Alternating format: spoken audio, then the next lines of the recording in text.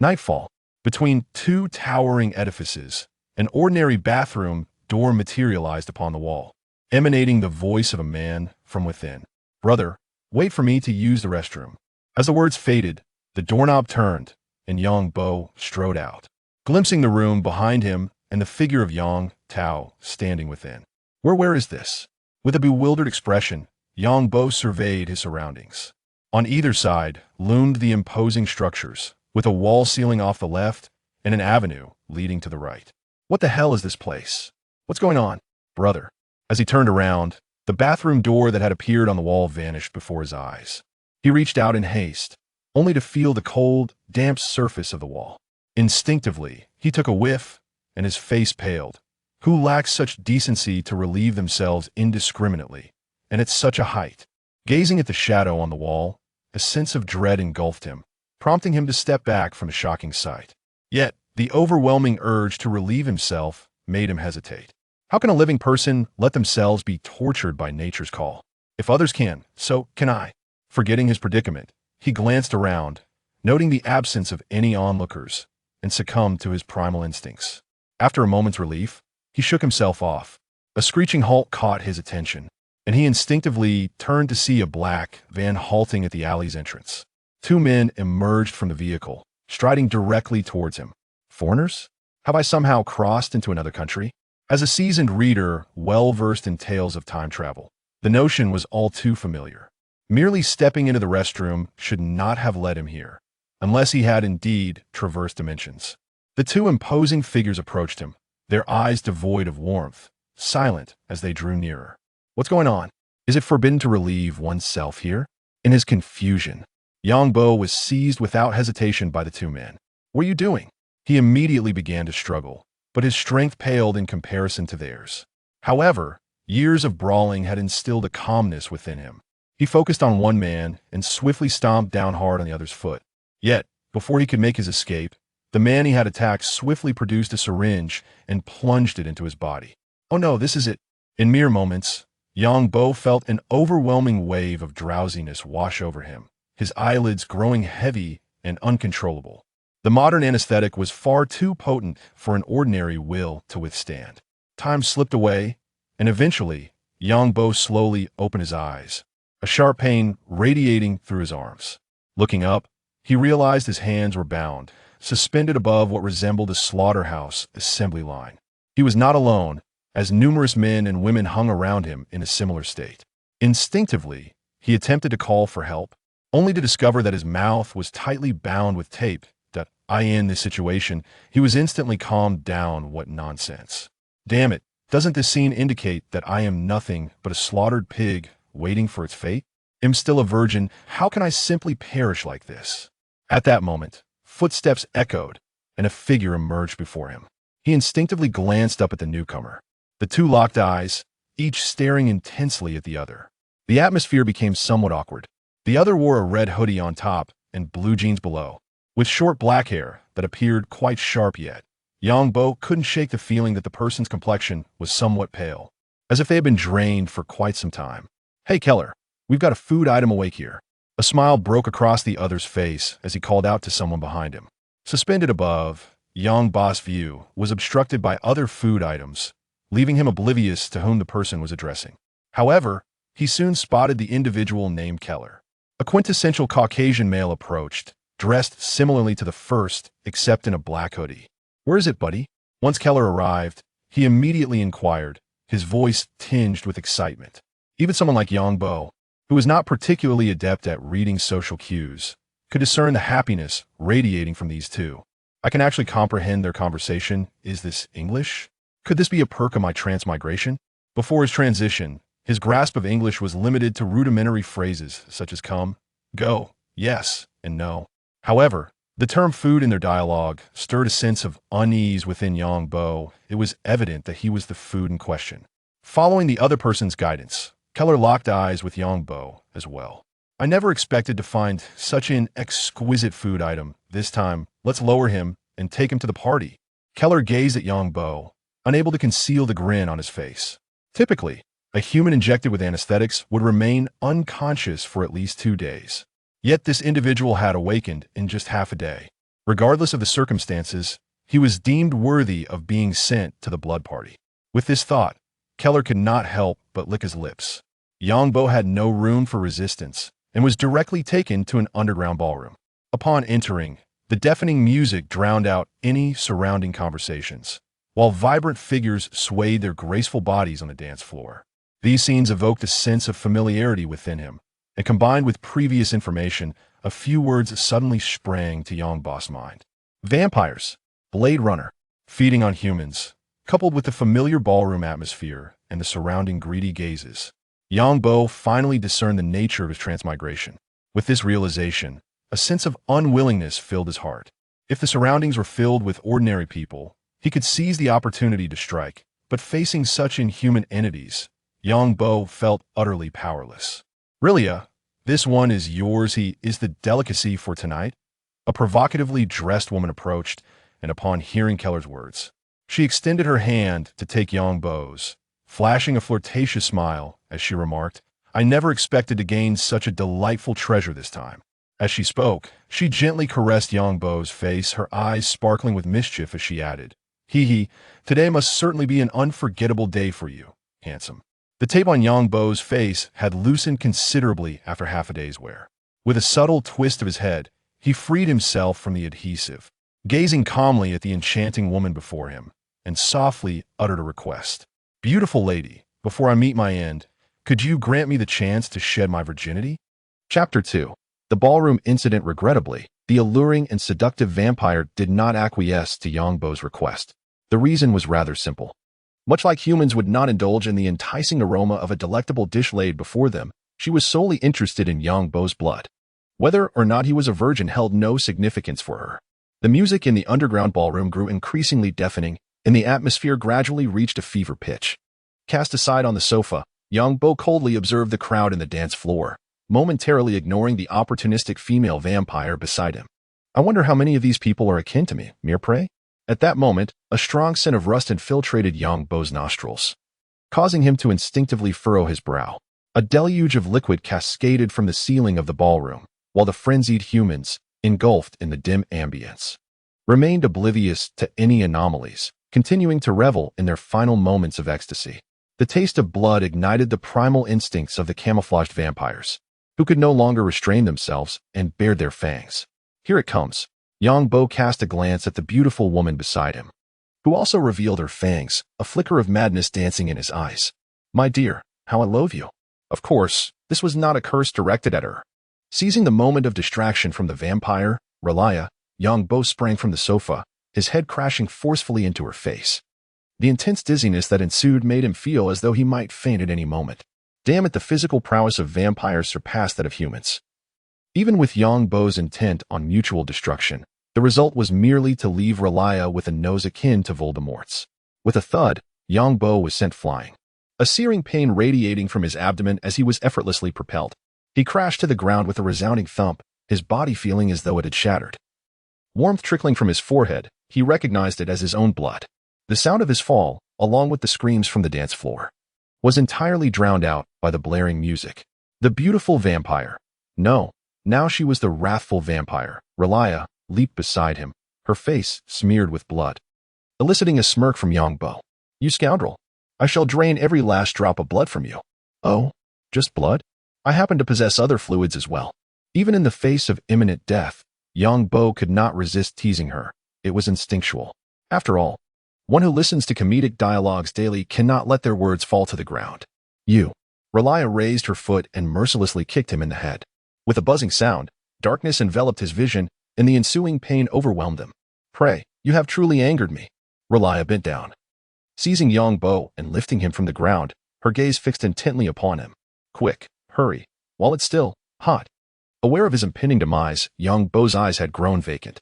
Blood trickled from his forehead, and the agonizing pain in his abdomen clouded his thoughts. All he desired now was to succumb to sleep. A chilling sensation coursed through his neck, and he realized he had been bitten. Weakened. He forced himself to open his eyes, catching sight of the other's golden hair, fair cheeks, and adorably animated ears. With the last vestiges of his strength, he whispered into the other's ear, "Honestly, you are quite beautiful." Without a moment's hesitation, he sank his teeth into the delicate ear. The human bite force typically ranges from 23 to 68 kilograms. Despite his current frailty, the surge of adrenaline allowed him to manage the feet. Blood filled his mouth, and he held a charming ear between his teeth. "You want my life, huh?" A piercing scream erupted as he was flung away. Yet, he felt no pain, as if time had rewound. After biting the ear, he found himself too exhausted to even keep his eyes open. Lying on the cold floor, he sensed the temperature dropping around him, an overwhelming drowsiness washing over him. He vaguely heard a loud thud, reminiscent of a door being kicked in. But it no longer mattered to him. "I just wanted to use the restroom." Moments later, Yang Bo jolted awake, gasping for warm air. The surroundings instilling a sense of familiarity. Turning his head, he observed the mottled wall bearing the marks he had left behind. "Is this not the place I first traversed to? Have I been revived?" The taste of blood and the intensity of pain felt far too real to be a mere dream. At that moment, a synthesized electronic voice echoed in his mind. "Vampire and Hunter module loading. Loading successful. Please choose your profession, vampire, vampire hunter." Was this an external enhancement? Without hesitation, Yang Bo prepared to select vampire hunter. He never wished to experience the feeling of being preyed upon again. Now endowed with the ability to resurrect, he yearned to return to the vampire's lair and exact his vengeance. He was no gentleman. The adage that revenge is a dish best served cold held no allure for him. If he had the power, he would strike at any hour. "System, are you there?" No response came despite his calls. He silently declared, "I choose vampire hunter." Vampire hunter class change successful to change class. "Please collect relevant materials." A wave of warmth surged through him, signaling a transformation, though he could not pinpoint the exact changes. The warmth appeared swiftly, only to dissipate just as quickly, leaving everything in tranquility within moments. "Is this it?" How utterly dismissive. He turned and twisted, discovering no apparent change in his abilities, which left him somewhat disheartened. The system lacked intelligence, offering no beginner's tips. Everything was left for him to discover on his own. "First, let's ascertain where I truly am." Stepping out of the alley and onto the bustling highway, he felt a wave of relief wash over him for having traversed into the modern era. Had he found himself in ancient times or a fantastical realm? He pondered. Survival would have posed a daunting challenge. So many foreigners. Wait. It seems that I am the foreigner now. Shaking his head to dispel this trivial thought, he meandered aimlessly along the road, striving to comprehend his current whereabouts. Flanking the street were various shops, and he could discern the meanings of the signs with clarity, which puzzled him. Just yesterday, I was able to understand English, indicating that this system has been operational since then. Yet, why am I only now able to choose a profession? Could it be that my system grows stronger with each setback? Lost in these musings, he continued his leisurely stroll down the road. Chapter 3. The Disappearance of Tony. Today, Tony Stark, the president of Stark Industries, has gone missing in the Afghan region. Damn it! Yang Bo, filled with indignation, crammed the newspaper he had picked up into his pocket. Now, he comprehended the precise location he found himself in, Manhattan, New York, in the year 2008, specifically within the legendary Hell's Kitchen. At this point, Tony Stark had yet to transform into Iron Man, and the grand era of heroes had not yet fully arrived. Initially, he presumed he had merely traversed into the world of Blade, but it now appeared that he had entered the expansive Marvel Cinematic Universe. Consequently, the peril factor of this world surged from a mere 1 to a staggering 100. As the emergence of fantastical creatures and villains was not an outlandish notion in the Marvel realm. Raising his gaze, he beheld the law office of Matt Murdock across the street, which further confirmed his presence in the Marvel Universe. Daredevil, known as Matt Murdock, was famously referred to as the man without fear. After rescuing a blind man from the path of a truck, he inadvertently came into contact with radioactive materials, resulting in his blindness.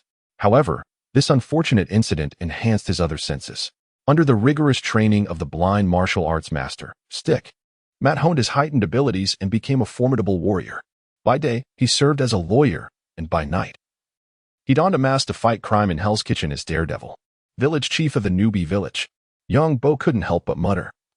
Recognizing that Daredevil was one of the first characters many traversers encountered, as his abilities were not overly formidable aside from his hearing and perception, he remained within the confines of human capacity. He turned away from the scene, expressing no desire to engage with these Marvel heroes, save for Blade, at this moment. He yearned for the shadowy congregation of vampires to experience the warmth of the sun. This timeline feels off. According to the chronology, Matt's law firm should have opened after the New York battle. It's only 2008, and Matt should still be undergoing training with Stick. Reality and film are indeed two separate realms. The media exaggerates the dangers of Hell's Kitchen. After wandering for a while, I've only witnessed 2 robberies and heard 3 gunshots, far from the dramatized accounts portrayed on screen. Now, Yang Bo found himself at a loss, devoid of money and identity. And to survive in a place like America, he could only conceal himself in chaotic areas, with Hell's Kitchen being the optimal choice. What on earth is this? He gazed in astonishment at a sudden line of chicken legs before him, counting 10 in total, the foremost one seemingly having been bitten into. Is this the hunger value of my world? Have I played too many games and began to hallucinate? This thought flickered momentarily, as regardless of whether he closed his eyes or shifted his gaze, the row of chicken legs remained vividly in his sight, with surrounding passers-by oblivious to any anomaly, indicating that this phenomenon was visible solely to him. Could it be? My cheat is not a system, but my very own world? If he had indeed transformed into a real-life version of Steve, then everything would make sense. The miraculous resurrection, the vampire mod, the row of chicken legs before him, and the utterly unresponsive system. Minecraft is an incredibly open-ended sandbox game, allowing players to slay monsters, embark on adventures, craft equipment, and construct wonders, while also enabling the addition of various mods to shape it according to their imagination. As a seasoned player of Minecraft, Yang Bo was naturally well acquainted with the game. Since I have now become Steve, my body must be in a digitized state. Why then do I still feel pain? Could it be that my Minecraft abilities have not fully loaded? He extended his hand and pinched his arm. The sensation of pain remained strikingly vivid. Suddenly, he became aware of an unsettling atmosphere around him. Upon regaining his senses, he noticed the passers-by casting sympathetic glances his way. His earlier stance, standing still with closed eyes, swaying his head, had already drawn attention, and now his self-harming behavior led others to question if he had suffered a head injury. Unable to withstand their gazes any longer, Yang Bo felt his face flush and fled, the crowd parting to let him pass, wary of contracting some peculiar affliction. Returning to the familiar alley of the Revival Point, he realized he was entirely unfamiliar with this city. This alley was the one place he knew best, having left his mark there. Strangely, he felt no fatigue whatsoever. Was this a benefit of becoming Steve?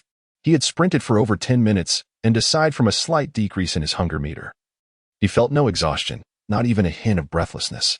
He extended his hands to examine his fair skin, then glanced at the grimy cobblestone ground. It was time to test the most crucial ability.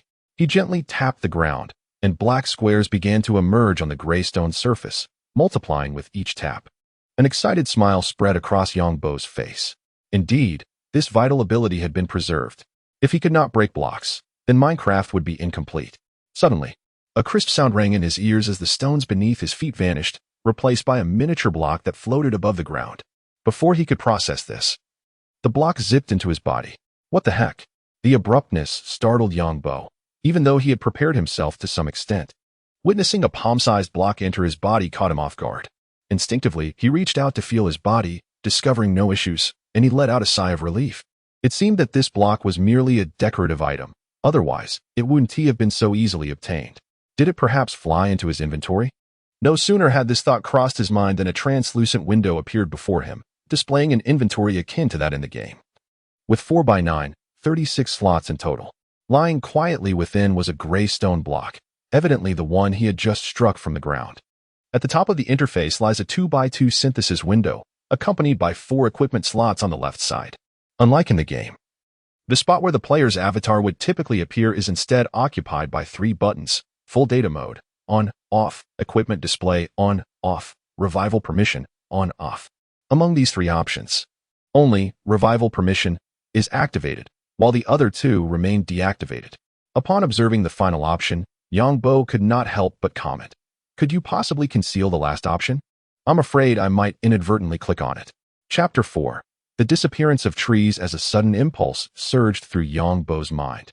The stone tablet concealed within his backpack materialized in his hand, measuring merely a few centimeters in size. He aimed it towards the gap in the ground, and a phantom image of a stone slab manifested on the earth. Place. The stone tablet vanished from his grasp, returning to its original position. Had he not personally set it down, one would hardly believe it had ever been removed. I must first find a way to procure some wood. There exists a well-known adage in my world: to aspire to wealth, one must first fell trees. Wood is the foundation of survival. Without it, crafting a workbench becomes impossible, and one cannot even fashion a wooden pickaxe. He raised his gaze to check the time, but the towering buildings flanking the alley completely obscured the sun. It must be around 10 in the morning. I should search for a nearby park. I recall that Manhattan has a Central Park, situated between the Upper East Side and Upper West Side. Central Park is the largest park in Manhattan, sprawling over nearly 315 hectares, encircled by skyscrapers. Its significance in America is unparalleled, akin to that of the Forbidden City or the Great Wall in the hearts of the Chinese people. After inquiring with several amiable residents, Yang Bo arrived at the familiar yet foreign Central Park. It felt familiar because he had previously played a game on his computer, Prototype, which featured a map inspired by the Manhattan area, naturally showcasing the iconic Central Park. However, the actual expanse of Central Park was incomparable to its representation in the game. Crossing the pedestrian walkway, Yang Bo entered Central Park, where the dense trees and vibrant greenery starkly contrasted with the modern steel jungle behind him. Gazing at the park before him, one thought consumed his mind. I shall reside in this park from now on. The park was teeming with people. Not only locals, but also numerous tourists drawn by its allure. Yang Bo scanned the distant thicket, and upon identifying his target, he strode purposefully toward it. Upon arrival, he realized that the number of visitors in the woods was hardly less than that on the grassy expanse. Alas, even attempting to fell a tree is proving to be such a challenge. How I wish I had traversed to a rural area instead. Yang Bo seated himself on a bench within Central Park, awaiting the opportune moment to act. His hunger, represented by chicken legs, had already diminished by 3. However, as long as he remained inactive, his hunger would not further decline. He rummaged through his pockets, revealing all his possessions: 3 1-yuan bills, a pack of white cigarettes, and a common lighter. Apart from these, he had nothing else.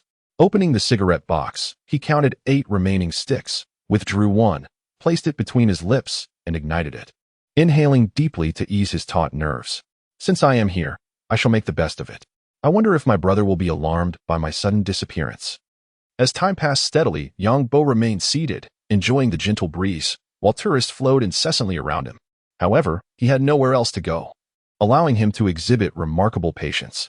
As dusk began to envelop the sky, he gazed at the stunning sunset clouds on the horizon. Rising from his chair, he realized that even after hours of sitting, he felt no discomfort thanks to the advancements of the digital age. Finally, the crowd began to dissipate. It was mealtime, and the number of visitors in Central Park had significantly decreased. Though a few remained, it was a stark contrast to the bustling daytime atmosphere. At least the shadowy grove was now relatively devoid of people. Venturing into the woods, Yang Bo approached a large tree. Its trunk robust enough to require 2 people to encircle it. He worried that a slender tree might not withstand the force needed to knock down a plank. With a rhythmic thud, he struck the trunk, feeling no pain, as if his hands were pounding on a soft cotton bag. In comparison to decorative stone slabs, the fissures in the bark appeared to yield much more slowly. Suddenly, with a resounding crash, the tree transformed before him into numerous fist-sized brown cubes, spinning as they fell to the ground. Startled, yet intrigued, Yang Bo hurried to collect the cubes into his backpack. Was this a one-click tree-felling feature? He had prepared for 2 scenarios. Either a segment of the trunk would fall, leaving the upper portion suspended in midair, or, in accordance with Newton's laws, the tree would simply topple over. However, the outcome was entirely unforeseen, yet preferable, as it allowed him to remain unnoticed. Upon opening his backpack, he discovered that this singular tree had yielded 23 pieces of wood and 4 oak saplings. Without hesitation, he placed the wood into the crafting slot of his backpack. 1 piece could be decomposed into 4 planks. Utilizing these 4 planks, he crafted a core workbench akin to that in Minecraft. Casting a glance around to ensure he was alone, he set the workbench on the ground. It displayed a light brown hue, with a pair of pliers hanging from the side, far more 3-dimensional than the textures in the game, yet impossible to remove from its position. Above the workbench, a 3x3 crafting grid was illustrated. Seizing the moment when no one was watching, Yang Bo opened the workbench's operational interface with a mere thought. The interface mirrored the workbench's grid, forming a 3x3 window. To his delight, a green book adorned the side of the crafting window. A crafting table, indeed. Initially, he feared he was dealing with a lower version due to the absence of such a feature. With the crafting table at his disposal, his tasks became significantly easier. The recipes were deeply ingrained in his memory, including commonly used items from various mods. However, he stumbled upon the more obscure recipes. Wait, how does one craft a cake? After retrieving 3 pieces of wood and 2 sticks, he crafted a wooden pickaxe and began to strike the workbench. As cracks multiplied on its surface, a crisp sound resonated, and the workbench transformed into a mini version, vanishing into his backpack. Seek a place to burrow underground and explore the possibility of unearthing some cobblestones. If that proves futile, the only option left would be to devise a means of departing from Manhattan. This island, while connected to the mainland by bridges, poses a risk should one encounter the police. Before resolving the issue of identity, it would be prudent for him to remain within Central Park. With remarkable speed, he began to uproot the grass, and in just a few strokes, a passage leading underground materialized. Yongbo leapt into the opening, hastily using soil to seal the entrance behind him. Instantly, he was enveloped in darkness. With a click, he retrieved his lighter to illuminate the surroundings, and an involuntary phrase surfaced in his mind. The ancestors are buried upright. The descendants shall surely thrive. Chapter 5. Survival in the cave. The faint glow of the lighter appeared exceedingly precious within the cave. Observing the earth around him, thick with various roots, Yongbo remained motionless. This was the real world, and he feared that if he dug too deep, he might suffocate. After releasing the lighter, he stood still for about 10 minutes, experiencing no sensation of asphyxiation or discomfort. He felt no sense of panic. Could it be that he no longer required oxygen? Taking 2 deep breaths of the earthy air, a smile crept across Yongbo's face. Was this invincibility? Once more, he produced the lighter, and with a click, the yellow flame illuminated his surroundings anew. He raised an eyebrow in speculation. Could it be that the blocks of my world could create air? Such a conjecture was not far-fetched, considering that in my world, placing a wooden door underwater would conjure air out of thinness, as the danger of suffocation appeared non-existent. Yongbo extended his hand to dig deeper into the ground, discovering an array of peculiar items buried within the soil. Holding a digitized bone in his hand, and observing a human skull embedded in the wall, his expression shifted, and he murmured, "Though I know not who you are or why you rest here, I sincerely thank you for your contribution." With a series of knocks, Yongbo dislodged the soil concealing the bones, which yielded a total of 8 bones, an astonishing drop rate surpassing that of the skeleton archers in the game. Glancing at the remaining skull, he returned it to its original position and extracted a dirt block to seal it once more. It seemed that the materials of the game could indeed be acquired in reality. However, Yongbo's aspirations remained modest. He could not entertain the thought of diamonds the size of fists or gold the length of arms. His target was merely an iron set.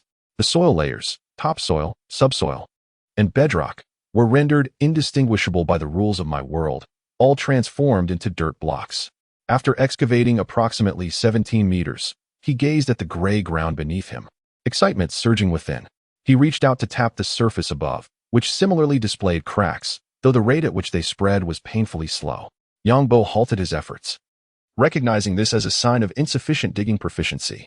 My world boasts a remarkably scientific progression, wherein initially, one could only collect wooden items, such as wood, planks, doors, and fences comprising a hardness of 1. To excavate higher and harder materials, one must possess appropriate tools. Otherwise, forceful digging would yield naught but futility. At long last, he encountered stone. He decided to strike it and see if it could be transformed into cobblestone. If not, he would have to devise another plan. Producing his prepared wooden pickaxe, he aimed it at the stone beneath and struck down. This time, success met him, as numerous cracks appeared on the stone's surface with each blow. With a familiar sound of items dropping, a piece of cobblestone was drawn into Yongbo's backpack. At last, he could welcome the Stone Age. With a wooden pickaxe in hand, he diligently gathered stones from his surroundings, preparing to construct a refuge, a sanctuary he could call his own, a home. The wooden pickaxe boasted an impressive durability of 59 points, and in an effort to conserve materials, Yongbo utilized it until only a single point remained, reluctantly stowing it away in a corner of his backpack, intending to let it shine once more when he crafted a furnace. To prevent any risk of collapse, he laid a layer of cobblestone across the ceiling, ensuring he would not be entombed beneath the earth. After setting down his workbench, he crafted 2 stone pickaxes and a furnace, glancing at his hunger meter, which had dwindled to half, a frown creasing his brow. With the issues of stone and wood resolved, it was time to devise a solution for his food predicament. Yongbo sighed in resignation, pondering the adage, "A wealthy man is blessed, while a poor man struggles." Opening the interface of the furnace before him, he noted its simplicity: 3 slots, with the top slot designated for items to be smelted, the lower for fuel, and the rightmost for the resulting products. He placed the nearly depleted wooden pickaxe into the fuel slot and added 3 pieces of wood into the raw materials slot, intending to first create some charcoal for torches. The moment he placed the wood inside, the furnace ignited automatically, flames flickering from the window above. The fire, more vivid than in the game, illuminated the modest space around him. Typically, the furnace required 10 seconds to smelt each item, a mere blink of an eye for Yang Bo. Once the charcoal was ready, he retrieved it and, combining it with sticks, crafted 12 torches. For now, this would suffice, as he had no immediate need to mine. In reality, minerals were not found everywhere. Should he wish to mine, he would have to wait until he departed New York for the abandoned mines of the American Midwest, where he might still encounter remnants of or veins. Utilizing cobblestone, he fashioned a set of stone tools, wielding the stone sword with ease as he swung it a few times, feeling its balance. He expanded the room slightly, selecting a suitable spot to increase the height, and took the saplings that had fallen into his backpack to plant them on the soil. Satisfied with the height above him, he nodded in approval. It was time to test whether they could thrive underground. From his backpack, he retrieved the bones donated by an anonymous volunteer, using the crafting grid to convert them entirely into bone meal. In the world he inhabited, bone meal served as a magical fertilizer for plants by targeting the crops. It could expedite their growth. Holding the crumbled white powder in his hand, he directed it toward the saplings, inwardly chanting a silent invocation. A multitude of green particles appeared, merging with the saplings, yet this time, the bone meal failed to accelerate their growth. One attempt had faltered. He would try again. After expending 4 units of bone meal, a block-formed oak tree materialized in the basement. The once spacious underground chamber now felt somewhat cramped. Indeed, it is cultivable, which greatly enhances convenience. If one were to venture to the park daily to fell trees, it would not take long before someone arrives to investigate the situation. Gathering the wood and the 3 fallen saplings, he noticed the red apples lying on the ground and joyfully approached to collect them. At last, he had something to eat. He took out the vibrant apple and, without a moment's hesitation, took a bite.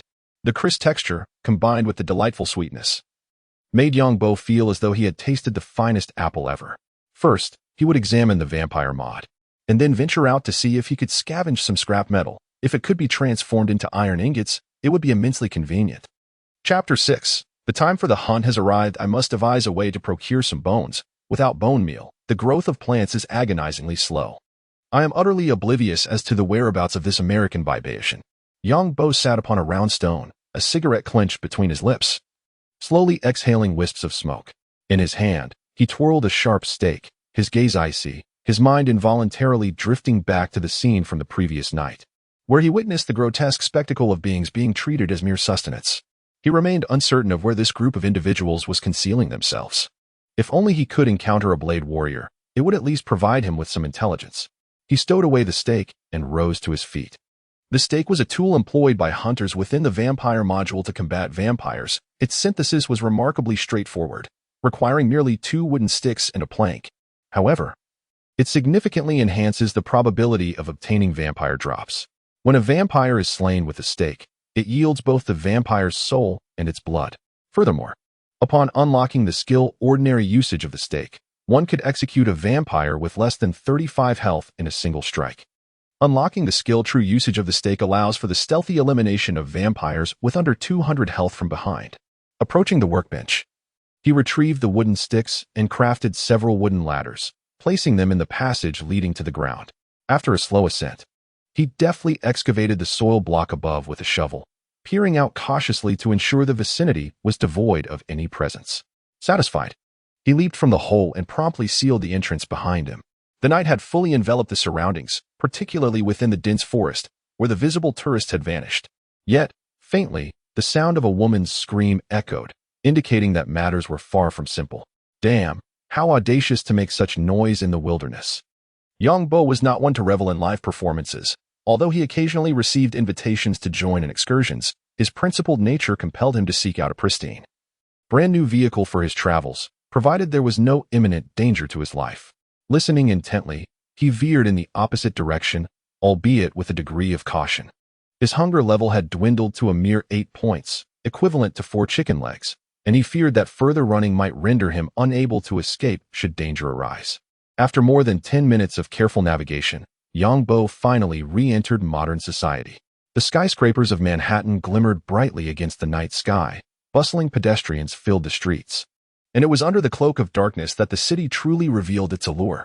Suddenly, a foul stench assailed his senses, weighing heavily upon him. And new information surged into his mind. A vampire?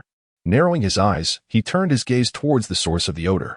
A young Caucasian man clad in a brown short-sleeved shirt approached him, yet the man's intentions were not directed at him.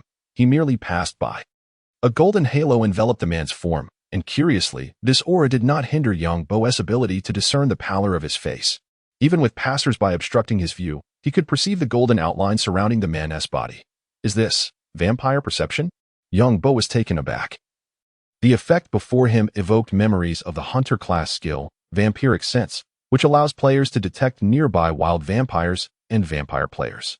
However, this ability was exclusive to 4th-level vampire hunters, and he was merely a novice hunter at level 0.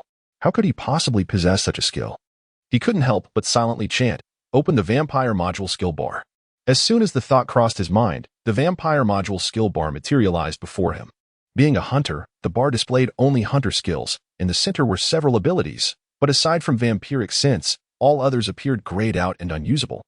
In the top right corner of the page was the remaining skill points, which typically showed 0 for newly transitioned classes, yet is displayed an astonishing -1.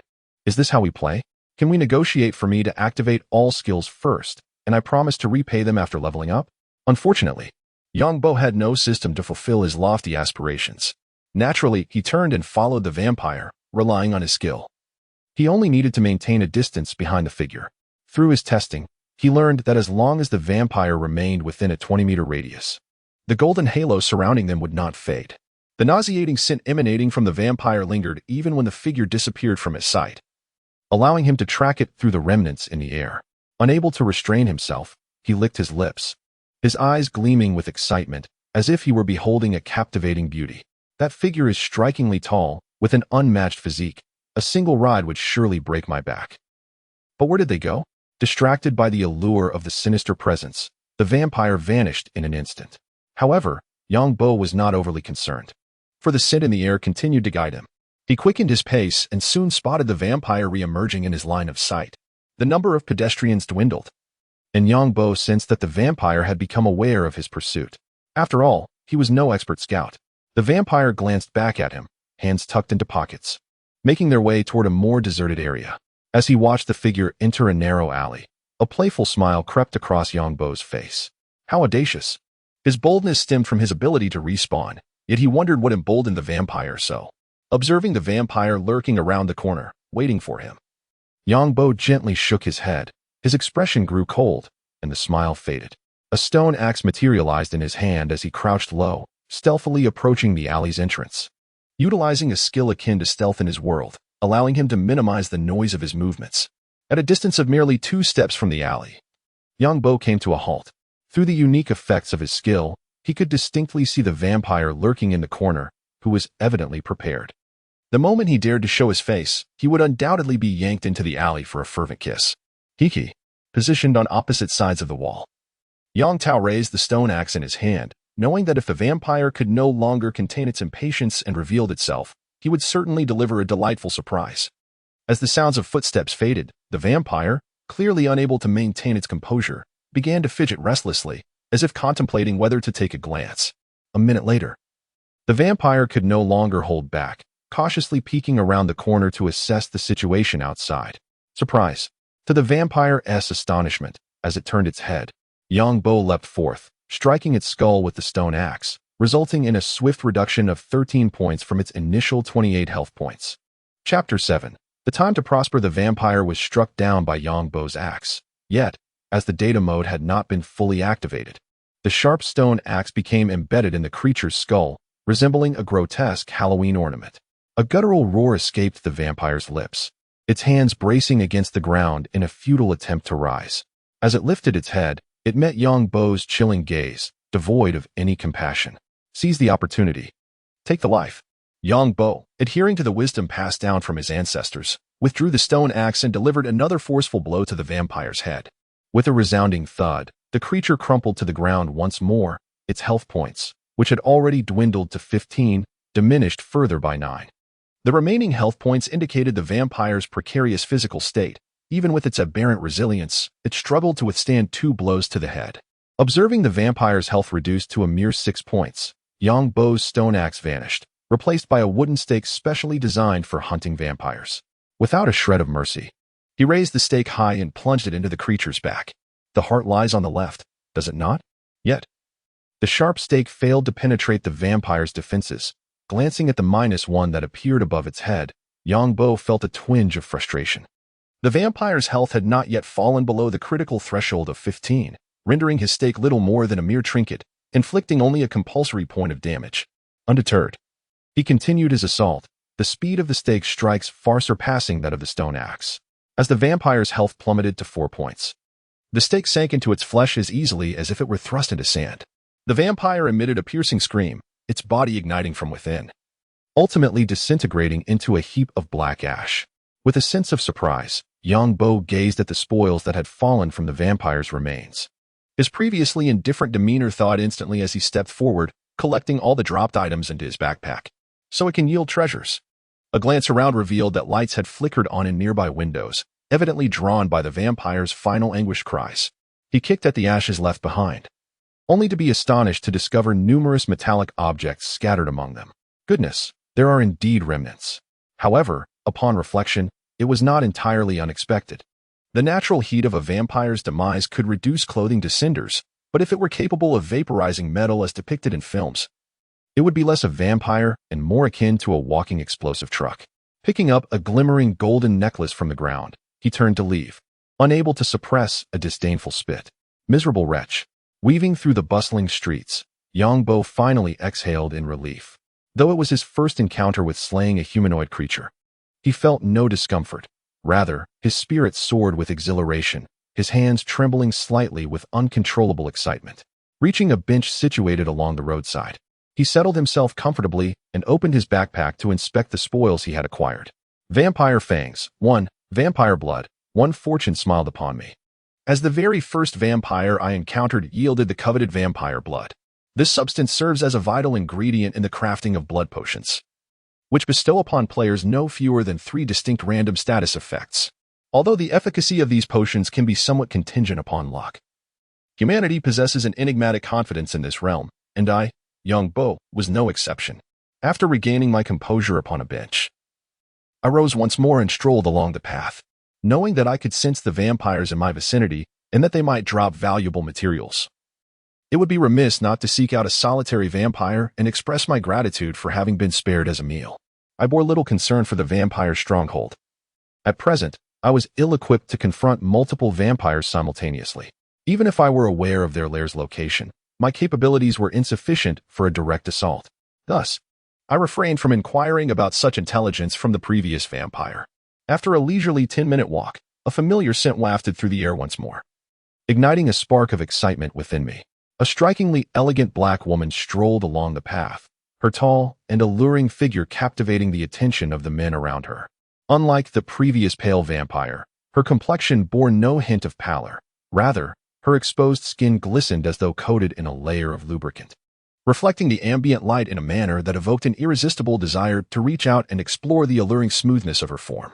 Without hesitation, I trailed behind her once more, though I soon sensed something amiss. I realized I was not the sole pursuer. Several rough-looking men were also following her. Is Manhattan truly this competitive now? Must one queue up just to find a vampire? I mused, observing the trio of men who ambled ahead, straining to eavesdrop on their conversation. Let us follow this girl, and when we reach a secluded spot, we'll truly enjoy ourselves. Her figure is simply exquisite. One of them exclaimed. Garcia, you're absolutely right.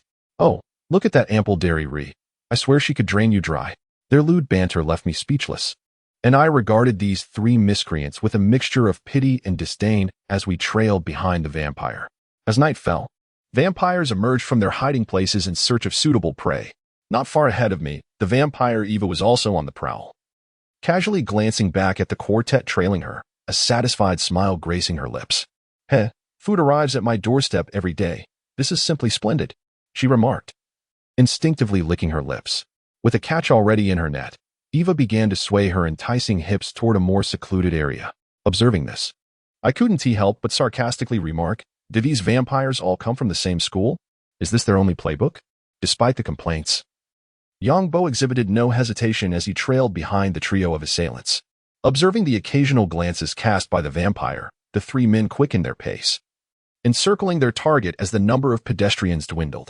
The leader, adorned with a lewd grin, remarked, "Hey, sweetheart, how about joining us for some fun? Rest assured, you will enjoy yourself." The black vampire, radiating a cheerful demeanor, surveyed the encroaching trio without a hint of trepidation and boldly inquired, "Oh, are you three in this together?" He then turned his gaze toward Yang Bo, who stood a short distance away, grinning as he said, "What about you? Care to join us?" Without a moment's hesitation, Yang Bo cheerfully acquiesced, eagerly moving closer to the group. Chapter 8. The Quintet. The unexpected presence of Yang Bo did not evoke disdain from the three ruffians. Rather, it ignited a peculiar enthusiasm among them, heightening their excitement. "You go first." No, you, big brother, should go first. Why not let our new brother take the lead?" They exchanged polite gestures, following the vampire to a corner of the wall. As Yang Bo observed the scene of camaraderie, he couldn't help but marvel at the genuine emotions that exist in the human realm. "Then I'll go first," Yang Bo said with a cheerful smile, stepping forward to face the black vampire. The two exchanged glances, both revealing a sense of satisfaction. "A handsome fellow from Asia, I haven't." Before the vampire could finish, Yang Bo leaped forward, striking him down with a stone axe. The sudden turn of events left the three ruffians momentarily stunned. "Oh, shit." They quickly drew their guns, aiming at Yang Bo. One of the Mexican ruffians nervously said, "Hey, buddy, don't move, or I won't hesitate to send a bullet your way." His words were abruptly interrupted by a shriek. The female vampire, who had been felled by Yang Bo, sprang to her feet and lunged at an unsuspecting ruffian.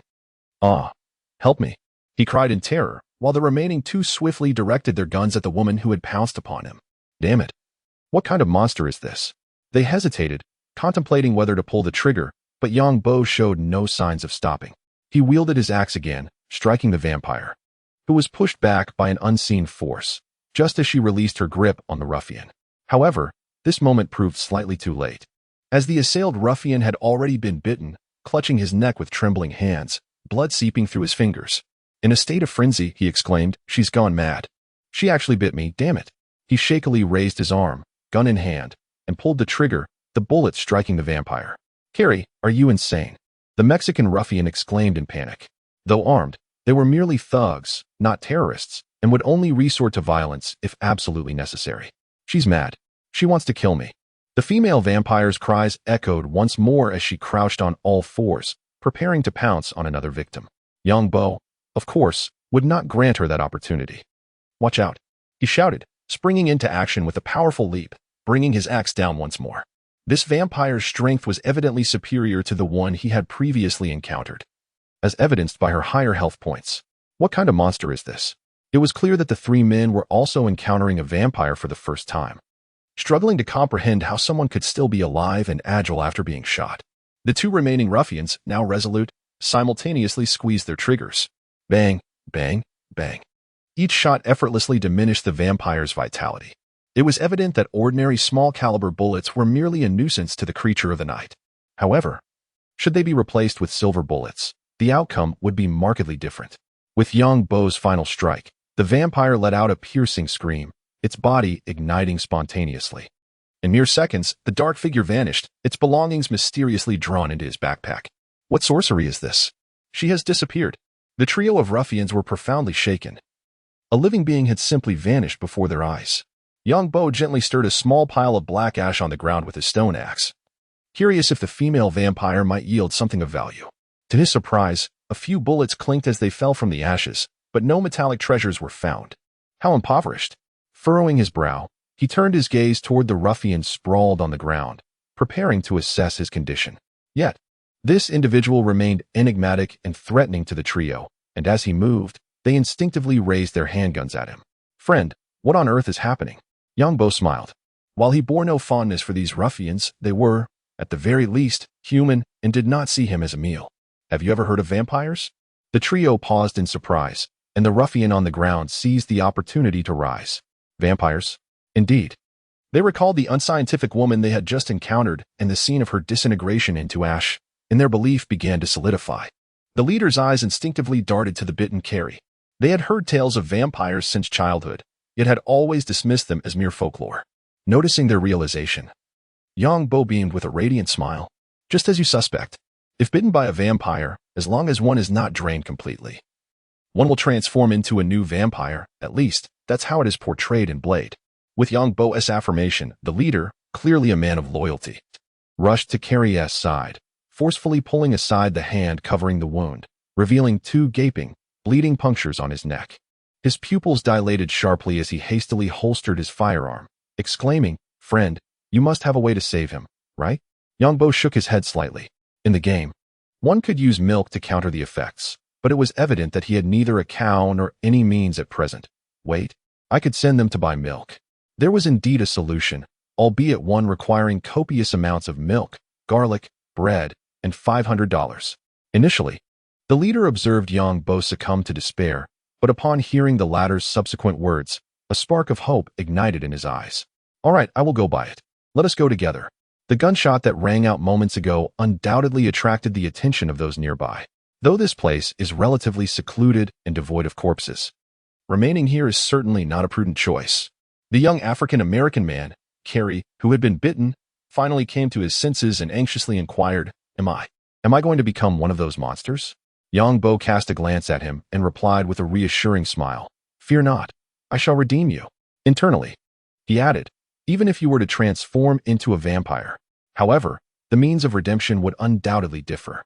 As they walked along the silent path, the leading man, supporting the weak-kneed Carrie, suddenly asked, "Are you a hunter of those monsters?" "Indeed, I am a vampire hunter," Yang Bo declared earnestly. "I will make this brood of man-eaters understand who the true hunter is." Chapter 9. Even hunters need to eat. Yang Bo sat in a flamboyant automobile, possessing little knowledge of its brand. To him, as long as it kept him dry in the rain, it was a good car. Prior to his journey through time, he had never even owned a vehicle, rendering him unfamiliar with this particular model. The car belonged to Leo, the Mexican leader of their trio. Signs of distress were evident. They needed to secure him with some rope to prevent any harm. Seated in the passenger seat, Yang Bo observed Carrie, who was reclined in the back seat with his eyes tightly shut, beads of sweat dotting his forehead, and his gray hoodie completely soaked. Upon hearing Yang Bo's command, Leo promptly nodded, declaring, "There's a tow rope in the trunk. I'll fetch it."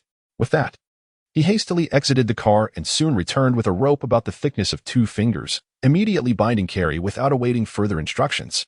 After a flurry of activity, Leo finally exhaled in relief just as Gore, who had been dispatched for supplies, returned, breathless with 2 bags filled with garlic, milk, and bread, along with 2 ordinary metal buckets. "I'm back, sir. Do you think this is sufficient?" he panted. Yes, Yang Bo replied, picking up a clove of garlic, which swiftly transformed into a representation of garlic within the vampire module. Observing Yang Bo with hesitation, Leo inquired, "Sir, I understand that garlic wards off vampires. But what about the bread and milk?" He wisely refrained from mentioning the matter concerning $500. Without lifting his gaze from the task at hand, Yang Bo began pouring the milk into the metal bucket, responding, "The bread is my dinner." An awkward silence enveloped the group as they watched him fill the bucket with milk. It did not take long for the bucket to brim with the liquid. And as Yang Bo lifted it, a miraculous transformation occurred. The original 30-centimeter bucket shrank to a mere 20 centimeters, its walls appearing significantly thicker. Even more astonishing was the sight of the pristine milk within the bucket, which remained perfectly still, as if it were a solid rather than a liquid. The 2 men exchanged glances, speechless. Having witnessed the emergence of a vampire, the extraordinary milk now seemed entirely plausible. With the bucket in hand, Yang Bo pried open Carrie's mouth, revealing 2 elongated teeth. Fortunately, there was still time. He poured the milk into Carrie's mouth, which, now with a defined purpose, transformed back into liquid, flowing directly into him. The moment he consumed the entire bucket, Carrie's trembling ceased. As the vampire virus was eradicated, Carrie opened his eyes to find the 3 men staring at him, startling him momentarily. Recalling the agony he had just endured, he began to feel his body. "I'm all right," he exclaimed, and immediately turned to Yang Bo, expressing his gratitude. Thank you.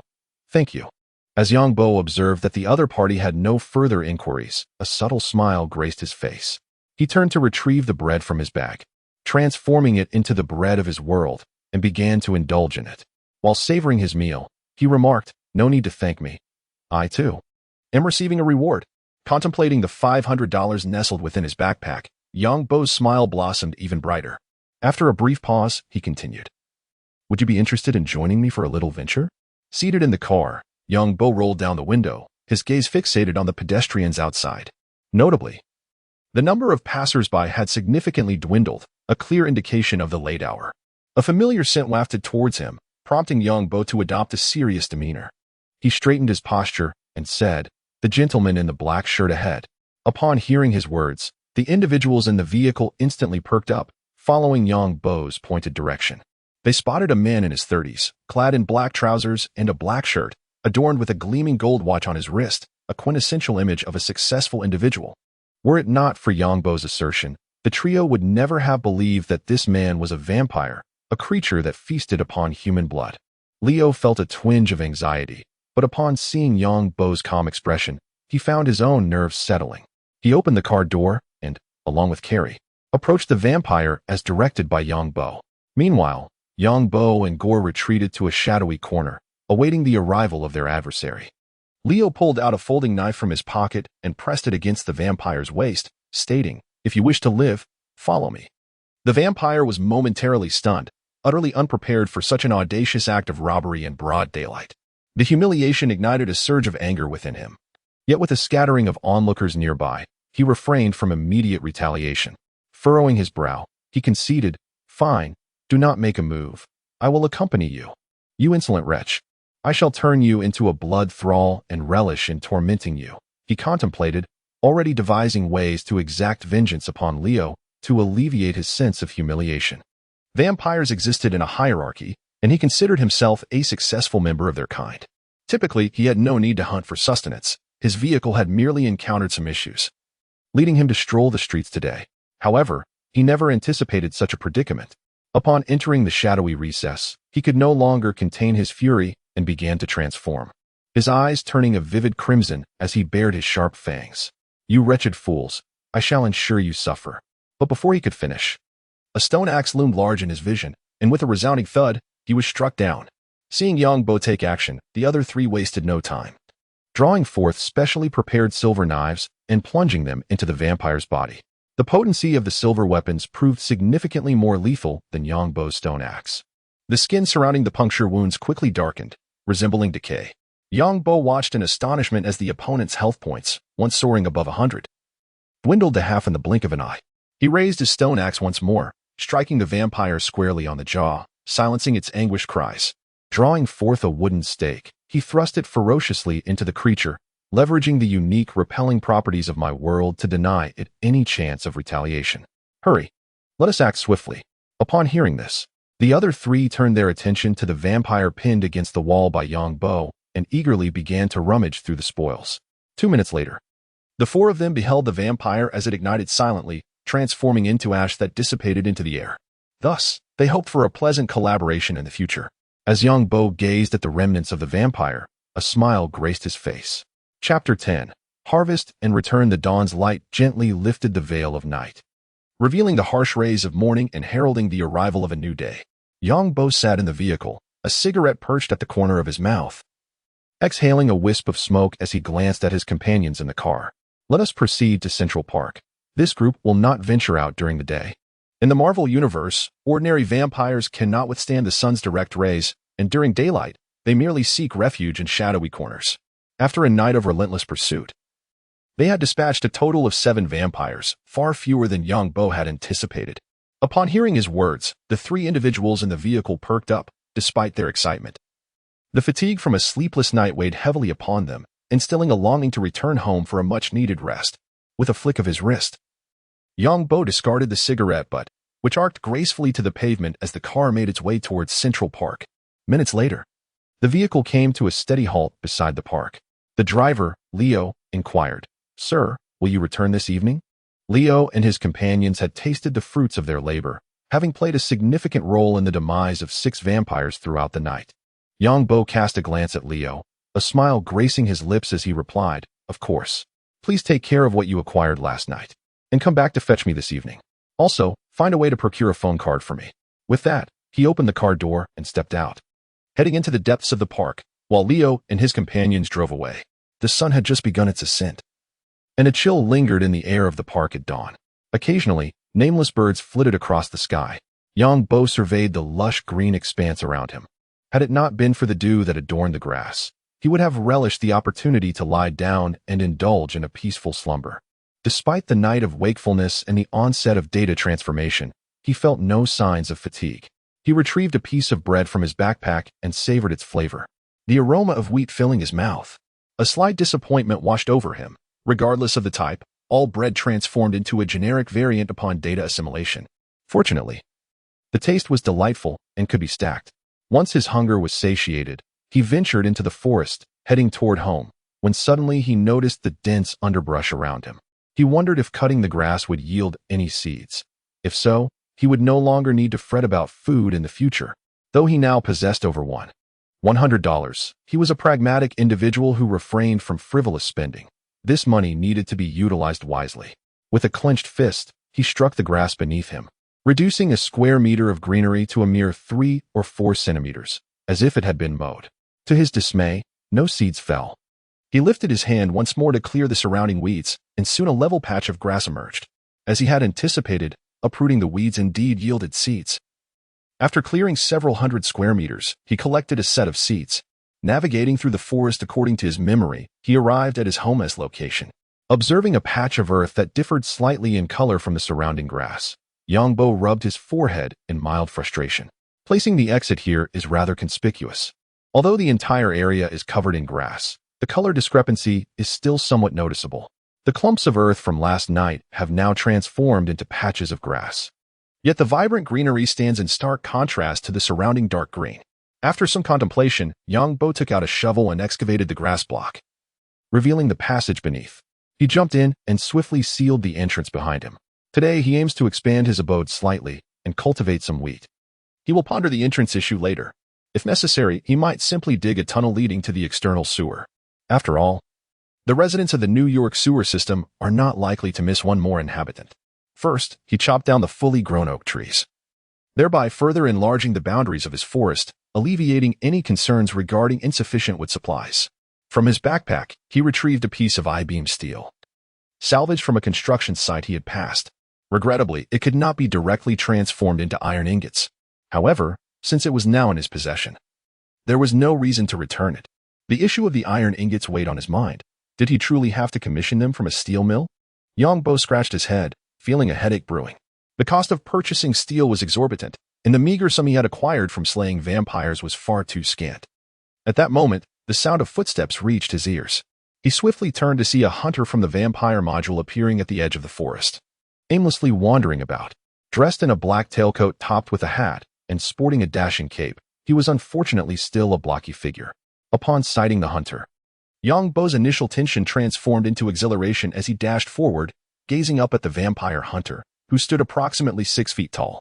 The prospect of encountering a vampire hunter meant he could elevate his hunter rank.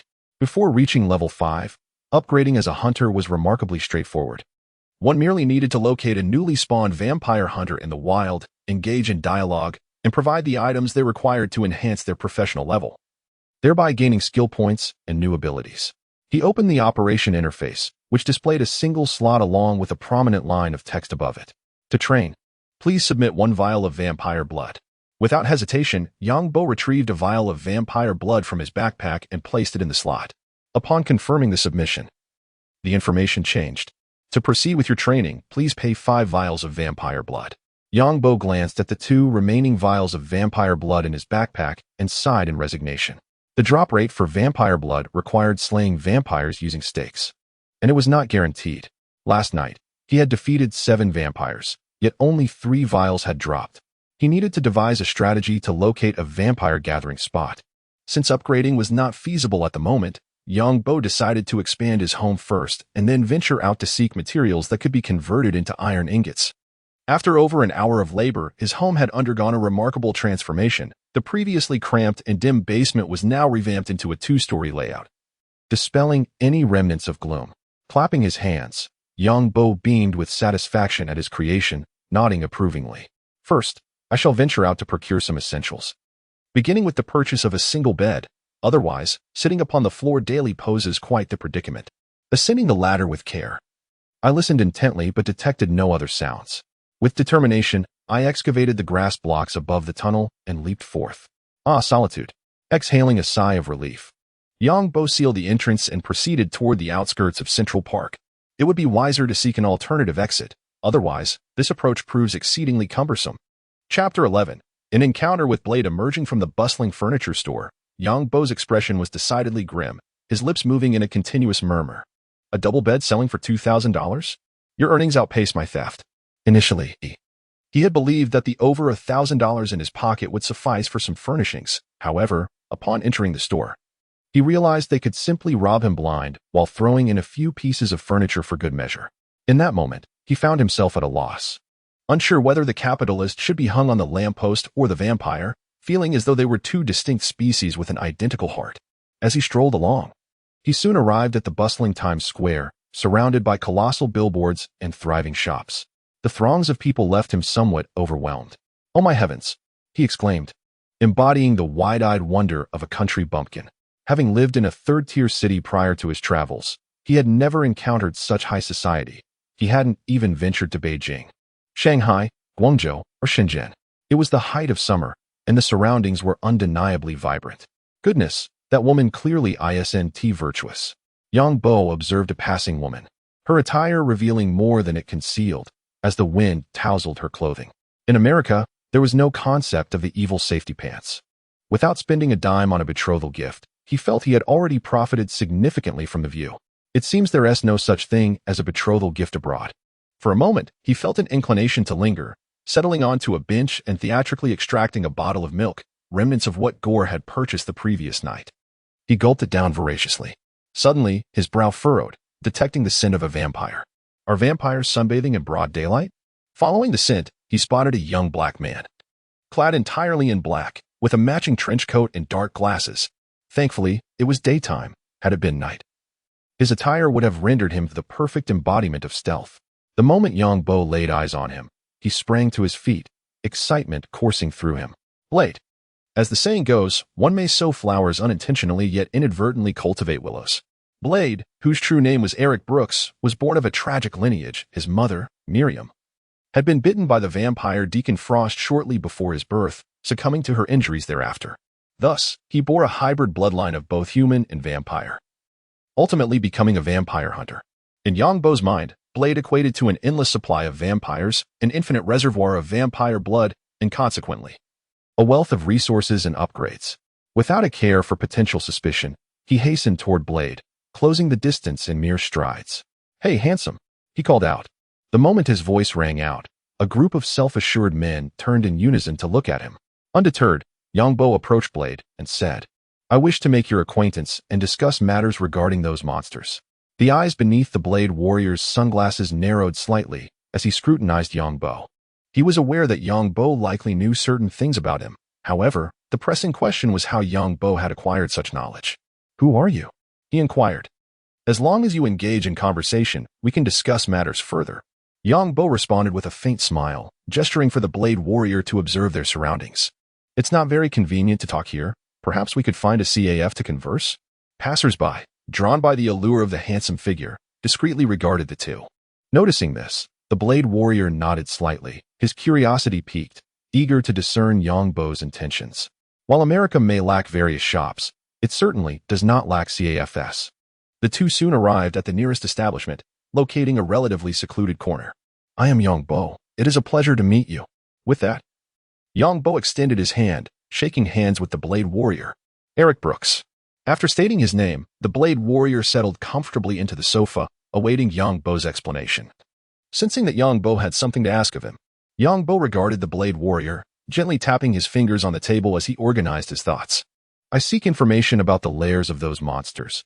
I can assist you in eliminating them." Why? In the Blade warrior's perception, Yang Bo appeared to be an ordinary human, devoid of any distinguishing features. He was not surprised that Yang Bo had learned of him. Anyone with knowledge of vampires would undoubtedly be aware of his existence. Upon hearing the Blade warrior's question, Yang Bo's smile faded, and he looked earnestly at his counterpart. "Why? Huh? You cannot fathom the feeling of being suspended in a processing facility like a pig awaiting slaughter." From that moment, I vowed that all vampires must meet their demise, regardless of their location or identity. In the presence of another vampire, expressing such sentiments did not incite anger within the Blade Warrior. Rather, he found himself in agreement with Yang Bo's words. However, he remained astonished and curious, asking, "How did you escape?" In his recollection, there had been no one capable of extricating themselves from the slaughterhouse. Yang Bo's fingers drummed lightly on the table, producing a rhythmic sound, as he coldly retorted, "I did not escape. I have merely returned from hell, a vampire hunter. Now, in our first encounter, it is understandable that you would not trust me. I do not require you to put yourself in danger. I simply need you to disclose their locations." At this, the Blade Warrior fell silent. Yang Bo felt an overwhelming urge to retrieve a cigarette, yet, possessing a sense of decorum, he refrained. Just then, a waitress placed 2 cups of coffee on the table. Lifting his cup, Yang Bo took a tentative sip, the bitter taste causing him to don a mask of agony. He grabbed the sugar bowl, heedless of the Blade Warrior's amused expression, and poured in a copious amount of sugar. Damn, I should have asked the Blade Warrior for help with the coffee. Instant coffee is indeed superior. As if moved by Yang Bo's genuine demeanor, the Blade Warrior removed his glasses and placed them on the table, gazing at Yang Bo as he spoke. "Very well, I was just about to head to one of their strongholds. Thank you, but might I trouble you with a request? If the numbers are not overwhelming, could I take matters into my own hands? Without the use of stakes to vanquish the vampires, obtaining their blood becomes exceedingly difficult, which is quite disheartening. Now, in order to advance, I must personally eliminate each vampire, striving to acquire the maximum quantity of their blood. To level up, 5 vials are required for the first tier, 10 for the second, 15 for the third, and 20 for the fourth. Even with a 50% drop rate for vampire blood, a minimum of 100 vampires must be defeated. Not to mention the service fees owed to the hunter NPC prior to each upgrade. Alas, with this in mind, it seems the number of vampires is not as plentiful as it once appeared. Chapter 12. Let us hunt those who are enveloped in darkness before a towering edifice. Yang Bo stood beside the Blade Warrior. He gazed upward, counting the floors. It was an utterly ordinary apartment building. 2,803? Are you certain that vampires reside on the 28th floor? Shouldn't they be lurking in shadowy basements or abandoned factories? The thought that these beasts had a more favorable living environment than his own stirred a sense of unease within Yang Bo. The Blade Warrior perceived the underlying resentment in Yang Bo's words, yet was perplexed as to the source of such bitterness, nodding slightly. They are indeed on the 28th floor. You may follow closely behind me to observe. With that, he strode confidently into the building, prompting Yang Bo to hastily follow, exclaiming, "No, no. Allow me to handle it." There were no security personnel within the apartment, thus the two entered the elevator with ease. The Blade Warrior had undoubtedly prepared meticulously before their arrival. "In a moment, you may wait at the entrance. I can still contend with a few vampires." The Blade Warrior remained silent, merely pressing the button for the 28th floor. The elevator hummed, gradually ascending. With a chime, the elevator doors arrived smoothly at the 28th floor. Without waiting for any action from the Blade Warrior, Yang Bo dashed out of the elevator, quickly scanning the surroundings and pinpointing room 2803. The Blade Warrior furrowed his brow at Yang Bo's actions but chose not to comment. Yang Bo gazed at the closed door, glanced back at the Blade Warrior, and made a shushing gesture with his finger.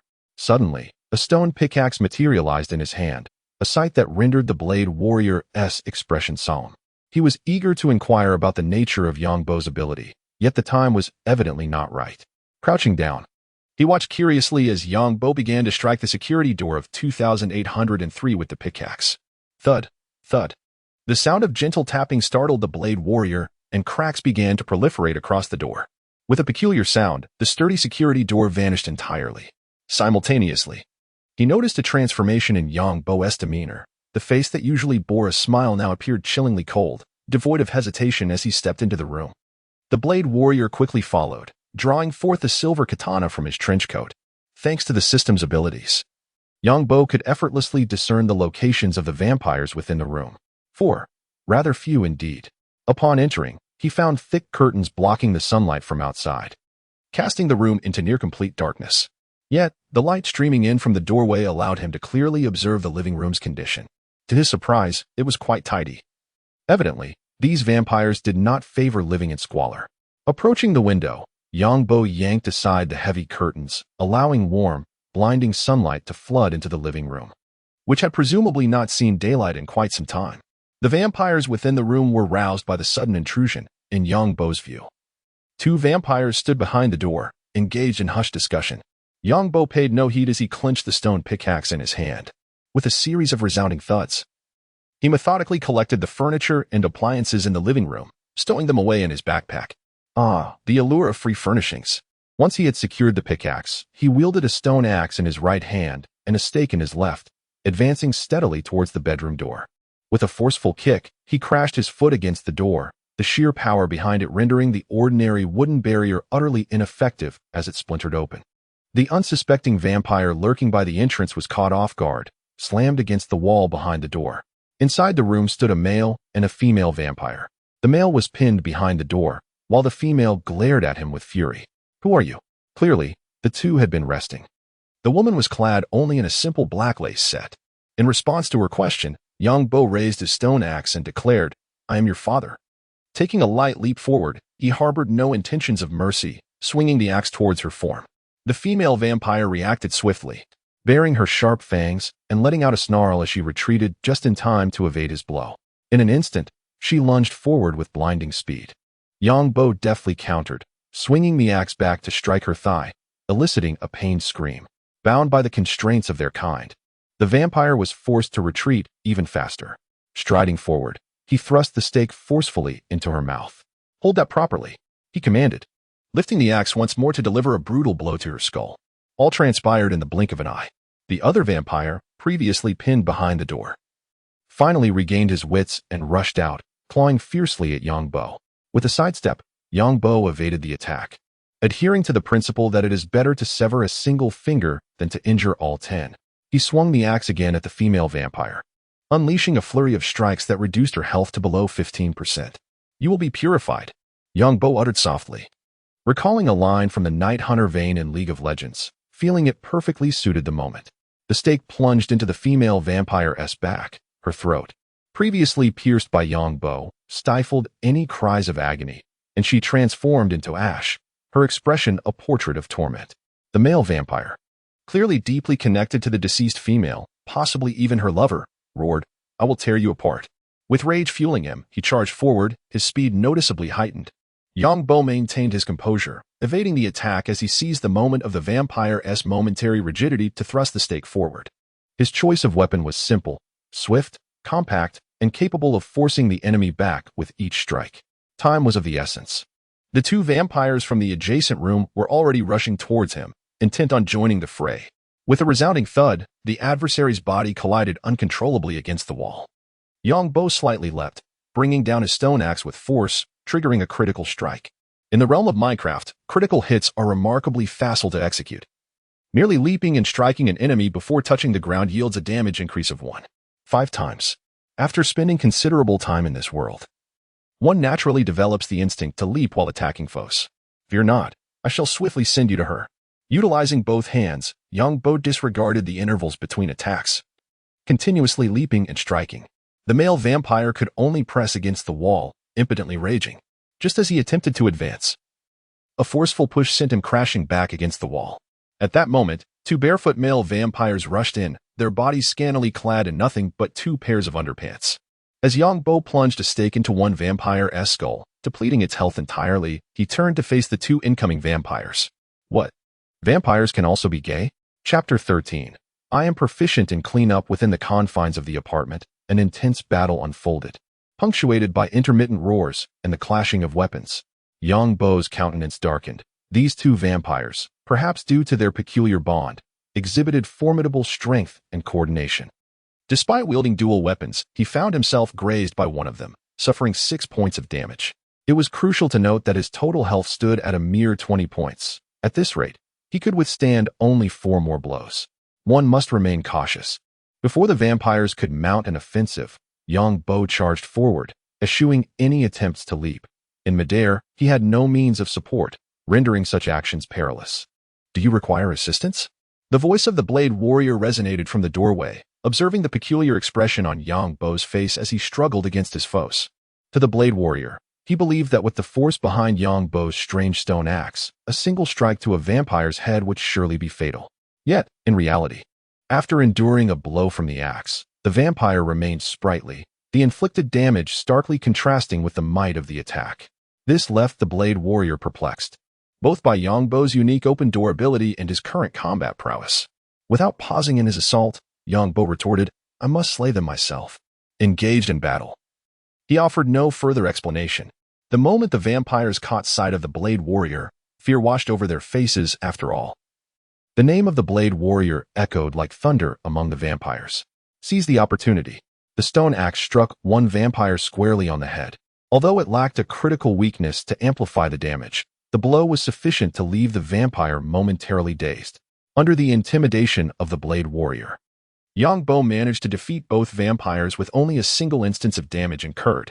Gathering the spoils from the floor, he sheathed the stone axe and exhaled in relief, a smile gracing his face. "Ah, at last, I can level up." Fortune smiled upon him, as 4 vampires had yielded 3 vials of vampire blood. Coupled with the 2 vials in his backpack, he could elevate himself to the next level. Turning to the Blade Warrior, who stood at the doorway, Yongbo declared, "Allow me a moment to tidy up the scene. Please wait."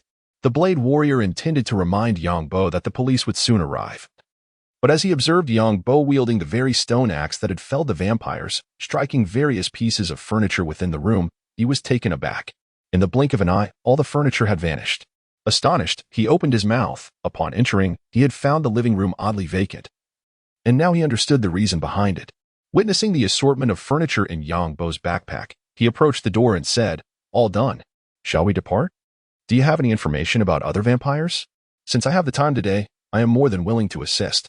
Even the seasoned Blade Warrior, having weathered many storms, could not help but exclaim upon hearing Yongbo's words and observing the empty room. Truly shameless. Currently lacking new information on vampires, he typically would proceed to eliminate any vampires he learned about. "Today, if you do not call out to me, the vampires here will not survive until nightfall." For the vampire hunter, the principle is to eradicate the root of the problem. Only the deceased vampires can be deemed virtuous. Yongbo felt neither surprise nor disappointment at this sentiment, merely nodding gently. He glanced at the brilliant sunlight outside before turning to the vampire hunter and inquired, "Could you possibly leave me your phone number? I wish to befriend you." "Of course," the vampire hunter replied readily.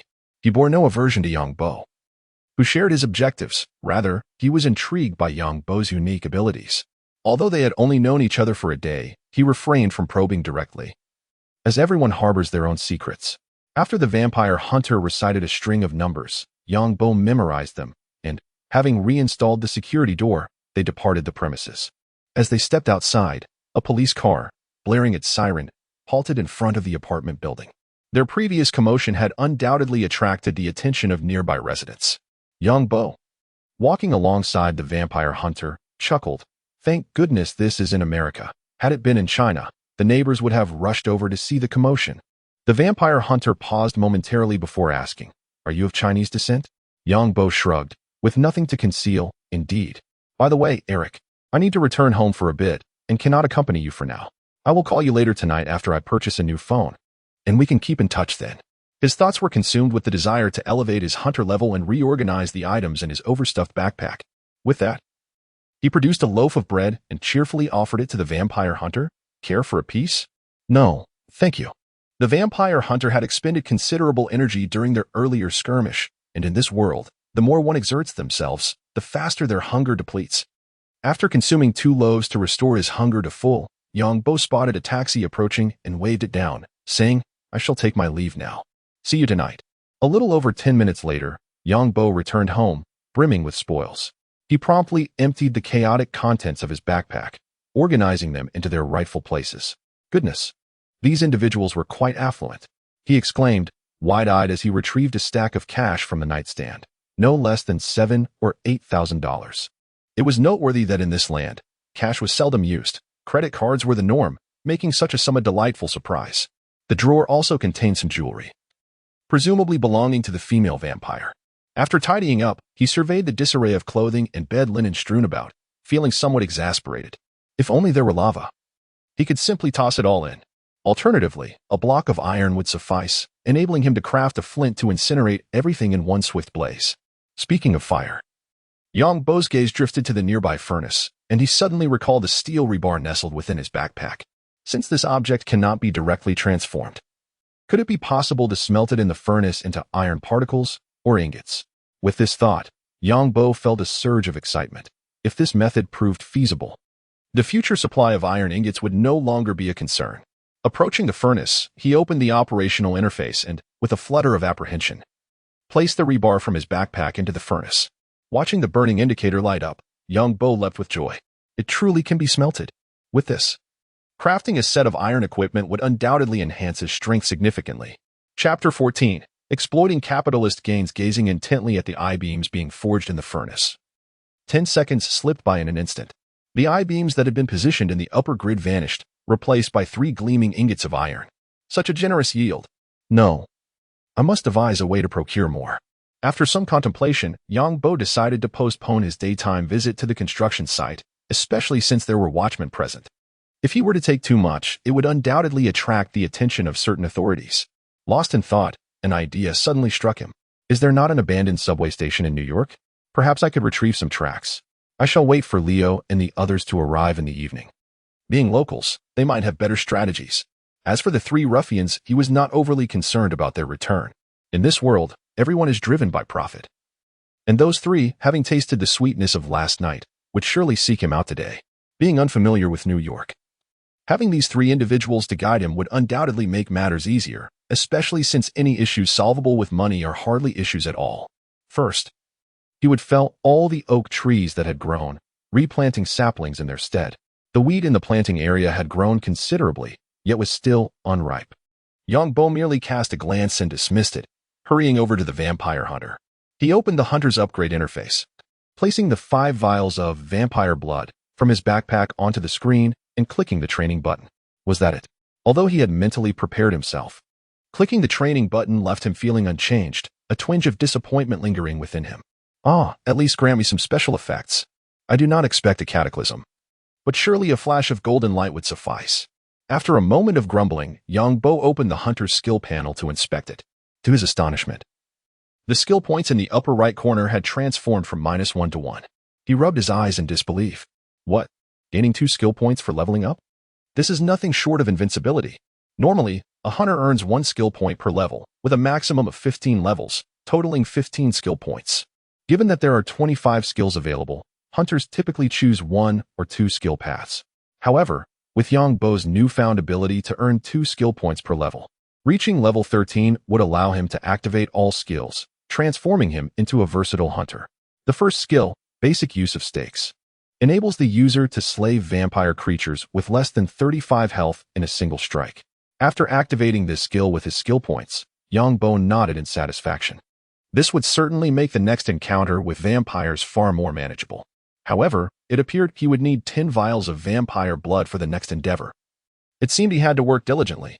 With iron ingots in hand, Yang Bo retrieved the flint he had obtained during the expansion of his home and crafted a fire starter.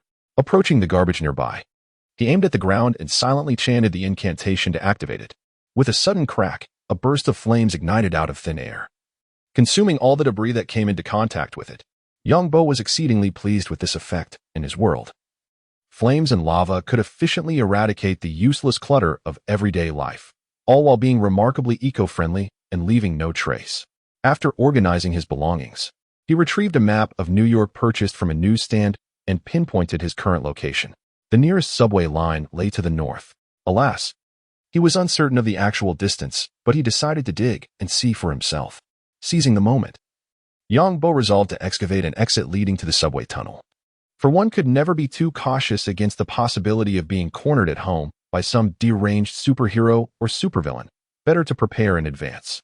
He produced his tools and swiftly began digging into the northern wall, replacing the blocks overhead to prevent collapse. As time passed, he concluded it was nearly time to emerge. He wondered if Leo and the others had arrived yet.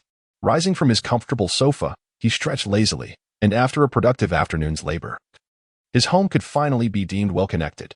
Not only had he created an exit to the northern subway tunnel, but he had also established a passage through the lake in Central Park, where the presence of a wooden door allowed the waters to be restrained by the rules of his world, preventing any flow into the exit.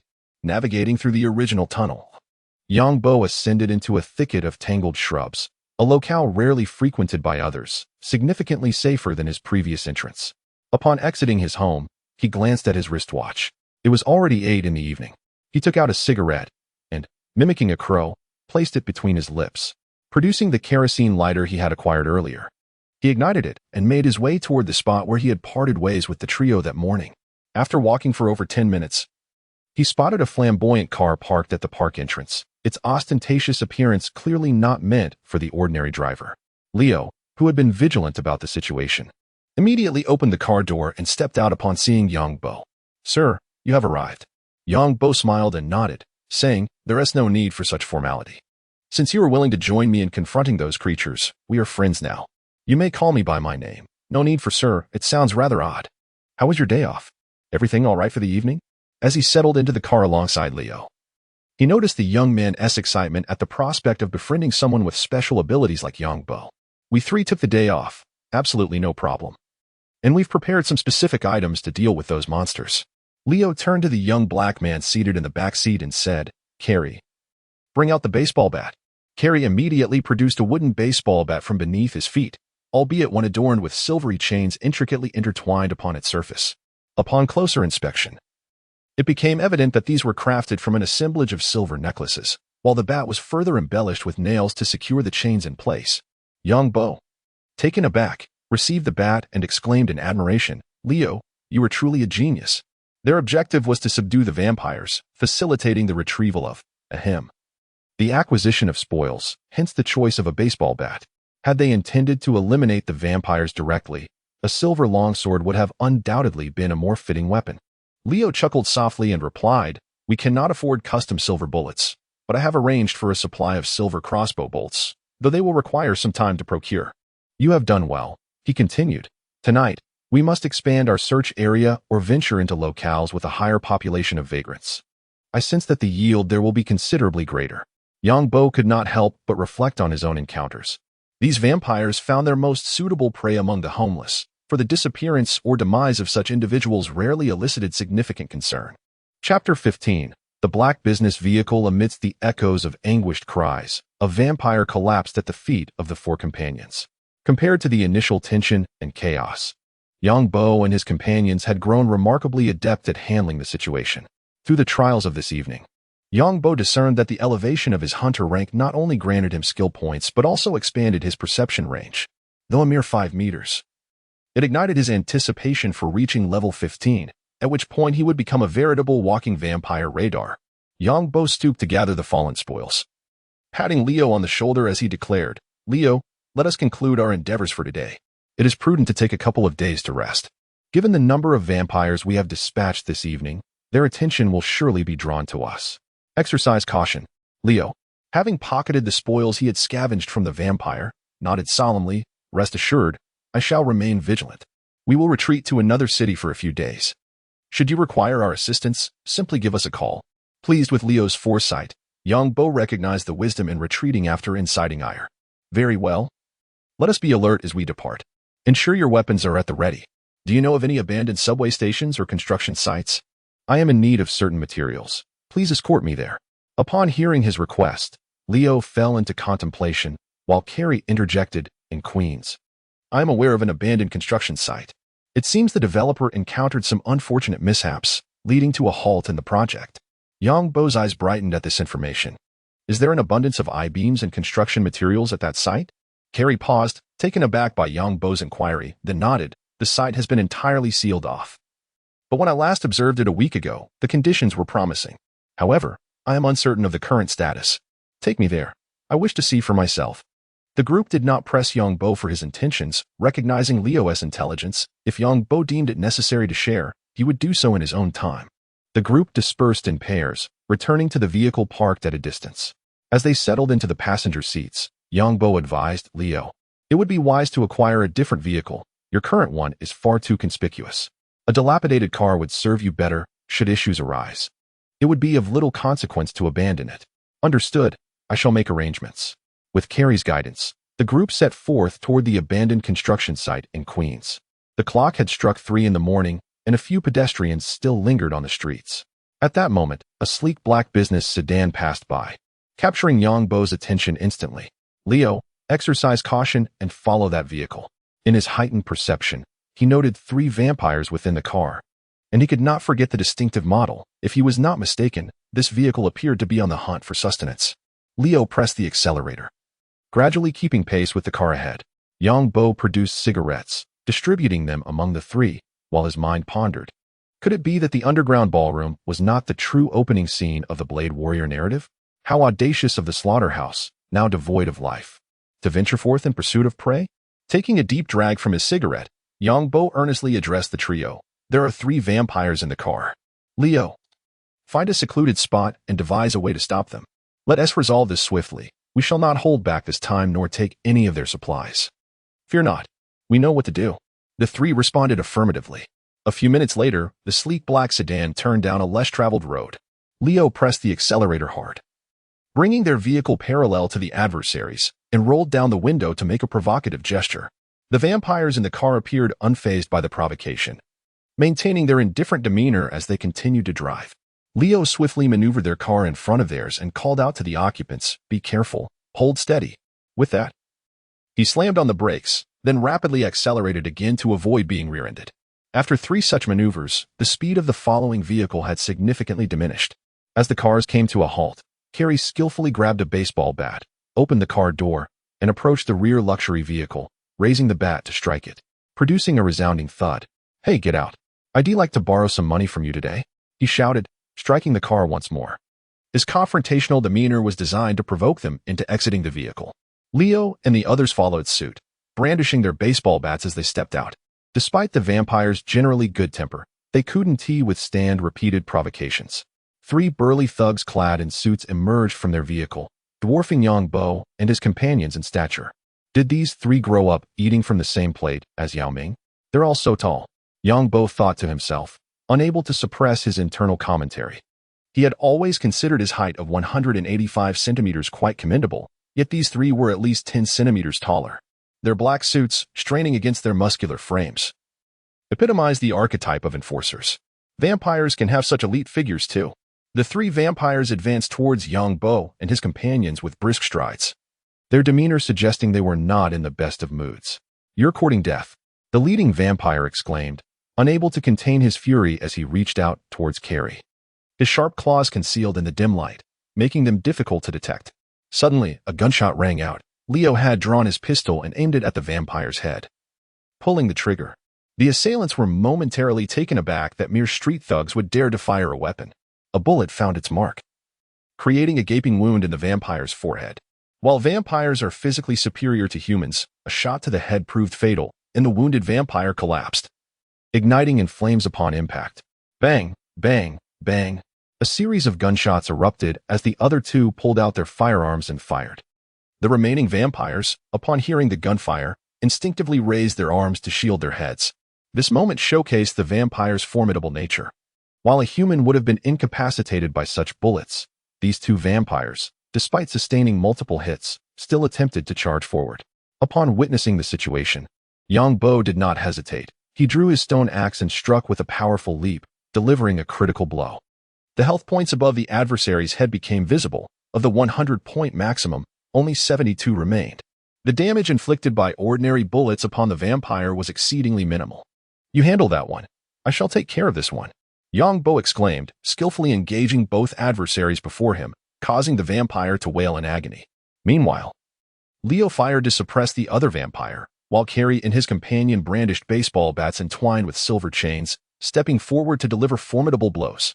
Within mere seconds, all 3 vampires were reduced to ashes. Gazing at the remaining vehicle, Yang Bo felt a surge of inspiration. He retrieved his pickaxe and began to strike the car. The vehicle trembled slightly before transforming into miniature loot, which he promptly stowed in his backpack. 2 figures then materialized at the spot where the automobile had vanished. "Let's take the car back and see if we can smelt iron ingots. That would be splendid." Chapter 16. From shotguns to cannons, this was the first time Leo witnessed Yang Bo's extraordinary ability. Initially, he had believed that Yang Bo could merely conceal the weapon in his grasp, but now he realized that Yang Bo's capabilities far exceeded his expectations. Demonstrating his prowess in front of Leo was a deliberate act by Yang Bo. By taking Leo and his companions to hunt vampires, he was undoubtedly putting them in the crosshairs of danger. In fact, it was quite possible that the vampires were already tracking their movements. A calculated display of strength was necessary to convey his power to Leo and the others. Should they be captured by the vampires? He wanted to ensure that if Leo and his companions considered betraying him, the cost would be considerably higher. Let us clear the scene and depart swiftly. Upon hearing Yang Bo's command, the young African-American Carrie and Gore began to sift through the ashes of the vampires, retrieving all metallic items. They then kicked away the remnants, effectively erasing the last traces of the vampire's existence. Leo glanced over at the two individuals lying on the ground, one male and one female, and inquired, Yang Bo, what is the situation with those two? Are they vampires as well? Yang Bo squinted as he approached to assess their condition. Realizing they were not significant characters in any narrative, he waved his hand dismissively and replied, they are merely food sought by the vampires. They have simply fainted. Let us leave them by the roadside to avoid any further harm. When daylight comes, they will be discovered and taken to a hospital. That is beyond our concern. He reached out to pull the individuals up, while Leo, exhibiting even greater roughness, yanked the man's arm and dragged him to the roadside without pausing as they crossed the curb. Yang Bo felt a twitch of irritation at the sight, brushed off non-existent dust from his hands, and finally uttered, let us move on. The car sped along, arriving at the abandoned construction site mentioned by Carrie. The area was now completely cordoned off, obscuring any view of the interior. Yang Bo opened the car door and instructed the others, I will go in first. Wait for me here for a while. If I am not out in half an hour, you may leave without me. With that, he pried open the outer barbed wire and strode inside. The desolate site was littered with construction materials, primarily wooden planks. Strange, there are no I-beams here, only some rebar. But it should still be possible to melt it down into iron, though I wonder how much would be required to produce a single ingot. I-beams are essential for constructing factory buildings, as standard buildings only necessitate rebar and concrete. However, observing the scaffolding and rebar stacked in the corner, Yang Bo felt that this excursion had already proven worthwhile. As he began to dig up the rebar with a pickaxe, he pondered the morality of his actions. Is this really ethical? Am I not stealing? He slapped himself sharply. Focus on the task at hand and stop daydreaming. Under the cover of night, Yang Bo filled his backpack with an assortment of metallic items, feeling satisfied with his haul as he retraced his steps back to the car. First, take me back to Central Park, and then you should find a place to lay low. Minutes later, the car came to a steady halt outside Central Park. Yang Bo opened the door and stepped out, while Leo gazed at his departing figure, unable to restrain himself from asking, Yang Bo, do you live in the park? Yang Bo turned his head to glance at Leo and replied earnestly, indeed, it allows my strength to flourish. After waving goodbye to the trio, who were left in bewilderment, he ventured towards the distant forest. Upon returning home, Yang Bo eagerly retrieved the spoils of the evening and placed them into the furnace. As the furnace illuminated, he finally felt a sense of relief. Reclining on the plush sofa in a leisurely manner, he shifted slightly to enhance his comfort. Although fatigue was a foreign sensation to him at that moment, indulgence was still in order. He took out the stolen phone and inserted the SIM card that Leo had purchased for him. Now that I'm in America, I can access the site directly without any barriers. At that moment, he truly appreciated the benefits of his journey. However, once the phone powered on, his expression froze in disbelief.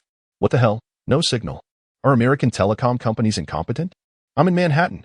Infuriated, Yang Bo nearly hurled the phone away. But his rationality ultimately prevailed, sparing the device. Phew, it's my phone. I shouldn't let the inadequacies of others punish me. He pondered that the lack of signal might be due to the depth of his residence, situated more than 10 meters underground, deep within the park. It wouldn't be fair to place all the blame on the telecom companies. Deciding to harvest the wheat and trees first, he planned to smelt all the iron before purchasing some wire, hoping to see if it could be transformed into the type found in his previous world. If so, the possibilities would be endless. After preparing for wiring, Yang Bo resolved to patiently fish at home, which would provide food as well as various enchanted books, yielding multiple benefits. He produced 9 furnaces from cobblestone in one breath, placing them beside the original furnace, significantly enhancing the iron smelting speed. As moments ticked by, Yang Bo kept himself occupied, embarking on a substantial renovation of the underground environment, though he found himself troubled by the pilfered appliances. Alas, I was so focused on taking that I neglected to secure any electricity. This poses a problem. A power generator module would be splendid. From his backpack, he retrieved the car, meticulously inspecting the items left behind. In the glove compartment, he discovered a black handgun. Raising an eyebrow, Yang Bo held the weapon, experiencing a sensation of freedom for the first time. Regrettably, his knowledge of firearms was scant, leaving him uncertain of the model. He stroked his chin and mused. Why does possessing this make me feel like shooting something? Both cold and hot weapons possess an unparalleled allure to men, and Yang Bo was no exception to this fascination. After toying with the handgun for an extended period, he stowed it away in his backpack. While a firearm may prove unnecessary against vampires, the minions of these creatures are indeed a different matter, and this weapon could serve as their ultimate refuge. The flames within the forge gradually waned, as the iron ingots remained unfinished, hindered by a lack of additional timber. The initial 4 sets of ingots would suffice for now. He planned to craft a complete set of iron equipment and tools, including an anvil, for these were items he would inevitably require. Adorning himself with the armor, Yang Bo felt no sensation, as if the iron plating were but a specter upon him, devoid of any discomfort. At last, he possessed protective gear. This transformation could indeed be likened to trading a mere sparrow for a cannon. Chapter 17. The vampire's henchman seated by the lake. Yang Bo fiddled with his mobile phone. The good news was that he finally had a signal, but the bad news was that he lacked any form of identification, rendering him unable to access certain applications that required registration. He retrieved the number bestowed upon him by Blade and dialed it. Beep beep after a series of busy signals. Blade's voice emerged from the receiver. Yang Bo. Yang Bo paused momentarily, surprised that the person on the other end had guessed his newly acquired number so swiftly. Indeed, it's me. Is it convenient for you today? Could you provide me with more addresses of vampires? I'm feeling a bit restless. Upon hearing his words, there was a brief silence on Blade's end. Accompanying him were an elderly gentleman with gray hair and an African-American woman. If Yang Bo were present, he would undoubtedly recognize her as the leading lady from the first Blade film. Where are you? Blade inquired flatly. I'm at Central Park. Call me when you arrive. I'll wait for you at the park entrance. After hanging up the phone, a smile spread across Yang Bo's face. Another opportunity for income had arisen. He strolled toward the park's exterior, taking a seat at a CAF entrance. After waiting for over half an hour, he heard a roar of an engine as a black Dodge muscle car pulled up beside him. Through the window, Yang Bo glimpsed the 2 occupants inside. He stood up and approached, opening the car door to take a seat in the back. Eric, I remember this car was a 2-door model. Did you modify it? Before Blade could respond, Yang Bo turned to the woman beside him with a broad smile. Though he wasn't particularly interested in African-American women, this one, being the leading lady, was undeniably beautiful. Hello, my name is Yang Bo. It's a pleasure to meet you. Karen, however, ignored him, still grappling with her altered perceptions after being bitten by a vampire the previous day. Noticing her disinterest, Yang Bo refrained from pressing further and asked Blade, who was driving, "Where are we headed?" "First, we shall take her home," Blade replied, pressing the accelerator, causing the car to lurch forward. Karen resided in the Bronx, the northernmost of New York's 5 boroughs, predominantly inhabited by residents of African and Latin American descent, with few Asians. It boasted one of the highest crime rates in the nation and was also the poorest borough. As Yang Bo observed the surroundings transform from opulence to decay, he felt as though he had been transported back to America in the 1990s, with newspapers and litter strewn about the ground. For reasons unknown, this environment, in stark contrast to the bustling streets of Manhattan, provided Yang Bo with a sense of comfort. With a screech, the car came to a halt in front of an apartment building. Yang Bo frowned slightly as he sensed a vampire lurking in a second-floor room. Karen opened the car door and exited, while Blade, with a serious tone, cautioned, "Do not forget what we told you. Keep your eyes wide open. They are everywhere." With that, Blade drove away, and Yang Bo, seated in the back, chuckled and remarked, "What's this? Are you planning to find a partner?" Karen bore a striking resemblance to the mother of Blade, perhaps due to having lost his own mother at a young age, which fostered a deep affection in Blade towards Karen, ultimately prompting him to rescue her. When Yang Bo posed a question, Blade chose not to respond directly.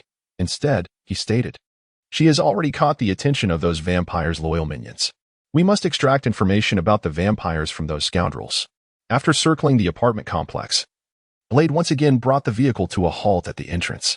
Yang Bo cast a glance at the police car parked nearby, following closely behind Blade as they entered the building. Inside the elevator, he inquired, "What is your opinion of those who idolize vampires? They are quite troublesome, after all. They remain human." Blade's response elicited a nod from Yang Bo. In Blade 3, The vampires exploited this very weakness, leading Blade to mistakenly slay a minion disguised as a vampire in the streets, resulting in him being hunted by the government. However, Yang Bo was undeterred. Upon his resurrection in the alley after being bitten by a vampire, he had sworn to eradicate all vampires, considering anyone who stood in his path an enemy. Upon reaching Karen's floor, they spotted a man in police uniform entering her room and exchanged a glance before rushing forward. Blade, faster than Yang Bo, burst into the room, tackling the officer who attempted to draw his weapon, hoisting him by the collar from the floor and declaring to Karen, "He is a minion, one who wishes to become a vampire."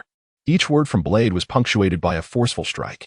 If he proved sufficiently loyal, demonstrating his capabilities, perhaps his master would elevate him to the status of a new vampire. At this moment, Karen finally grasped the situation, her expression darkening as she exclaimed, "Wait, are you using me as bait?" Blade slammed the minion against the table, retorting, "Do not flatter yourself." Yang Bo then entered the room, observing the beaten minion.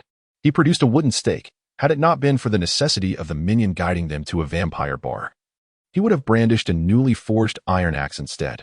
"Eric, do you require my assistance? I sense your methods are proving ineffective. Rest assured, when it comes to punishment, we Chinese say that no one dares claim the title of second." He then turned to Karen and asked, "My dear, could you assist me in locating a needle?" Karen frowned at Yang Bo, questioning, "What do you intend to do?" "He is a police officer." Yang Bo chuckled, moving beside the minion, gripping his neck from behind and pressing down, revealing the brand on his neck. "This is the vampire's mark," he explained. "It signifies that this officer is the private property of a particular vampire. Should any other vampire wish to harm him, they must seek their master's consent." Blade, observing the mark on the minion's nape with a serious demeanor, noted, "This is the mark of Deacon Frost. We have been tracking him for quite some time." Yang Bo added, "My dear, in my eyes, he is no longer human, but merely a weapon wielded by the vampires against us. Do you comprehend?" With a sudden exertion of strength, he forcefully pinned the officer to the ground. The Blade warrior crouched down, beginning to search the officer's person. With one hand, he deftly removed the watch from the officer's wrist and slipped it into his pocket. Yang Bo, observing the Blade's adept movements, couldn't help but comment, "Eric, as a distinguished Blade warrior and daywalker, must your robbing be executed with such expertise?" Without a trace of embarrassment, the Blade replied with conviction, "What do you think I rely on for my livelihood? I cannot solicit funds from the public." Having completed the theft, he casually yanked the officer up from the ground and inquired, "Officer Krieg, will you obediently play the role of a bloodhound?" Chapter 18. Officer Krieger, what an oversight on my part.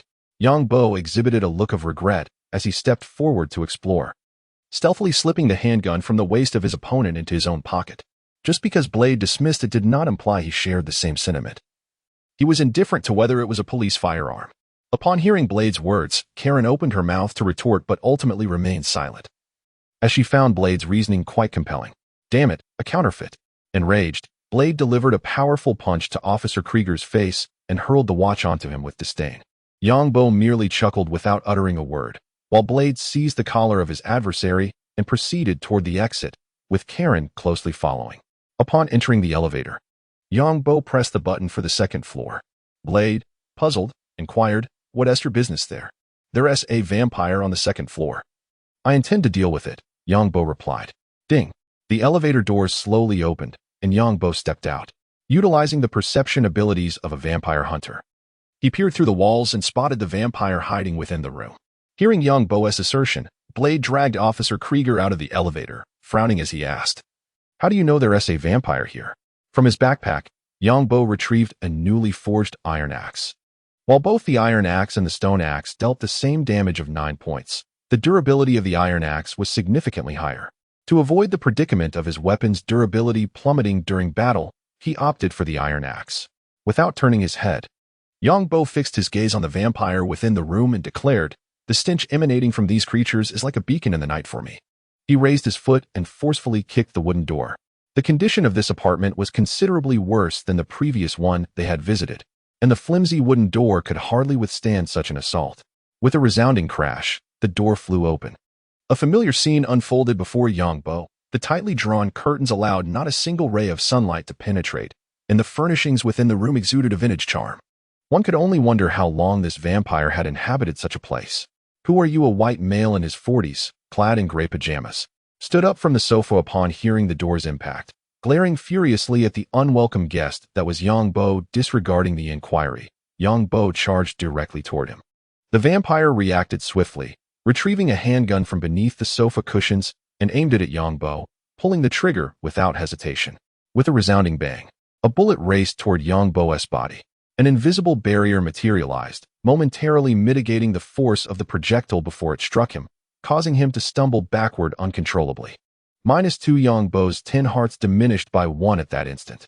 Without hesitation, he drew his own handgun from his backpack, aiming it at the vampire and squeezing the trigger in kind, unleashing a barrage of bullets.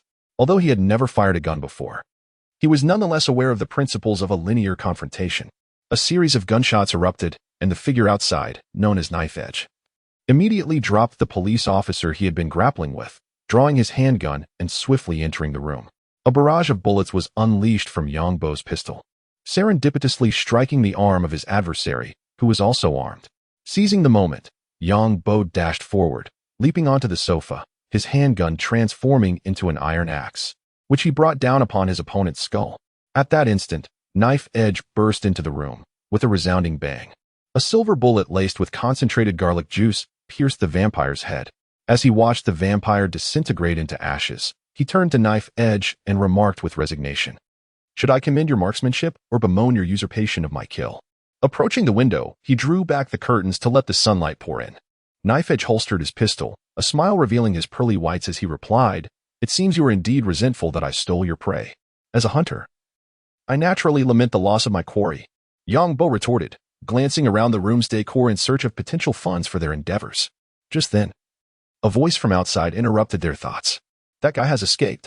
Exchanging glances with Knife Edge, they hurried outside, only to find that Officer Krieger, who had previously been left in the corridor, had vanished.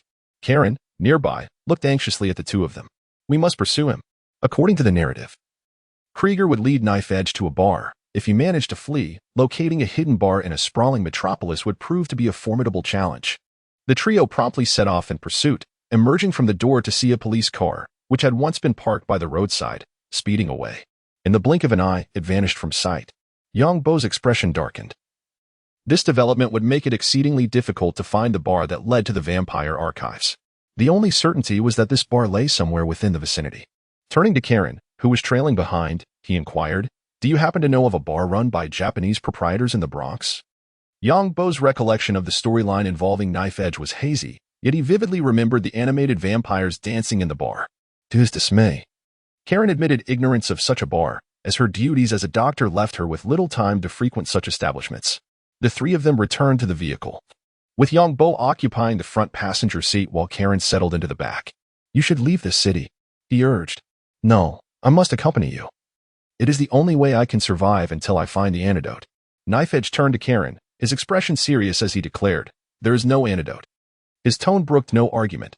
He had longed to rid himself of his vampiric identity, yet despite the passage of years, no solution had presented itself. Seated in the passenger seat, Yang Bo listened intently to the conversation between the two.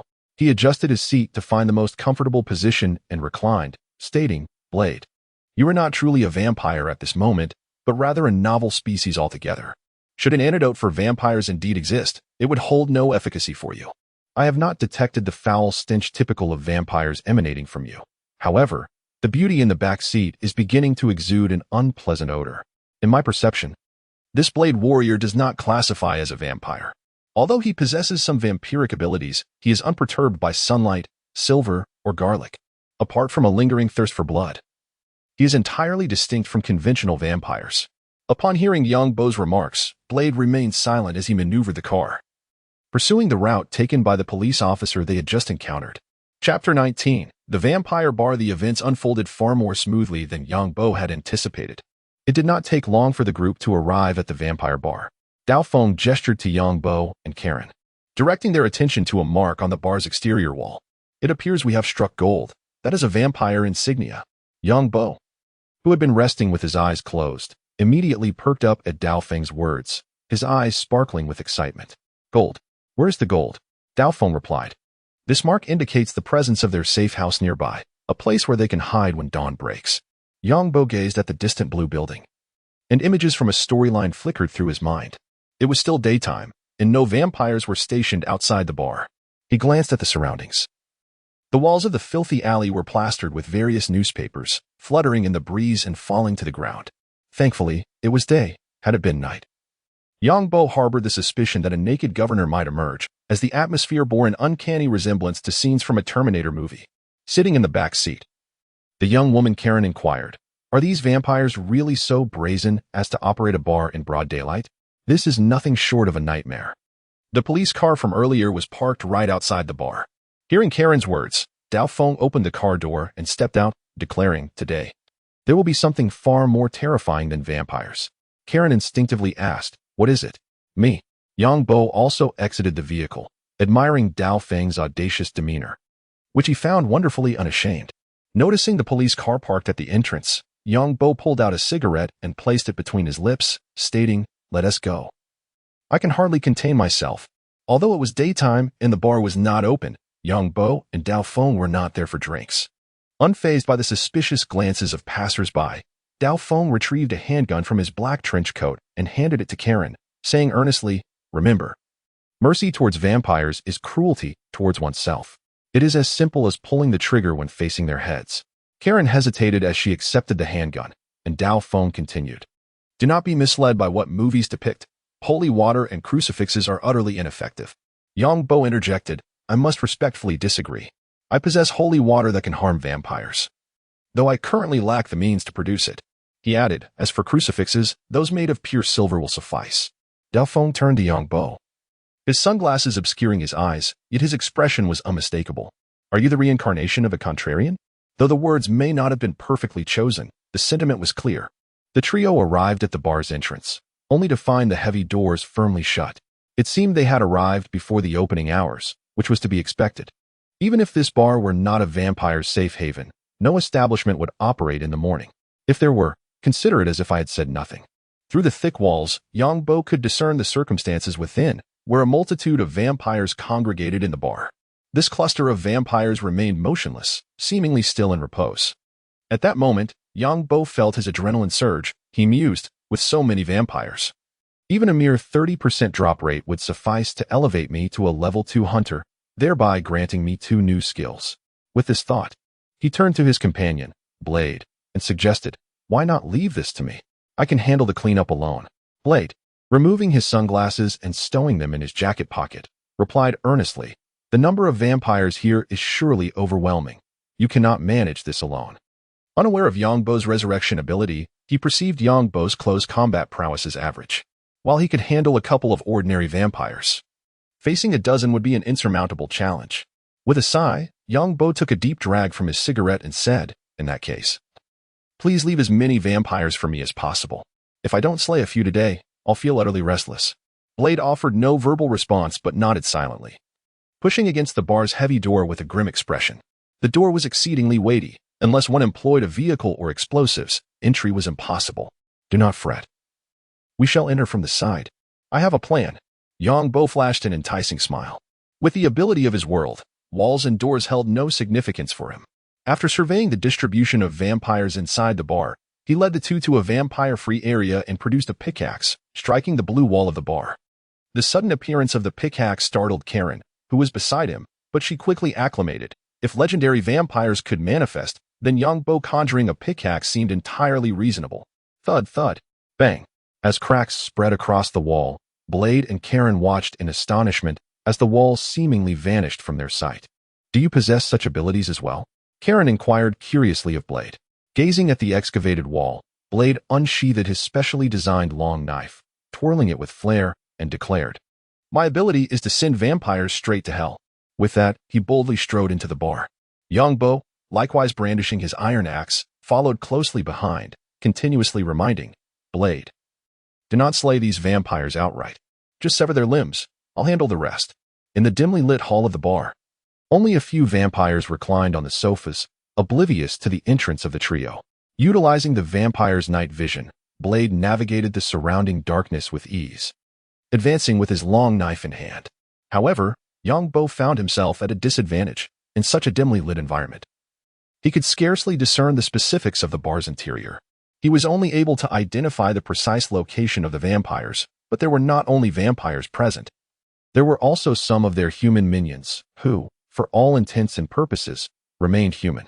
He retrieved a torch and affixed it to the wall, illuminating a small area around him. Blade Runner. The vampires that had not succumbed to slumber, upon hearing the sound of approaching footsteps, opened their eyes to behold Blade Runner. Even more terrifyingly, Blade Runner had also spotted them.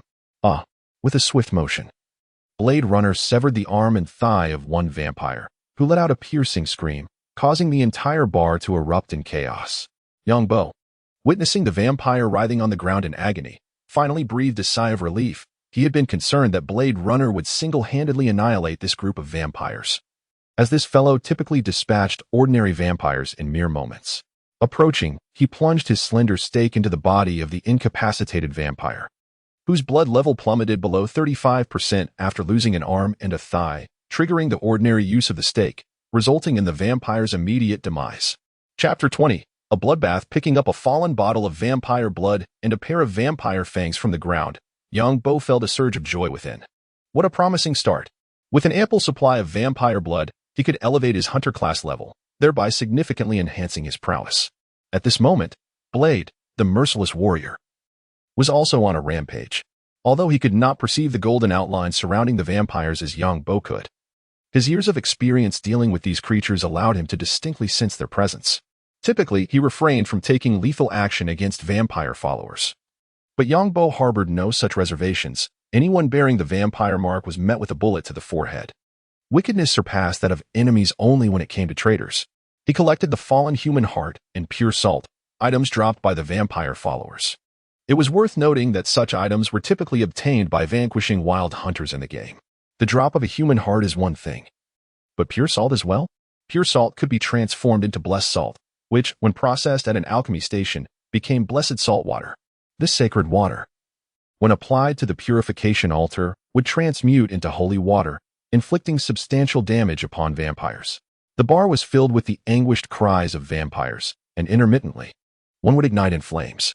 Blade and Yang Bo resembled deities of death, seizing the opportunity to dispatch over a dozen vampires on the first floor, alongside 7 vampire confidants. Before they could react, hearing the commotion from below, the vampires upstairs rushed down. Blade drew a specially modified pistol from his trench coat, aiming at the staircase leading to the second floor, and unleashed a barrage of bullets. The swarm of vampires pouring down became mere targets for Blade's marksmanship, eliciting a twinge of sympathy from Yang Bo. These are all materials. Extinguishing the cigarette but underfoot, he turned his attention to the bar counter. In his line of sight, a vampire was crouching behind the bar. Approaching with weapon in hand, he was met with the vampire suddenly springing up, shotgun in hand, and without hesitation, pulling the trigger at Yang Bo prepared in advance. Yang Bo swiftly dodged the shotgun blast, a hint of disdain curling his lips as he raised his hand and fired a bullet that struck the vampire's head. He realized that even ordinary handgun bullets could inflict tremendous damage upon a vampire's skull. An ambush? Did they truly believe he was unprepared? Evading the bullets was a simple matter. One only needed to sidestep when the opponent aimed their firearm. Achieving this required but a brave heart, and Yang Bo, fortuitously, was unafraid of death. Leaping onto the bar, he raised his iron axe and brought it down forcefully upon the vampire, who was either a server or a bartender. He then switched to a stake from his backpack, aiming for the vampire's throat and thrusting it deep within. With a soft hiss, the vampire opened its mouth to emit a silent scream, igniting in flames. As the creature was reduced to ashes, there were no more souls descending from above to meet their demise, and the bar was once again enveloped in an eerie silence. Blade surveyed the surroundings, noting the absence of the police officer, and remarked to Yang Bo, "It appears there is a hidden passage leading elsewhere." Yang Bo, selecting several appealing bottles of liquor from the cabinet and tossing them into his backpack, casually replied, "The secret passage is in the refrigerator of the kitchen." Blade's expression suggested disbelief, as he thought, who would conceal a secret passage in a refrigerator? Nevertheless, his body obediently moved toward the kitchen. At that moment, Yang Bo informed Blade, "The upstairs has yet to be cleared. Some individuals are hiding. I will go and deal with them first. Can you wait for me a moment?" Blade halted at the threshold to the kitchen, pausing at Yang Bo's words, and said, "I'll check the back first." Yang Bo shrugged, retracting his torch and heading toward the staircase to the second floor. The bar's exterior walls were entirely sealed, rendering the upstairs devoid of any windows. Fortunately, a few lights in the corridor cast a dim glow, preventing total darkness.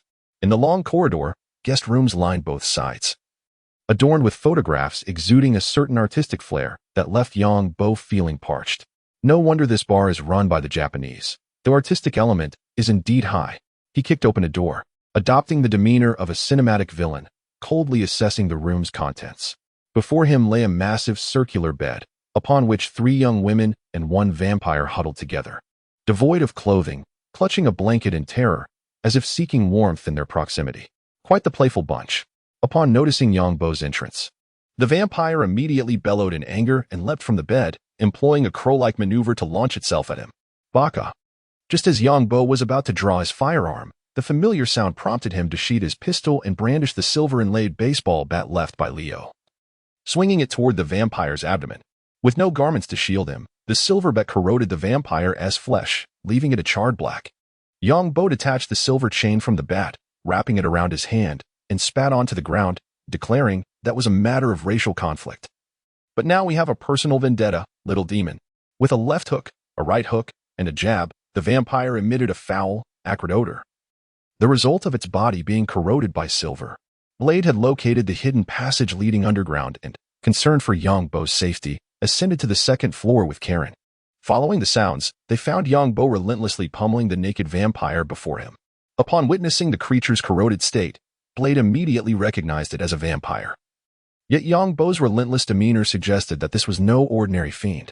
With a fleeting glance at the vampire's diminishing vitality, Yang Bo stowed away the silver necklace into his backpack and brandished a stake, plunging it into the abdomen of the diminutive vampire. Observing the agonizing flames engulfing the creature, he expressed a hint of dissatisfaction, exclaiming, "How fortuitous for you. Were it not for the current constraints, Yang Bo would have relished the opportunity to transport this vampire back with him." Upon encountering the vampire's acolytes, he envisioned abducting them to his abode, intending to transform them all into vampires through this minuscule creature. Thus, the source of vampire blood would become effortlessly attainable. He then turned his gaze towards the 3 quaking, anime-inspired maidens on the bed and proclaimed, "Sing Shin Shin for me, and I may grant you clemency." He recalled his profound impression of the song from his viewing of Blade, Trinity. Chapter 21. The Archivist. Accompanied by an energetic background score, Yang Bo successfully dispatched all the vampires on the 2nd floor. Although a few acolytes remained hidden, he was unable to locate them. With a look of regret, he made his way towards the bar's kitchen. Karen, noticing Yang Bo's discontented expression, softly inquired, "What is the matter? Were the vampires not completely eradicated?" Yang Bo shook his head, casting a complex glance at her as he replied, "Alas, I wish to take those 3 whimsical girls who sing and dance back with me, but regrettably, I am not that depraved yet." Karen responded, "The mere fact that you can so nonchalantly express your thoughts is already a form of eccentricity." At the front, Blade opened the refrigerator door, revealing a hidden passageway leading underground. It was uncertain when these vampires had constructed such a subterranean base. Following the stone staircase, they arrived at an elevator exuding a futuristic aura. The metallic elevator imparted a cold sensation, and Yang Bo could not help but recall the laser corridors from Resident Evil. If there are lasers installed here, even tin blades would be useless. The elevator descended smoothly, soon arriving at a hall reminiscent of an underground bunker, where rows of server-like equipment were neatly arranged, with red lights glowing on the metallic cabinets. Yang Bo's eyes sparkled at the sight of these machines. "If I could only bring these servers back, connect a power line and a network cable, I could play Minecraft in stunning 8K graphics." Blade, evidently accustomed to such scenarios, remarked indifferently, "This is the vampire's archive. It must be where they store important documents." Upon hearing this, Yang Bo exclaimed, "An archive? Not servers? You can't be telling me these technologically advanced facilities are merely drawers." Blade nodded in affirmation. Skeptical, Yang Bo approached the nearest filing cabinet and struck it with a pickaxe. File cabinet filled with documents. Yang Bo stared blankly at the hall brimming with equipment, as if witnessing his dream supercomputer slipping away from him. Karen, surveying the surrounding apparatus, struggled to reconcile the vampires with the high-tech equipment before her.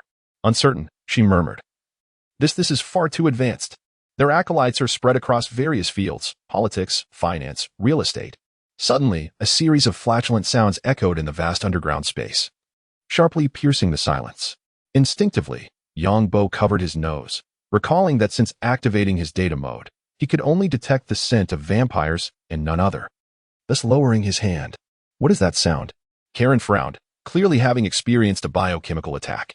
Yang Bo chuckled. You will find out shortly. As they traversed a turn, the trio spotted the previously fleeing Officer Krieger, who stood beside a small refrigerated box filled with blood bags. Krieger was in the act of feeding a slothful vampire nestled in the corner. Indeed, this creature weighed no less than 600 pounds, its substantial bulk sprawled around it, rendering it difficult for Yang Bo to discern whether it was seated on the ground or a bed. The vampire's limbs and head exhibited some mobility, yet its other faculties had largely succumbed to immobility. Upon witnessing this spectacle, Yang Bo could not resist a sardonic remark. Goodness. This must resemble the swine of the Great Leap Forward era. If such a creature can become a vampire, I wonder which vampire possesses such a peculiar taste. Would a single bite even yield any blood? Engrossed in his feeding, Officer Krieger was startled by the voice behind him and swiftly turned to behold the three figures that had appeared. Daywalker, how did you find this place? He exclaimed. Stepping forward, Blade inadvertently caused Krieger to drop the blood bag, which landed upon the corpulent vampire. Stimulated by the blood's aroma, the vampire, undeterred by Yang Bo and his companions, stretched out its diminutive hand in a futile attempt to grasp the blood bag. Such a simple task proved monumental for it. Krieger, my food, hurry and give me my food, it cried, revealing its two fangs. Despite the grotesqueness typical of vampires, Yang Bo found this creature somewhat endearing. There's no rush. You can eat later, Yang Bo mused, contemplating the prospect of bringing this creature back to assist in transforming it into a vampire. And he had no concerns about it escaping. Moving even slightly appeared to be a Herculean endeavor for it. Blade approached, ignoring the prostrate Krieger, and addressed the hefty vampire. I presume you are the records keeper, Boar? At that moment, Boar emerged from his blood-induced stupor, his small eyes reflecting a state of panic. Blade warrior. How did you find this place? Damn it. Krieger, did you lead him here?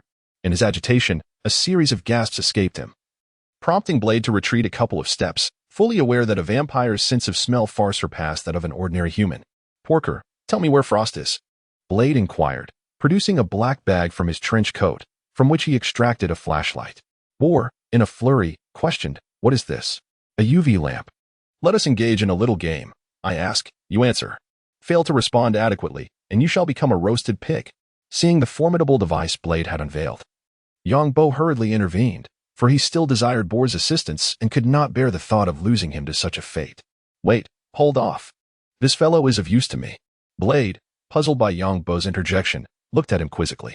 Yang Bo continued, Officer Krieger undoubtedly knows the whereabouts of his master. Moreover, as long as we remain here, Frost will surely come looking for you.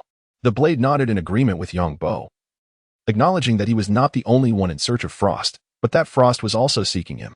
However, his curiosity was piqued regarding Yang Bo's intentions for this plump figure. Yang Bo, observing the amiable expression on Boar's face, remarked, Boar, I sense that you are a rare talent. Join me. Should you have reservations, you may remain here in honesty, awaiting our resolution of Frost. Then, you may make your choice. I believe you to be an astute individual. Boar felt Yang Bo's sincerity, although he was uncertain of what was required of him. It was certainly preferable to facing death at the hands of the Blade. He was acutely aware of his standing among the vampires. The archivist's flattering words were merely a guise for his impending demise. After a brief moment of hesitation, he replied, Very well, I accept your offer. Chapter 22.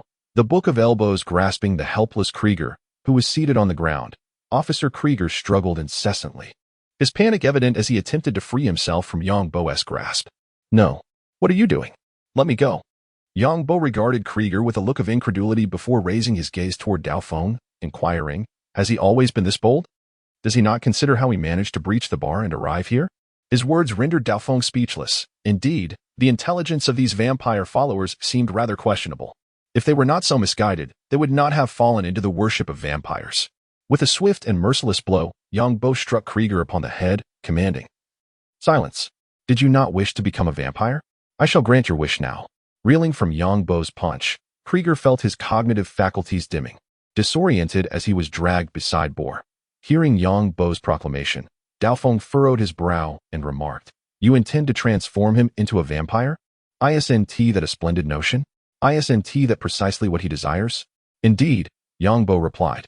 a smile gracing his face as if he were considering Krieger's best interests. He seized a handful of Krieger's hair, yanking it back to expose his neck. Presenting it to Boar. Hey, Boar, now is your moment to shine. Boar gazed at the enticing neck before him, an uncontrollable salivation overwhelming him. Though he had not yet satiated his hunger, the dread of Frost restrained his cravings, and he anxiously protested, "No, he is a follower of Frost. If I were to transform him into a vampire, Frost would not spare me." Before Boar could finish, young Bo interjected, stating bluntly, "It seems you have misunderstood your predicament. Perhaps my earlier leniency led you to believe you had room for negotiation." Squinting at Boar, he punctuated his words, "Now, you either transform him into a vampire, or I shall eliminate you on the spot." 10, 9, 3 I will bite. Boar stammered. "And should there be an 8 after 9? Observing Boar's submissive demeanor, young Bo raised an eyebrow and remarked nonchalantly, "What? Do you take issue with my arithmetic?" No. Boar waved his small hands in haste. Watching as young Bo lifted Krieger off the ground once more, exposing his neck. Boar had no choice but to open his mouth and sink his teeth into Krieger's fair neck. Krieger let out a harrowing scream. Despite his yearning to become a vampire, he had never anticipated that the bite would be so excruciating. Moments later, Boar released his grip, licking his lips in satisfaction. Typically, he subsisted on blood bags, but nothing could compare to the taste of fresh blood. He had long forgotten how long it had been since he had savored the richness of living blood after being left in this place. Now, all that remained was to wait. As long as he survived, he could be transformed into a vampire. Young Bo cast the pale-faced Krieger onto the ground, while Karen, who had remained silent until then, approached directly and knelt down to examine his condition. This transformation held considerable allure for her as a blood expert. Regrettably, the absence of suitable equipment was a significant drawback. Observing Karen's focused demeanor, young Bo kindly cautioned her, "My dear, what you are doing is rather perilous. It would be judicious to restrain him." Karen paused for a moment, then quickly came to her senses, removing her outer coat to reveal a form-fitting black tank top beneath, accentuating her curves undeniably. Two appreciative whistles echoed through the subterranean space as young Bo and Dao Feng exchanged knowing glances, sharing a smile that spoke volumes. Noticing their reaction, Karen shot them both an exasperated glance. At that moment, Bo's voice interrupted their silent exchange. Do you require me to disclose Frost's address? Additionally, I possess information regarding his plan involving the Blood God." Bo's thoughts were straightforward. Having been coerced into betraying Frost, he understood the latter would not spare him. Thus, he resolved to place his bets on Dao Feng and the unfamiliar man before him. Upon hearing about the Blood God's plan, Dao Feng's interest peaked as he turned to Bo and inquired, "Share with me all that you know." Although young Bo wished to keep Bo around, he surmised that without cooperation, Bo would find no mercy from him either. Bo nodded, though even this simple gesture appeared to strain him. "Frost intends to resurrect the Blood God." As he spoke, he extended his finger to tap on the keyboard, revealing a 3D display, while a nearby metal door slid open automatically. "Maglara is about to descend. The 12 holy spirits will awaken the Blood God. This is prophecy." Seeing Dao Feng's bewildered expression, Bo continued to elucidate. "This is the prophecy from the Book of Elbosis, and the pages of the Book of Elbosis lie beyond that door." He gestured with his pudgy hand towards the now open metal door. Dao Feng's gaze sharpened at the mention of the Book of Elbosis, the fabled vampire scripture, a title he knew well but had never encountered in physical form. Noticing Dao Feng's silence, Bo pressed on with another critical piece of information, the Daywalker. "To resurrect the Blood God, your blood is the most vital offering. Frost will undoubtedly seek to capture you." Young Bo could not help but interject. Why must the resurrection of the vampire progenitor hinge on the blood of a Daywalker? Surely, the bloodlines of the 12 vampire elders are not impure? While watching a film, young Bo had often pondered why the resurrection of the Blood God required the blood of the warrior protagonist. Was it merely due to his central role? Furthermore, Daywalkers were not irreplaceable. One could simply bite a pregnant woman nearing labor, and once the base numbers increased, new Daywalkers would undoubtedly emerge. Bo displayed a resigned expression as he replied, "I do not know. The prophecy is written thus. As far as we are aware, you are the only Daywalker, perhaps due to your considerable reputation among vampires." Such an explanation was somewhat acceptable to young Bo. Observing the Blade's turn as it prepared to head towards the chamber housing the pages, he addressed Boer. "At present, I cannot take you with me. You understand the implications of your—" He cast a glance at Boer's figure, which could instill dread in an ordinary person, and continued, "Provide me with Frost's address, and once I have dealt with him, I shall return for you." He is currently within the vicinity of the Edgewood mansion. However, given your descent from the bar, he is likely already aware of the situation and may be en route. Yongbo nodded silently and remarked, I trust you possess the means to handle him. I shall take my leave. With a wave, he seized the police officer on the ground and followed the blade to another room. Chapter 23. Fierce battle and death. Once more within the transparent glass lay a collection of yellowed papers, adorned with a chaotic array of drawings and symbols. These pages were from the vampire's scripture, exuding an archaeological significance. Grasping the unconscious police officer, Yongbo hastened to catch up with Blade, remarking, Frost will arrive shortly. It would be wise for you to depart now, as their numbers are certainly not. He abruptly halted as his gaze fell upon a throng of vampires advancing from an alternate corridor, their numbers exceeding 100 at a cursory glance. Be cautious. They are upon us. Blade, upon hearing this, swiftly unsheathed his katana, bracing for combat. Karen, the sole woman among them, expressed her anxiety. What should I do? Yongbo cast a glance at her before addressing Blade.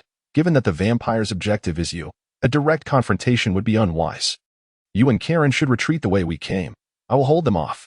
Blade, contemplating for a brief moment while gripping his katana, replied resolutely, we shall go together. He was astute enough to realize that if Frost dared to come, he must be well prepared. The narrative had him cornered here, a markedly different scenario from their current predicament. Turning, he grasped Karen's hand and sprinted towards the archive's entrance, having heard the unmistakable sound of approaching footsteps. Yongbo promptly followed him back to the archive, where he caught sight of the nearest vampire, who immediately raised an assault rifle in his direction. Methodically, he retrieved a roundstone from his backpack and barricaded the doorway. An urgent barrage of gunfire erupted, leaving Yongbo pale with fury. Damn it! The treatment for capture and non-capture is so vastly different. If these vampires were this decisive in the story, Blade might have perished long ago. Cracks began to form on the stone behind him, spreading rapidly. Catching Yongbo off guard, he shouted to Blade, You go ahead. I have a way to escape. Perhaps I can return faster than you. He added, Aside from your sword, leave me everything else to deal with the vampires. I intend to teach them a lesson. Upon hearing this, Blade promptly shed his trench coat, tossing it to Yongbo, whose equipment was primarily contained within it. Without lingering on sentimental farewells, he seized Karen and departed. He harbored no concerns for Yongbo. If he was indeed overstepping his capabilities, there was little he could do. As Blade vanished from view, Yongbo's expression turned earnest. Glancing at the discarded Krieg, he murmured, Alas, time is of the essence. Without further hesitation, he swung his axe down, a fierce pain jolting Krieg back to consciousness with a cry of anguish. Yongbo showed no mercy, delivering 3 decisive blows that depleted Krieg's life force. Surprised, he picked up the fallen, vampire Fong, from the ground. Has the transformation succeeded? Yongbo was taken aback. It had been merely 20 minutes, yet his adversary had already been classified as a vampire. Had he foreseen such an outcome? He would have dispatched the foe with a stake. The gunfire from behind the wall had ceased, as it was impossible for the opponent to fire at a wall. With no bullets impacting, the cracks in the round stone began to fade, albeit at a sluggish pace, taking at least a minute. Casting a glance at the vampire's location, Yongbo opted for a relatively concealed position to dig towards them. However, the sound of his actions resonated clearly in the underground chamber, drawing the attention of the entire horde of vampires. In the instant the opening was created, Yongbo hesitated not. He brandished a specially crafted handgun, designed by the Blade, and aimed at the throng of vampires, pulling the trigger. At that moment, he paid no heed to the potential loss of items. His sole intent was to eradicate this swarm of vampires. The silver bullets, infused with concentrated garlic juice, ignited the vampires upon impact, and within moments, 7 or 8 of them were reduced to ashes. Bang, bang, the counterattack from the vampires was swift. Even as Yongbo hurried to seal the breach, he was struck 4 times, causing him to stagger back several paces. Observing his health had plummeted to half, he retrieved a piece of bread and began to consume it. Damn, their firepower is formidable. This band of vampires showed no restraint. Upon spotting him, they unleashed a barrage of gunfire, a stark contrast to their earlier attempts to capture Blade alive.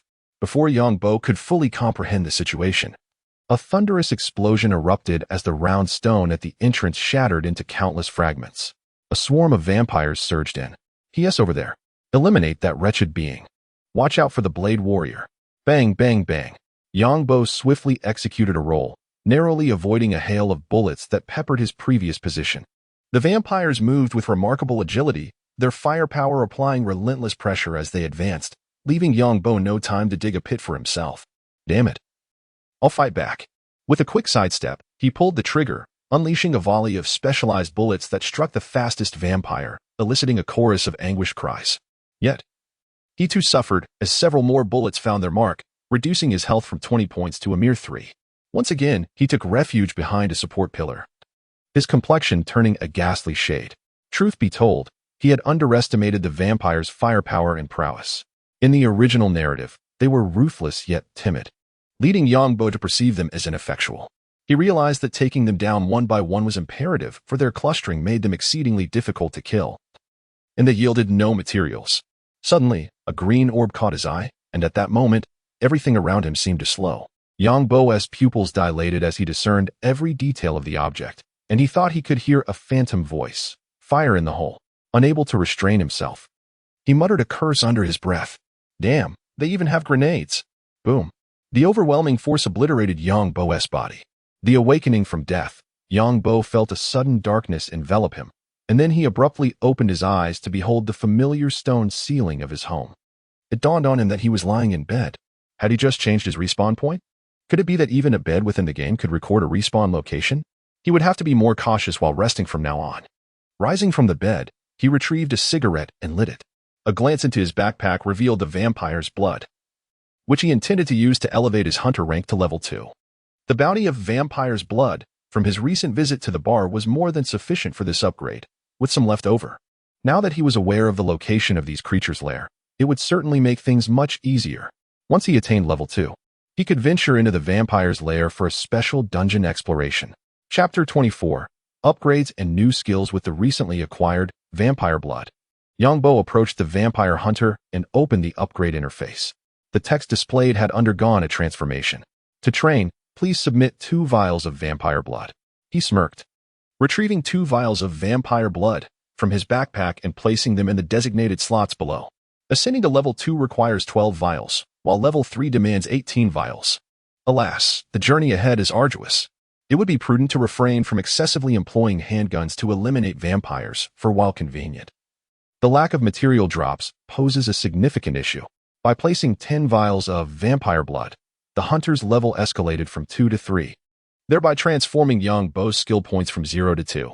Presently, there exists only one skill tree available for allocation, alleviating any concerns of choice anxiety.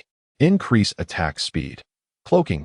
The skills were straightforward, and upon witnessing the skills illuminate, Yang Bo retrieved his stake from the backpack and brandished it in the air, noting that the attack interval had been reduced by at least half. Indeed, advancing levels and acquiring skills is the true path to mastery. With a contented smile, Yang Bo stowed away the stake. As for the cloaking skill, experimentation was not feasible at the moment.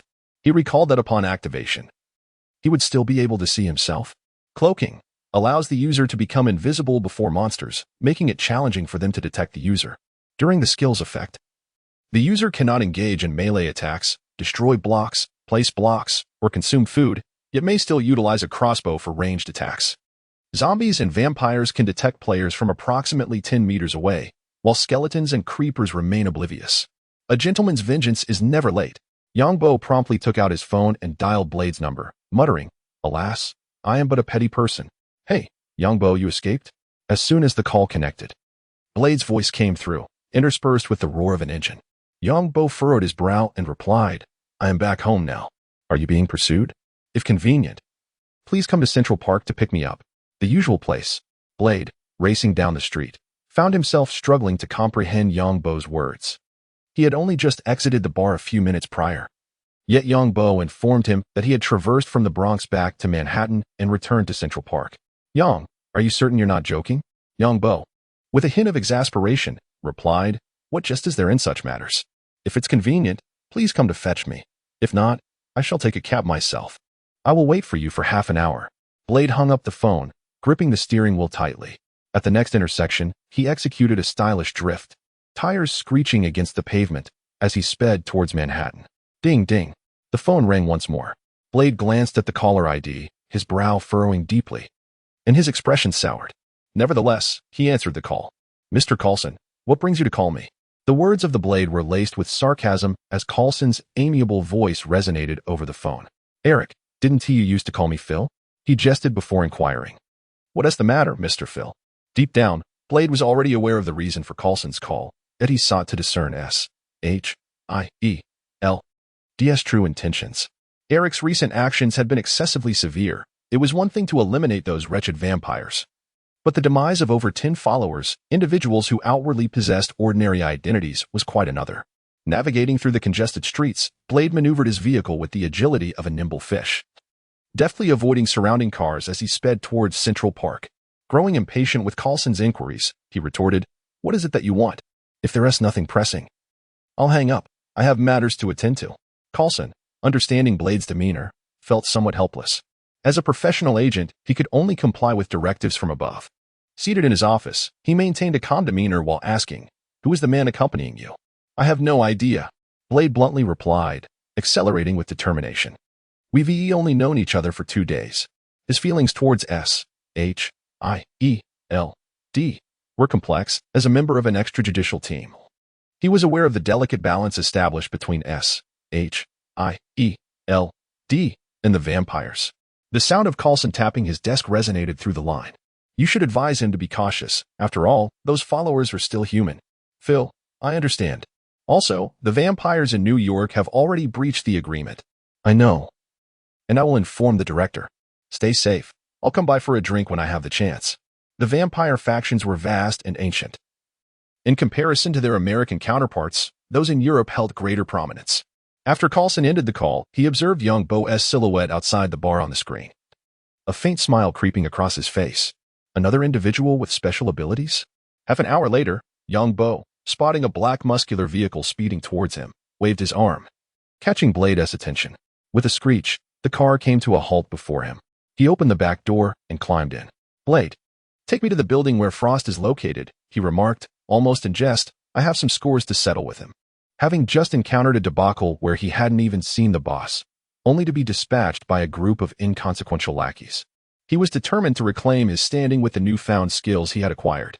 Blade nodded slightly and restarted the engine, steering once more towards the Bronx. The two shared a tacit understanding, refraining from discussing how young Bo had returned to Central Park, for everyone harbored their own secrets. Just as he needed serum to suppress his bloodlust, he had confided in no one besides Whistler. "What are you planning to do?" Blade suddenly inquired as he drove.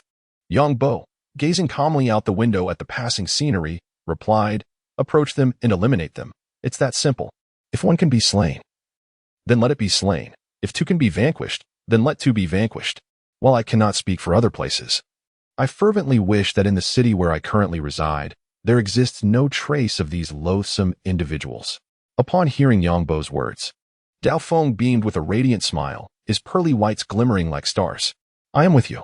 Thus, the two engaged in a lively exchange, their camaraderie deepening significantly due to the presence of vampires. Dao Feng's perspective was refreshingly straightforward. As long as one was willing to eliminate vampires, then they could be considered good friends. Chapter 25, Assistance in an abandoned factory on the outskirts. Yang Bo gazed hungrily through the car window at the surrounding landscape, filled with forsaken steel pipes and various neglected equipment. Dao Feng, have these discarded pipes and apparatus truly been abandoned? The vehicle entered a workshop, the safe haven of Dao Feng and Hui Te, a place that could be easily discovered by vampires.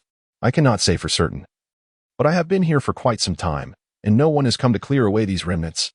Dao Feng pushed open the car door and approached an elderly man with grizzled hair. "I am back." Hui Te cast a glance at the vehicle and noticed Yang Bo and Karen disembarking, his expression revealing his displeasure, as if someone owed him $8 million. "Eric, why have you brought another stranger?" Dao Feng shed his various gear and sat upon a nearby chair, the craving for blood once again gnawing at his reason. Hearing Hui Te's words, he replied directly, "He is the person I mentioned to you yesterday. Had it not been for him, I would not have escaped so easily today." Observing Dao Feng seated, Hui Te approached and bound his hands, then opened a nearby metal box, revealing a neatly arranged row of red vials. Yang Bo, who had been surveying the dilapidated equipment, walked over upon seeing Dao Feng restrained in the chair. "Dao Feng, why do you not purchase blood bags? You are aware that your strength derives from blood. If you were to indulge, your power would be significantly enhanced. Humans do not consume blood." Yet Yang Bo shrugged nonchalantly. "Humans do not drink blood, but they do relish Mao Shui Wang." Mao Shui Wang. Dao Feng was momentarily taken aback. having never encountered this term before. Utterly unaware of its significance, Mao Shui Wang is a culinary delight primarily made from duck blood, renowned for its spicy and fragrant allure. Theoretically, human blood could be used as well, though most would find it rather unacceptable. Suddenly reminded of Mao Shui Wang, Yang Bo could not resist smacking his lips. After days of subsisting on bread, his palate craved something more flavorful. No, once we deal with these vampires, I must head to Chinatown for a feast. Dao Feng was genuinely astonished. He had never anticipated that there truly existed a delicacy crafted from blood. Although renowned blood sausages exist abroad, they remain a niche food. And he was oblivious to such delicacies. Most importantly, in the realm of Marvel, vampires require specific components found in human blood, which animals lack. Then I shall have to try it someday. Though animal blood might be ineffective, its flavor should not disappoint a vampire. Yang Bo retrieved a carton of milk. About to speak, when Hui Site had already prepared a syringe and plunged it into Dao Feng's neck. The efficacy of the serum has dwindled significantly. The implication is that once the serum loses its effectiveness, one must rely solely on their willpower to resist the craving for blood. Yet, historically, few have succeeded. Otherwise, vampires would not be so rampant. In the fleeting moment when desire shatters reason, the victim has already succumbed, leaving behind only a creature driven by insatiable hunger. Seated in a chair, the figure known as Blade exhibited visible veins on his face, writhing in agony while emitting low, tortured groans, a visage of desperation. Yang Bo watched in horror, grateful that he had been drained of blood. Otherwise, under such torment, he would surely have crumbled. As Blade grappled with his suffering, Whistler casually discarded the syringe onto the table and pulled out a cigarette, placing it between his lips. He glanced at Yang Bo, conveying a silent message. Yang Bo stepped forward, extracting a cigarette and igniting it with his lighter, and soon they were enveloped in swirling smoke. "You're quite impressive," Yang Bo remarked with a smile. "You two are commendable. By the way, are these dilapidated devices around us of any use? If not, may I take some scrap metal?" "Indeed. Take as much as you wish. The furnace will cease to function once it breaks down," Whistler replied nonchalantly, unaware of Yang Bo's intentions. "All these items are not mine. If you need them, feel free." "That's precisely what I wanted to hear." Yang Bo was about to grab a pickaxe to assist Blade and Whistler in tidying up the chaotic surroundings when Blade began to recover from the serum's effects. His bare torso glistened with sweat as he unfastened the bindings from his wrists and stood, flexing them while gazing at Yang Bo. "What do you need that scrap metal for?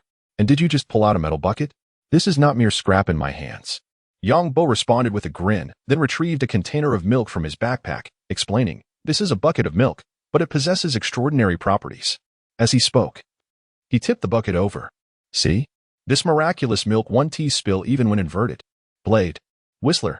Fortuitously, as soon as Karen returned, she began researching the blood of vampires. Otherwise, another individual would have been rendered speechless in this moment. What a lack of humor. This milk can eliminate all statuses. Blade, have you ever played games? Perhaps I shouldn't have asked. Given your demeanor, it's evident that your primary leisure activity is slaying vampires. Just moments ago, Yang Bo had intended for Blade to test whether this substance would have any effect on him, but Blade's partner was simply too swift. Regarding such conceptual items, neither Blade nor the experienced Whistler understood what Yang Bo meant by eliminating all statuses. Both displayed expressions of confusion, particularly Blade, whose countenance reminded Yang Bo of a widely circulated image of a bewildered individual on the internet. Yang Bo observed the two individuals and made an analogy, gesturing towards Karen, who was engrossed in her research. He remarked, much like her, who, after being bitten by a vampire, is in the process of transformation. However, to my eyes, she is merely poisoned by a peculiar toxin. If she consumes this barrel of milk, she shall be liberated from the effects of the poison. May I have a look? In all honesty, Huster harbored doubts regarding the efficacy of the milk. As Yang Bo handed the barrel to Huster, he noticed upon closer inspection that the container seemed to be constructed from numerous small square blocks meticulously assembled together. He approached a microscope, eager to take a sample for analysis, yet discovered that no matter what method he employed, he could not extract even a trace of milk. Even when he extended his hand inside, he found it impossible to touch the milk contained within. Dao Feng, observing Huster, who had fallen completely silent before the experiment table, could not refrain from inquiring, "Can this substance transform me from a half-vampire into a human?" Sincerity is indeed a potent weapon. Yang Bo shook his head, revealing no hint of concealment, and replied, "You are a half-vampire. Thus, the milk will have no effect on you. However, it may alleviate your craving for blood. The specifics remain unclear to me. I merely intended to use you as a test subject. Chapter 26. The release of the bloodthirsty desire at this moment. Blade was indifferent to whether he had become a mere guinea pig. His sole curiosity lay in whether this milk could truly quell his sanguinary cravings. If it indeed possessed such capabilities, then apart from becoming somewhat stronger, with enhanced auditory and olfactory senses and improved recuperation, he would bear little distinction from an ordinary human. Yang, may I have a taste? What do you require? Initially, Yang Bo sought to ascertain whether the milk in his possession could indeed possess such extraordinary properties as depicted in games. Blade's current demeanor resembled that of a lamb, naively leaping before a wolf, playfully gesturing, help yourself, no limits. However, Yang Bo pondered. It seemed that this superhero had little in terms of resources, relying on the income from slaying vampires and selling their watches. After some contemplation, a smile graced his face as he addressed Blade. If you happen upon a solitary vampire in the future, could you bring it to me? Rest assured, unless circumstances dictate otherwise. The vampires you deliver will not survive a day in my hands. This arrangement posed no conflict with Blade's interests. Aside from the inconvenience, he readily acquiesced. No problem. Those solitary vampires are scarce. If I capture too many, they will undoubtedly band together. Yang Bo waved his hand dismissively, chuckling, that's trivial. Whatever you manage to catch will suffice. Before you indulge in the milk, I have a remarkable item for you. See if it piques your interest. With that, he produced a peculiar, mosaic-like object resembling a human heart. In the game, such an item served as sustenance for vampires, akin to Yang Bo consuming bread. Vampires could utilize it to replenish their blood supply, and in possession of empty vials filled to capacity, consuming the heart would automatically refill the vials with blood. It could also be used at the potion altar for upgrades. However, upon its revelation, Blade scrutinized the mosaic-like human heart several times, failing to discern its nature. What is this? Why does it seem to exert a powerful allure over me? This is a human heart. Don't ask why it appears this way. As I am equally perplexed, Blade chuckled, gently shaking his head. Your description is rather fitting. Yang Bo interjected, if this is indeed a human heart, then those possessing such hearts must resemble cubes. Yang Bo's eyes widened in astonishment at Blade, though inwardly he exclaimed, good heavens, the prophet speaks the truth. Unaware of the truth he had unwittingly uttered, Blade extended his hand to accept the human heart from Yang Bo, gently inhaling its scent. He furrowed his brow. While it was impossible for the object to be an actual human heart, the aroma emanating from it stirred a deep yearning within him. Had he not injected the serum moments prior, he would have been unable to resist consuming it. Yang Bo, could you enlighten me on the origin of this item?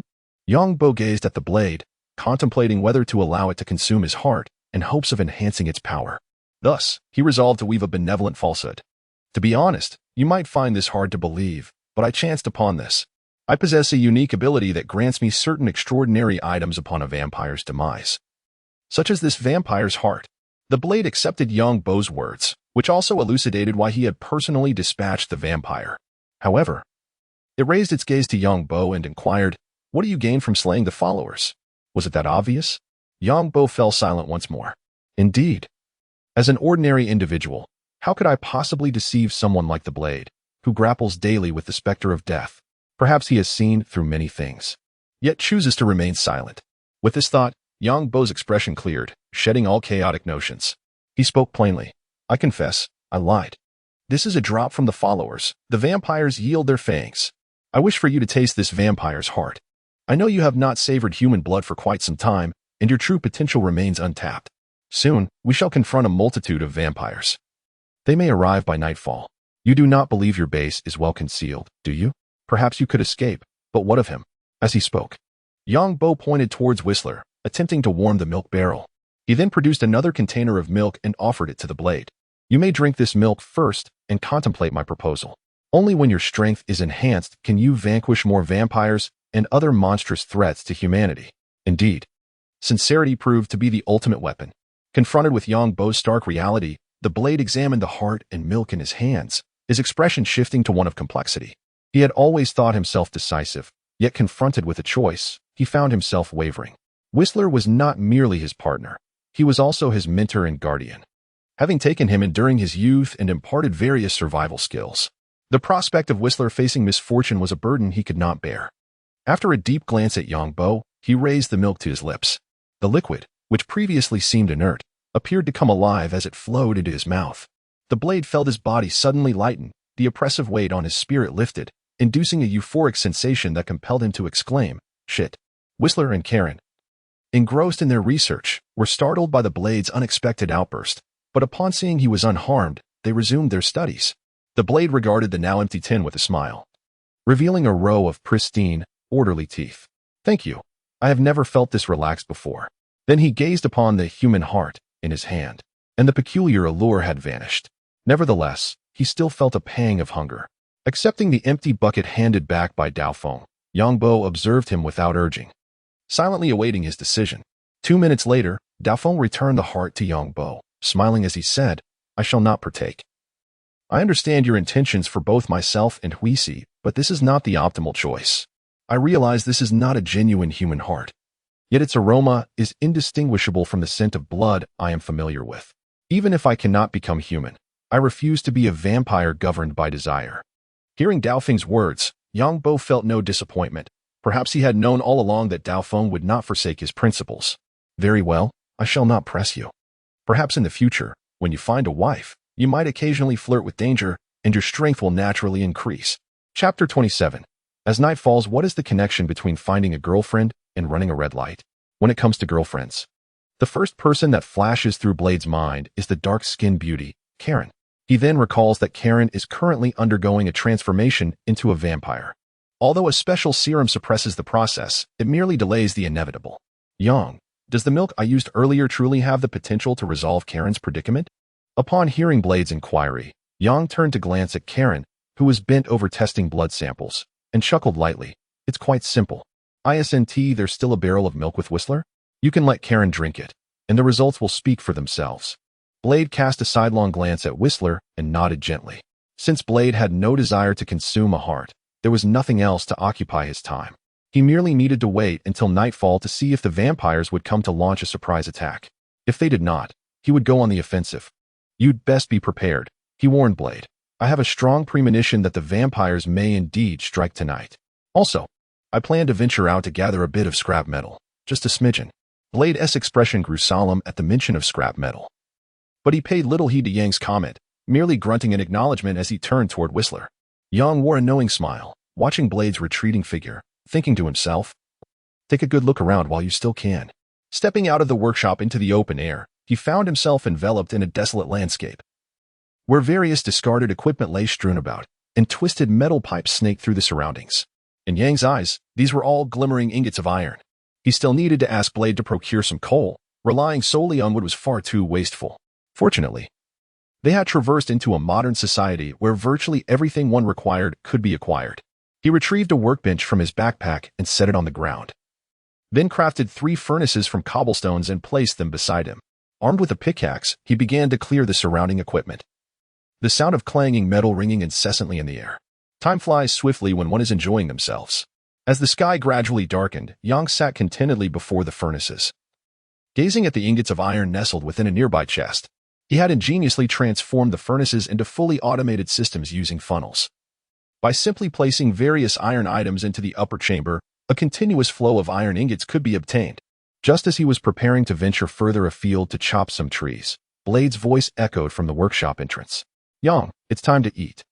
Before he could finish his sentence, Blade, observing the state of the workshop, could no longer contain his astonishment. "Yang, what on earth have you done?" The once cluttered maze of pipes and dilapidated equipment now appeared as immaculate as if licked clean by a dog. Not only were the pipes spotless, but even the surrounding ornamental trees had vanished, leaving only barren yellow soil. For a moment, Blade doubted whether he had stepped into a different realm when he exited the workshop earlier. Hearing Blade's incredulous tone, Yang beamed with sincerity. "I merely tidied up the surroundings. It was rather inconvenient for you to live amidst such chaos." "Ah, you have arrived just in time. Could you assist me in procuring some coal? The more, the better." Blade approached Yang Bo, observing the furnace still ablaze.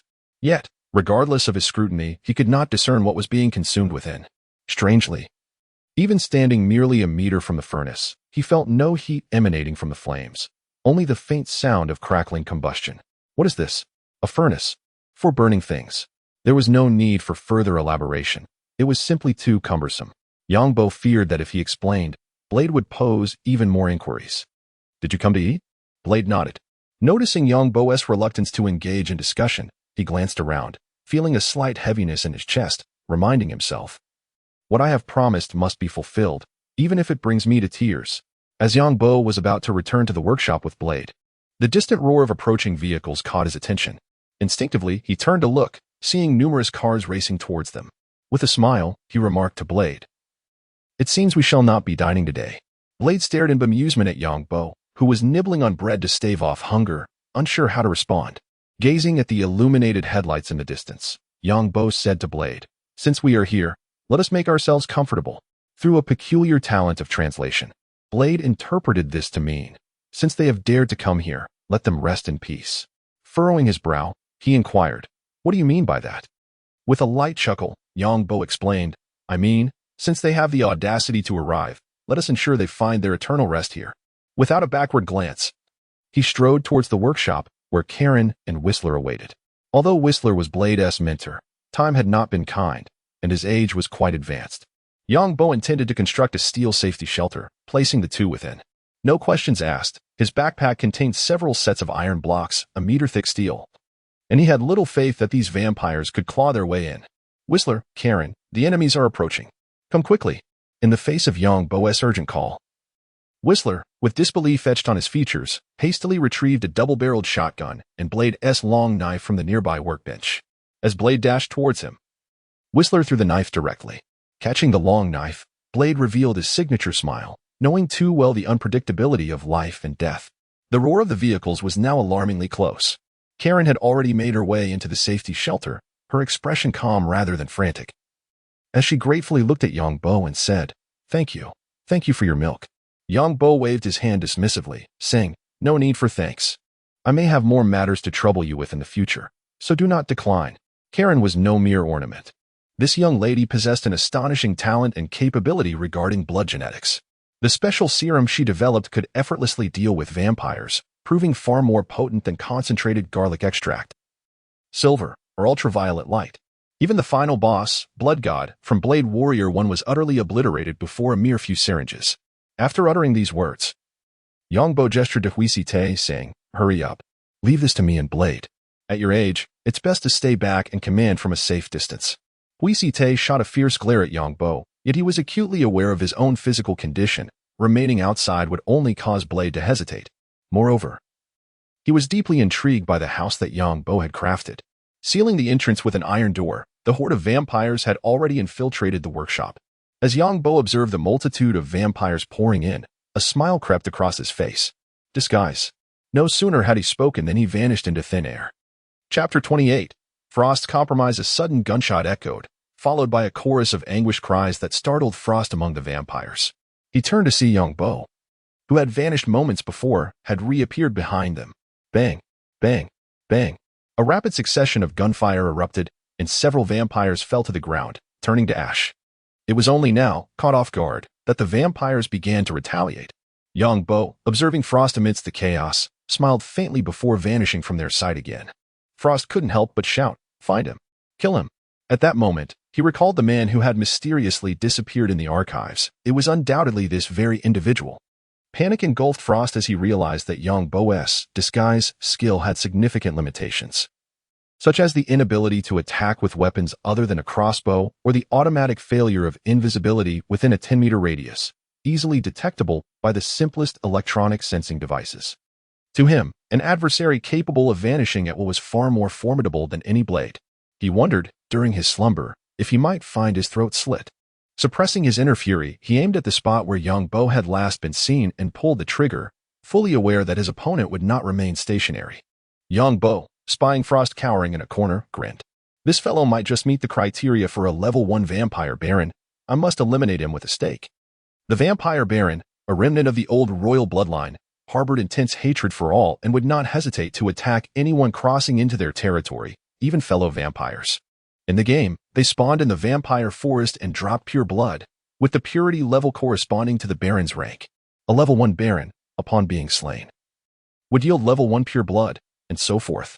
Pure blood was a vital material for enhancing hunter levels in the later stages, and Yang Bo was determined not to miss this opportunity, as he had no idea when he might encounter another vampire of such high caliber.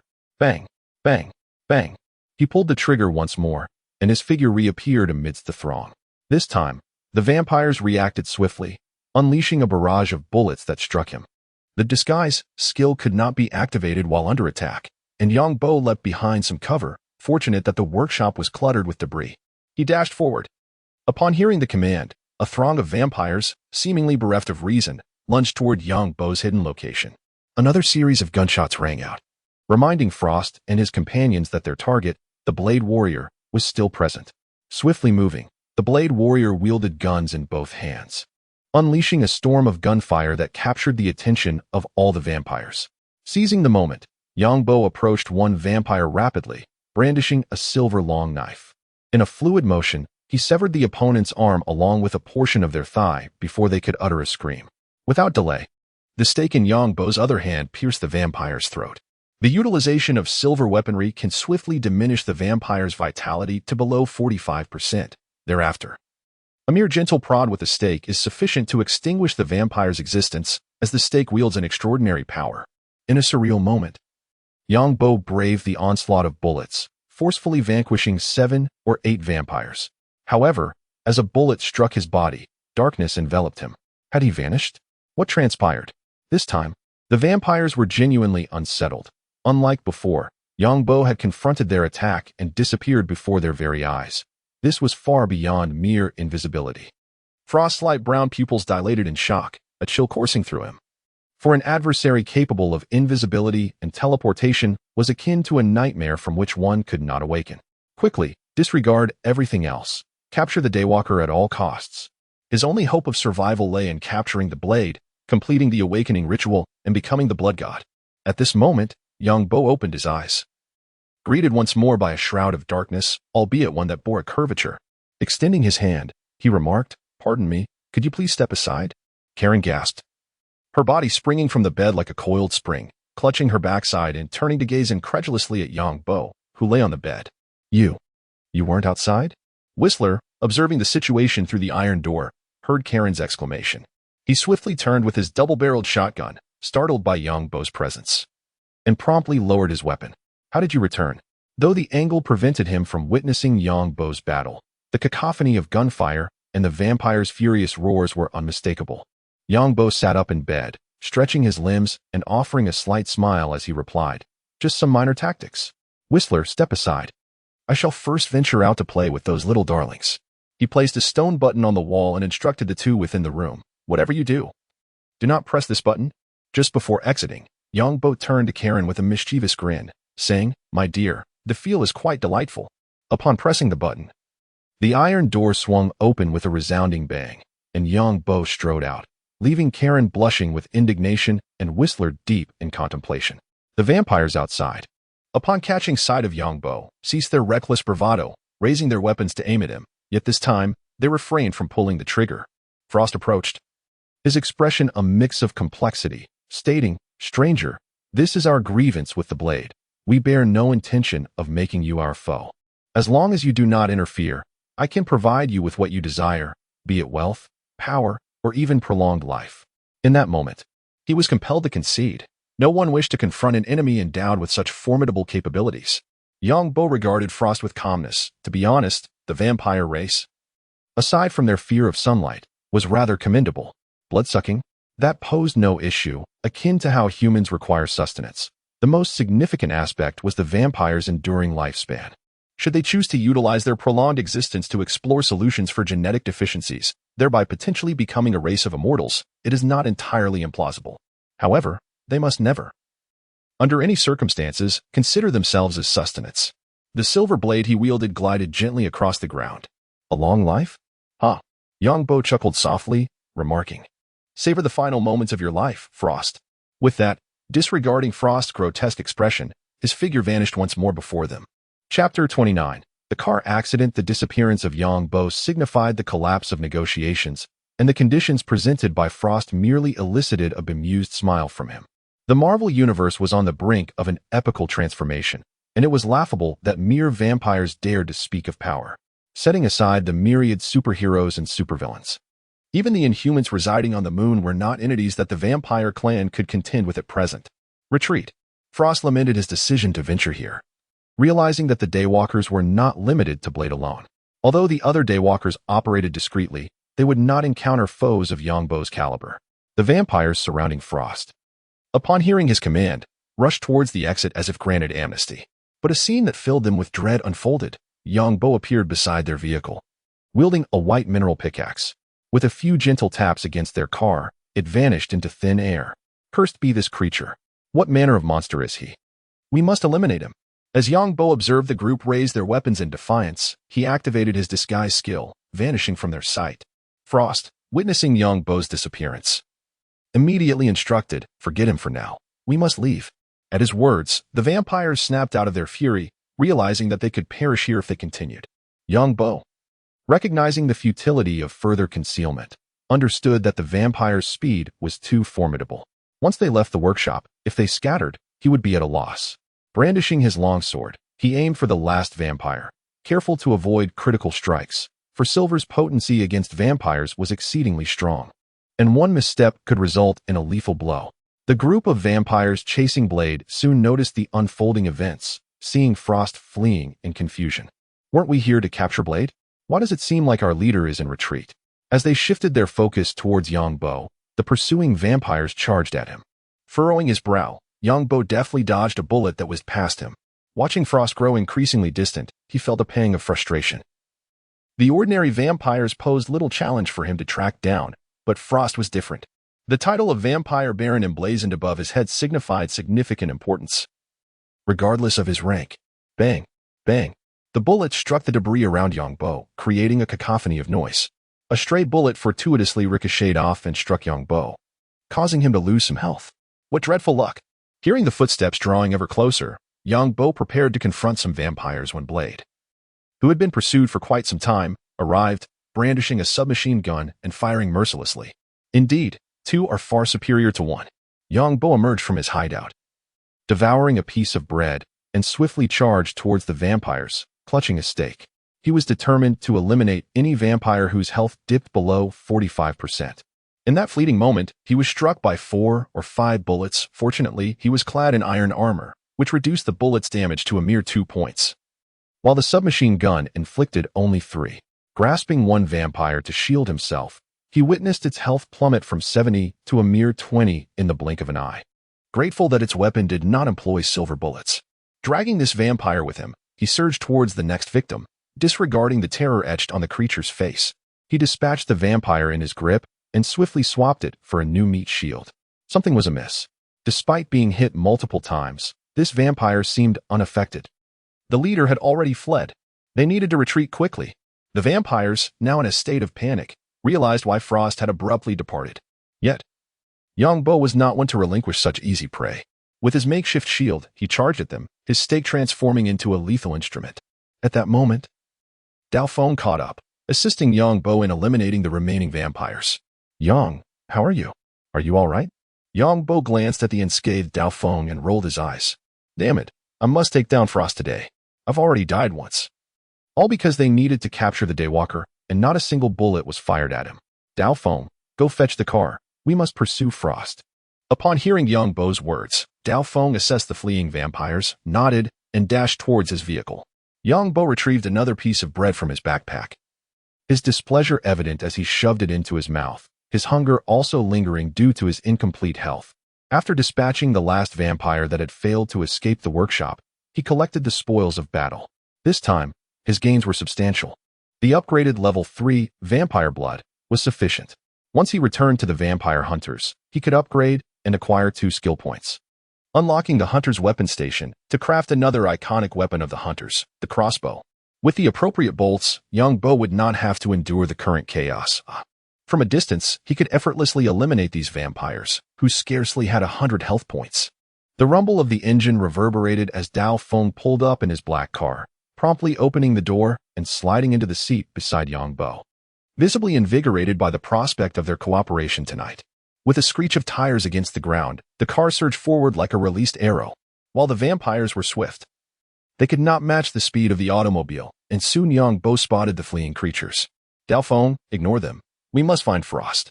These fiends are merely minions. We can deal with them later." "Certainly." The automobile did not decelerate, continuing its forward momentum. Before long, within the shadowy confines of the dilapidated factory, Yang Bo discerned a conspicuous line of bold lettering among the throng of vampires, Vampire Baron. The notorious blade was right ahead. He accelerated and aimed directly for the target. The roar of the engine caught Frost's attention. He initially believed it to be one of his subordinates. However, before he could revel in this thought, the black vehicle rapidly loomed larger in his line of sight. With a resounding crash, it became evident that the physically formidable Frost was no match for steel. The immense force transformed him into a flying figure momentarily. Blade, well done. Chapter 30, Master, shall we hail a taxi? It must be said that the resilience of vampires is formidable, particularly when it comes to blunt force trauma. The so-called internal injuries pose little challenge to vampires endowed with extraordinary regenerative abilities. Frost soared into the air, executing a mid-air rotation for 2.5 weeks. Before landing with a resounding thud, his elastic body bounced twice upon impact. Had he been an ordinary human, he would undoubtedly have sustained severe injuries, unable to rise again. Yet, Frost merely paled slightly, nonchalantly rising to his feet as if nothing had occurred. Yang Bo swiftly flung open the car door and dashed out, lunging at the nearest vampire, wielding both a long knife and a stake. As the saying goes, do not pursue a desperate foe. However, Yang Bo could discern no signs of poverty among these vampires. The luxury vehicles nestled within his backpack attested to their affluence. Thus, he resolved to eradicate them entirely. A barrage of bullets erupted towards Yang Bo, yet his 20-plus years of solitary training had honed his reflexes to a fine edge. He brandished a shield, having previously refrained from using it to maintain his lethal momentum. However, the risk of being killed and having to revive only to chase after these vampires again was far too great. This shield proved invaluable, though its durability waned alarmingly fast. Upon rising, Frost observed Yang Bo valiantly defending against the onslaught of gunfire with his wooden shield. In a panic, he shouted, "Eliminate them. Kill the Daywalker as well." No sooner had he uttered these words than he turned to flee, showing no regard for the lives of his subordinates. At this moment, he was solely focused on escaping, seeking refuge in another city until he could locate other Daywalkers, reclaim his power as a blood god, and return for vengeance. Yang Bo watched Frost's retreating figure with rising anxiety. The cooked duck must not escape. Crouching behind his shield, Yang Bo drew his pistol and aimed at the vampires, only to be taken aback by a series of clicking sounds. No bullets left? This handgun had been a gift from the blade, and although it had undergone magical modifications to increase its capacity, it had been drained during the recent skirmish. While he possessed other weapons in his backpack, they contained only ordinary ammunition, which was ineffective against vampires. It would be far more prudent to charge in and deliver a decisive blow. At this moment, the blade also felt immense pressure. Initially, the vampires had aimed to capture him alive, but now they showed no mercy, unleashing a relentless hail of bullets upon his vehicle, leaving him with no opportunity to counterattack.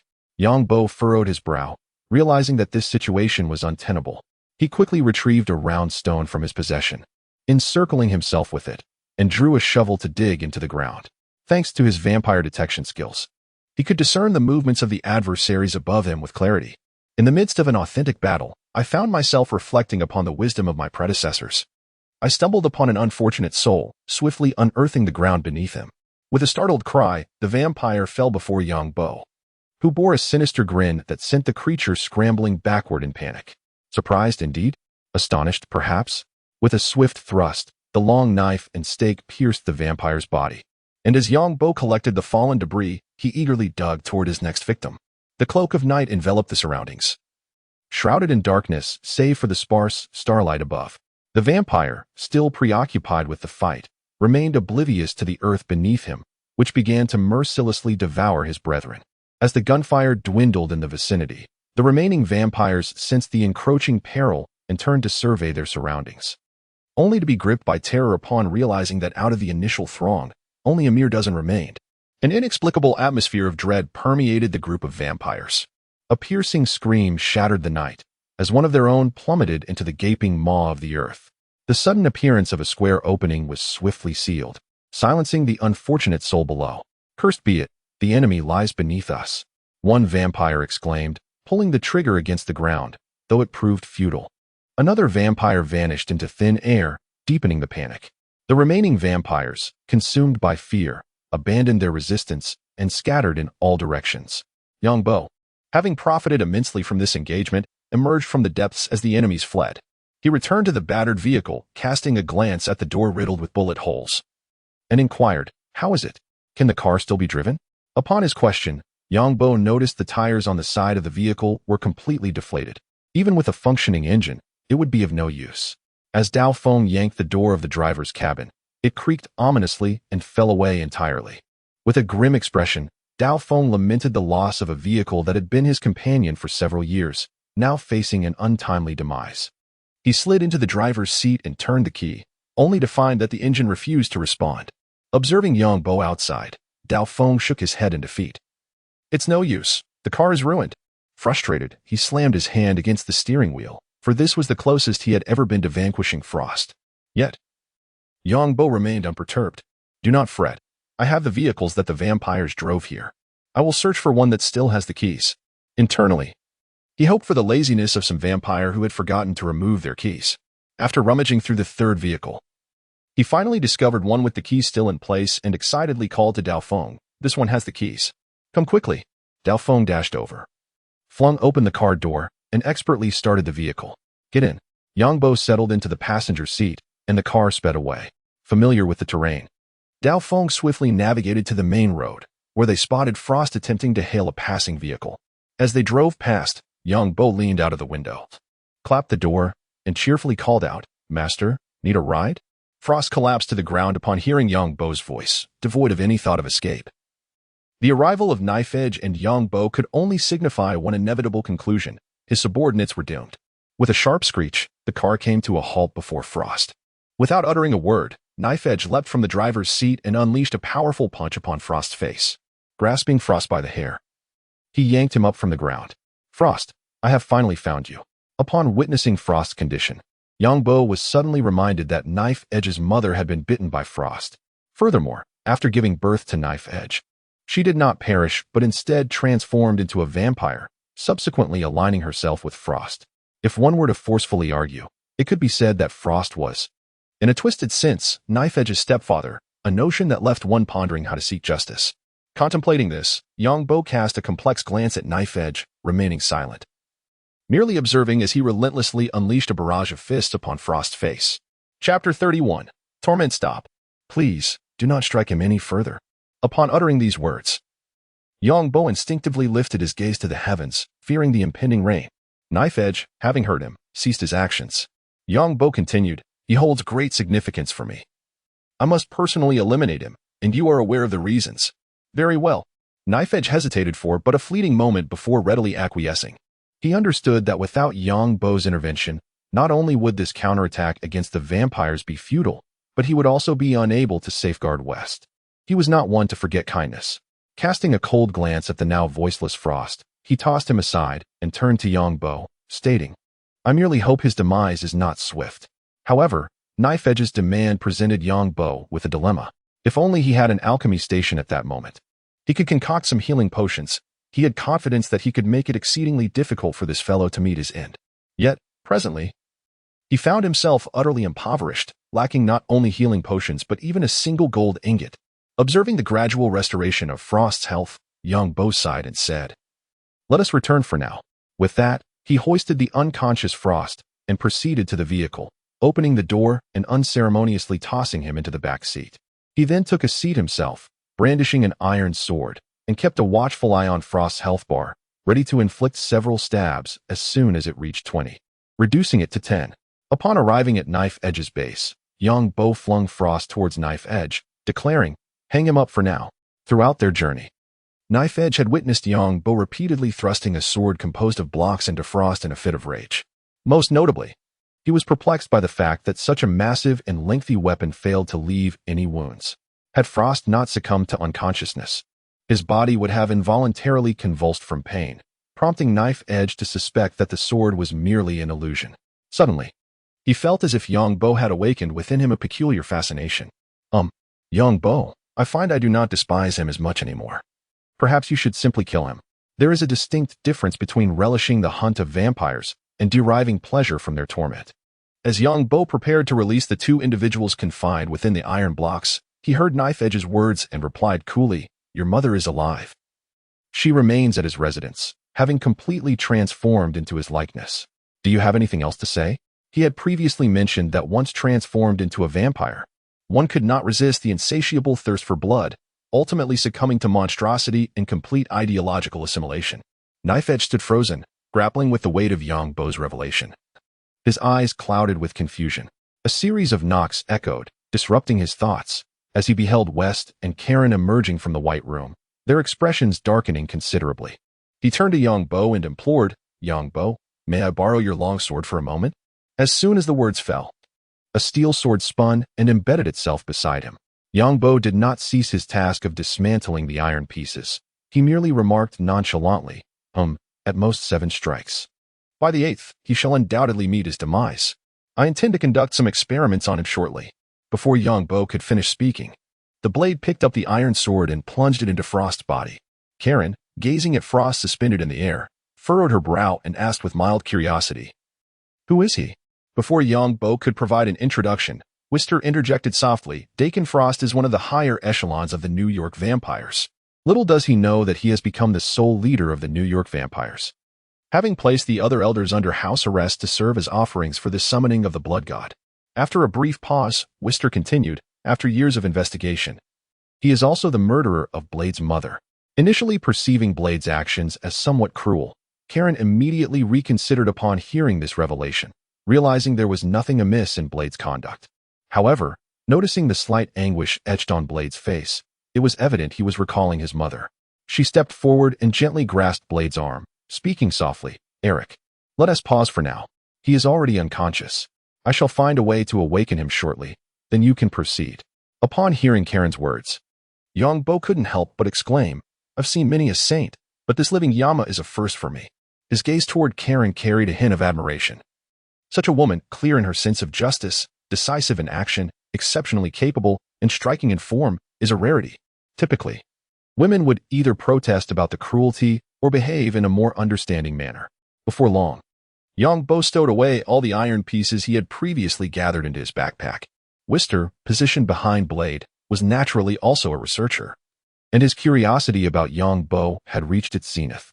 He approached and inquired, "I examined the structure you built earlier, and it seems to be composed of high-strength iron. But with such weight, how is it that the ceiling does not collapse? They are not a cohesive unit and lack support. Is this your special ability? Are you a sorcerer?" A barrage of questions left Yang Bo with a slight headache.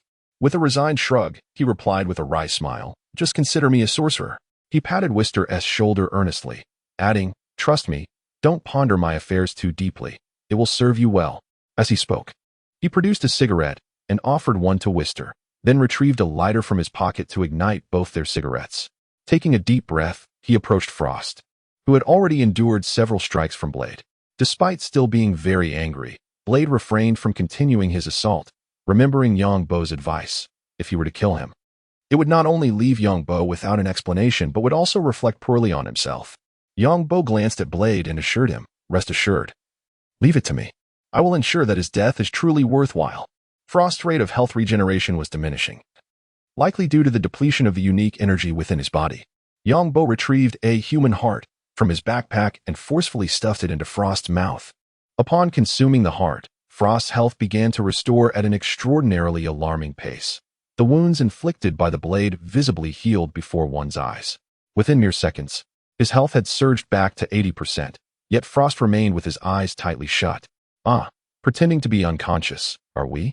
Yang Bo, unconvinced that a Frost with 80% health could still be in a state of unconsciousness, exhaled a plume of thick smoke toward him and said with a grin, "Enjoy this exquisite torment." Chapter 32. Phil Coulson with a piercing scream, Yang Bo picked up the Pure Blood 1/6 that Frost had dropped, feeling a twinge of disappointment. What a letdown. The final boss only drops a level 1 Pure Blood. The dawn had broken outside, and after a long night, Yang Bo, Karen, and Whistler had gathered satisfactory experimental data. Collecting their belongings, Yang Bo called out to the pensive Blade, "Hey, stop overthinking it and take me back. I need some rest." He understood that Blade was likely preoccupied with thoughts of his mother, but he was not particularly adept at offering comfort. That was a task better suited for Karen, who might coax out some feelings. "If it's convenient for you, please find a time to bring Boar to me. You're the only one in this city I know who has that capability, and I would owe you a favor." Blade snapped back to reality, recalling Boar's hefty frame. and a hint of hesitation crossed his face. "You've given me a conundrum. I'll bring him over tonight." As they drove away, Yang Bo bid farewell to Whistler and Karen. Heading towards Central Park, the newly risen sun cast warm rays upon him, elevating his spirits after a sleepless night. He stretched lazily, suddenly reminded of those vampire followers, and turned to Blade. "You should change your location. Your position has been compromised. Those vampire hounds will surely come after you." Upon hearing Yang Bo's words, Blade's expression remained unchanged, and he replied in a calm tone, "Rest assured, as long as I don't provoke them, they won't dare to trouble me. But you should be cautious. They will definitely seek you out." "Dare?" Yang Bo was somewhat taken aback. Blade had used the word dare instead of want, piquing his curiosity. Their bond had deepened. After all, they were brothers in arms, one risking his life, the other expending bullets. Some questions no longer required delicacy. He asked straightforwardly, "Why do you say they wouldn't dare?" Blade smiled slightly and explained, "I am a half-vampire. Dealing with vampires is a matter of our kind. They would not use humans against me. Most importantly, if the vampire followers were to confront me, the nature of the situation would change entirely." Yang Bo recalled the plot of Blade, Trinity, where the vampire followers disguised themselves as vampires and were slain by Blade, but the entire scene was recorded by the vampires. Thus, the authorities had no choice but to put a bounty on Blade. However, one thing puzzled him. Why would the vampires hesitate to confront Blade instead of leveraging the power of the authorities against him? Unless Blade had backing from a faction even more powerful than the vampires, which could explain his earlier reckless assault on that police officer without a hint of concern. After all, attacking an officer is a severe crime in any nation. "Blade, if it's not too much trouble, could you tell me who is backing you?" Blade steadied the steering wheel with one hand while the other rummaged in his pocket, eventually tossing Yang Bo a small black notebook. Yang Bo reached out to take the document, and upon noticing the embossed emblem of a steel eagle, he immediately thought of Marvel's most renowned organization, SHIELD. However, it was still known by its full name, the Strategic Homeland Intervention, Enforcement, and Logistics Division. As he opened it, he came across a photograph of Blade, accompanied by some information. Eric Brooks, Level 8, Yang Bo pondered. In the comics, the Blade Warrior had once joined SHIELD as Howling Commandos, and was classified as a Level 10 agent, on par with Director Fury. He operated as a vampire hunter, tackling various supernatural anomalies, including the extermination of vampires and other non-human monstrosities. Yet, Yang Bo had never read the comics and was utterly unaware that Blade was also a SHIELD agent, and a Level 8 at that. "Blade, could you possibly enlighten me as to how someone with such an impressive background ended up in this position?" He handed the credentials back to Blade. Blade replied, "I merely hold a title. My primary role involves assisting SHIELD in eliminating certain non-human creatures. They help me with official matters, but most of the time, I operate independently." Yang Bo nodded and reclined in his seat, silent. SHIELD. Kamartaj, the Sanctum Marvel is becoming increasingly intriguing. I wonder if the Ancient One has noticed my uninvited presence? By the way, I also wonder if this Marvel universe has an agency like God's Spear. Lost in his musings, the two returned to Central Park. Yang Bo alighted from the vehicle but chose not to head straight home. Instead, he ventured to the nearest fast food establishment to purchase a bite, as he was nearing madness from eating bread daily. Upon entering the Golden Arches, he ordered some burgers and snacks before selecting a seat by the window. A bright red convertible pulled up outside, and a man clad in an all-black suit emerged from the vehicle. As if sensing Yang Bo's gaze, he glanced up, offering a slight nod and a friendly smile. However, upon recognizing the individual, Yang Bo's expression turned mischievous. "Phil Coulson, the SHIELD agent. He couldn't possibly be here seeking him." Yang Bo found it hard to believe. As Yang Bo suspected, Coulson walked in without hesitation, heading directly to Yang Bo's side. "Hello. Mr. Yang Bo, allow me to introduce myself. I am Phil Coulson. It is a pleasure to meet you." With that, he extended his hand toward Yang Bo. Yang Bo held no animosity toward Coulson, one of the few amiable agents within SHIELD. In fact, the moment he laid eyes on Coulson, a thought sparked in his mind. It would be a disservice to oneself not to seize the opportunity presented by a lamb so readily offered. Certain materials in his world were exceedingly difficult to procure, but if a deal or agreement could be struck with SHIELD, Those materials would be remarkably easy to obtain. With that thought in mind, Yang Bo stood up enthusiastically, a broad smile gracing his face as he shook Coulson's hand, saying, "Coulson, may I address you as such? For some reason, I felt an immediate sense of familiarity upon first seeing you." The unexpected enthusiasm momentarily flustered Coulson, yet his extensive career as an agent enabled him to effortlessly maintain a composed expression. "Mr. Yang Bo, there's no need for such formality. You may simply call me Yang. If you prefer the American way, you may also refer to me as Yang. Please, have a seat." He gestured for Coulson to sit across from him. Coulson inclined his head slightly and, getting straight to the point, stated, "I am an agent of the Department of Homeland Strategic Defense, Attack, and Logistics. I have come here specifically to make your acquaintance. I am quite curious about your identity and wonder if you would be so kind as to elaborate." Yang Bo silently criticized the rather cumbersome name of S.H.I.E.L.D. before looking at Coulson with utmost seriousness and replying, "I truly have no idea how I ended up here. I am merely an ordinary citizen of China." Chapter 33. More stacked modules. Years of experience as an agent had taught Coulson that Yang Bo was not lying, but he was certainly concealing certain truths. With his arms raised, he placed his hands upon the table. "Are you interested in joining us? We would warmly welcome someone of your unique abilities." Upon hearing Coulson's invitation, Yang Bo reclined lazily in his chair, drumming his fingers on the table, his expression reflecting deep contemplation. S.H.I.E.L.D. Bah. The Hydra shield would be more apartment. Joining them would only lead to being devoured by the Serpent's agents. Yang Bo was acutely aware of his own intellect. While he could easily dispatch a few vampires in a fervor, aligning himself with those who engaged in constant scheming was merely a recipe for his own dissatisfaction. With a hint of regret, he addressed Coulson, "I apologize, but I must decline your offer to join your Department of Homeland Strategic Defense, Attack, and Logistics. For now, I simply wish to live quietly as a vampire hunter." Upon hearing Yang Bo's refusal, Coulson did not feel disheartened. Recognizing that the two had yet to fully understand one another, his earlier inquiry was merely a preliminary probe. "That's perfectly fine. However, I would advise you that the vampire faction is not as straightforward as it appears. Their primary stronghold lies in Europe, and they do not regard their kin in America with great importance, yet they are all descendants of Dracula." Yang Bo nodded slightly, interpreting Coulson's words as a friendly signal. After pondering for a moment, he replied, "Thank you for the warning." Just then, his fast food order was ready. Rising with a smile, he said, "Please hold on. I shall retrieve my breakfast and lunch." He then walked towards the service counter. Behind Coulson's back, Yang Bo furrowed his brow, contemplating how he might persuade S.H.I.E.L.D. to assist him in gathering certain materials.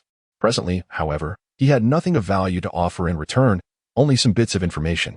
Yet, the knowledge he possessed was derived solely from films, and revealing it would undoubtedly attract the attention of either S.H.I.E.L.D.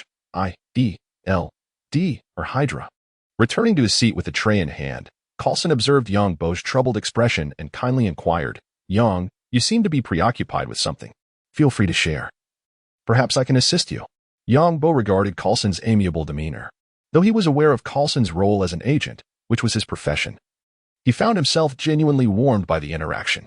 With a bittersweet smile, he shook his head and said, "I was contemplating how I might obtain a modicum of assistance from you without joining your ranks." Coulson's smile broadened even further. Compared to the other targets he had previously encountered, Yang Bo's forthright nature caught him off guard. Nevertheless, he appreciated it. "People inherently have needs. You help me. I help you, and in time, such exchanges cultivate friendship. You may start by sharing your concerns." Coulson did not provide an immediate affirmative response, however. He had already formulated a plan in his mind. If the situation proved manageable, he would acquiesce. "I wish to find a volcano, one that is currently erupting. I require some magma. Is that all?" Coulson promptly replied, "No problem at all. If it is convenient for you, I can arrange for you to visit the nearest volcanic crater." He did not inquire as to Yang Bo's purpose for the magma. For him, sourcing volcanic magma was an exceedingly simple task. There was no need for international travel, and it could even be accomplished in a single day. It is worth noting that the United States is one of the most volcanically active countries on Earth, boasting 165 potential active volcanoes. He had already set his sights on Hawaii Volcanoes National Park, having recently seen news reports indicating that the volcano there had resumed continuous eruptions, with lava nearly flowing onto the roadway. Upon witnessing Coulson's immediate agreement to his request, Yang Bo appeared momentarily dazed. After scrutinizing Coulson earnestly, he suddenly smiled and remarked, "I truly wish to befriend you. May I have your phone number?" He produced his mobile device, placing it upon the table and sliding it toward Coulson. Yang Bo found Coulson quite agreeable. Although he seemed somewhat interested in Yang Bo's physique, that was merely part of his profession, was it not? Coulson took the phone, entered his number, and after a brief ring, he hung up and returned the phone to Yang Bo. Yang Bo chuckled and tucked the device into his pocket. "I need to return home first to gather some supplies. We can set off at any time thereafter." He then grabbed a hamburger from the table and began to eat. It was unclear whether it was due to Steve's influence, but within a minute, Yang Bo had devoured 3 hamburgers along with an assortment of snacks, leaving Coulson utterly astonished.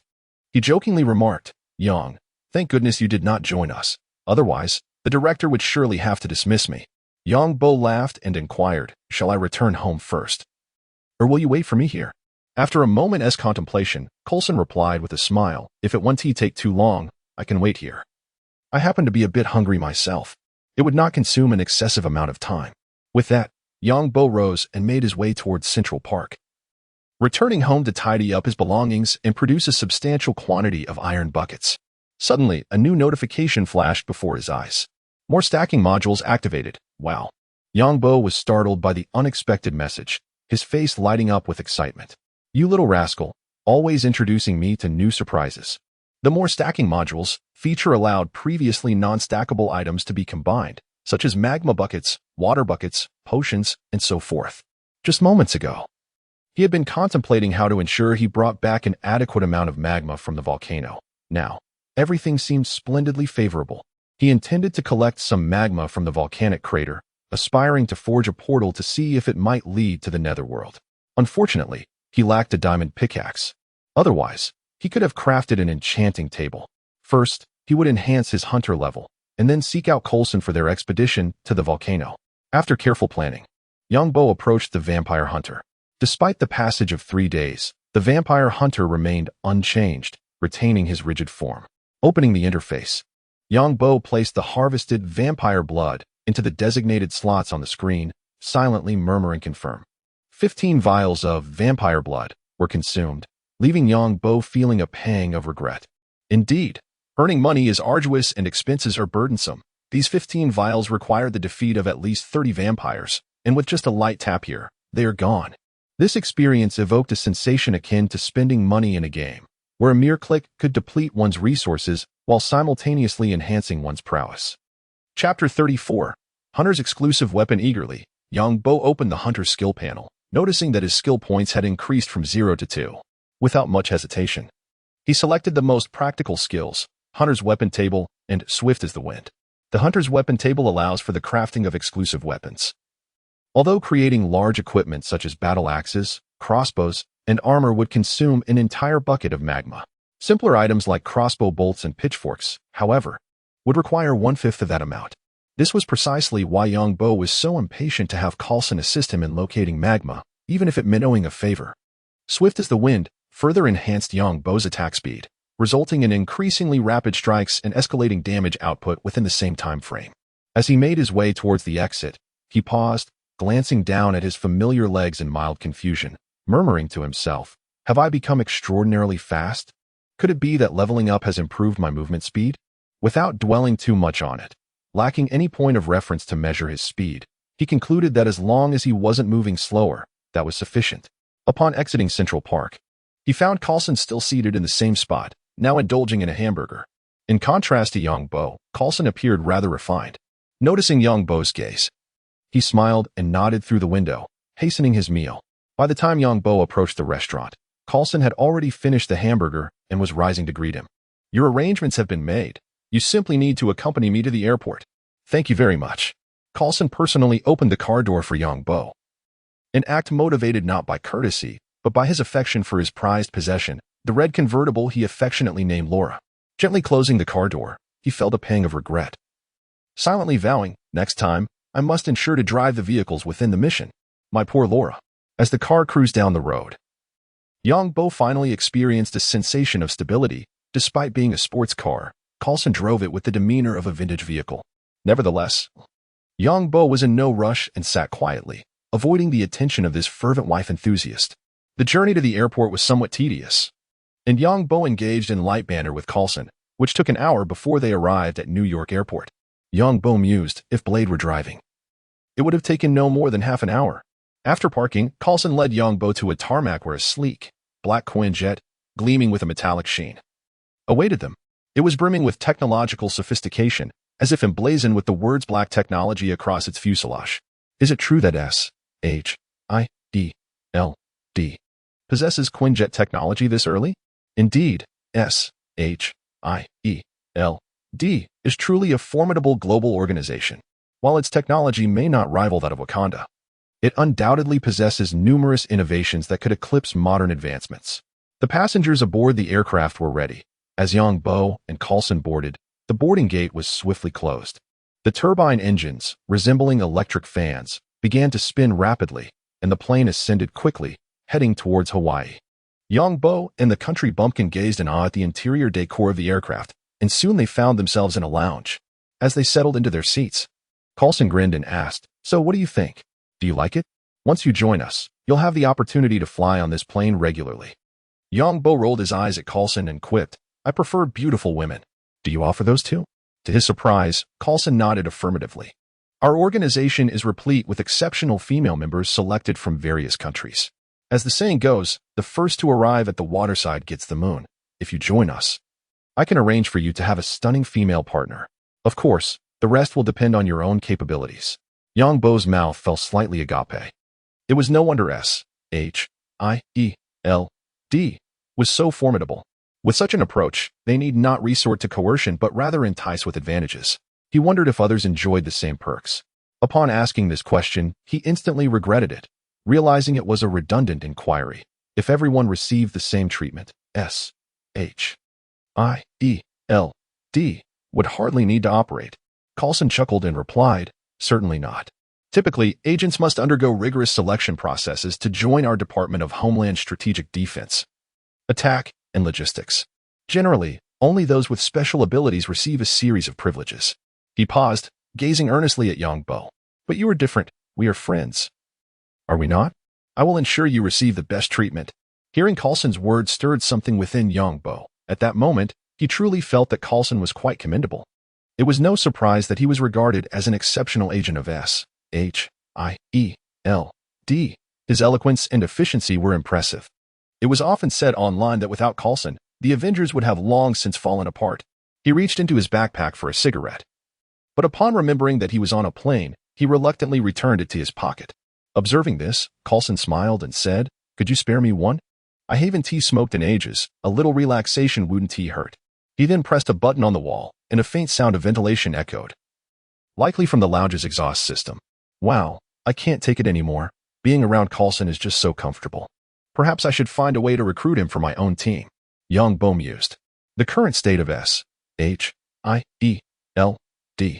appeared glamorous on the surface, but in reality it was riddled with vulnerabilities, having been infiltrated by Hydra. Yang Bo suspected that apart from the few renowned senior agents, the remainder were likely Hydra operatives. However, the fleeting thought of recruiting Coulson quickly dissipated. Yang Bo doubted that his personal charm could persuade the future director of S.H.I.E.L.D. to work for him. He took out a cigarette, lit it for Coulson, and then ignited his own, inhaling deeply before gently exhaling towards the ventilation. Chapter 35. Volcanoes and lava seated in the aircraft. Yang Bo immediately observed the thick black smoke billowing from the volcano's mouth. The Quinjet sought a relatively flat area at a distance from the volcano and began its gentle descent. Coulson rose and announced, "We've arrived." He then opened the door to the lounge. Upon seeing Coulson emerge, the passengers inside the cabin handed him 2 gray protective masks. After accepting them, Coulson turned and handed one to Yang Bo, explaining, "Volcanic ash can be extremely harmful to the respiratory system. Wearing this mask will significantly alleviate the situation. Heeding advice is often wise." Yang Bo refrained from elaborating on his digitized body, which rendered him impervious to such trivial volcanic ash. If inhaling this substance could harm him, then surely the ashes drifting through the Dandruff Canyon in his world would have caused Steve to perish upon entry. He accepted the mask, placing it over his face as the rear door of the Quinjet slowly opened, allowing a gust of strong wind to rush inside. Yang Bo stepped out of the aircraft.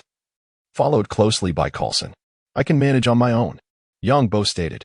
Coulson gently shook his head, replying, the volcano is still erupting. It's better if I accompany you. In case of any emergencies, I can assist. Yang Bo merely chuckled softly and chose to disregard the comment. Turning instead towards the volcano's mouth. The Quinjet had landed at a considerable distance from the crater, as closer areas were dominated by solidified black lava, making it impossible to land the aircraft safely, not to mention the inherent dangers. Hawaii Volcano's national park lies by the ocean, and today the surrounding sea breeze was quite boisterous. The sky was filled with volcanic ash, resembling a heavy snowfall of gray and black.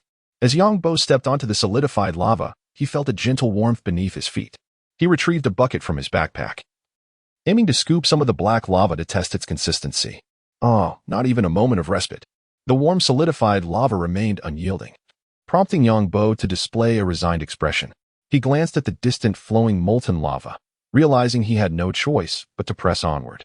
Coulson, observing the iron bucket that appeared and disappeared in Yang Bo's hands, felt a sudden tightening in his gaze.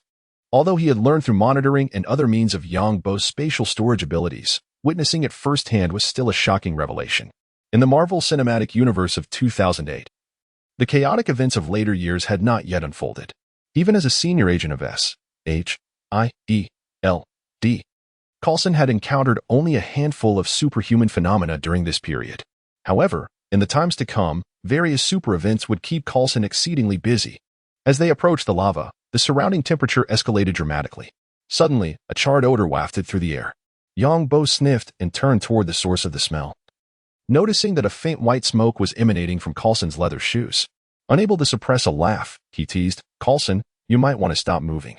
If you go any further, you might just melt.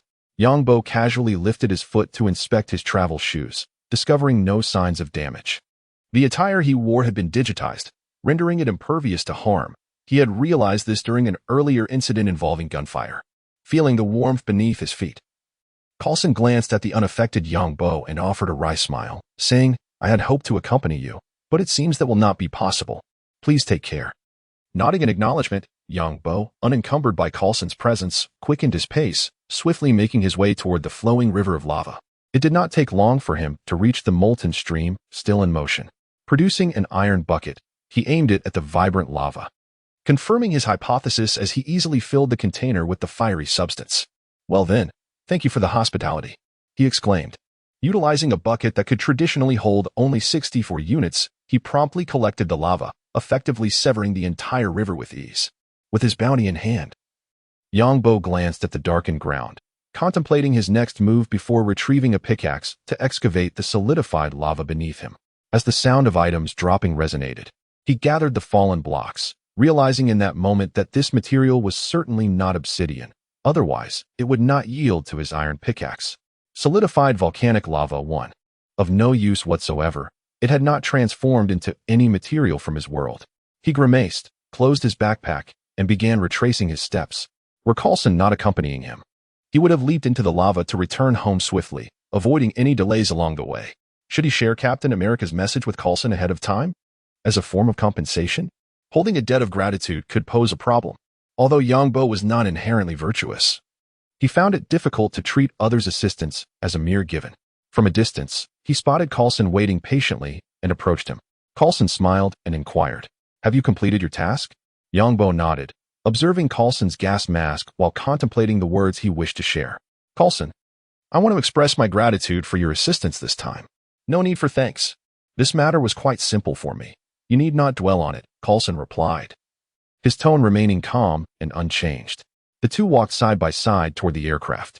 Yang Bo removed his mask, his expression earnest as he stated, Coulson, I wish to share something significant with my friend, as a gift for him. This matter holds great importance to my friend. Coulson halted, similarly removing his mask, his demeanor serious as he regarded Yang Bo, uncertain of what he was about to say. You may speak freely. I am merely your friend now, not a spy.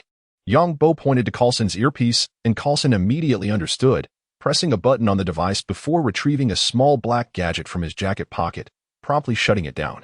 Well, it is quite normal for an agent to possess such devices, he remarked, reaching to grasp a button on his collar. Yang Bo nodded, fully aware that Coulson was equipped with a myriad of peculiar devices, likely more than what met the eye. However, The words he was about to utter would undoubtedly alert Coulson to the gravity of the situation. Leaning closer to Coulson's ear, he whispered, "Captain America is not dead. And the Homeland Strategic Defense Attack and Logistics Agency is far from secure." At this revelation, Coulson was momentarily taken aback, nearly losing his balance as if he were on the verge of kissing the ground. His eyes widened in disbelief, and a rigid smile froze upon his face. The implications of Yang Bo's words rendered his mind momentarily devoid of thought.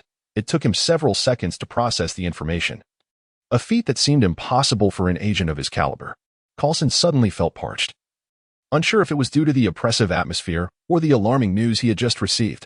In a fit of agitation, he yanked a button from his shirt, casting it to the floor beneath his feet, where he crushed it underfoot, revealing the electronic components hidden within. Then, from the heel of his shoe, he extracted a small black object and hurled it into the distance. His voice, now hoarse and tinged with anxiety, inquired, "You realize the gravity of what you were saying, do you not?" Chapter 36. The Ancient One by the Volcano's Edge. Yang Bo observed the anxious yet hopeful expression on Coulson's face and patted him on the shoulder, reassuringly saying, "It's true. Why would I deceive you? You are hardly a stunning investigative officer. This is merely a matter of mutual assistance among friends. Although I must admit I am somewhat unclear about his current whereabouts." To thwart the nefarious plans of the Red Skull, Captain America had followed him aboard the aircraft that was set to annihilate major cities. During the climactic battle, the Red Skull vanished into a wormhole formed by the energy of the Tesseract. Captain America realized the plane had sustained significant damage and, with it heading towards New York, resolved to make an emergency landing on a nearby glacier. However, he too was thrown into the icy grip of the North Atlantic due to the crash. Yang Bo relayed this information to Coulson, stating, "Due to the super soldier serum, he is not dead yet. It is merely a matter of time before someone discovers him and rescues him." Upon hearing Yang Bo's words, Coulson's demeanor shifted to one of palpable excitement. As an agent, he was trained to remain composed, yet the revelation that his idol, Captain America, was still alive overwhelmed him. "Yang, could you spare me a cigarette?" "This news is simply too," Coulson said, accepting the cigarette Yang Bo offered and placing it between his lips. Yang Bo produced a lighter and ignited it for him. A faint, rhythmic buzzing emanated from Coulson as he tucked the cigarette into his mouth and retrieved the earpiece he had previously stored in his pocket. With a gentle press, he spoke. "Director, I'm fine. Yes, it must be the heat. I am currently standing on volcanic rock that has yet to cool." After exchanging a few words, Coulson returned the earpiece to his pocket, and Yang Bo inferred that the caller was none other than Nick Fury, the director of SHIELD. Once Coulson hung up, his expression was a blend of complexity as he gazed at Yang Bo and asked, "How did you know the captain was still alive? Or rather, why did you choose to share this news with me?" "From watching television, of course. Just remember, this is a message for a friend, not for an agent," Yang Bo replied, half-jokingly. He was unconcerned about SHIELD. After all, he feared not even the snap of Thanos' fingers. So what had he to dread from SHIELD?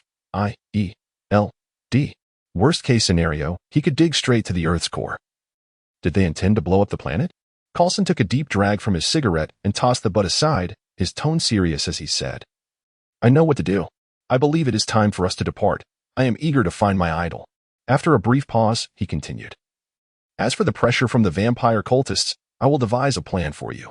But please try to avoid killing the cultists. After all, they are still human. Try to avoid. So, it means I can kill if I wish." Yang Bo, possessing a keen understanding, raised an eyebrow, a joyful smile gracing his face. With SHIELD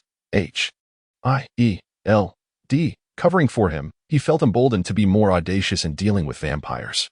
We cannot make it too difficult for Coulson. It would be best to transform that group of cultists into vampires before sending them on their way. As the two individuals walked shoulder to shoulder towards the Quinjet, a sudden spark erupted in the air before them, reminiscent of fireworks during the New Year celebrations, quickly spiraling into motion. In that fleeting moment of witnessing the spark, Yang Bo's expression transformed into one of profound intrigue. He was no fool, and he understood that in this moment, the one capable of opening a portal and traversing dimensions could hardly be the Sorcerer Supreme. Coulson, too, drew a handgun from his waist. Yet Yang Bo gently halted him with a hand and shook his head lightly, for such a weapon would hold no efficacy against whoever awaited beyond the portal. The spark swiftly coalesced into a shimmering gateway, revealing an exquisitely decorated chamber where a bald figure clad in a beige robe The ancient sorceress known as the Ancient One from the Marvel Universe regarded him with an air of composed serenity. Taking a step forward, she emerged from the luminous circle, exuding a sense of poise as she softly inquired, "Greetings, visitor from another realm." Upon hearing her words, Yang Bo's heart raced with trepidation. The Ancient One was indeed a prominent figure on Earth, a true guardian of the realm. Had she not chosen to retire from her duties, the threat of Thanos would have been averted. "Greetings, Supreme Sorceress," he replied, to which the Ancient One reacted with no semblance of surprise. Her gentle smile unwavering as she took another step forward, silently closing the portal behind her. With a serious demeanor, she regarded Yang Bo with keen eyes and asked, "You are quite enigmatic. I can discern neither your future nor your past. Might you disclose your purpose for being here, young man?" Faced with the Ancient One's scrutiny, Yang Bo felt a weight of pressure. Although he did not fear death, the thought of being confined within the mirror dimension was daunting. Wait, the mirror dimension? Perhaps it could be explored. I must certainly investigate it when the opportunity arises. This thought eased his anxiety considerably, bringing a faint smile to his face. "I'm uncertain. I merely stepped away for a moment and suddenly found myself here. Would you be so kind as to return me?" As the guardian of Earth against threats from other dimensions, the Ancient One had encountered numerous peculiar travelers, yet someone as shrouded in mystery as Yang Bo was a first. She shook her head apologetically, saying, "I am afraid I cannot locate your dimension. I do not know from whence you came. Were it not for Captain America's earlier appearance, I might not have even sensed your presence." Yang Bo felt a pang of disappointment upon hearing this, and he began to understand why the Ancient One had not sought him out initially. What exactly does this formidable figure intend? Does she mean to eliminate me? This interdimensional visitor? Sorceress, might I inquire about your intentions regarding my presence? The Ancient One replied earnestly, "Your arrival has altered the world line, displacing it from the sacred timeline, which could precipitate significant peril." Yang Bo was taken aback. He had not anticipated the Ancient One's awareness of the sacred timeline, which he had come to recognize through the films he had watched. To disrupt the sacred timeline was to alter the narrative itself.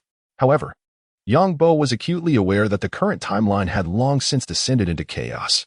Otherwise, upon his initial arrival, he should have been greeted by the Time Management Bureau. The dialogue between the two left Coulson, who stood nearby, utterly perplexed. Stepping forward, he addressed the figure emerging from the portal with a soft voice, "Greetings. I am Agent Coulson from the Strategic Homeland Intervention, Enforcement, and Logistics Division. May I inquire as to your identity?" With a polite smile, the Ancient One replied, "Hello, Agent Coulson. I am the Ancient One." Chapter 37. The Tea That Cannot Be Refilled Indefinitely. Kamar-Taj, a secluded village nestled in the Himalayas, stands as a sanctum of the magical realm. Yang Bo sat upon a stool, gazing through the window at the howling snowstorm outside, while before him rested a steaming cup of tea. The Supreme Sorcerer, Ancient One, sat opposite him, her eyes vacant as she peered into the future through the glowing green eye of Agamotto adorning her chest. This state of contemplation had persisted for some time. After arriving at Kamar-Taj and engaging in a brief exchange, Ancient One had begun to utilize the time stone to scrutinize the unfolding future. Lifting the teacup, he took a sip, and a fragrant essence filled his mouth, even as someone who seldom drank tea. He recognized that this brew was unparalleled to any he had previously tasted. He had accepted Ancient One's invitation to visit Kamar-Taj, driven by a keen interest in the portal spell. If I could master the portal, I would never again worry about unexpectedly traversing dimensions during a bathroom break. Even after several days, the memory of his previous ordeal lingered, casting a shadow over his thoughts. "Cannot see." Ancient One's voice suddenly pierced through Yang Bo's contemplation, startling him as he pondered how to broach the subject of learning the portal spell. Hastily setting down his cup, he inquired, "What cannot be seen?" With a gaze imbued with complexity, Ancient One responded, "There is no trace of you in the future timelines, even though you stand directly before me. Your existence surpasses the Eye of Agamotto. The Eye of Agamotto serves as the vessel for the Time Stone, an artifact of nearly limitless power within this universe, enabling her to observe the future of the cosmos. Yet, despite her scrutiny, she could not perceive Yang Bo's presence in any potential future, not even in the next fleeting moment, where only her own silhouette and a levitating teacup occupied the room. She had never encountered such a phenomenon and remained uncertain whether it signified good or ill. Yang Bo, momentarily confounded by Ancient One's words, pondered aloud. "What do you mean you cannot see me? Is the time stone malfunctioning?" He paid little heed to the notion of being absent from the future. After all, he was not a native of the Marvel Universe. Perhaps the time stone simply disregarded him. His sole desire was to ascertain whether he could indeed learn the portal spell. After a moment of contemplation, he addressed the sorceress. Ancient One, may I inquire about the possibility of learning the portal spell? Ancient One nodded slightly in response, stating, any individual with talent can learn. If you wish to acquire the spell, you must first meditate, connecting your mental energy with the otherworldly deities. You must earn their recognition and forge the corresponding contract to wield their magic. Yongbo hesitated, a twinge of discomfort washing over him as he replied, must I rely on the power of the deities? Is it not possible to attain this through personal cultivation? The deities of the Marvel Universe were not known for their amiability. Every interaction was laden with costs, particularly regarding contractual agreements, which might well lead to his own subjugation. He certainly does not possess the power of the Ancient One, drawing energy daily from the Dark Dimension. Ultimately, when the Dark Lord Dormammu came to collect, he was swiftly repelled by the Ancient One, who boldly proclaimed, I borrowed this energy through my own merit. Why should I repay it? Indeed, she could. But for an ordinary mage apprentice, mastering the art of creating a portal would typically require 5 years of diligent study. If you wish, I could arrange for someone to instruct you immediately, the Ancient One remarked with a calm demeanor, as if 5 years were merely a fleeting moment to her. Upon hearing this, Yongbo felt a pang of distress. This was merely about summoning a portal, and the question of long-distance transportation remained unresolved. Was it truly necessary to spend 10 or 8 years for something as trivial as visiting the restroom? If you desire to expedite your learning of spells, I can assist you in exploring the multiverse. As she spoke, the Ancient One suddenly stood, swiftly placing her hand upon Yongbo's chest. A surge of energy propelled him backward. In Yongbo's perception, everything around him seemed to slow down, including his own movements. It was his first encounter with such a novel sensation. At that moment, he comprehended what the Ancient One meant by observing the multiverse. In the film, when Doctor Strange learned magic, he too had been struck on the chest by the Ancient One, allowing his soul to traverse into an extraordinary realm. With a sudden crack, time resumed its normal flow, and Yongbo found himself seated on the ground, glancing at his health bar, which had diminished by 1.5 hearts, leaving him astonished. Goodness, was that gentle tap more powerful than a typical handgun? Rising from the ground and brushing himself off, he regarded the Ancient One as if she were some formidable weapon. The Ancient One gazed at Yongbo with a complex expression, causing him to feel uneasy, prompting him to inquire, Master Ancient One, what is it? Did you not say I was to observe the multiverse? Your soul and body are so intertwined that they cannot be separated. Your body is your soul, and your soul is your flesh. You are incapable of learning the spells of Kamartash. Hearing her words, he felt little concern for his physical state. After all, he could resurrect himself. It was only natural that his body and soul were somewhat peculiar. However, he could not accept the notion that he was unable to learn the portal spell. Beside him, the Ancient One's gaze was filled with curiosity. She had never encountered an existence like Yongbo, where body and soul were in perfect harmony. If she could achieve such a feat, perhaps her own body would not disintegrate. Do not lose heart. I believe you have your own path. Upon hearing her words, Yongbo suddenly experienced a moment of enlightenment. After all, I possess a golden key. A mere portal spell is beneath me. One day, if I were to receive a travel map module with teleportation capabilities, I could go wherever I please. With this realization, Yongbo felt invigorated, and the frustrations of being unable to learn spells vanished entirely. 2 days later, clad in a flowing black robe, Yongbo was returned to Central Park in New York by the esteemed Master Gui. This expedition to Kamartaj proved to be immensely fruitful, most notably as his backpack brimmed with a diverse array of treasures. After all, it was Gui's curiosity about his unique abilities that prompted this gathering. With a dismissive wave towards the somewhat perturbed visage of Gui within the shimmering portal, the gateway dissipated into the ether in an instant. It seemed that Master Gui was being rather petty. After all, it was merely a matter of acquiring a few vintage-style furnishings. Wasn't it his desire to witness my capabilities that had led to this? Upon returning home, Yongbo eagerly extracted his prized rosewood tea table from his backpack, accompanied by an exquisite tea set. Remarkably, the items retained their original state whether stored or retrieved, allowing the tea to still emit a gentle steam. He took a delicate sip, savoring the warmth. This is the essence of life. Chapter 38. The Nether placing the molten lava into the hunter's weapon forge's crucible, Yongbo retrieved the prepared materials, crafting 2 exclusive weapons for hunters, a crossbow and a battle axe. Subsequently, he produced a considerable quantity of crossbow bolts, with the solitary piece of good news being that they did not require feathers, Otherwise, he would have been unable to create any ammunition at all. Yongbo brandished the newly forged ordinary hunter's battle axe with a gentle swing, finding the grip satisfactory, albeit the damage displayed on the panel was somewhat lackluster. However, it dealt an additional 10 damage to vampires and possessed a built-in knockback attribute of 2. First, he set about constructing the nether portal, eager to ascertain whether he could venture into the nether. If successful, acquiring diamonds and obsidian would be a trivial matter. The chests within the nether fortress held a plethora of items from the overworld, most importantly, blaze rods.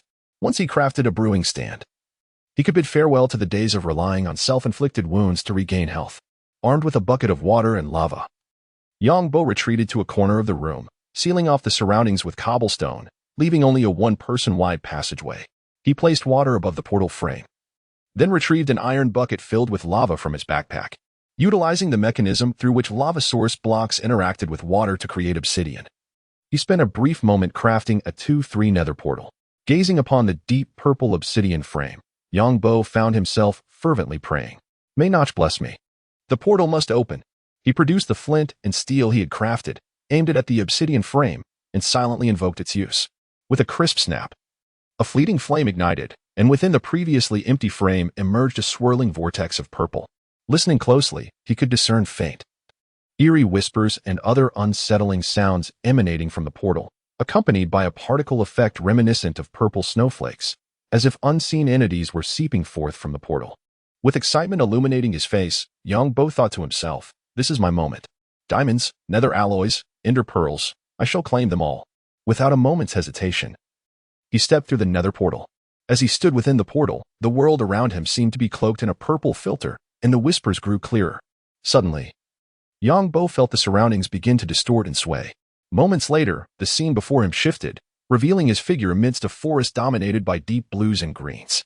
A strange forest? Instinctively lowering his head, he recognized that this realm was home to a particularly formidable foe, the Enderman. The Enderman's attacks and health were exceptionally high, and it possessed the capability to teleport, often appearing behind players once provoked. In the face of such an adversary, the iron armor he wore would be as fragile as paper. Quickly, he retrieved cobblestone from his backpack and constructed a 3-3 platform above his head, finally allowing himself a moment to breathe and survey the environment around him. The ground of the eerie forest is predominantly composed of peculiar fungal rocks, interspersed with fragments of nether rock and strange warts. Scattered across the surface, one can find the growth of bizarre fungi, nether sprouts, and entangling vines. Shadows of tall, dark figures traverse the woods. Yongbo instinctively glanced towards a dark silhouette, locking eyes with a pair of piercing purple orbs. The Enderman felt provoked and immediately opened its mouth in anger, its body trembling as it emitted a shrill, echoing cry that reverberated through the vast, desolate hellscape, causing Yongbo to shudder involuntarily. How does one navigate this situation? In the game, as long as one refrains from aiming at the Enderman's head with a crosshair, the creature would remain undisturbed. Yet, in reality, how can one avoid glancing at a shadow flitting by? Another deafening roar erupted, and Yongbo felt an overwhelming urge to slap himself. Yet another Enderman had been incited by his gaze. With no other choice, he retrieved an iron axe from his backpack, bracing himself for the Enderman's impending teleportation. With a sudden bayou, the lithe Enderman vanished, leaving behind a flurry of purple particles swirling in its wake. Yongbo quickly turned around, and as expected, the Enderman had teleported right behind him, letting out a menacing scream. He swung the iron axe forcefully at the creature. Upon being struck, the Enderman's dark form flickered momentarily, a flash of red signaling the damage it had sustained, yet it charged at him once more. Unfortunately for Yongbo, who stood at a height of merely 2 blocks, the 3-block-tall Enderman could not reach him with its attacks. Experienced the tactics of an outsider. The Enderman possessed a substantial health pool of 40 points, twice that of Yongbo's. Yet through diligent effort, Yongbo managed to diminish its health steadily. Just then, another Enderman's voice echoed from behind him, but Yongbo, positioned below the platform, remained unperturbed. Ender Pearl. Once the Enderman's health was depleted, a blue pearl fell to the ground, which Yongbo approached and was swiftly absorbed into his backpack. Holding the round Ender Pearl in his hand, he noticed a small black skull nestled at its center, its purple eyes darting in tandem with his gaze, maintaining a constant stare. How charming. The Ender Pearl is one of the few relatively spherical items in my world, although it retains a certain angularity to the touch. It appears significantly more appealing when contrasted with other items. Yang Bo stowed the pearl into his backpack. He decided to farm pearls here for a while. One can never have too many of these teleportation devices. With the pearl in hand, he could perform some rather audacious maneuvers, granting him a form of superpower with a clear vulnerability. The prospect of crafting an ender cannon, bestowing him with teleportation capabilities, filled Yang Bo with excitement. However, as he reveled in these delightful thoughts, he suddenly found himself under attack, his body involuntarily retreating a step as he frantically scanned his surroundings, only to discover that the Enderman behind him was clutching a round stone. Yang Bo hastily retrieved a round stone from his backpack to seal the gap. Casting a glance at his diminished health, which had decreased by 7 points, leaving him with a sensation of having narrowly escaped death. Damn it. Are you trying to play tricks on me? He thought, feeling the sting of betrayal. With a small axe in hand, he began to vent his frustrations. Due to the absence of a targeting reticle, the surrounding Endermen were occasionally drawn to him. Although he dispatched them with commendable speed, their numbers did not dwindle. In fact, they seemed to multiply. However, this situation was fortuitous, as it allowed him to gather all the Ender Pearls in one go. Chapter 39, The Fortress of Hell. Within the magnificent realm of Hell, Yang Bo had amassed a considerable collection of Ender Pearls. Everywhere he turned, Endermen lurked, rendering this eerie forest exceedingly perilous. With a sigh of discontent, he cleared the Endermen surrounding him, too wary to raise his gaze for fear of a surprise attack. Reluctantly, he switched to his pickaxe and began to dig into the earth. Thud, thud, thud. After several minutes, Yang Bo emerged from the confines of the sinister forest and finally beheld the breathtaking landscape. The towering ceiling of Hellstone, soaring hundreds of meters above, imparted an overwhelming sensation. Complemented by the vast expanse of the lava lake in the distance, or perhaps a lava sea would be a more fitting description, Yang Bo couldn't help but swallow hard in awe. It was simply spectacular. The sensation was entirely absent during his previous gaming experiences. Perhaps engaging with Minecraft in VR would allow one to grasp a semblance of this grandeur. The visibility in the eerie forest, filled with its bizarre fungi, paled in comparison to this moment. A sudden grunt of a pig interrupted Yang Bo's reverie. On the Hellstone platform, numerous zombie pigmen roamed, the most common creatures of the Nether, classified as passive entities. While they are indeed some of the most troublesome denizens of Hell, the caveat lies in not provoking them. A single misstep in striking one would unleash the wrath of all nearby zombie pigmen. Yang Bo observed a family of pigmen closest to him, 2 adult zombie pigmen and a juvenile, merrily playing together. Had it not been for the golden sword in his hand and their decaying forms, the scene would have appeared remarkably harmonious. Phew, he had lucked out. With no pigmen spawning in proximity, his keen eye spotted a peculiar piece of Hellstone nearby, adorned with golden speckles, sparking immense excitement within him. Nether gold ore. With that, he dashed towards the location of the Nether gold ore, only to be suddenly overwhelmed by an inexplicable wave of melancholy. After digging for over 10 minutes without encountering a single Nether gold ore, am I truly that unfortunate? The thought flitted through his mind but was quickly dismissed. With his abilities in Minecraft, how could he possibly be deemed unlucky? Absolutely impossible. For safety, he surrounded himself with Hellstone to shield against any wandering pigman. Then, wielding his iron pickaxe, he struck the Nether gold ore again.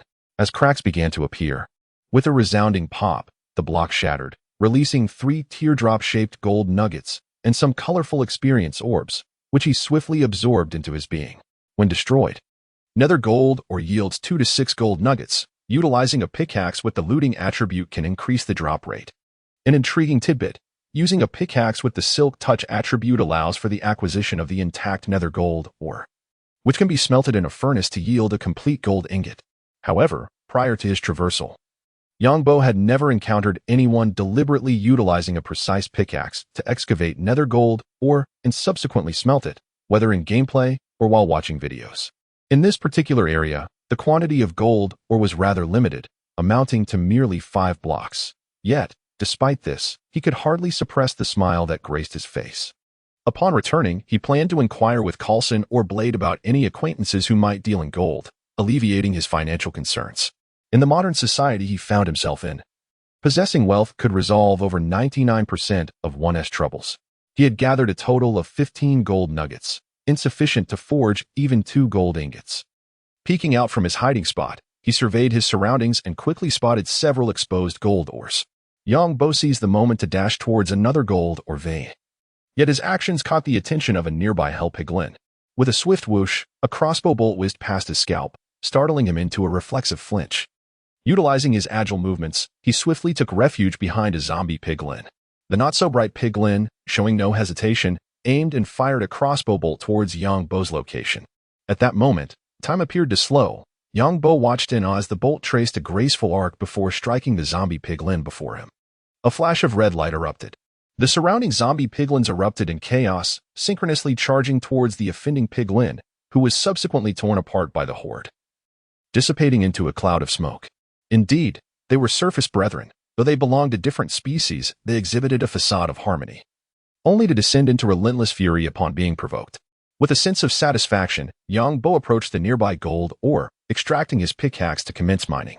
He collected all the fallen gold nuggets, and at his crafting table, he synthesized 4 gold ingots, fashioning a pair of golden boots that he equipped.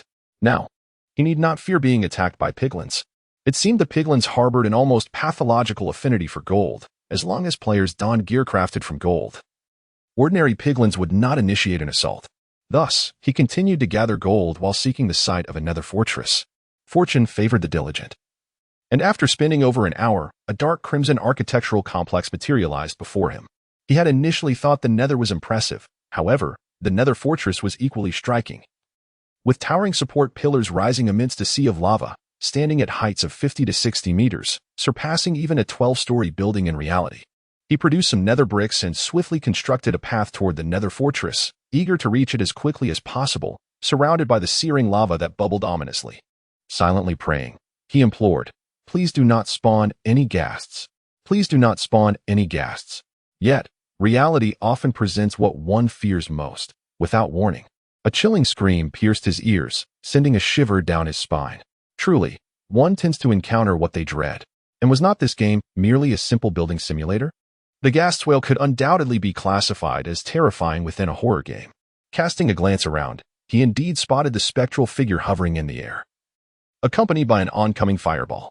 The appearance of the specter resembled that of a white jellyfish, its massive form cloaked in a pale hue, with its body proportionate to its head and several tendrils trailing beneath. The specter could only be encountered in the lower realms, drifting aimlessly. Setting aside its somewhat unsettling cries and the gaping maw it displayed during attacks, the specter could be considered rather endearing overall. The fireball it exhaled was already inches from his face, its speed not overly swift. Yang Bo adjusted his stance, wielding his iron sword with fervor, swiftly striking the fireball. "Begone!" he exclaimed, sending the fireball soaring towards the specter above. A piercing scream echoed as the specter was obliterated by its own fireball in that instant. When the fireball is deflected by the player and strikes the specter, it inflicts 1,000 damage. Chapter 40. The Blazing Entity Confronting the Malevolent Spirits That Obstructed His Path. Yang Bo watched helplessly as the experienced orbs and tears of these fiends plummeted into the seething sea of magma below. This was one of the reasons he held a disdain for these malevolent entities. Their considerable size often led to their demise occurring above the molten depths of the Nether, causing their drops to be engulfed by the fiery abyss. Only in the Soul Sand Valley could one hope to collect the spoils upon vanquishing them. Clinging closely to the hell bricks, Yang Bo leapt nimbly towards the Nether fortress, glancing down at the magma sea beneath him, which induced a dizzying sensation. It was exhilarating, akin to bungee jumping without a tether. Fortuitously, there was little wind in the Nether. Had there been, a gust could have sent him tumbling into the abyss. With a subtle motion, Yang Bo cautiously peered from his vantage point, observing a multitude of creatures meandering along the long bridge forged from hellstone. Among them were countless zombie pigmen, accompanied by some of the unique denizens of the Nether fortress. The farthest sentinel, a blazing entity, had already detected this unwelcome visitor, igniting its entire form and emitting a fierce sound. Without delay, the blazing entity hurled a fireball towards Yang Bo, its speed far surpassing that of the previous malevolent spirit's projectile. Yang Bo hastily crouched, narrowly evading the searing orb that whizzed past his head. Is this some sort of cheat? How could the blazing entity be so precise? He noticed 3 or 4 shadowy wither skeletons lurking on the bridge, which posed a considerable dilemma, as a direct assault was not feasible, and the ranged attacks from the blazing entity were equally formidable. This was indeed troublesome. Crouched on the hellstone, Yang Bo enveloped himself in caution, striving to avoid a surprise attack from behind. Suddenly, inspiration struck him. Recalling a strategy he had previously employed against vampires, A smile crept across his face. Indeed, tunnel warfare is the eternal strategy. Brandishing his iron pickaxe, he began to excavate the hellstone above him with fervor. As the sounds echoed above, he mentally retraced the positions of the wither skeletons he had observed earlier. Here, he thought, feeling he had calculated the right spot, and proceeded to dig. With a resounding thud, the hellstone gave way, and Yang Bo swiftly retreated, apprehensive of what treasures might descend upon him. The clattering of bones from the wither skeleton was unmistakable, clearly indicating he had chosen wisely. Seeing no monsters descend, Yang Bo cautiously approached the mouth of the tunnel, yet he could not spot the wither skeletons outside. After a moment's hesitation, he leapt up. In that instant, he finally laid eyes on one of the wither skeletons, which, in turn, spotted him. Brandishing its stone sword and preparing for what appeared to be a surgical strike without anesthesia. Good grief. However, the speed of the wither skeleton's sword swing failed to connect with Yang Bo. Upon witnessing the enemy vanish into the tunnel, the wither skeleton wasted no time and leapt into the opening. Yet, a problem arose. The wither skeleton stood at a towering 2.5 meters, while the tunnel Yang Bo had excavated was merely 2 meters high. The creatures of this world did not bend, thus the master of footwork, Yang Bo, was once again called into action. A total of 4 withering skeletons descended like the heroic figures from a folktale, ultimately collapsing beneath the wizard's robe that Yang Bo sought. Could it be that a withering skull had already dropped? Gathering the fallen coal and a withering skull from the ground, Yang Bo found it hard to believe his fortuitous luck. With just 4 defeated, he had already obtained 1 skull. By this calculation, he would only need to vanquish 12 more to amass 3 skulls and challenge the withering creature. However, this was merely Yang Bo's whimsical contemplation. The drop rate of the withering skulls held an enigmatic nature. While the first skull had a notably high drop rate, the second seemed to have that likelihood, and the third was shrouded in sheer chance. Moreover, considering Yang Bo's ironclad armor, defeating the withering creature, a boss of the lower realm, would prove to be an arduous endeavor. Peering outside from the cave entrance, Yang Bo was relieved to find no sign of the withering skeletons. However, the number of blaze creatures in the distance had increased by 2. With determination, he surged forth to eliminate them. Yang Bo leapt from the cave, grasping the platform above without the need to construct blocks, effortlessly climbing the mere 2 to 3 meters that posed no limitation to him. This was a stark contrast to Steve's capabilities. As soon as he ascended, he was greeted by the blaze's fireballs, 3 projectiles soaring towards him in a triangular formation. Yang Bo deftly raised his shield, perfectly deflecting the incoming attacks. Seizing the opportunity amidst the blaze's assault, he sprinted towards them, drawing his crossbow with one hand and aligning a crosshair in his sights. He swiftly pulled the trigger, the bolt striking one of the blazes. A damage notification of -4 appeared, and Yang Bo sighed. Alas, the hunter's specialized weapon was inadequate against such ordinary foes. He needed a proper arsenal tailored for commonplace adversaries. Another trio of fireballs approached, and Yang Bo again raised his shield, the cacophony of impacts resonating as he discerned the disparity between the in-game blazes and their real-world counterparts. In the game, blazes could unleash 3 fireballs per attack, albeit with questionable accuracy, while in reality, they launched a single fireball but with unerring precision. With his crossbow reloaded, Yang Bo charged forward, taking aim as he squeezed the trigger. Although the damage was somewhat paltry, it was better than nothing. After 2 rounds of assault, he found himself face-to-face with the blaze that had sustained the least health. Switching to his iron axe, he executed a downward strike, and the effect was remarkable. Critical hit particles erupted, and the blaze's already diminished health bar was instantly depleted. He collected the blaze rod dropped by his foe, only to be struck by a fireball that soared towards him. In an instant, 2.5 hearts of health vanished, accompanied by the igniting burn effect that inflicted damage each second. With merely 20 health points remaining, this blow had cost him 9. Yang Bo lifted his crossbow, aiming at the now airborne blaze, and upon hitting his target, he hastily surrounded himself with blocks for protection. The danger has subsided. The attacks of the fire creature were exceedingly painful. After all, I was clad in a suit of iron. Could it be that I was on a higher difficulty level? Retrieving a loaf of bread from my backpack, I began to eat it slowly. There was no rush, for once the fire creature lost its target, it would gradually descend from the sky. It would be quite exhausting to rely on crossbows while it was airborne. Listening to the cacophony of monstrous cries echoing from outside, Yang Bo settled onto the ground and pulled out his mobile phone from his backpack. Unfortunately, there was no signal to be found. However, checking the electronic watch revealed the time was still accurate. It was already past 1 in the afternoon. I needed to return by evening. so it seemed imperative to hasten my exploration. Chapter 41. The treasure chest in the fortress. After collecting the experience orbs and blaze rods dropped by the fiery beings, Yang Bo gazed at the exposed fortress area in the distance and made his way toward it. From afar, he spotted several withering skeletons, armed with stone swords, standing guard like sentinels at the entrance of the magma chamber, vigilant against intruders like Yang Bo. The magma chamber, situated at the heart of the fortress, was the singular room of its kind, serving as a crucial link between the fortress area and the open expanse beyond. Quickly constructing a platform 2 blocks high, Yang Bo took out his crossbow and aimed at one of the withering skeletons, releasing a perfectly arched bolt that struck its target.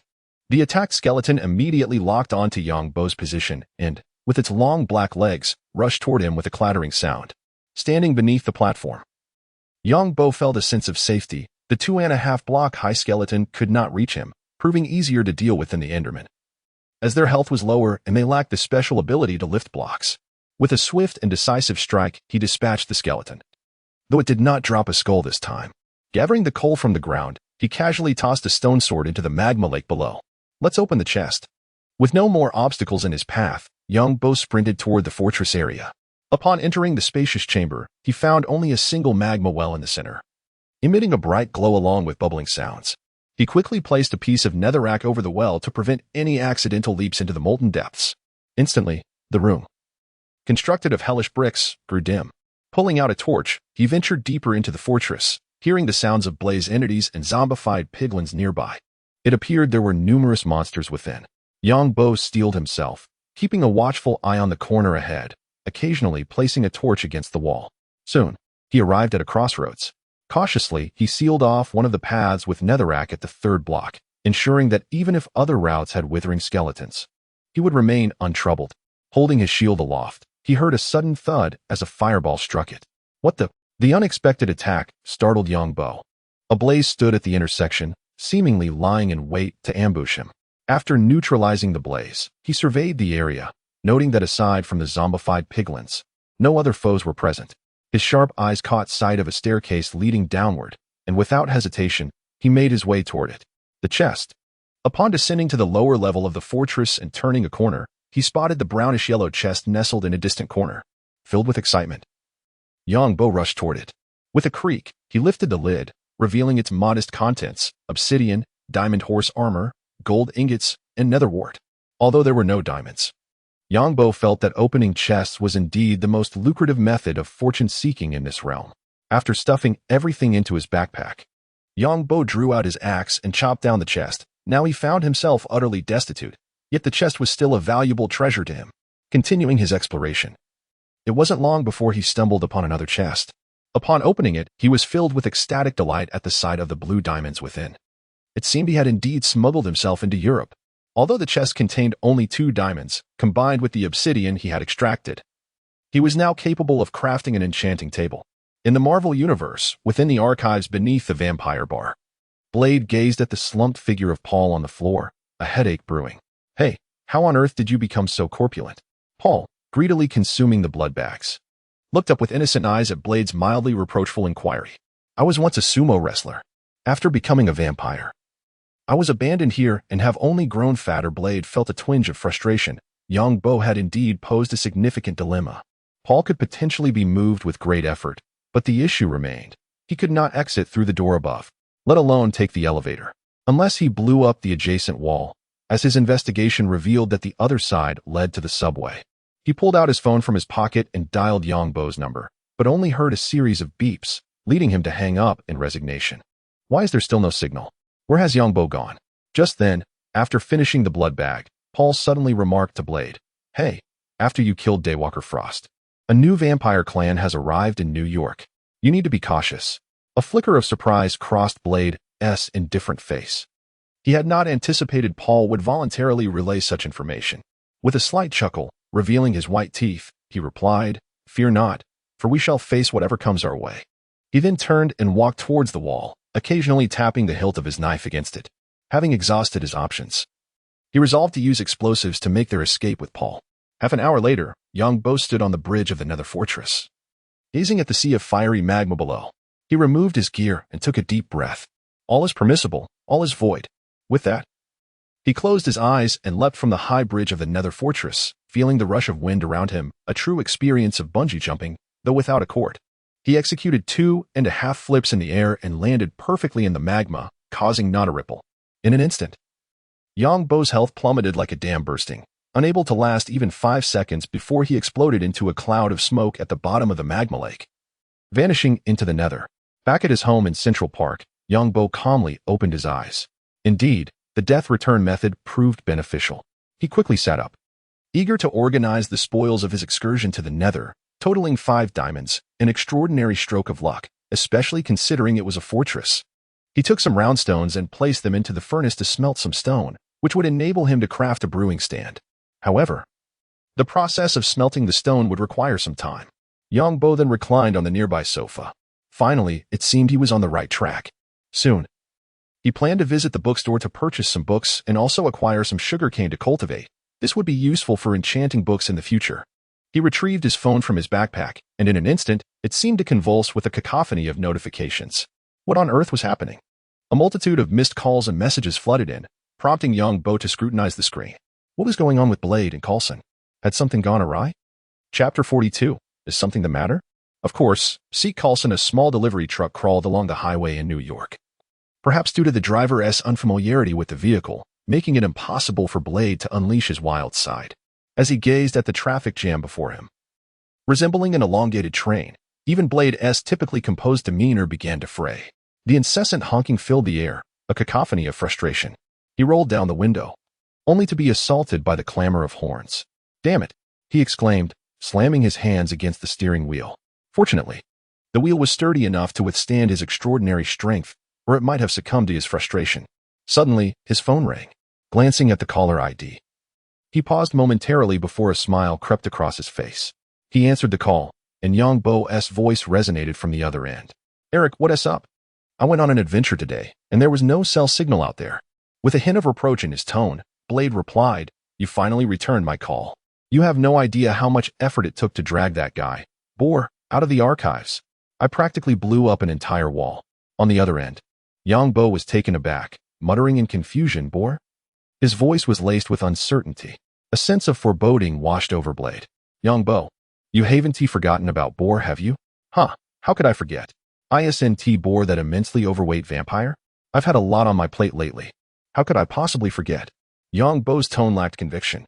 Recent events had overwhelmed him, first Coulson, and then Master Gui. He had barely returned home before being thrust into the underworld, completely pushing Boar from his mind. Blade, perceptive as ever, recognized that Yang Bo had indeed forgotten about Boar. Annoyed, he shot back, "So, is Boar of any use to you? If not, I might as well take him out myself."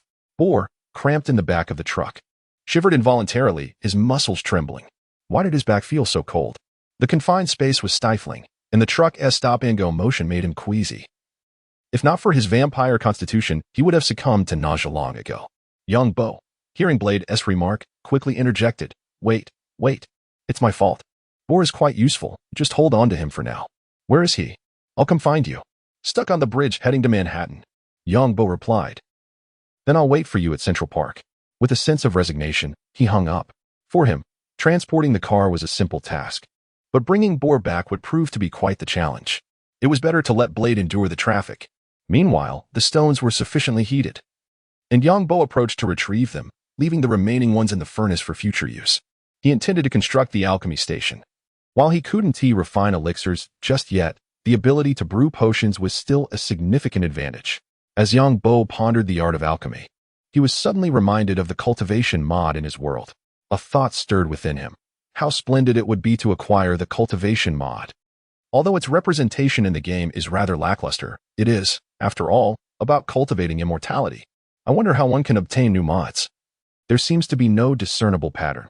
Sighing deeply, Yang Bo opened the interface of the workbench beside him and retrieved the materials needed to craft an alchemy table, inserting them with purpose to create one. Better to make one now than to squander resources. After all, time is abundant. Oh, that almost went astray. The brainwashing tunes from before my transmigration are truly powerful. Uttering that phrase inadvertently triggered a melody in my mind.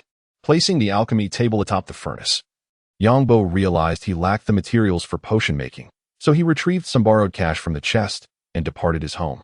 First, he would purchase some carrots, books, sugar, glass bottles, and watermelon.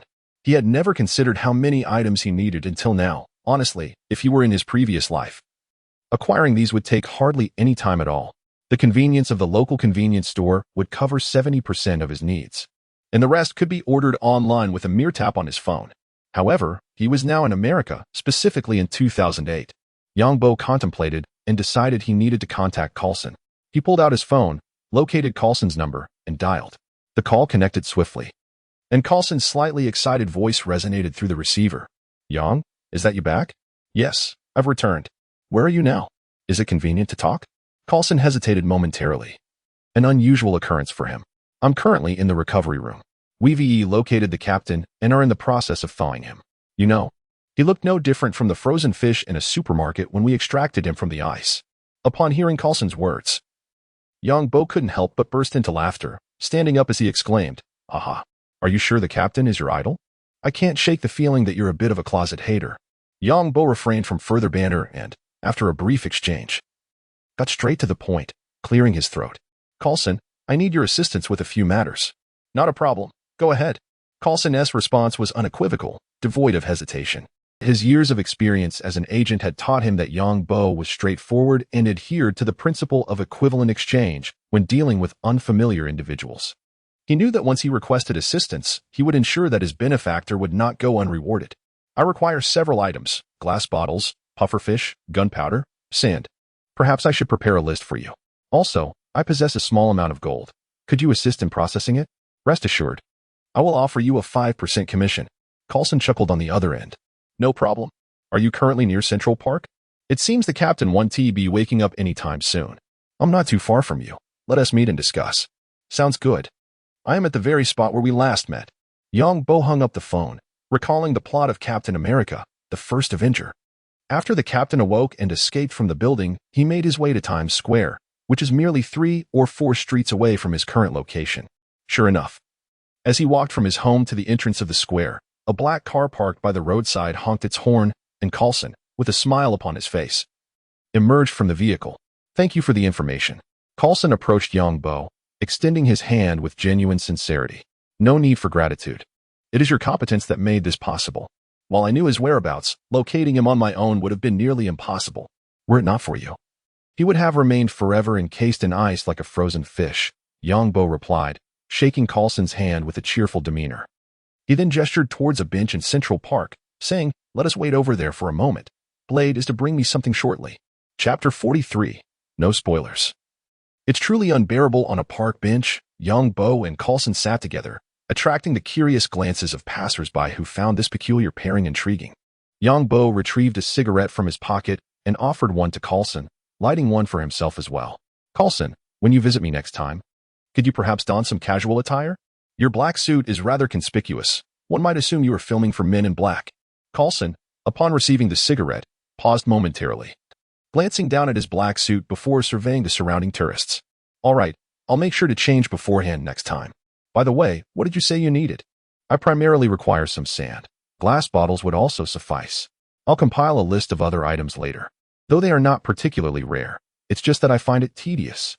Carlson nodded, refraining from inquiring about Yang Bo's intentions for these items, mentally noting the request. "Carlson, I have some gold. Could you assist me in dealing with it? It's quite hellish being short on funds in America. You need money? I can offer you 200,000 up front."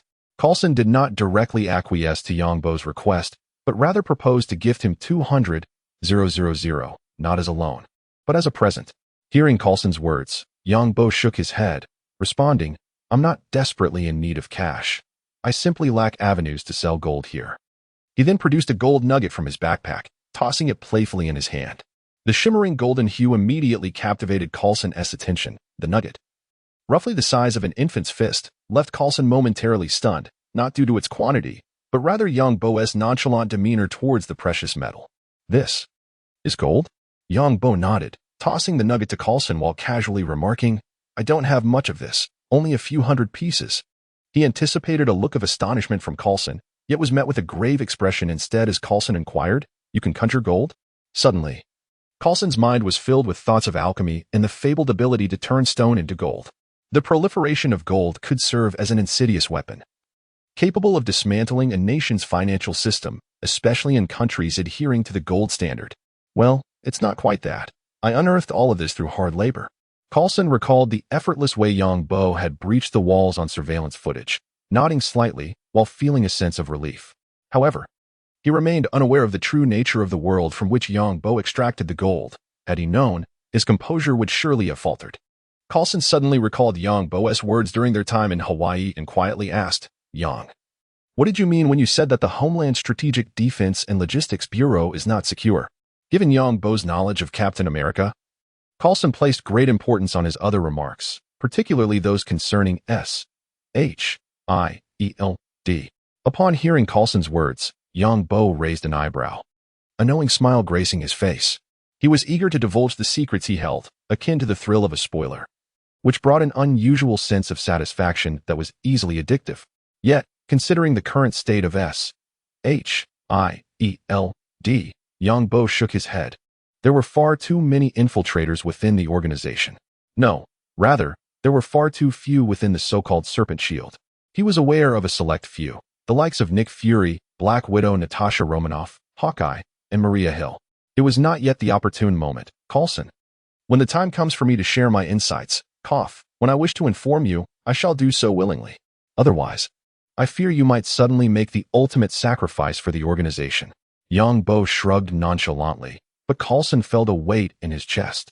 Although his expression remained largely unchanged, the smile that had adorned his face vanished. There are villains among the masses. This thought flashed through his mind, taking root and blossoming as he reflected on his colleagues in the Bureau, yet yielding no clear leads. Yang Bo's words pierced his heart like a nail, leaving him momentarily speechless. Fu. A cry escaped him, his instinct urging a curse, but years of restraint held his tongue. Carlson quickly waved his hand, having accidentally burned his finger on the cigarette from being lost in thought. Yang Bo, reveling in Carlson's discomfort, remarked, "Carlson, you Americans truly are pitiable. You can't even utter a proper curse." The phrase remained untranslated, yet Carlson grasped the jest within Yang Bo's words. Ignoring his injured finger, Carlson forced a wry smile and asked, "Yang, could you possibly enlighten me? Otherwise, I fear I shall be restless all night." "No, I fear that if I tell you, you will be even less able to sleep." Yang Bo replied with a chuckle and shook his head. At that moment, the phone rang. Glancing at the caller ID, he turned to Carlson and said, "Wait a moment, it's Blade." After answering, Blade's voice came through. "I'm here. Where are you?" Yang Bo turned to see a truck parked at the park entrance, immediately identifying it as Blade's transport, given that, due to his physique, it was unlikely he would arrive in anything smaller. "Hold on, I'll be right there," he exclaimed before hanging up. Rising, he made his way toward the truck, with Carlson following closely behind. As he opened the door, Blade jumped down, launching into a complaint. "Those vegetarians are protesting again today. I truly don't understand the point. They've blocked the entire road." Yang Bo felt a mix of amusement and exasperation. Americans often took to the streets for the most trivial of matters, championing freedom. It certainly appeared liberating. Your choice to be vegetarian is freedom, but so is my choice to eat meat. Why should you interfere with my liberty? Yang Bo couldn't fathom the reasoning of these individuals, yet a question suddenly sprang to mind. Speaking of which, can a vampire consider a comatose individual as vegetarian? Casting aside this trivial notion, Yang Bo embraced Dao Feng and remarked with a smile, "Thank you for your hard work. Is Bo Air in the carriage?" Dao Feng nodded. But as soon as Bo Air was mentioned, his dark complexion deepened further. He turned to the side and inquired, somewhat astonished, "Carlson, what brings you here?" Carlson chuckled and replied, "Young needed to discuss a matter with me. It's been a while since I last saw Eric." The two exchanged greetings and engaged in conversation. Although they had known each other for a considerable time, their encounters had been few and far between. Meanwhile, Yang Bo surveyed the rear of the truck. With the sun still high in the sky, he hesitated to open the door, fearing that Bo Air might perish in the sunlight, which would be a regrettable waste of time. "Dao Feng, let us first procure some supplies, and then return later in the evening." "Certainly." Dao Feng nodded in agreement, and the three of them climbed into the truck, heading towards the nearest shopping center. Chapter 44. The newfangled vampire. Upon exiting the shopping mall, the night had fully descended, and the streetlights had illuminated the roads. Yang Bo and Carlson returned to the truck, burdened with an array of items, some of which had been discreetly stowed away in Yang Bo's backpack. intended for conversion into materials, while the remaining items merely served to create an illusion of necessity. Blade had not accompanied Yang Bo into the mall, opting instead to remain in the vehicle, vigilantly observing Boer, concerned about any unforeseen incidents. Let us depart. It is time to return. With a satisfied grin upon his face, Yang Bo stuffed the remaining items into his backpack and addressed Blade. The truck roared to life, speeding towards Central Park. However, upon arrival, a new predicament arose as Yang Bo observed a throng of people, even more numerous than during the day, which caused him some annoyance. Never mind. We shall reconsider this later in the night. Parking the vehicle, Yang Bo leapt out and noticed the absence of pedestrians around. He approached the rear of the truck and opened the door, revealing Boer nestled within. For reasons unknown, Yang Bo sensed that Boer appeared somewhat slimmer. The moment Boer caught sight of Yang Bo, he erupted with excitement. "Oh, Yang, you have finally arrived." His exuberance caused the entire truck to sway, indicating the immense force of his enthusiasm. "I thought you had forgotten me. I was on the verge of starving in the archives." Observing Boer, whose corpulent form quivered with excitement, Yang Bo chuckled. "How could I forget? I rely on you to assist me. However, given the current crowd outside, you must remain here for a while. I shall return for you later when the night is quieter, but you ought to consider shedding a few pounds." With that, he retrieved 2 dark crimson human hearts from his backpack and tossed them to Boer, who inhaled their aroma before promptly devouring them. "These are delicious. My heavens." Yang Bo merely smiled, for such fare held no appeal for him as a vampire hunter. He had no use for such delicacies. Coulson stood nearby, his eyes wide with astonishment, having never before witnessed Boer and left with an indelible impression. In a hushed tone, he leaned towards Blade and inquired, "Is the diet of vampires this lavish now?" Blade gently shook his head, replying, "This is a situation I have never encountered before." As Yang Bo contemplated the vampire fangs nestled in his backpack, a bold idea ignited in his mind. If Boer could transform into a vampire in my world, it would be exceedingly convenient. With this thought, Yang Bo gazed at Boer with fervent intensity. Boer shivered slightly, bewildered, and asked, "What do you intend to do?" "Let me clarify. I am willing to assist you in any endeavor, but I shall not sell my body." Yang Bo retorted, "Pa, I could almost swim in the excess flesh upon your body. I merely wish to inquire if you desire to become stronger." A glimmer of eagerness flickered in Boer's eyes. Who wouldn't desire to grow stronger? Naturally, he too wished to avoid a life of immobility, relying on others for sustenance, and facing the grim fate of starvation should he be forgotten by those around him. "I certainly do," he exclaimed. Nearby, Blade and Coulson exchanged glances, remaining silent yet attentively observing Yang Bo's next move. Yang Bo leaped onto the carriage, producing a vampire fang. In the game, utilizing this item would inflict a 3-second poison and grant the state of bloodlust. In the game's time, a single day equates to 20 minutes, after which the state dissipates, transforming the player into a vampire. Ordinarily, vampires cannot wield this item, as the system would notify, "You are already a vampire." With the vampire fang aimed at Boer, Yang Bo silently invoked its use. The item was instantly consumed, and Boer's corpulent form transformed into a sickly green hue, with green particles emanating from his body. "I feel so unwell," Boer lamented, sensing a profound weakness and internal agony. The 3 seconds of poisoning passed in the blink of an eye, and before he could contemplate further, his body began to recover. "I feel strange weight? That sensation is gone." Were it not for the lingering pain within, he might have thought the previous discomfort a mere figment of his imagination. Yang Bo approached to assess Boer's condition, astonished to discover he could see Boer's status bar. Bloodlust displayed an infinite duration, but in reality, it would only last 20 minutes. Feeling perplexed, Boer inquired, "Have I truly become stronger? Why do I feel nothing?" Yang Bo rolled his eyes and replied, "You're overthinking it. It's not that simple. Just wait here." With that, he jumped down from the carriage and rummaged through his backpack to craft a revitalizing altar. However, lacking glass, he scanned the surroundings, but found no construction sites. Blade and Coulson observed as Yang Bo retrieved a peculiar item from his bag and placed it on the ground, standing stock still with expressions of concern, immediately sensing he had encountered a challenge. "Yang, were you serious earlier? Can you truly enhance Boer's strength?" Blade interrupted his thoughts. Turning to face Blade and Coulson, Yang Bo settled at the workbench, grinning as he replied, "It should be possible to gain strength, but I'm merely conducting an experiment. However, I'm currently short on sand. Without it, the next phase of the experiment cannot proceed." Upon hearing this, Coulson promptly responded, "I can assist with that. How much do you need?" He pulled out his phone from his pocket. Quite a lot. But for now, just a little for emergencies. For Yongbo, glass was merely a consumable, a resource in abundant demand. Hundreds of cubic meters would not suffice. However, the immediate priority was to fabricate the 3 glass pieces required for the creation of the exhilaration altar. Coulson nodded and promptly dialed the logistics department of S.H.I.E.L.D. I require a substantial quantity of sand to be delivered to the parking lot west of Central Park. Understood. The voice on the other end did not inquire about the reason. Coulson's authority allowed him to requisition such materials with effortless ease, requiring no further reporting.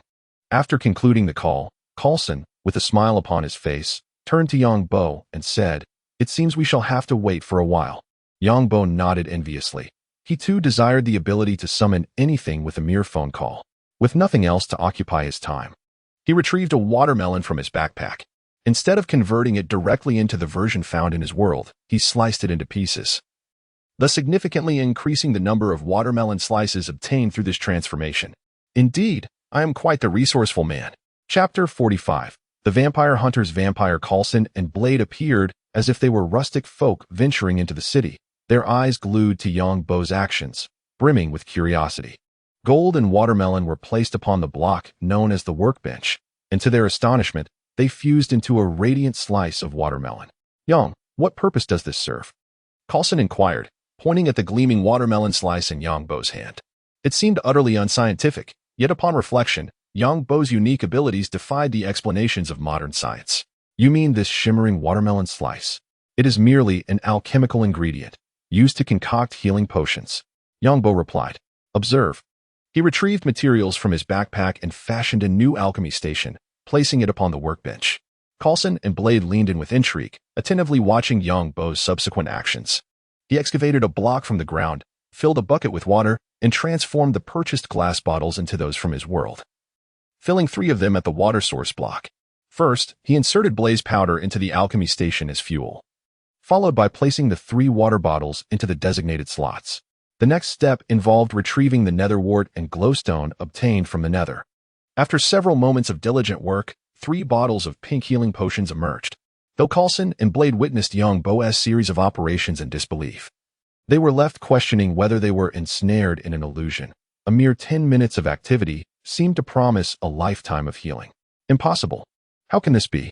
Why is it pink? Seeing their astonished expressions, Yongbo chuckled and waved the healing potion in his hand. "Coulson, would you like to give it a try?" Coulson nodded eagerly, for sustaining an injury was trivial to him. The crucial matter was the efficacy of the potion Yongbo held. "Certainly. What must I do?" Observing Coulson's earnest demeanor, Yongbo shook his head with a smile. "No need to rush. There will be ample opportunity for experimentation soon." His creation of the healing potion was not without purpose. It was intended to test whether the transformation of Bull could grant him special vampiric abilities. It is known that vampires in my world can siphon life from a distance, without the need for physical contact with their prey. We shall discuss it further once Bull has transformed into a vampire. At that moment, a construction vehicle approached with an unstoppable momentum, racing towards the parking lot, and Coulson's phone rang simultaneously. He glanced at the phone and remarked, "It seems our sand has arrived." Upon answering, the construction vehicle drove directly into the parking area, coming to a steady halt before the trio. Coulson hastily approached the driver, instructing, "Please leave the vehicle here. I will call you." "Understood." The driver, clearly well-trained, showed no hesitation, promptly exiting the cab and departing the parking lot. A truck laden with sand arrived, and upon seeing the driver depart, Yongbo swiftly ascended the side ladder. He retrieved a shovel from his backpack and began transferring all the sand from the truck bed into his backpack. At last, sand was in his possession. He leapt from the vehicle and dashed to retrieve the furnace, commencing the process of glass making. Knife Edge had previously witnessed Yongbo's endeavors in burning materials. Thus he was not overly curious. However, the sight of an entire truckload of sand being effortlessly absorbed into Yongbo's spatial realm sparked a thought in his mind regarding the barren land outside their base. Suddenly, the question arose, "Yong, just how much can your special space contain?" The moment this inquiry surfaced, Coulson perked up with interest. Yongbo found himself momentarily flummoxed by the unexpected question. How much can Steve's backpack hold when equipped with mods? He lowered his head in contemplation. Silence enveloping him as memories of various game mods flashed through his mind. Multi-page backpack, increased stacking, enhanced storage, AE observing Yongbo's silence. Knife Edge assumed his query had touched a nerve regarding Yongbo's secrets and promptly reassured him, I'm merely curious. You need to feel pressured.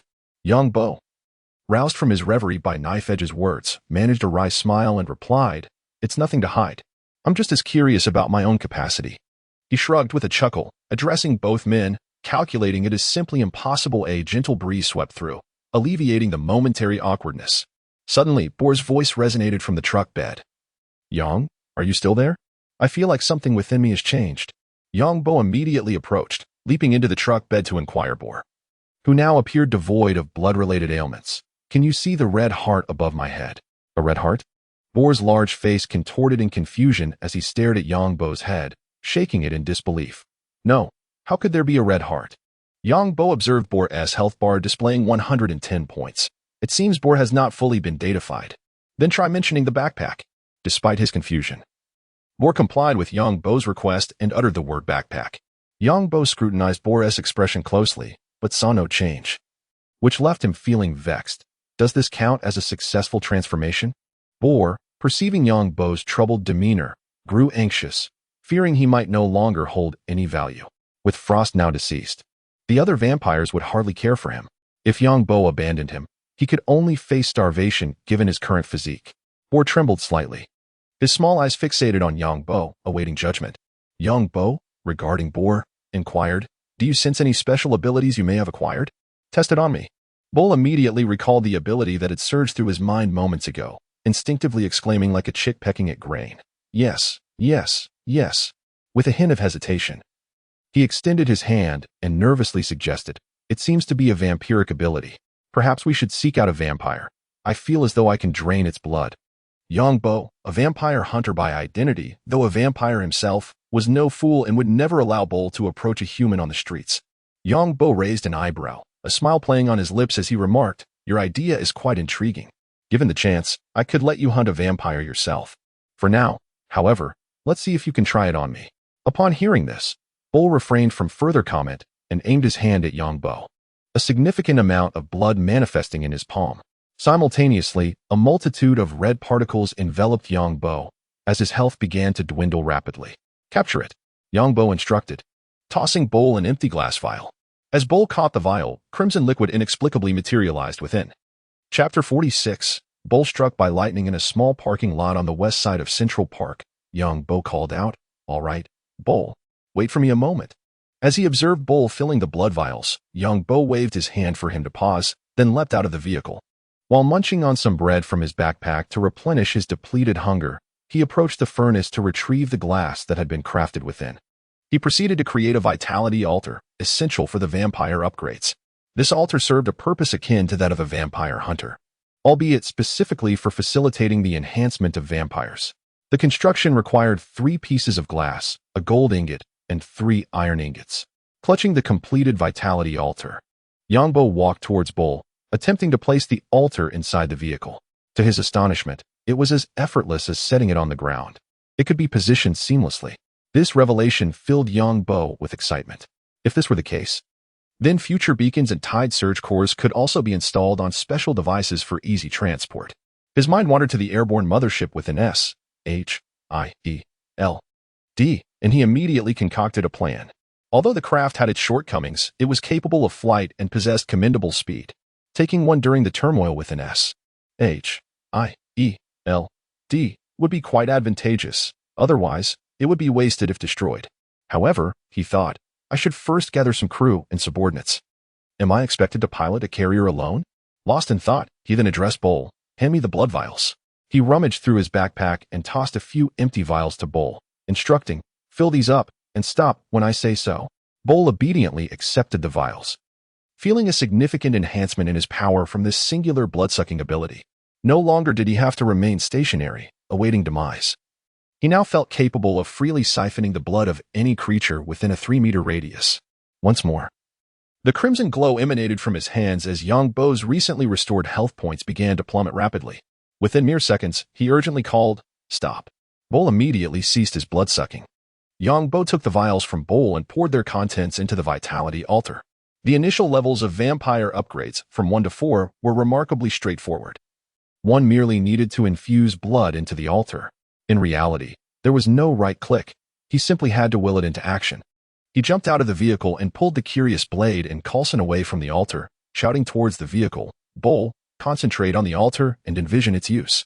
As his words faded, the blood within the glass container atop the altar visibly diminished at an astonishing rate. With a resounding crack, a bolt of lightning split the clear sky, striking the vitality altar directly, disregarding the vehicle altogether. Bull, positioned nearby, was engulfed in the aftermath, his body emitting smoke and the scent of charred flesh. With unwavering resolve, Bull remained silent, perhaps stunned by the electric shock. Yangbo resumed his snack of bread, noting that his hunger would recover swiftly once it reached full capacity, only slightly slower than consuming a healing potion. Ignoring the astonishment of Coulson and Blade, Yangbo casually walked towards the carriage, nibbling as he went. Before entering, he cast a deliberate glance at the roof above the altar. The fact that such a formidable lightning bolt had not damaged the roof was indeed remarkable. It seemed that the storms of my world were unparalleled. Cautiously, he felt along the carriage, confirming there was no electrical leakage. With a gentle leap, he ascended, and upon seeing Boar roll his eyes, Yangbo sheepishly scratched his head. "You can't blame me. Your physique makes it clear you couldn't escape." Fortunately, Boar was now unconscious. Otherwise, he would surely be cursing Yangbo in his mind. "I couldn't get away, but you could have given me a heads up. At least let me prepare myself." As Yangbo approached the still smoking Boar, Coulson and Blade curiously clambered into the carriage. They were primarily intrigued by the sudden appearance of lightning, particularly since Yangbo seemed to have anticipated it. Blade sniffed the air with a smirk, remarking, "Oh, this reminds me of a 3/4 cooked pork chop." Coulson, on the other hand, directly inquired, "Yang, how did that lightning strike? You seemed to know it was coming, didn't you?" Yangbo nodded, his expression turning serious as he prepared to weave a tale for Coulson. "You see, in our Eastern world, beings like them are abominations, intolerable by the heavens. Each time they elevate their power, it incites the wrath of nature, much like this lightning. Yet, in the grand scheme of things, every existence leaves a trace of variance. If this anomaly survives the thunder tribulation, it may grasp a sliver of life and significantly enhance its strength." Coulson was momentarily bewildered, captivated by the unfolding events before his eyes. Despite the brightness of the bustling city, the pale moon was a testament to the clear night. The unannounced lightning striking within this vampire-esque carriage lent credence to Yangbo's assertions. However, Blade wore a skeptical expression. As a half-vampire, he had never heard of any vampire being struck by lightning while gaining strength. "Yang, vampires are merely humans infected by a virus. They are indeed the bat-transforming creatures of lore." Yangbo merely turned to cast a deep glance at Boar, offering no explanation. Instead, he retrieved a human heart from his backpack and placed it into Boar's mouth. The instinct to feed awakened within Boar, causing him to devour it eagerly. As he feasted, his injuries rapidly healed. Simultaneously, Yangbo noticed a plus sign appearing next to Boar's life bar. Curiosity piqued, he clicked on it. Was this not the skill panel of a vampire? Just as Yangbo was taken aback, Boar gradually regained consciousness, his eyes widening as he saw Yangbo, nearly moved to tears. "Boss, I think I was just struck by lightning." Yangbo patted Boar's ample flesh with a grin, cheerfully replying, "Not just think. You indeed were struck by lightning. And there is more to come." Well, a few minutes later, the blood within the altar surged once more, meeting the demand for enhancement. Yangbo leapt from the compartment, followed in a flurry by Coulson and Blade. Thunder rumbled ominously as a powerful bolt of lightning descended from the heavens, enveloping Bol's form in an alluring aroma, reminiscent of approximately 40% ripeness. Both Coulson and Blade, now visibly unsettled, understood that such occurrences could not merely be coincidental. "Yang, were you speaking the truth just now?" Blade inquired earnestly, a sense of curiosity stirring within him. If a single strike could indeed amplify one's strength, that would be rather splendid. Yangbo chuckled, "Of course. I was merely jesting. You too must be at least 40, and yet you believe such tales? If you observe closely, the lightning struck the altar, not Bull, for goodness sake." Chapter 47. The Fat Bat in the Transmission Awaken. Awaken. Slap. Yangbo extended his hand and struck Bo Air sharply across the face.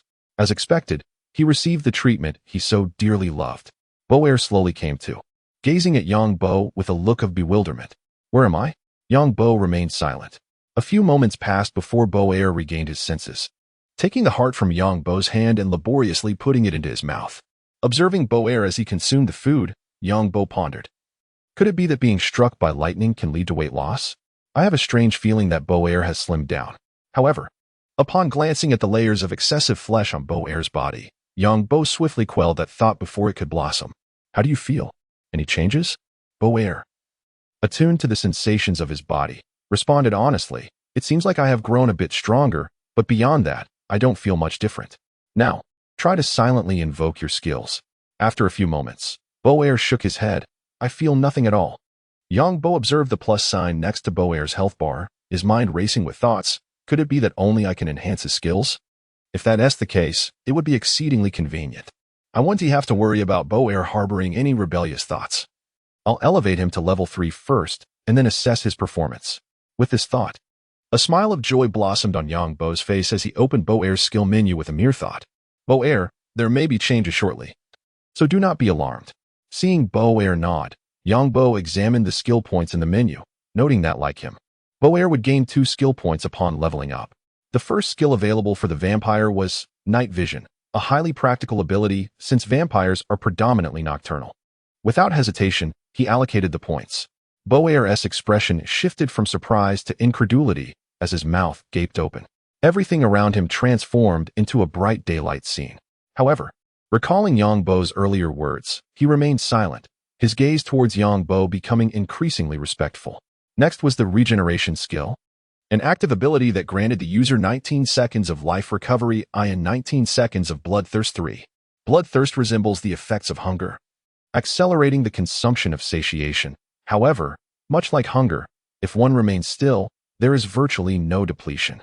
Then came the skill Yang Bo coveted the most, Transform into Bat. Upon activation, it allowed the user to metamorphose into a bat, although this transformation would automatically revert under the sun in the main world or in water. Following this was the 4th skill, Summon Bats. When used in bat form, it released swarms of bats around the user to disrupt enemies. Having exhausted all 4 skill points, Yang Bo clapped his hands and said earnestly, I have bestowed upon you a special ability. Be sure to test it thoroughly. After relaying the effects of the skills to Bo-Er, the latter became increasingly excited, his eyes gleaming with enthusiasm as he nodded vigorously. Thank you, my lord. Yang Bo waved his hand dismissively, feeling slightly uncomfortable with the title of my lord.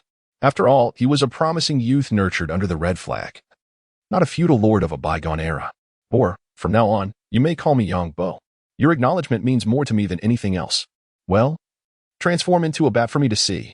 Bo nodded eagerly, embracing the notion of transformation as instilled by Professor Yang Bo. A wisp of white smoke enveloped him, and his corpulent form vanished, replaced by a gray bat. Yang Bo, you must shed some weight. Indeed, Bo had successfully transformed. But the bat's physique was rather incongruous. Its rotund body resembled a sphere, and its diminutive head appeared mismatched, flapping its half-meter wings as it hovered in midair. Yang Bo harbored no doubts that had this not been the transformation of vampires in his world, Bo's post-transformation size would have rendered flight impossible. I can do it. I can do it. The bat's mouth emitted Bo's excited voice, as he had forgotten how long it had been since he had experienced the freedom of movement. Can I go outside? Yang Bo nodded and replied, You may fly in the air, following closely behind me. I will take you to our future residence. With that, he unearthed the altar within the carriage and stowed it in his backpack. Blade and Coulson were utterly captivated by the sight of the plump bat, particularly Blade, a half-vampire himself, who swallowed hard and murmured, Young, could you possibly grant me the ability to transform into a bat as well? Even if it means being struck by lightning. Flight is a universal aspiration, and even Blade, with his formidable physique, was no exception. Meanwhile, Coulson's mind was consumed with a singular thought. He must ensure Yang Bo is well cared for and shielded from other vampires. The very notion that all vampires possess the ability to transform into bats sent shivers down his spine. Given that vampires are inherently superior to ordinary humans, the prospect of transforming into bats, possessing unparalleled mobility and stealth, would make even seasoned agents like themselves susceptible to ambushes. Yang, can you bestow such an ability upon all vampires? Yang Bo perceived Coulson's concerns and shook his head with a smile, explaining, Rest assured, Coulson, your fears will not materialize. Moreover, I have conceived a new idea. I intend to establish a hunters association dedicated to exterminating these vampires concealed within the cities. Relying solely on my own strength to eradicate all vampires in the world would be exceedingly slow. Blade's eyes sparkled at this revelation, and he promptly declared, Yang, if you truly establish such an association, I will certainly join. No one is more fervent about hunting vampires than I. Even if you hesitate to join, I will find a way to ensure your participation. Yang Bo nodded, preparing to seek a suitable location to establish the Hunters Association, dedicated to cleansing the world of this scourge. Coulson's emotions were complex. He understood the implications behind Yang Bo's words. He could indeed effortlessly bestow such abilities upon others. But he stood firmly against the vampires. Yang Bo observed that Coulson had ceased speaking and directly invited him. Come, let us visit my humble abode. I am aware that both of you are undoubtedly quite curious. Coulson, regaining his composure, nodded and replied, Really? I should have brought some gifts. Chuckling softly, Yang Bo led the two to the forest within Central Park. Upon arrival, both Coulson and Blade were taken aback, glancing around at the surrounding woods. Then, recalling Yang Bo's extraordinary abilities, they shifted their focus to the ground. It was then that they noticed a patch of earth that differed from the surrounding grass. Yang Bo produced a shovel and began to excavate the grassy square, revealing an entrance leading underground. He gestured graciously and proclaimed, Welcome to my humble abode. Chapter 48. Cleansing the vampires once more in the subterranean space of Yang Bo. 3 individuals and a plump bat were seated on a sofa, surrounded solely by the crackling sound of burning torches. Yang Bo produced 2 bottles of cola, delicately placing them upon the coffee table before Daofeng and Coulson. Since there are no other beverages at home, I shan't be polite. At that moment, the 2 men were hardly in the mood for refreshments. As they surveyed the expansive surroundings and the bizarre decor, leaving them utterly astonished, Coulson, with a hint of surprise etched upon his face, remarked, Yang, your abilities are truly remarkable. According to the information I possess, you have only been in New York for a mere 4 or 5 days. Yet you have excavated such a space beneath Central Park. Yang Bo glanced at the underground chamber he had unearthed, choosing silence, which served as tacit agreement with Coulson's assertion. He unscrewed the cap of his drink and gulped it down. Burp Coulson, about those matters I mentioned, please keep an eye on them for me. This is your deposit. With a resounding thud, a gold ingot was tossed onto the table, causing Coulson's eyelids to flutter. Goodness, I feel utterly drained. Daofeng gazed at the gold ingot on the table, a glimmer of envy in his eyes. His financial situation was dire, even more so than that of Spider-Man. Each day, he relied on slaying vampires to survive. Yet not all vampires wore watches, and often, there was no time to remove them before the vampire's demise reduced their belongings to ashes. Coulson nodded, yet replied, I can assist you in gathering information, but I have no need for money. Would it be possible to compensate me with information instead? His intuition told him that Yang Bo possessed significant knowledge that he lacked. As he placed the glass bottle of cola back on the coffee table, it emitted a crisp clink. Yang Bo reclined against the sofa, reaching into his pocket, only to discover that his cigarettes were all consumed. Frowning, he tossed the empty pack into the trash bin. Observing this, Coulson's face broke into a smile as he retrieved an unopened pack of cigarettes from his pocket, offering it to Yang Bo after opening it. I've had this with me for 2 days. Yang Bo, his eyes sparkling at the sight of the cigarettes and the exquisite lighter, accepted them eagerly. For he was but a mere mortal, drawn to such ostentatious trinkets. After lighting a cigarette and taking a puff, he stated, I know what you wish to learn. My brother, you are not yet prepared for the mental weight of it. Coulson chuckled. Knowing sooner is certainly better than knowing later, is it not? Yang Bo nodded, contemplating the truth in that statement. However, he needed to bide his time, at least until Captain America matured, before disseminating any information. Captain America held a significant reputation in the United States. No rush, don't worry. Coulson, I do possess certain intelligence, but your offer is insufficient. Yet, if you consider me a friend, I would advise you to leave SHIELD and join my Hunter Association. As Yang Bo spoke, a look of triumph illuminated his face, and he continued, if the Hunter Association grows stronger in the future, you will surely become a figure of great significance.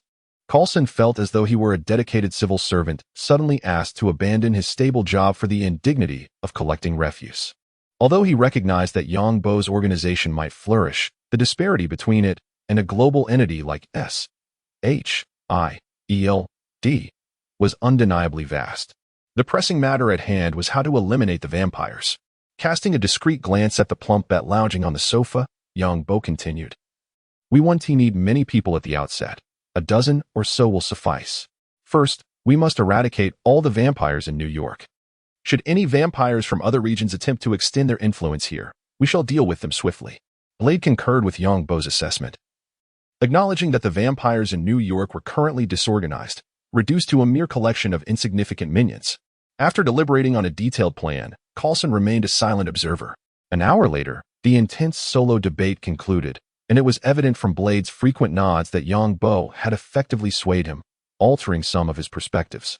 Yang Bo stroked his chin thoughtfully and said, Blade, find a suitable location for our base.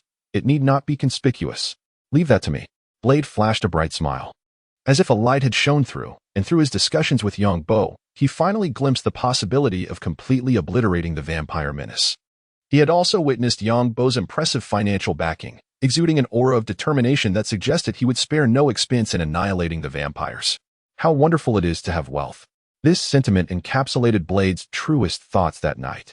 Once their discussions concluded, Coulson stood to express his intent to depart. I believe it's time for me to head back. Unlike you two, I don't possess your boundless energy.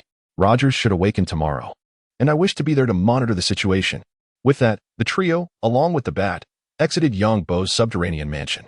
As they watched Coulson leave, Yang Bo and Blade began their hunting expedition for the night, driving their truck directly towards Frost's building. Yang Bo's attention was caught by a man on the roadside who bore the appearance of a vagabond, even cloaked in shadow. The golden frames around the man's eyes were conspicuous. Stop. There's a vampire by the roadside. The sound of screeching brakes echoed as Boar transformed into bat form. Unable to brace himself for the abrupt halt, and with a thud, his entire body crashed against the windshield. With urgency, Yang Bo seized Boar and hurled him out of the window. Go. Still disoriented from the sudden movement, Boar had yet to comprehend the situation when Yang Bo flung him towards the waiting vampire. With a resounding crash, Boar collided with the vampire, leaving both momentarily stunned. Boar was the first to recover. Having never engaged in combat before, panic surged within him as he flapped his wings in a frantic attempt to escape the vampire's vicinity. At this moment, the vampire also reacted, seizing Boar's wings with a swift motion. A bat? Upon uttering this, his gaze shifted toward the truck, coincidentally meeting Yang Bo's enigmatic expression. Boar, revert to your original form. Upon receiving the command from his trainer, Yang Bo, Boar finally regained his senses. A deep, muffled cry erupted from beneath Boar's terrifying form, as even the vampire's robust physique was rendered immobile under the weight of several 100 pounds of flesh. Absorb it. A crimson glow emanated from Boar's hands, and the cries diminished, unlike the usual extraction from Yang Bo. The blood within the vampire's body was forcefully drawn out, coalescing in Boar's grasp. Yang Bo descended from the vehicle, approaching to hand Boar several glass vials for collection. The vampire's blood was entirely drained, however, rather than igniting. It transformed into a substance resembling powdered stone, shattering into fine particles. Well done.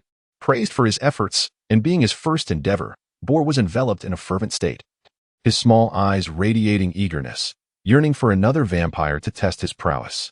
Transforming back into a bat, he suddenly spotted the fallen vampire fangs and vampire blood on the ground, promptly fluttering his wings to retrieve them. Something peculiar has appeared beneath me.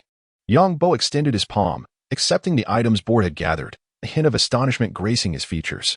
I never expected Boar to be able to see the dropped items.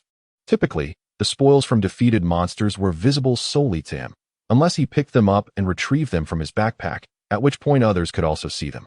Chapter 49. I have fallen for this feeling thud. The earth seemed to tremble slightly. Haha. Bull's maniacal laughter echoed through the hall. Yang Bo and Blade exchanged glances, both wearing expressions of resignation. Yang, I think this guy has lost his mind. I concur. Yang Bo nodded, acknowledging Blade's sentiment. Ever since Bull had slain the vampire, he had been consumed by an utterly abnormal fervor. A crimson light emanated from Bull's hands, and it did not take long for the vampire beneath him to fall silent. Haha, let this be a lesson to those who mocked me. With that, he transformed into a bat once more, flapping his wings as a horde of vampires armed with weapons descended from the elevator. Yang Bo drew forth his shield and crossbow, while Blade unsheathed his long blade from behind. Seeing this, Bull soared above the group of vampires, reverting to his original form. Several 100 pounds of flesh descended from the sky, leaving the vampires no chance to react, toppling 3 of them instantly while the others were left dazed and bewildered. Bull? Damn it. What do you want, you fat pig? Clearly, the vampire community was not vast, as many recognized Bull, primarily due to his unforgettable physique. Upon hearing the term fat pig, Bull's expression darkened, his small eyes gleaming with hatred as he fixed his gaze on the vampire who had insulted him. Beck. What do I wish to do? I intend to slay you. Bull activated his blood-sucking ability, and a torrent of blood erupted from the vampire named Beck, merging into Bull's body. Beck, under attack, immediately cried out in panic. Damn it, kill him. He raised his gun and pulled the trigger at Bull without needing to aim. The sheer size of Bull made it nearly impossible to miss. Bang, bang, bang. A series of bullets penetrated Bull's body. Yet he remained unfazed. Such was the nature of a meat-clad warrior, especially one serving as a blood-soaked shield. At the moment the gunfire erupted, a crossbow bolt flew forth, striking one of the vampires, accompanied by Yang Bo's cold voice. He intends to slay you. Why don't you let him do so without resistance? The other vampires responded with silence, realizing the implication. It seems you are the one who will be slaughtered. Another crossbow bolt shot out, repelling yet another vampire. While all their attacks were thwarted by a wooden shield, a shadow leapt from the side, wielding a silver-white blade, plunging into the midst of the vampires. In the span of a few swift strikes, 4 or 5 vampires were dispatched, and upon seeing Blade, the remaining vampires appeared as though they had encountered a ghost. It's the Blade Warrior. Run. Ever since Blade had vanquished Frost, his reputation among New York's vampires had become widely recognized. Just a photograph of him could ward off evil in the homes of ordinary people. Blade, you're stealing my kills again. Just know that I won't team up with you anymore. Yang Bo, with a sense of resignation, sheathed his weapon and collected some fallen vampire fangs from the ground. Casting a glance at the fleeing vampires, he pursued the one named Bick, raising his hand to deliver a forceful blow, utilizing the repulsion ability of his world to send Bick crashing back beside Boar, disregarding the psychological impact such a strike might impose. A silvery beam shot toward the other escaping vampires. It was a silver-infused dart, an emblematic weapon of the Blade, defying the laws of science. After dispatching all the vampires, the dart returned to Blade's grasp without a hint of explanation. Out of over a dozen vampires, only 4 remained, and Yang Bo felt helpless. Blade was a bane to vampires, dispatching them almost instantaneously, leaving no opportunity for Yang Bo to deliver a finishing blow unless prearranged. Boar, how are you? Boar, upon witnessing the recovered Bick, wore a beaming expression. I'm great, never been better. Then these few are yours. Yang Bo kicked Bick, causing him to tumble at Boar's feet. Without hesitation, Boar directed the crimson light in his hand at the foe. Under the influence of his vampiric abilities, the bullets that penetrated Bick's body were forcibly expelled, clattering to the ground with a crisp sound.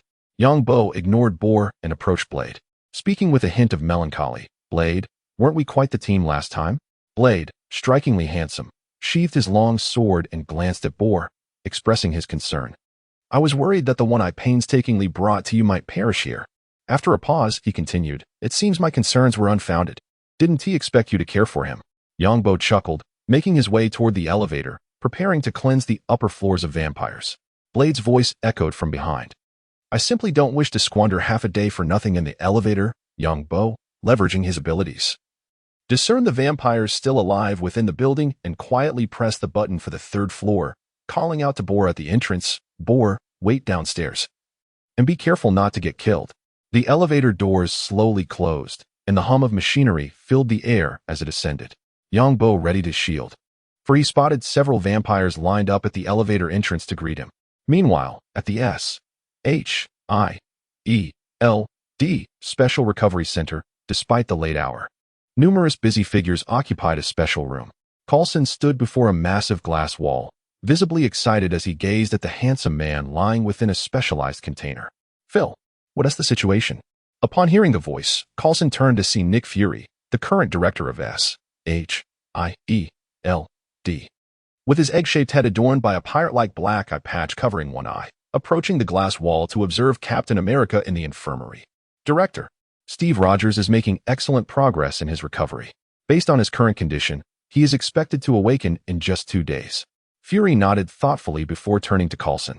His gaze sharpened as he inquired, you approached that individual with extraordinary abilities again tonight, did you not? What are your impressions of him? Coulson nodded slightly. His demeanor earnest as he replied, "He is exceedingly enigmatic, possessing remarkable powers, and I sense he harbors a wealth of knowledge that eludes us. His strength is difficult to quantify." Upon hearing this, Nick Fury lowered his head in contemplation before responding, "Please compile a report for me."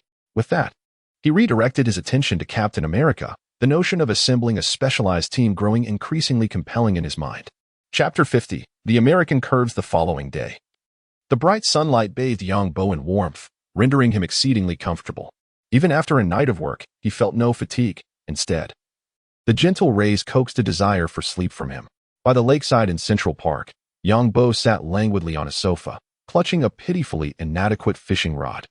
The rod, barely over a meter in length, bore a fishing line that was hardly suitable for catching even frogs, let alone fish.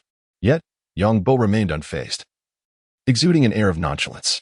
The crystalline waters of the lake revealed the fish swimming beneath the surface, while a fist-sized bobber floated above. The equally sized hook below lacked bait, ensuring that any fish with an IQ above 0 would certainly ignore it.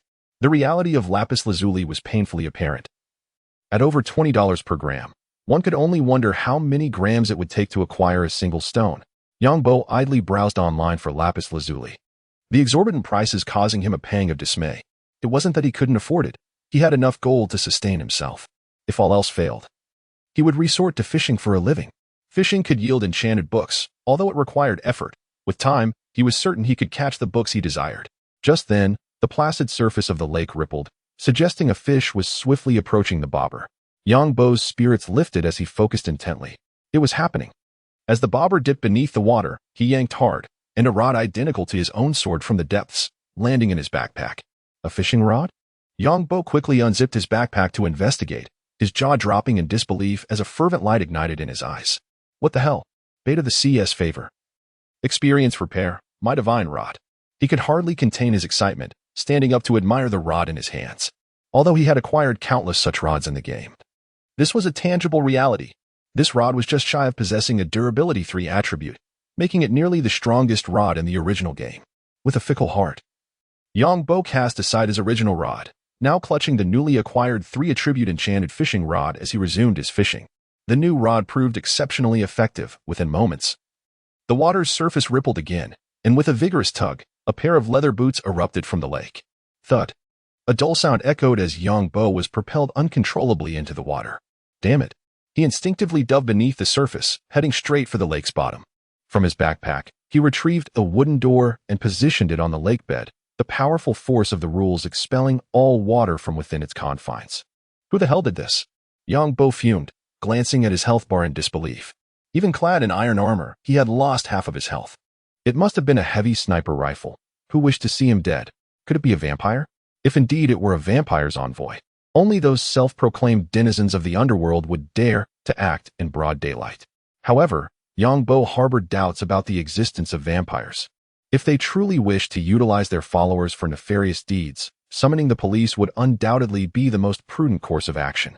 This heavy sniper rifle was clearly aimed at his very life. Yongbo sank to the lake bed, indifferent to the murky sludge enveloping him, munching on bread while contemplating whom he might have offended. The underwater realm was eerily silent, save for the gentle lapping of water, as all other sounds were muffled by the lake. From his submerged vantage point, he could just discern 3 or 4 indistinct figures near the shore. Narrowing his eyes, he murmured, "Today, I shall discover who you are. If they are indeed vampires, so be it. We are already locked in a struggle to the death. But if they are others?" A glint of resolve flickered in his eyes as he steeled himself, determined that whoever it may be would pay the price for their actions. Casting a glance at his fully restored health, Yongbo resolved to retrieve his phone from his backpack and set it to recording mode. The device, in his grasp, transformed into a data mode, impervious to water damage. He stowed the wooden door with an axe and swam toward the surface. Yet before he could break through, the figures on the shore had already spotted him. Without a word or any form of communication, they all simultaneously aimed their weapons at him. A barrage of gunfire erupted, bullets piercing the water toward Yongbo, leaving visible trails in their wake. In an instant, he had sustained 7 or 8 shots, his health depleting rapidly. It appeared the orders given to this group were simply to eliminate him. In that moment, Yongbo found a strange calmness. He drew forth his shield and simultaneously consumed a healing potion, feeling his vitality surge back. As his head breached the water surface, A relentless volley of bullets rained down upon him, the cacophony of impacts overwhelming. His shield, though valiant, shattered within mere seconds. Yet, that brief interval was sufficient. He had captured images of his assailants with his phone. Then darkness enveloped his vision. Having encountered this fate before, he understood he had perished once more. Moments later, Yang Bo's form reappeared upon the bed in the subterranean chamber. Exhaling deeply, he felt an unusual chill in his gaze. Without hesitation, he rose and made his way to a corner, retrieving a pickaxe from his backpack, and continued to dig downward. Uniform tactical gear, an array of automatic rifles. Despite the freedoms of American cities, it was implausible that a private special forces unit could operate with such impunity in broad daylight, particularly equipped with heavy sniper rifles. Yang Bo's mind began to formulate a theory. Only individuals affiliated with the authorities could orchestrate such audacity. Now, his priority was to establish a new safehouse deep within the depths of his home, a sanctuary known only to him. As the sound of excavation echoed, the temperature around Yang Bo began to rise significantly. He glanced up to assess the depth. This is it. He then commenced lateral expansion, and in no time, a small space of over 50 square meters was unearthed. Yang Bo encircled the area with stone bricks. It appeared that he would have to venture into the nether in search of diamonds. At the very least, to craft a diamond pickaxe and gather some obsidian to reinforce his defenses. He placed a bed on the ground to establish a spawn point, and subsequently arranged a chest to store some essential materials, ensuring that he could restart should he encounter any complications. He swiftly constructed a nether portal and stepped through, arriving in the familiar surroundings of the nether, a smile spreading across his face. Indeed, it was possible. Now, it was a matter of seeing if he could return through the portal to the surface. Stepping back into the portal, he experienced the familiar disorienting sensation, and by the time he regained his bearings, he found himself back in his home above. Without hesitation, he leaped down from the tunnel he had excavated, landing safely in his secret base thanks to the water below. He retrieved the blocks he had just mined from his backpack and filled in the hole, ensuring that even in the event of a nuclear strike, he would not need to worry about the safety of his shelter. The group of adversaries outside should still be lingering. Chapter 51: The Attack of the Hydra in the Underground Space. Yang Bo was sprinting through the passageway leading to the lake. He pulled out his phone from his pocket and dialed Blade. After 2 beeps, the call was answered, and the weight that had been pressing on Yang's heart lifted, confirming his inner thoughts. Yang, don't you need to sleep? I just fell asleep. You are right. I truly do not need sleep, nor do I require the refresh of my phantom wings. I have been attacked. The moment those words escaped his lips, Blade, who had initially sounded somewhat lethargic, was instantly jolted awake. He leapt from his bed, seized a weapon from the side, and prepared to rush out. Where are you? I'm coming over immediately. Karen, who was studying vampire blood, could not help but inquire upon witnessing Blade's urgent demeanor. Where are you going? Yang has been attacked. I need to go. Without further ado, Blade hopped into the already repaired black car and sped away from the abandoned factory. Karen opened her mouth, gazing at the car that had vanished through the factory's entrance, yet she remained silent. Meanwhile, Yang Bo was racing through the tunnel, his mind fixated on a singular thought: to emerge and eliminate an enemy. Hearing Blade's voice, he allowed a faint smile to grace his face and said, Blade, you need not come. I called to check if you were attacked. It appears this group is specifically targeting me. Don't worry, there won't be any danger.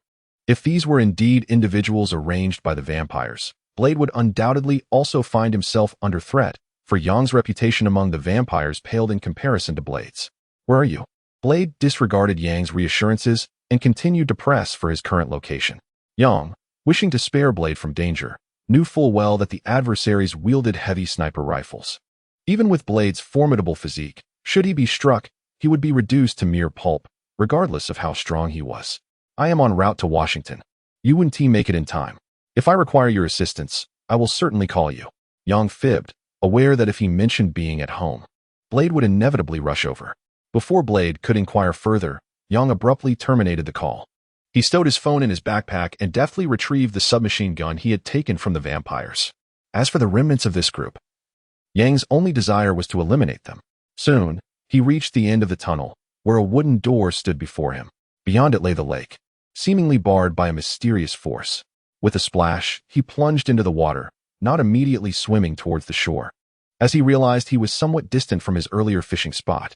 As Yang surfaced for a brief moment, he spotted in the distance those clad in combat gear. They had not fled the scene.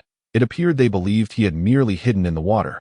However, it did not take long for them to notice his presence, and they all turned to look in his direction. Damn, there are definitely individuals observing the situation from afar, and not just one. Yang Bo hastily sprinted towards the shore.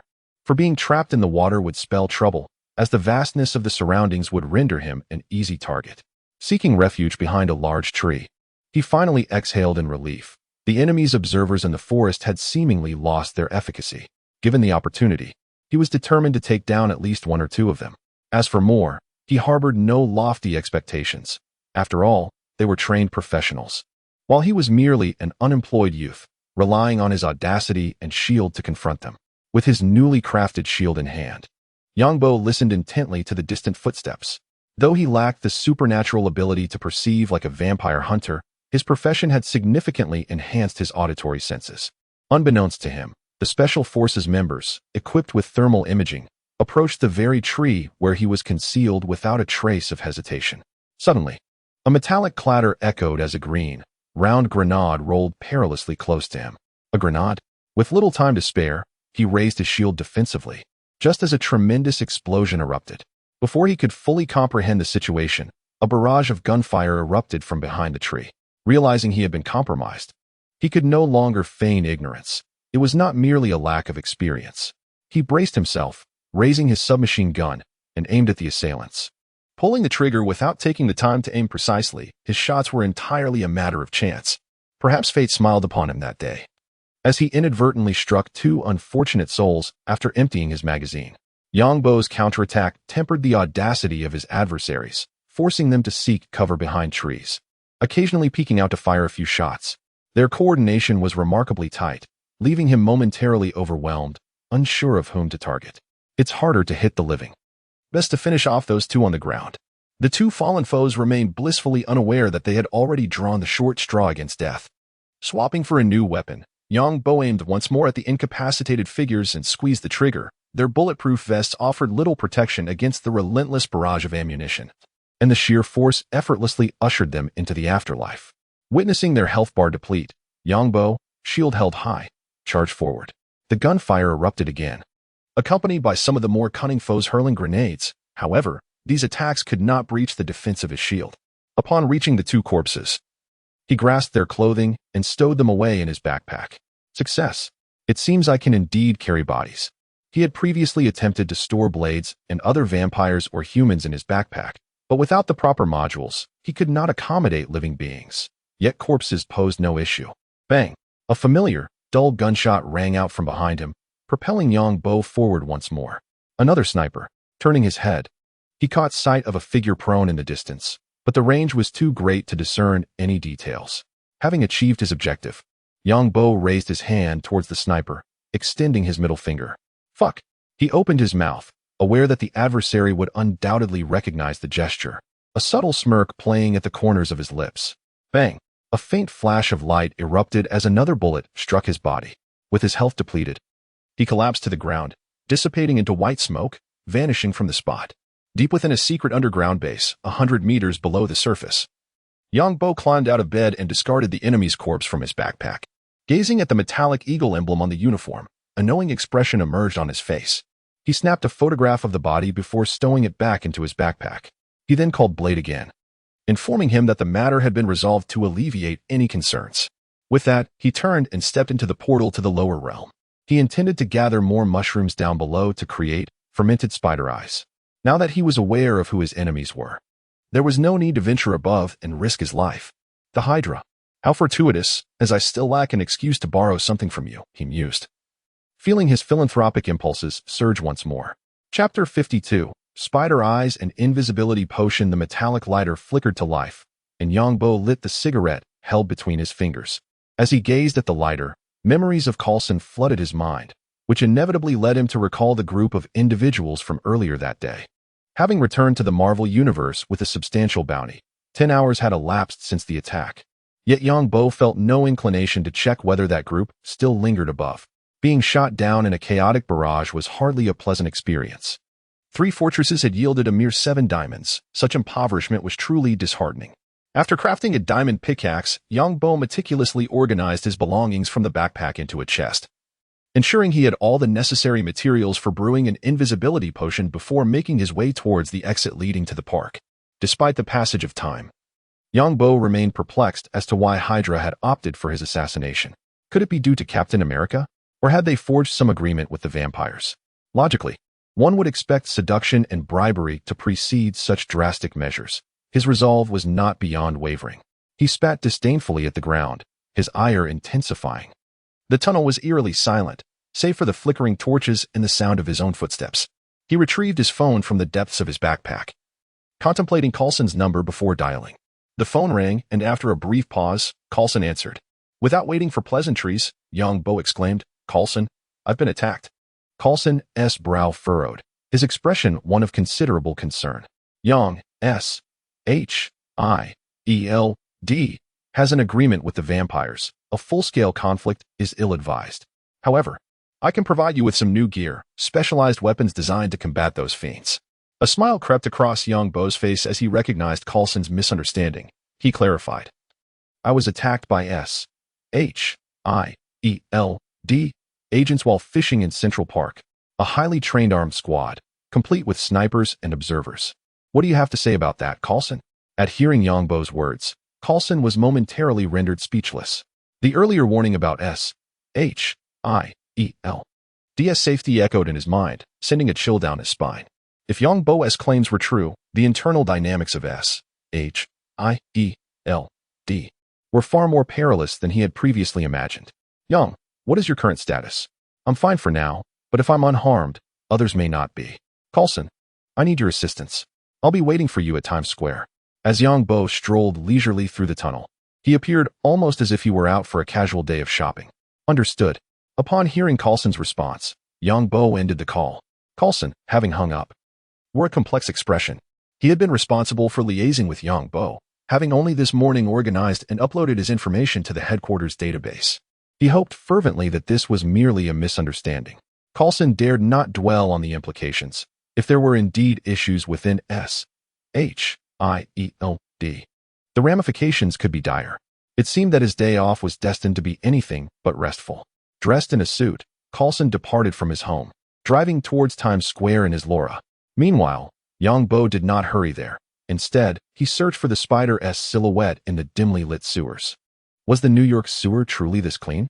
Aside from the somewhat unpleasant flow of domestic wastewater, the environment was far cleaner than he had anticipated. After traversing a considerable distance, Yang Bo finally discovered a spider web. Reaching out, he sees the spider diligently weaving, applying pressure to effortlessly crush it. He silently intoned the transformation spell.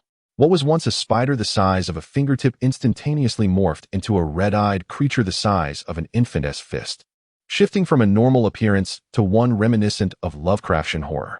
Fortunately, the spider eye was not damp. Otherwise, Yang Bo would have certainly discarded it. As he continued his search for spiders, the number of spider eyes in his backpack grew, yet Yang Bo's expression reflected discontent. Each spider possessed 8 eyes, but he only received one upon transformation. What a ripoff. He chose to disregard the fact that one transformed spider eye equated to nearly 100 spiders. Suddenly, the sound of a phone ringing echoed in the empty sewer, startling Yang Bo, who glanced at the caller ID and smacked his forehead. He had completely forgotten about Coulson. Answering the call, he said, "Where are you?" "I've arrived at Times Square." I'm in the sewer. I'm not sure exactly where. Just wait for me." Yang Bo glanced at the nearest exit, climbed up the ladder against the wall, and, hearing no traffic above, pushed the manhole cover aside. He certainly did not want to emerge directly onto the road, risking being swept away by passing vehicles. He jumped out of the sewer, ignoring the astonished or mocking gazes of pedestrians, brushed off his clothes, and turned to leave. Upon surveying his surroundings, a sense of familiarity washed over him. What a coincidence. "It's a place I recognize," he informed Coulson on the other end of the line. "I'm by the roadside near that mall from last time." "All right, I'll be there shortly." Through the phone, Yang Bo could distinctly hear the roar of Coulson's car, indicating his urgency. Otherwise, he would not have treated Laura so hastily. A few minutes later, Coulson arrived in his striking red convertible, pulling up beside Yang Bo. He opened the passenger door, and Yang Bo climbed in. "Coulson, find a safe place." Coulson gave Yang Bo a thorough once-over, while he knew Yang Bo possessed healing abilities. Seeing him, without any visible injuries, brought him relief. Every agent typically has their own safe house, and Coulson was no exception. As they drove, Coulson gripped the steering wheel firmly, his gaze fixed ahead. Young, how did you know that your assailants were from S.H.I.E.L.D.? Young Bo, with a cigarette dangling from his lips, casually observed the coolly dressed young ladies by the roadside, occasionally offering silent admiration. Upon hearing Coulson's words, he turned with a beaming smile and said, Well, I have their bodies with me. Would you like me to retrieve them? Coulson, taken aback, was not unfamiliar with Young Bo's peculiar, yet advantageous abilities. No need. We will arrive at my safe house shortly. Young Bo nodded, tossing his phone from his pocket into his backpack, thus alleviating any concerns of being tracked by Hydra operatives. It seems I must locate that brilliant hacker, Sky. Otherwise, I will be at a significant technological disadvantage.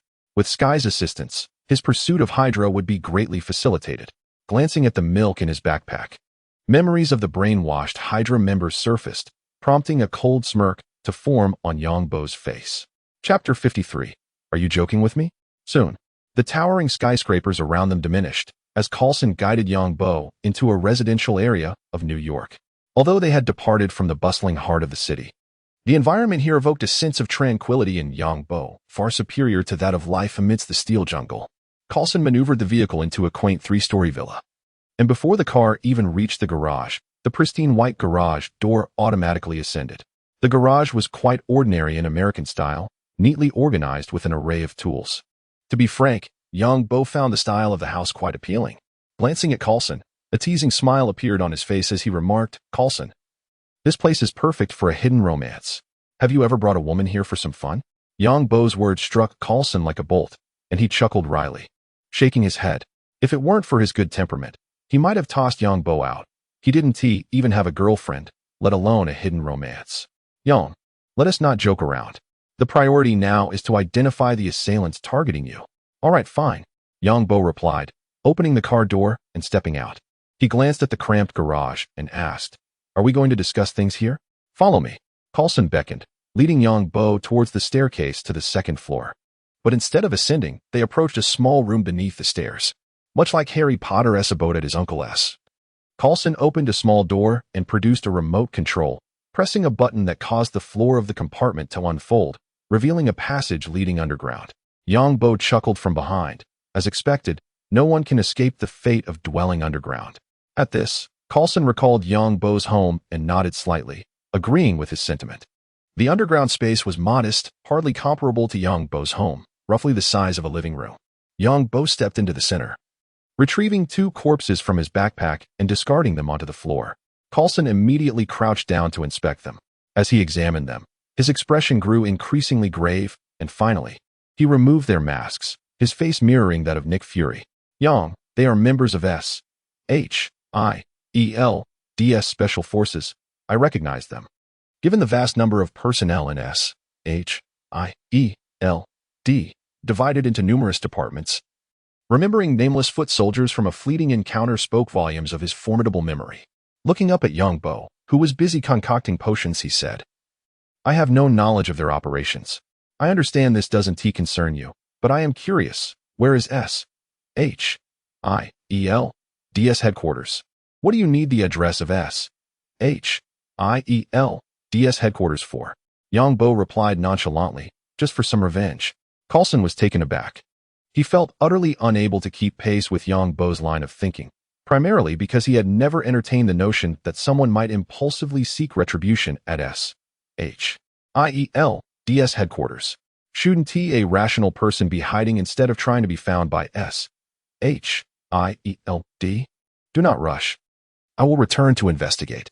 This place is quite secure. You may remain here for the time being. Once I have gathered the necessary information, I will contact you. Coulson aimed to first calm Young Bo and dispel his perilous notions. As an agent of S.H.I.E.L.D., he was acutely aware of the formidable challenges faced by outsiders attempting to infiltrate the organization, akin to ascending vertically into the sky. I am not jesting. Young Bo inserted the synthesized fermented spider eye into the alchemical workstation, transforming the night vision potion into an invisibility elixir. He beckoned to Coulson, a mysterious expression adorning his face, and whispered, Come, I have a secret to share. How he wished to witness Coulson's reaction upon discovering that S-H-I-E-L-D, was, in fact, a FAOD for Hydra. Unfortunately, his phone was undoubtedly being tracked, else he would have captured the ensuing scene on camera. Observing Yang Bo's enigmatic demeanor, Coulson approached him. "Hail Hydra." Yang Bo whispered into Coulson's ear, provoking an unmistakable look of displeasure from Coulson as he swiftly drew his firearm, aiming it at Yang Bo's temple. "In no way, Yang Bo. Are you one of them?" As a S-H-I-E-L-D agent, Coulson was well aware of Hydra's existence and the inherent dangers it posed. Gazing at Yang Bo with a complex expression, he was genuinely taken aback. He had never entertained the notion that Yang Bo could belong to another organization. His interactions with Yang Bo had painted him as an ordinary individual suddenly endowed with extraordinary abilities, albeit a somewhat petty, ordinary individual. Yang Bo chuckled at Coulson's chameleon-like change in expression. "Just a jest, Coulson. However, the tale that follows is indeed intertwined with Hydra, so if you wish to listen, do take a seat." Coulson found himself at a loss regarding whether to trust Yang Bo's words, yet one undeniable truth lingered in his mind: one-on-one. He was no match for Yang Bo. After a moment's contemplation, he lowered his weapon. This story is lengthy, and it begins with World War II.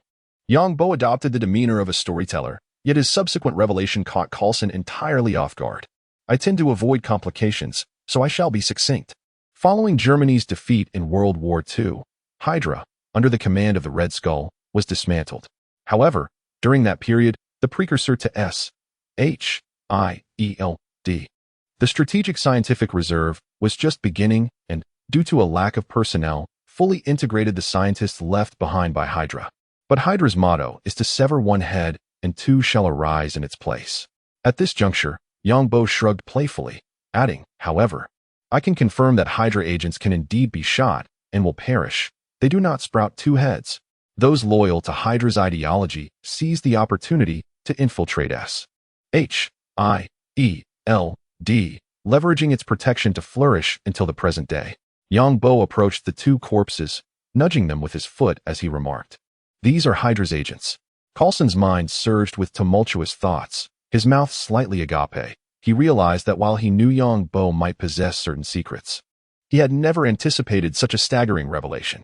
For a moment, he felt a parched throat, and Coulson, with some difficulty, opened his mouth to inquire, "Who are the Hydra agents?" Yang Bo replied with an air of nonchalance, "Natasha Romanoff, the Black Widow." Upon hearing this name, Coulson immediately retorted in disbelief, "No, that's impossible." Yang Bo insisted earnestly, "Let me finish before you speak. There is also Maria Hill, Melinda May, Hawkeye, Nick Fury." A litany of names followed. At that moment, Coulson felt no stirrings within. In fact, he was nearly amused. However, Yang Bo's subsequent revelation nearly sent him tumbling to the ground. Well, aside from these individuals, over 80% of the S-H-I-E-L-D agents you know are affiliated with Hydra. For instance, there S. John Garrett, the clairvoyant, and his foster son Grant Ward, the strike team leader Brock Rumlow, Jasper Sitwell. And let us not forget the former director of S-H-I-E-L-D, Alexander Pierce. As he spoke, Yang Bo wore a sincere smile, utterly unmindful of the profound shock his words could inflict upon Coulson. Chapter 54. A traitor within our SHIELD Bureau, are you jesting? Certainly not. Yang Bo observed the disheartened Coulson, and his own spirits lifted unexpectedly. He turned back to the alchemical table, resuming his work as the bubbling sounds drew Coulson back to reality. This news was too staggering for someone like Coulson, even with his training as an agent. He was momentarily at a loss for action. If Yang Bo was not jesting, then the former director of S-H-I-E-L-D, Pierce, was indeed an agent of Hydra. How could they continue to operate under such circumstances? The atmosphere in the safe house grew eerily quiet, yet Yang Bo remained unperturbed, understanding that such revelations required time for Coulson to process. After more than 10 minutes, Yang Bo continued his relentless concoction of elixirs, stealth potions, speed potions, strength potions, and healing potions were in abundance. Were it not for the limited number of glass vials, he would have aimed to complete his lifetime's worth of potions in that very day. "Yang, do you possess any evidence to substantiate your claims?" Despite his reluctance to accept Yang Bo's assertions, Coulson could not dismiss the lifeless bodies sprawled on the ground. They were undeniably members of S-H-I-E-L-D's task force, and most critically, they had fallen to Yang Bo's hand. As the individual responsible for overseeing Yongbo's involvement, Coulson realized he was woefully uninformed, indicating that there were individuals within SHIELD intent on keeping him in the dark, individuals with considerable authority. I have no evidence. Coulson, you are misjudging the situation.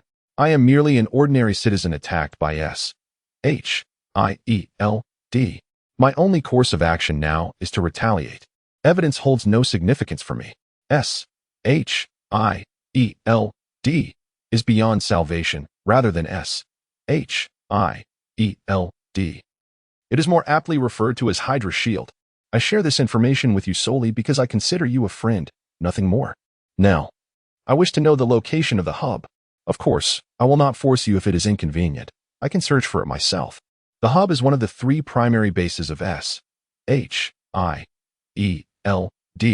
primarily because it is situated in New York, which is relatively close to him.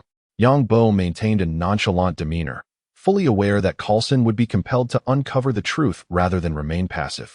May I inform Director Fury of this matter? You know that I am utterly uncertain about how to proceed. Yongbo chose not to elaborate further. Whether the precocious agent learned about the unfolding narrative and its implications for the future was of no concern to him. In the worst-case scenario, he could retreat to the lower realms, occasionally resurfacing for a breath of fresh air. After all, he had no family in this world. Living anywhere was merely existence. And if he grew lonely, he could always find companions to join him in the lower realms. Just as Coulson finished his statement and attempted to reach Director Fury, his phone rang, the caller being none other than his superior, Director Fury himself. Coulson glanced at Yongbo before answering the call. Director, Coulson, Tony Stark has been located. Cease your current tasks and prepare to make contact. This time, Coulson did not conceal his actions from Yongbo, allowing Yongbo to hear Fury's voice, which prompted a surprised exclamation. Wow, have they found it so quickly? Is the new era upon us? He did not bother to suppress his voice, and Fury, on the other end of the line, also caught his words. Mr. Yongbo? Fury immediately called out his name, showcasing his intellect as the director of SHIELD. Yongbo took a couple of steps closer to the phone and said, Hello, Director Fury. How is Coulson doing? Fury's first thought was that Coulson had been taken hostage by Yongbo, and his mind raced, for Coulson was an asset he greatly valued. He is doing well. Very well. Coulson, why don't you say a few words? Coulson replied, It seems this is my superior, isn't it? Coulson then casually engaged in conversation with Fury, which left others bewildered, but Yongbo understood that the two were communicating through a unique method. The current SHIELD was far from secure, and Coulson could not afford to be careless. Minutes later, Coulson hung up the phone and turned to Yongbo, stating, Director Fury will arrange for someone to come over shortly. He wishes to speak with you. No problem. That is a trivial matter. Yongbo responded readily, then continued, Coulson, could you prepare some firearms for me? Heavy weaponry would be ideal. I also need grenades and explosives. After enduring the brutal experience with a heavy sniper rifle, Yongbo had developed a fondness for such high-caliber weaponry. Upon hearing this, Coulson moved to a nearby cabinet, opened it, and Yongbo's eyes sparkled with excitement as he leaned closer. Inside were not mere clothes, but an array of weapons and ammunition. Coulson, you always find a way to surprise me. As a secret agent, it was hardly a joke that his safe house was well stocked with arms. Coulson struggled to retrieve a sleek, all-black sniper rifle from within, handing it over to Yongbo. I believe you will find this to your liking. Yongbo accepted the rifle, feeling no strain whatsoever. For him, there were only 2 categories of items, those he could lift and those he could not, with no notion of difficulty involved.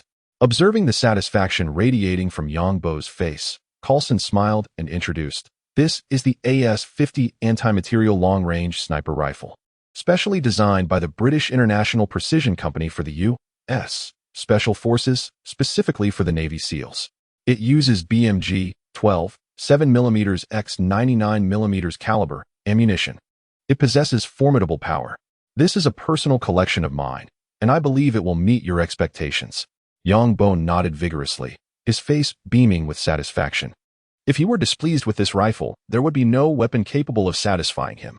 He pulled the bolt, producing a crisp sound, and took the additional accessories and magazines that Coulson passed to him, stuffing them all into his backpack. He then continued to peer into Coulson's arsenal. but was halted by Coulson. No, Yang, there is nothing of value here.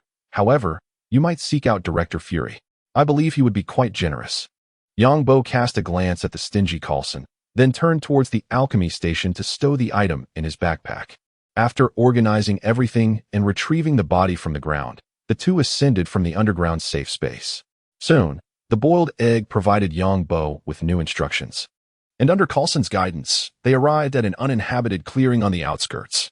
A transport plane, familiar to Yang Bo, descended slowly from the sky, its rear door swinging open. Seated in Coulson's vehicle, Yang Bo beheld the S.H.I.E.L.D. agents clad in combat attire, a smile gracing his face. Chapter 55. Who is the undercover agent? The transport aircraft soared swiftly and smoothly towards the S.H.I.E.L.D. hub in New York. Throughout the journey, Yang Bo harbored no concerns that Hydra would attempt to eliminate him and Coulson. The 3 aircraft carriers for the Insight project were still under construction, and Hydra would certainly not reveal itself.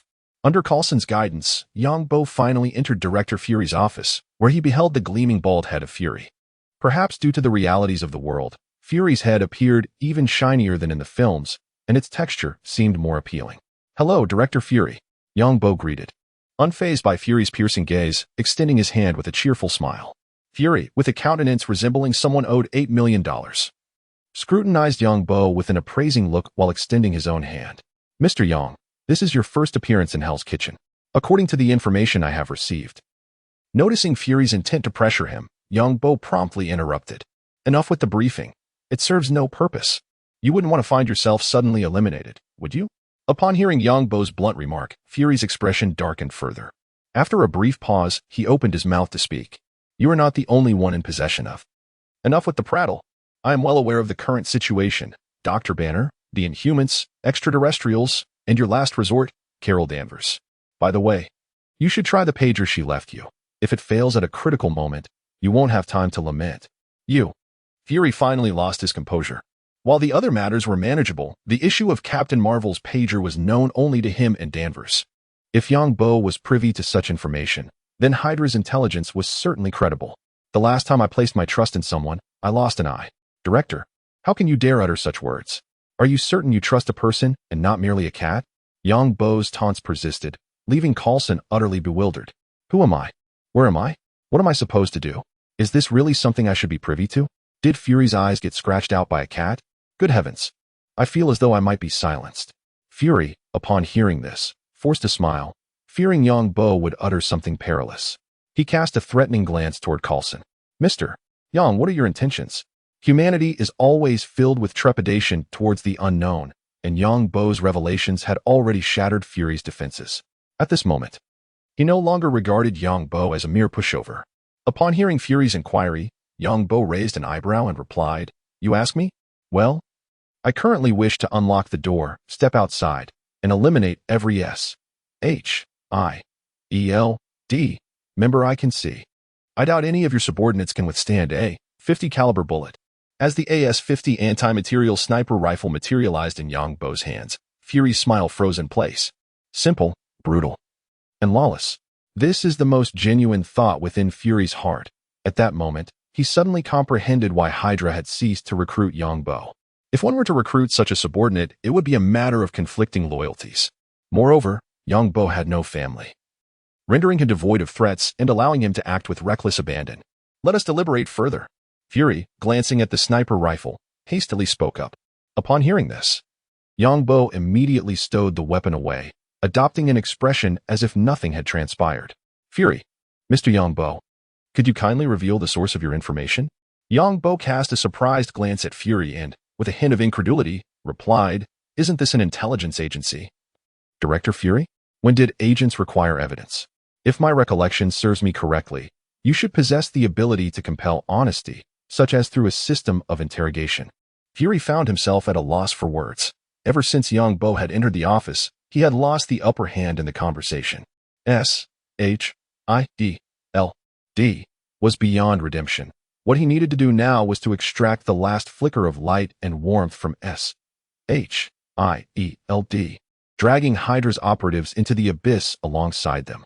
"I have already informed Coulson of the personnel you can trust. The rest you must painstakingly investigate. However, I can assure you that 80% of them are undoubtedly Hydra agents. Fury reclined back in his chair, fingers interlaced beneath his chin, his mind racing through various possibilities. Yet, he realized that if it were indeed as Yang Bo had stated, he was utterly powerless to reverse the situation, unless all trustworthy subordinates possessed the prowess akin to Captain America. The notion of the Avengers Initiative resurfaced in his mind, this time with an intensity greater than ever before. While Fury pondered, Yang Bo turned his gaze towards Coulson, who was earnestly observing the scenery outside, as if entranced by a vision of a beautiful, unclothed woman. The office fell into a sudden hush. After a while, Fury composed himself and calmly looked at Yang Bo, inquiring, "What is it that you seek?" Fury did not believe that Yang Bo merely sought revenge. He undoubtedly harbored his own objectives, and he hoped that their aims would not conflict. At the very least, he wished to achieve a collaboration, swiftly extinguishing any thoughts of incorporating Yang Bo into the Avengers in their infancy. "I desire the Tesseract or assistance in locating Sky." Yang Bo anticipated that Fury would promptly refuse, but to his surprise, Fury genuinely began to contemplate the request. After a moment, he asked, "Who is Sky? Shouldn't you be inquiring about my intentions for the Tesseract?" Yang Bo's desire for the artifact was straightforward. He merely wished to test whether the Tesseract could return him home, as it was, after all, a space gem within the Marvel Cinematic Universe. If it could not transport him back, he would have to settle into life here. Sky, her full name being Daisy Johnson, is approximately 21 years old, a hacker. Beyond that, I am not privy to much information. Fury furrowed his brow. The name rang a bell. The fact that Yang Bo equated her significance with that of the Tesseract indicated that she was undoubtedly extraordinary. He resolved to look up additional information shortly. What is the true purpose of the Cosmic Cube? If S-H-I-E-L-D is indeed as you claim, I might consider entrusting the Cosmic Cube to you. Yang Bo scoffed, recalling how he played the game of deception long before the Marvel films debuted, casting a disdainful gaze upon Fury without uttering a word. Seeing that Yang Bo was not yielding, Fury turned directly to Coulson and instructed, "Coulson, proceed to the sandbox base and retrieve the 084 Cosmic Cube. I shall grant you the necessary authorization." At this moment, Fury had yet to grasp its full potential and had not utilized the Cosmic Cube to create weaponry. Thus it remained secured within S-H-I-E-L-D-S sandbox base. Upon receiving the command, Coulson felt an immediate sense of relief, promptly turning to leave. For he feared that lingering any longer might expose him to secrets that could threaten his very existence. Chapter 56. The Cosmic Cube. As Coulson exited the office, he gently closed the door behind him, a look of palpable relief washing over his face. Turning around, he was met by Jasper Sitwell standing quietly behind him. A sudden tightening in his chest recalled the list Yang Bo had mentioned, yet Coulson managed to smile and said, "Long time no see." Prior to the chaos instigated by Hydra, Coulson and Sitwell had maintained a commendable rapport, even having partnered for a period before Coulson ascended to the rank of senior agent. Sitwell returned the smile with a subtle nod and inquired, "Indeed, it has been a while, Coulson. I have some matters to discuss with Director Fury. I'll reach out to you when I have a moment." "Of course, no problem at all. I happen to have my own tasks to attend to, so I shall take my leave." With that, Coulson turned and departed. Sitwell refrained from knocking on the office door immediately. Instead, he watched Coulson's retreating figure and contacted others through his earpiece. With Coulson gone, he composed himself, adjusted his attire, and knocked on the office door. "Come in."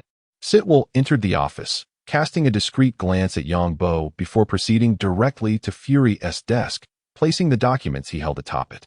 "Director, here are the files you requested."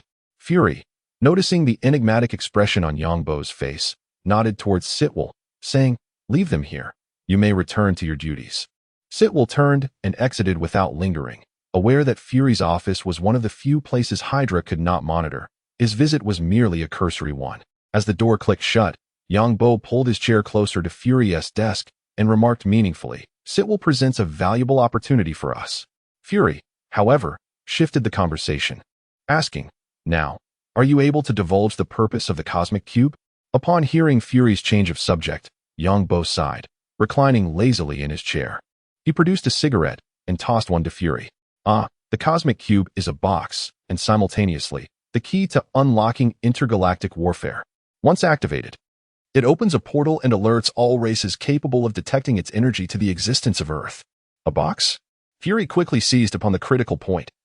His interest in the so-called intergalactic war waning as he, too, possessed his own trump cards. What lies within this box? A luminous blue gem, Yongbo replied dismissively. But let us discuss it further once we retrieve the item. By the way, Director Fury, could you possibly sponsor me with some weaponry? You know how someone like me feels utterly unprotected without any arms at hand. Fury remained silent, contemplating the request. Knock, knock, knock. Coulson re-entered the office, carrying a silver briefcase, and placed it upon the table, declaring, "Director, I have retrieved the items." Fury nodded, refraining from unnecessary words as he opened the suitcase. Within lay a square, translucent cube, softly glowing with a cerulean light emanating from its center. Yongbo could not resist leaning closer. After all, this was a space gem. Collecting 6 infinity stones could potentially summon a dragon. Cough, cough. It could grant the power to snap one's fingers. The cube, reminiscent of the cosmic tesseract, captivated Yongbo's gaze, resonating with his belief that squares embodied the essence of truth, a notion rooted in his own world. With eager eyes fixed on the tesseract, he cheerfully exclaimed, "Fury, this object is destined to be mine." Fury, observing Yongbo's outstretched hand reaching for the cube, quickly interjected, "Be cautious, this." However, as he witnessed Yongbo effortlessly grasp the tesseract, Fury fell silent once more. Ordinary individuals could not directly touch the tesseract. Doing so would expose them to its corrupting power. Yet, seeing Yongbo's ease of handling it, Fury swallowed his words. At that moment, Yongbo was oblivious to Fury's reaction. The instant he seized the space gem, a long-dormant notification chimed in his mind. Loading travel map. Loading successful. A map materialized in his consciousness, depicting a two-dimensional layout of the surrounding area, adorned with numerous colored dots. White, green, and a multitude of red. Upon closer inspection, he swiftly discerned the significance of each hue. Green represented Coulson, indicating friendliness. White denoted Fury, symbolizing neutrality, and red was unmistakably hostile, signaling adversaries. However, after searching diligently, Yongbo could not locate the desired teleportation function. Is this merely an ordinary map? I must not be greedy. Being able to discern friend from foe is quite remarkable. With the map now in his possession, Yongbo felt more equipped for his forthcoming endeavors. He then shifted his focus back to the tesseract, which felt cool to the touch, devoid of any other sensations. A twinge of discomfort washed over him as he contemplated returning home, murmuring, "Teleportation portal." The tesseract remained unresponsive. "Fury, are you certain this is authentic? You wouldn't deceive me with a counterfeit, would you?" Fury remained silent, yet the clarity in his singular eye conveyed that it was indeed the genuine tesseract. This left Yongbo in a state of dismay. The artifact held no apparent utility for him. Upon stowing it in his backpack, an introduction for the tesseract immediately appeared. Tesseract, unknown item, module not loaded. Yongbo sighed deeply, retrieving the tesseract from his backpack for another thorough examination. He experimented with various manipulation methods. Yet the tesseract remained unresponsive, as if it were emotionally detached. Could it be that this object requires the Infinity Gauntlet to unleash its power? That shouldn't be the case. After all, the time stone wielded by the Ancient One is quite effective, I assent it. With a sense of resignation, he gazed at Fury and remarked, "This contraption is utterly useless to me. Let us instead discuss the matter of Hydra. It is time to activate the Avengers Initiative and form a squad composed of superhumans to counter Hydra. Only then will you have the opportunity to reclaim control of SHIELD. This plan sounded remarkably familiar. Fury listened as Yongbo articulated what had been in his own mind, feeling a sense of exasperation. Deep down, he began to suspect that Yongbo possessed a prophetic ability. He inquired, "Who do you believe should be selected for this team?" Yongbo tossed the tesseract into his backpack and, with a gentle tap of his fingers on the table, replied, "Let it be according to your vision, Director Fury. Now, if you would kindly take me home, I plan to go fishing and see if I can catch something substantial this time." As he glanced at the red dot on the map, a radiant smile blossomed on Yongbo's face. Chapter 57. Surprises always come unexpectedly. On a beautiful day with a gentle breeze, a figure sat on a sofa by the lake in Central Park, casually fishing with a rod constructed from square pieces. A ripple swiftly approached the fishing float, and at the moment it made contact, the float abruptly sank. Yongbo quickly raised his rod, and a shimmering book of enchantments, radiating a purple glow, leaped from the water and landed in his hands. At last, an enchantment book has appeared. Yongbo, brimming with excitement, opened his backpack to behold the enchanting tome within, its allure captivating him. Lacking lapis lazuli, he could only hope to fish up some enchanted books with desirable attributes. Fire arrow one not bad. Gazing at the polished sniper rifle beside him, a bold idea sparked in his mind. Without hesitation, he retrieved the anvil he had crafted earlier and placed it on the ground. First, he stowed the rifle in his backpack, then accessed the anvil's interface, placing the sniper rifle and the fire arrow enchantment book within. Seeing the requirement of 7 experience levels made Yongbo's heart race with anticipation. This is truly possible, he thought. No. I must inquire with Coulson and Fury about the most formidable individual weapon they can find. If I were to reel in a Book of Infinity, that would be splendid. Without a moment's delay, he spent the 7 experience levels to enchant the sniper rifle with fire arrow. As he retrieved the weapon from the anvil, the once obsidian barrel was now enveloped in a radiant purple light, identical to the glow of the enchantment book. With a gentle pull of the trigger, a smile graced Yongbo's face, though it quickly faded into a wry grin. After fishing for so long, was the efficiency of these Hydra operatives truly this low? Without any targets to practice on, Yongbo felt quite helpless. He had anticipated that upon returning to Central Park, Hydra would be unable to resist taking action again. In reality, however, there had been no movement from them. A glance at the mini-map revealed not a single red dot within 100 meters. Yongbo refused to believe that Hydra would let him go so easily. There were only 2 possibilities. Either Hydra's surveillance range extended beyond the 100 meters indicated on the minimap, or the adversaries were not represented as red dots. However, the latter seemed exceedingly unlikely. Back to fishing. Yongbo cast his line back into the water, patiently waiting. Moments later, the lake's surface rippled once more. With the third bait, his fishing speed increased, though most catches were mere fish or other random debris, with the likelihood of reeling in an enchantment book being quite low. With a gentle tug, a fish swiftly soared from the water. Time passed inexorably, the sky painted a fiery red by the setting sun. Yongbo sat quietly by the lake, engrossed in his fishing, unaware of the passing hours. Sighing, he finally retracted his fishing rod and stood up, stretching languidly.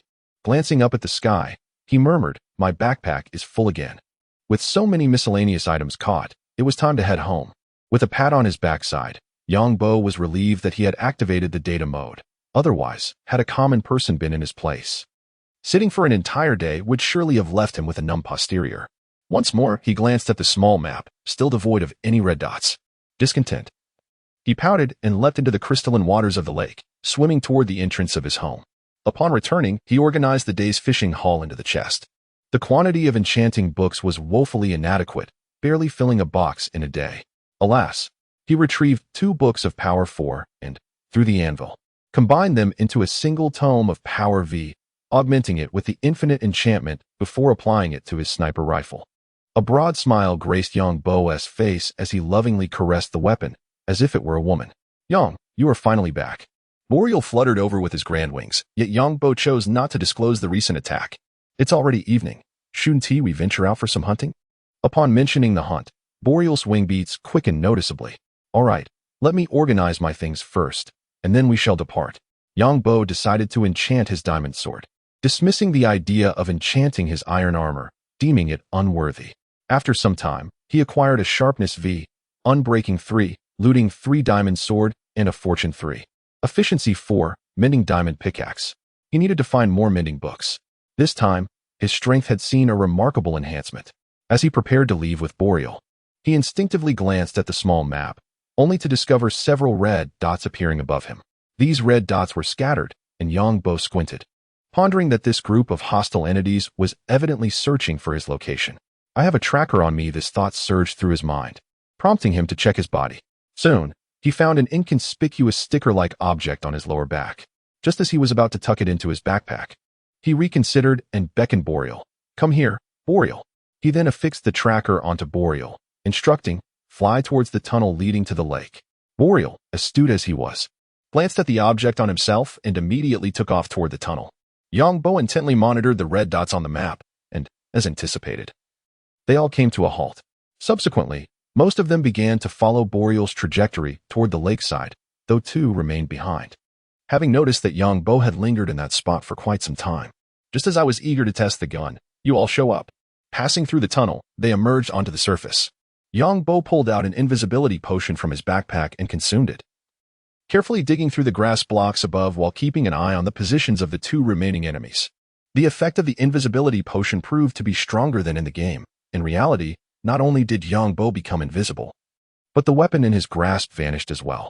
Two individuals clad in casual attire were currently leaning against a tree, feigning nonchalance while cautiously surveying their surroundings. Without the red dots on the minimap, one might assume they were merely two ordinary individuals engaged in playful antics. Yang Bo found a suitable position, lowering himself to set up his sniper rifle. First, let us collect some interest. Huff holding his breath, he aimed through the scope, locking onto an unsuspecting enemy who remained blissfully unaware of the impending peril. A dull, yet powerful gunshot resonated, followed by a sight that filled Yang Bo with revulsion. The targeted individual's head vanished entirely, as if it had been packed with explosives, shattering into fragments. Both his body and the splattered remains ignited spontaneously, yet peculiarly. The corpse was reduced to ash while the surrounding wild grass and tree trunks remained untouched. The other person beside him, upon hearing the gunfire, swiftly retrieved an automatic rifle from a nearby black bag, glancing towards Yang Bo's direction while hastily sheltering behind a tree trunk. Yang Bo was taken aback by the devastating power of the anti-material sniper rifle.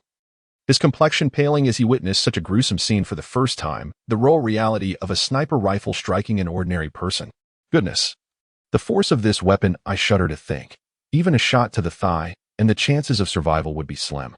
Unless one possesses an extraordinary resilience. Chapter 58, The Emergence of Evil. Another member of Hydra, pale-faced, crouched behind a tree. Although he was part of Hydra, he was not a member of the Suicide Squad. Witnessing the fate of his comrade, fear gradually seeped into his heart. Where are they? Damn it, where is the enemy? He found himself in a dense forest, and based on his experience, the enemy could not be too far away. Otherwise, the bullets would be obstructed by the tangled branches and trunks. A drop of cold sweat trickled from his forehead to the grass below. Suddenly, his sixth sense signaled danger, prompting him to scurry behind another tree. Unbeknownst to him, Yang Bo was merely a few meters away, observing his performance with amusement. How intriguing! Yang Bo resolved to grant him a dignified demise. Stealthily, he approached from behind and raised his hand to strike down forcefully at the back of his neck. A dull thud resounded. However, contrary to Yang Bo's expectations, the man merely stumbled and fell to the ground without losing consciousness. Damn it, the movies are indeed deceiving. The enemy reacted swiftly, spinning around with his gun aimed at the source of the sound. But Yang Bo, already prepared, had vacated the spot. He retrieved a baseball bat from his backpack, specifically designed to deal with vampires, and swung it fiercely at the adversary's head. A crisp sound echoed through the air. This time, the enemy could no longer withstand the impact. His eyes fluttered shut as he succumbed to unconsciousness. Yang Bo examined the baseball bat, remarking, "This truly is effective." He grabbed the fallen man and tossed him near the entrance, deftly removing his headset and placing it over his own ears. Unfortunately, no sound emerged. It seemed they had switched channels upon realizing the attack. If I cannot hear, then so be it. In the face of strength, so-called tactics are but a jest. With renewed confidence, Yang Bo discarded the headset onto the ground, crushing it underfoot. The gunfire from earlier had surely alerted the others. Glancing at the minimap, he was startled to discover that the small red dots were not converging towards him, but rather fleeing towards the edge of the forest. In the blink of an eye, they were nearly out of the woods. Yang Bo's heart raced. I cannot allow this prize to escape. He swiftly consumed a vial of speed potion 2, enhancing his speed by 40%, and rapidly pursued the red dots. With seemingly inexhaustible energy, he soon caught up with the group. Crouching, he steadied his rifle, aimed, and fired. Yang Bo's movements flowed seamlessly, and the powerful recoil of the anti-material sniper rifle propelled him back 2 steps, yet he sustained no harm. I too can wield a heavy sniper like an ordinary rifle, though the muzzle jump is quite excessive. With a resounding bang, a bullet struck one man in the abdomen, bisecting him as if he were a mere rag doll, the immense force tearing him apart. Various peculiar essentials for a hot pot scattered around, igniting midair. The fire arrow was indeed an exceptional enchantment for eliminating adversaries and erasing evidence. In the future, all weapons must be enchanted with fire arrows or flame enhancements. It is simply too convenient. Bang! The gunfire erupted once more, igniting another conflagration. This group had emerged from the woods, rendered mere targets before the heavy sniper. And Yang Bo, fearing a misfire, had taken to firing from a distance of over 10 meters. "Turn back, kill him," shouted one among them, prompting the remaining 4 to brandish their weapons and pivot. However, upon surveying the desolate meadow, their expressions darkened. There was no opportunity to fight back. Bang! The enemy could turn invisible. Bang! Yang Bo's movements became increasingly adept, leading him to muse, "Indeed, practical combat is the finest means of honing one's skills." He felt no trepidation regarding the revelation of his own invisibility. Rat-a-tat-tat. The last 2 men frantically pulled their triggers while Yang Bo lay flat on the ground. Bullets whizzing past his head with a sharp whoosh. Bang! What was once an 8-man squad now dwindled to a solitary survivor, the rest reduced to ashes, dissipating into the air with a gentle breeze. The intense gunfire had already captured the attention of nearby tourists, yet unlike the locals, they harbored no inclination to risk their lives for a spectacle, fleeing in haste instead. The remaining individual, witnessing his comrades turn into charred remnants, felt the brink of collapse despite his military training. This elusive combat against an unseen enemy was driving him to madness. Yang Bo had deliberately spared this one for a simple reason. The others were marked in red, while he alone was a white dot. Even if he isn't affiliated with Hydra, he cannot possibly be a white dot. Shaking his head, he approached the man from behind while he was out of ammunition, tapping him on the shoulder. Just as the man turned to retaliate, Yang Bo gently incapacitated him with a baseball bat. Bang! Not a good sound. It feels rather dull. Grasping the man's ankle, he picked up the weapon that had fallen to the ground, though he held it in disdain. It would suffice for a sale later. Returning to the entrance, he noted that the previous enemy had yet to awaken, suggesting that the baseball bat's method of rendering unconscious was quite effective. Digging into the earth, he prepared to transport the 2 down. If only his backpack could accommodate a living person. This thought sparked a wild imagination in Yang Bo. If it could indeed hold a living being, he would fill it with both Marvel heroes and villains. "Bull!" he called loudly, uncertain if the other could hear him. Just then, the unconscious white dot agent stirred, his first instinct to reach for his waist. Unfortunately, Yang Bo had stripped him of everything, even the buttons on his clothing, casting them into the magma. The man surveyed his surroundings and caught sight of Yang Bo, whose invisibility had worn off, revealing him with an AS-50 sniper rifle, its dark muzzle pressed against the man's forehead. "I wish to challenge you. Who is swifter, you or I?" Yang Bo remarked with a playful smile, while the man swallowed hard. He seemed to perceive the specter of death raising its scythe and placing it upon his neck, and in that fleeting moment, cold sweat drenched his back. Yang Bo, observing the terror reflected in the man's eyes, chuckled and said, "From now on, I will ask, and you shall answer. If you comprehend, simply nod your head." The man nodded vigorously. The fate of his former comrades had shattered the defenses of his heart. Unlike the indomitable heroes of cinema, real individuals, much like Yang Bo, could succumb under the allure of beauty. "Your name?" "Jerry." "This name? Surely you are not your father's biological offspring?" "In America, this name is as common as someone being named Sun Wukong in our homeland." "Your gender? Please do not misconstrue this as anything but respect. It is important to note that in America, there are 112 recognized genders, each deserving of protection against discrimination." Male. Chapter 59. Subverting new subordinates. While Yang Bo was engaged in a delightful exchange with the other party, Boar flapped his wings and returned. Jerry gazed at the enormous bat behind Yang Bo, his eyes widening in astonishment. A bat exceeding a meter in length was indeed a rarity. Not all bats could boast the stature of the Malayan flying fox, which could reach up to 2 meters. Bat. Yang Bo had already anticipated Boar's arrival. He was the only green speck in the vicinity. "Yang, what is the nature of these 2 individuals? Should I convert them?" Boar promptly landed beside Yang Bo. As a vampire, he instantly discerned that these 2 were merely ordinary humans, not vampires. Jerry, half reclining on the ground, felt his pupils constrict sharply. More astonishing than the presence of a gigantic bat was the fact that this bat could speak.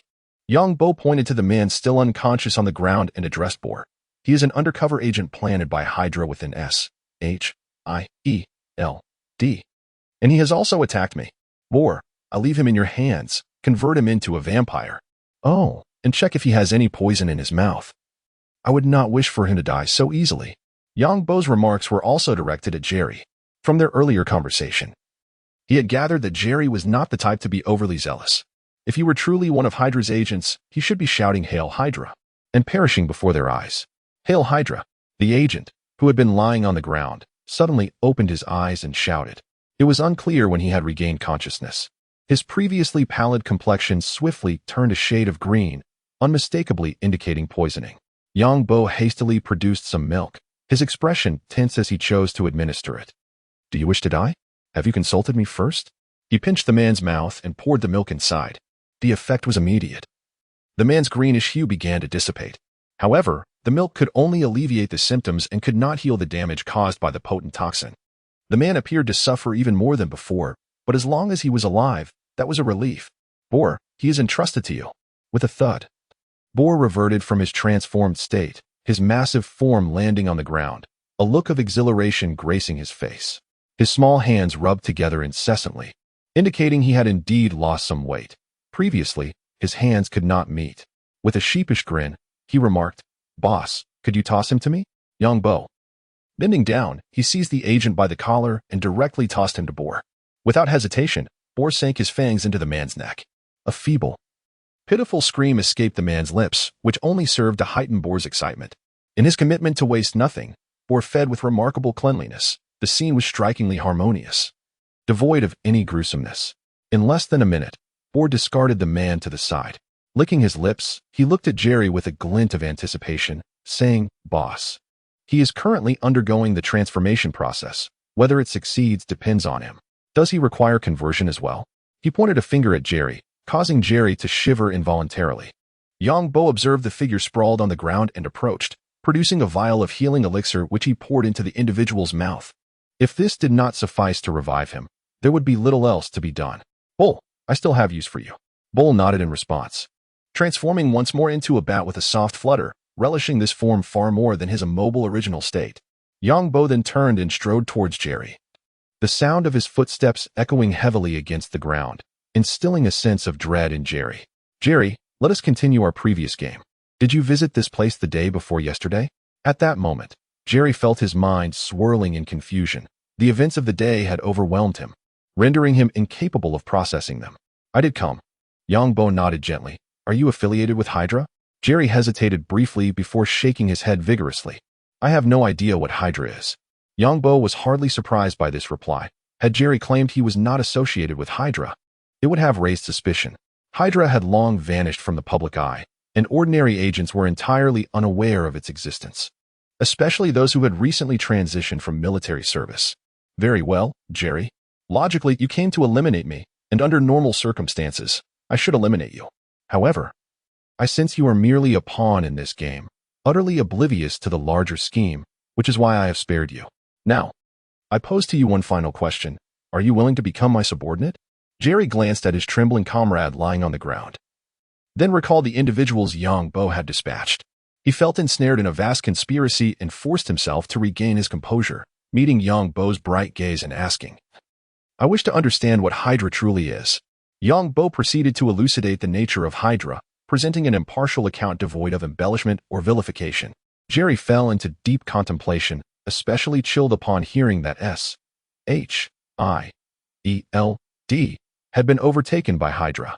He finally lifted his gaze to Yang Bo and declared, "I am willing to join your ranks." A radiant smile illuminated Yang Bo's previously stoic countenance, akin to a refreshing spring breeze. He extended his hand, assisting Jerry to his feet, and remarked, "A wise choice." Retrieving the diamond sword that had been poised against Jerry's neck, he stored it away in his backpack. This was not a threat. Yang Bo was merely concerned that Jerry would stray further down a perilous path. Gently grasping Jerry's hand, he led him towards a nearby crimson chaise, embodying a sense of optimism. "From now on, you may refer to me as Commander. I shall make the necessary arrangements with S-H-I-E-L-D. I am well acquainted with your former superior, Director Fury. I will call him shortly, so you need not worry about anything else. Now come, lie down." With a deceptive demeanor aimed at luring children, he restrained Jerry in the injection chair, brandishing a colossal syringe brimming with a milky substance. A closer inspection would reveal numerous uncrushed cloves of garlic suspended within. "Sir, what is this for?" Jerry, lying on the injection chair, felt an unsettling sense of panic, especially upon witnessing the syringe, which resembled an infant's arm in size. "Just lie still. It will be over soon. You need only endure a moment, and you shall become stronger. Do you not aspire to be a superhero like Captain America?" Jerry fell silent, succumbing to the allure of power. He cast one last glance at Yang Bo and the syringe in his grasp, resigning himself to fate as he closed his eyes. A piercing scream erupted from his lips as Jerry's eyes widened in terror, veins bulging on his forehead. The pain was unbearable. The 3 seconds of the toxic effect made him feel as though he had died once. His gaze filled with dread as he looked at the syringe in Yang Bo's hand. He never wished to experience the sensation of garlic juice coursing through his body again. Meanwhile, Yang Bo, catching the familiar scent emanating from Jerry, couldn't help but smile with satisfaction. Welcome to the Hunter Association. Chapter 60. The Iron Man saga begins with a crack. The whip lashed down. Damn it, quite defiant, aren't we? Yang Bo, his face contorted with rage, wielded the whip against the agent, now transformed into a vampire. Through Jerry, Yang Bo had learned that the agent's name was Alan. Indeed, it sounded almost like a nickname. Crack. The whip struck Alan's body, leaving 2 gaping wounds that resembled a monstrous mouth, truly illustrating what it meant to be flayed to the bone. Jerry, it's your turn. Hit him harder. He passed the whip to Jerry, who was still acclimating to his new physique. Just moments ago, Yang Bo had endured immense pain to relinquish 6 vials of vampire blood, elevating Jerry's level to 2. This allowed him to unlock the first 2 skills of a hunter. While Jerry did not experience a dramatic surge in strength, his stamina and speed had significantly improved. Particularly with the enhancement from the increased attack speed skill, he felt as if he could tap into a power akin to bullet time. Accepting the whip from Yang Bo and gazing at the suspended Alan, a flicker of compassion crossed Jerry's eyes. Though he and Alan were not intimately acquainted, they shared the bond of comradeship, evoking a sense of sorrow at the plight of a fallen rabbit. Biting his lip gently, he gripped the whip firmly. A smile emerging as he turned to Yang Bo and said, Commander, shouldn't we inquire about some matters? Inquire? Yang Bo waved his hand dismissively, his tone cold. There's no need. If he wishes to speak, he will. If not, no interrogation will yield results. My striking him is merely an outlet for my own frustrations. If you wish to ask, then do so. If not, simply assist me in administering punishment. Do not concern yourself with his mortality. He has become a vampire. Even if his limbs are severed, they will regenerate. If all else fails, we can replenish his blood. With that, he turned and sank into the nearby sofa. Casting a glance at the small map, no new red dots appeared, but a multitude of white dots had surfaced, leading Yang Bo to surmise that the earlier gunfight had drawn the attention of the authorities. Contemplating for a moment, he retrieved his phone from his backpack, dialing Coulson's number, and gestured to the visibly conflicted Jerry, saying, Jerry, if you find it hard to act, take a moment to compose yourself. I need to make a call. After all, he is not an outright villain. If you don't want to strike him, we can discuss it later after a few rings. The call connected. Yang. Hold on a moment. Coulson's voice, tinged with a hint of resignation, came through, followed by the sound of footsteps, suggesting he was searching for a secure location. After a brief pause, Coulson inquired, What's the matter? Speak. What bad news do you bring this time? Yang Bo chuckled. You make it sound as though I can never call with good tidings. Having collaborated numerous times, they were now quite familiar with one another. And Coulson occasionally indulged in light-hearted banter. Well, if memory serves, every time you call, it's either to request assistance in gathering items or to report an ambush. So, what's the situation this time? Yang Bo laughed. You certainly have a knack for reading people. The agents of Hydra came to surveil me, but I managed to eliminate them. I left behind one Hydra member and a solitary S.H.I.E.L.D. agent. The rest were dispatched by my hand. You may contact Fury. I believe he is already apprised of the situation. I wish to inquire if you have any interest in this Hydra operative. If not, I shall dispose of him shortly. Coulson paused for a moment before responding. Yang, I am currently in Los Angeles, attempting to reach out to Tony Stark. Due to your actions, Fury harbors considerable distrust towards S.H.I.E.L.D. personnel, and as the only one privy to the details, I find myself quite overwhelmed. Moreover, I will inform Director Fury of this incident. He has prepared to assign Agent Romanoff to take over my responsibilities and liaise with you. Yang Bo was taken aback by this revelation. Natasha Romanoff, born in 1984 in Stalingrad, was trained from a young age by Soviet operatives to become an agent. The modifications by the Soviet government significantly slowed her aging process, enhancing her immune system and resilience. Coupled with years of rigorous physical and mental training, she had transformed into a lethal Black Widow, having betrayed the Soviet operative organization known as the Red Room to join S.H.I.E.L.D. Despite her age, her striking beauty and the physique honed through years of training incited a certain restlessness within him. Yongbo contemplated purchasing a vehicle, yet occasionally hailing a cab did not seem overly burdensome. Furthermore, in the Marvel Cinematic Universe, to adhere to broadcasting standards, Black Widow had yet to reach the level of public transportation. He spoke earnestly into the phone. Let us refrain from further communication. I fear Natasha might misconstrue our interactions. Coulson replied, Do not jest with me, Yang. I wish to inquire if you are aware of Tony Stark's recent disappearance. Are you asking me? Do not tell me that S.H.I.E.L.D. is unable to clarify this matter. If you truly cannot investigate it, perhaps you should accompany Fury to a Chinese restaurant to wash dishes. Coulson was momentarily at a loss for words, struggling to formulate a rebuttal. After a few seconds, he reluctantly said, We indeed have a suspect, Obadiah Stane, a shareholder of Stark Industries. He has been covertly engaging in arms dealings with terrorists. It appears he may also be involved in the recent abduction of Tony. Well, that is somewhat acceptable, not entirely incompetent, Yongbo mused, reflecting on his assessment of S.H.I.E.L.D. as the most formidable organization on the surface. It was hard to believe they could not locate the Ten Rings hideout in Afghanistan. Such incompetence suggested that Hydra operatives within S.H.I.E.L.D. were deliberately obstructing Tony's return. Coulson, I prefer not to discuss this matter. Iron Man is currently in a formative phase, and I do not wish to encounter an arrogant and brash Tony Stark in the future, thus I aim to avoid influencing his narrative. As he pondered, Yongbo's thoughts drifted to Ivan Vanko, the antagonist from Iron Man 2. Indeed, he is a remarkable talent, far superior to the so-called scientists in Justin Hammer's industry. Moreover, it is highly likely that his father is still alive. If we can locate him, it would be a delightful two-for-one deal. With this thought in mind, Yongbo felt no desire to waste time, although there was still a considerable span before the events of Iron Man 2 would unfold. The possibility of Anton Vanko unexpectedly departing this world loomed large, and that would be a significant misfortune. Consequently, Yongbo expressed no trepidation regarding the treatment of Anton Vanko's affliction. A mere bucket of milk combined with the healing potion should suffice. Should that fail, he could always transform him into a vampire. Coulson, since you are in Los Angeles, I shall refrain from further conversation with you. Please provide me with Black Widow Natasha's contact number. I have some serious matters to discuss with her. Coulson replied, face forward, there's no need to look back. Chapter 61, A Bountiful Harvest in Hell's Kitchen. Jerry drove a black SUV, slowly navigating the chaotic streets while carrying Yongbo. A faint shadow loomed above the vehicle in the sky. The car's speed barely surpassed a brisk jog, and the sporadic sound of gunfire echoed from the alleys. Yongbo inhaled deeply, reflecting, Jerry, as anticipated, the air in America is indeed sweet, imbued with the essence of freedom. Upon hearing Yongbo's words, Jerry remained silent. Although Yongbo's statement seemed impeccable, Jerry sensed an undertone of mockery in his tone.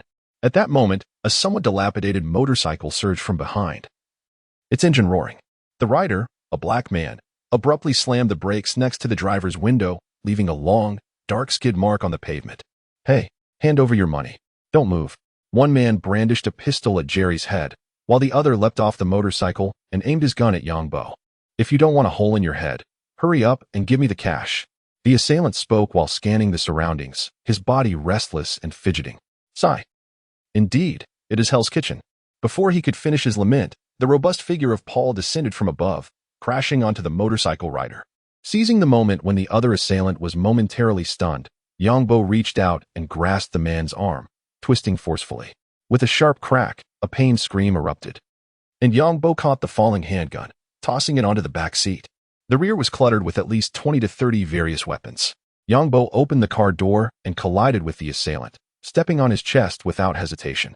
Turning to Paul, he commanded, quickly, deal with this one too. All right, boss. Toss me a few more bottles. This blood bottle is already full. Paul's excited voice resounded as Yongbo threw several glass bottles in his direction. Jerry also exited the driver's seat, skillfully rummaging through the two men's belongings. After all, he had spent the previous night searching through dozens of small-time thugs and over a dozen vampires. Any lack of proficiency would be foolish. Buzz. The phone vibrated, and Yongbo reached into his pocket to retrieve it. An unfamiliar number appeared on the screen, and the name Black Widow flashed in his mind. He answered the call, and a voice came through. Mr. Yongbo? Is this Natasha? Indeed, I am Natasha Romanoff, a level 10 agent of S.H.I.E.L.D. I will be coordinating with you from now on. I have arrived at Times Square in New York. The Black Widow's voice was sultry, yet carried an air of distant aloofness. Then wait for me a moment. Having spoken, Yong-bo fiercely kicked the head of the thug beneath his feet, silencing his cries abruptly. I'm currently attending to some matters outside and shall return shortly. After hanging up the phone, he turned to Bo-air and declared, All right, dawn is approaching. Let us return home. Upon hearing this, Bo-air instantly transformed into his bat form, revealing the thug, who remained pale yet alive, his heaving chest a testament to his continued existence. This night, Bo-air had not taken a life. Instead, he had merely drained the thugs of their blood, allowing these scoundrels to retain just enough breath to survive. Whether they would be picked up by vagrants for some peculiar purpose was beyond the concern of the few present. Bo-air seized the blood vial and glass bottle, taking flight to perch atop the vehicle. Compliant, he lay down. Hearing the commotion above, Yong-bo turned to Jerry and instructed, Homeward bound. The black SUV sped away, leaving behind only a legend in Hell's Kitchen. 20 minutes later, Yong-bo arrived at the entrance of Central Park, scanning his surroundings but failing to spot Natasha. Exiting the vehicle, he retrieved a pickaxe and stowed the car within his backpack. Although Jerry had witnessed Yong-bo extracting the car from his backpack before, witnessing it again left him somewhat astounded. As they made their way homeward, with dawn approaching, Bo-air's transformation would be unsustainable under the sunlight. And Yong-bo certainly did not wish to carry him home. Just as he was about to pull out his phone, Yong-bo noticed a figure standing at the edge of the woods. Clad in a form-fitting black outfit that accentuated her alluring figure, she exuded an air of elegance. Her stern face bore no hint of a smile as she scrutinized Yong-bo with a piercing gaze. Soon, Yong-bo reached the edge of the woods, extending his hand with a smile. Welcome, Ms. Romanoff. Good day, Mr. Yong-bo. The Black Widow's expression remained devoid of warmth as she extended her hand to shake his. I have received orders from Director Fury. I will be responsible for liaising with you to assist in resolving your issues. Yong-bo nodded gently. But upon seeing the Black Widow's impassive face, the fervent and wicked thoughts that had ignited within him were swiftly extinguished. Despite his fondness for beautiful women and his desire to engage in somewhat risky endeavors, he had no interest in pursuing someone who was unresponsive. He was not lacking in funds. If necessary, he could simply purchase a yacht and host a grand soiree. Let us converse while we walk, Yong-bo suggested. Turning towards home with Jerry in tow, I would like your assistance in locating two individuals, Anton Vanko and his son Ivan Vanko. Anton Vanko is a physicist, currently exiled to Siberia. I need S.H.I.E.L.D. to help me find him, but please refrain from sending anyone to make contact. I wish to retrieve him personally. Understood. I will contact Director Fury at once. The Black Widow replied promptly, silently committing Yong-bo's request to memory. She produced a gray communicator from her chest pocket and began to reach out to Director Fury. A few minutes later, the Black Widow approached Yong-bo, stating, Director Fury wishes to speak with you. Yong-bo's expression faltered momentarily as he instinctively took the communicator, raising an eyebrow with feigned curiosity. Hello? What did you say? I can hardly hear you. The signal is rather poor. There's no sound. Ms. Romanoff, is this device malfunctioning? He then returned the communicator to Black Widow, deliberately ignoring Nick Fury's voice emanating from it. Black Widow, resigned to the situation, accepted the device back. A smile crept across Yong-bo's face.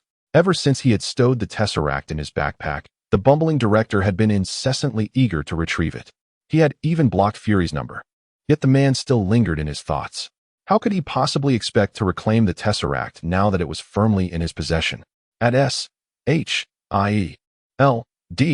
headquarters, Fury's countenance was darker than the bottom of a pot. If it weren't for the fear of eliminating Yong-bo, he doubted he could ever regain the Tesseract, which had been ensnared in a pocket dimension.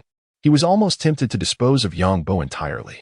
Originally, he had intended only to test Yong-bo's reactions, but instead, he had been outsmarted. With no other recourse, he placed his hopes on Black Widow, instructing her to cultivate a positive relationship with Yong-bo and to report any developments back to him. Chapter 62. Leisurely daily life. The home exuded a certain simplicity, inviting one to sit at ease. Black Widow accompanied Yong-bo to his residence and instructed Jerry to fetch a bottle of soda, a special provision he had acquired for entertaining guests. The matter concerning Ivan Vanko required urgent attention. His father was gravely ill. and Yang Bo feared that prolonged delays might lead to irreparable consequences. Seated on the sofa, Yang Bo spoke earnestly as he accepted the soda from Jerry. Twisting the cap and taking a sip, regrettably noting that it was not chilled. "No problem, Mr. Yang," he replied. "However, do you possess more detailed information? It would certainly simplify our search for them." Yang Bo shrugged. "I have no more to offer. If I had the specific address, I wouldn't need your assistance." After a moment's thought, he continued, "They are, after all, human. Even those in hiding cannot completely conceal their whereabouts, whether through the internet, television, phone calls, or shopping. Traces are inevitably left behind." Additionally, Anton Vanko was once a partner of Howard Stark, but was unfairly treated and expelled from America. "You might start your investigation from this point." Black Widow nodded, recognizing that this information was sufficient. If they failed to locate them with these leads, it would be a grave reflection on SHIELD's efficacy. Suddenly, a chilling scream echoed from a darkened corner of the house, prompting Black Widow to glance instinctively in that direction. Yang Bo, sporting a sly smile, remarked, "Well, you know, I have quite a few enemies. So it's only natural to have a guest or two over. Wouldn't you agree?" At his words, Black Widow cast a meaningful look at Yang Bo before saying, "I possess a variety of interrogation techniques. Would you like my assistance?" Prior to her arrival, she had received some intelligence from Fury. Aware that Yang Bo had a traitor within SHIELD, this was one of the reasons for her visit. She needed to extract information from him to report back to Director Fury. Feigning surprise, Yang Bo rose and grasped Black Widow's delicate hand, exclaiming with enthusiasm, "That sounds splendid. Come with me." He mused silently, how is it that her hand remained so soft despite daily handling of firearms? Perhaps SHIELD has a special regimen for skincare. I must inquire with Coulson when the opportunity arises. Turning to guide Black Widow toward the guest room, he led her to the luxurious suite he had constructed specifically for Hydra's Allen. The room was entirely crafted from obsidian, a material far more resilient than Yang Bo had anticipated. Even his enchanted sniper rifle, when fired, merely left a slight crack that would mend itself within 3 seconds, rendering any escape attempts futile. Based on his tests, it would take at least a dozen shots to breach the obsidian. The iron door at the entrance was the most vulnerable point, yet for safety's sake, Yang Bo had opted for a double-layered iron door. As they approached, the door was ajar, and he caught sight of the corpulent figure of Bull seated in the corner of the room, holding a small whip in his hand. He relentlessly lashed it against Allen, while Yang Bo observed Boar's excited demeanor with a bemused expression. He quickly interjected, "Boar, why not take a moment to rest?" His concern was not for the impression left on the Black Widow, but rather the comical sight of Boar's short arms flailing without any semblance of intimidation. Upon hearing this, Boar reluctantly transformed into his bat form. Otherwise, he would have occupied more than half of the cramped space, making it difficult for Yang Bo to maneuver. "Boss, just leave him to me. I can surely make him divulge everything, even how old he was when he first discovered." "Well, you know," Yang Bo rolled his eyes in response. "I'm not a pervert. I couldn't care less about such details. All right, you watch and learn the interrogation techniques of SHIELD, he said, stepping aside to allow the Black Widow to enter.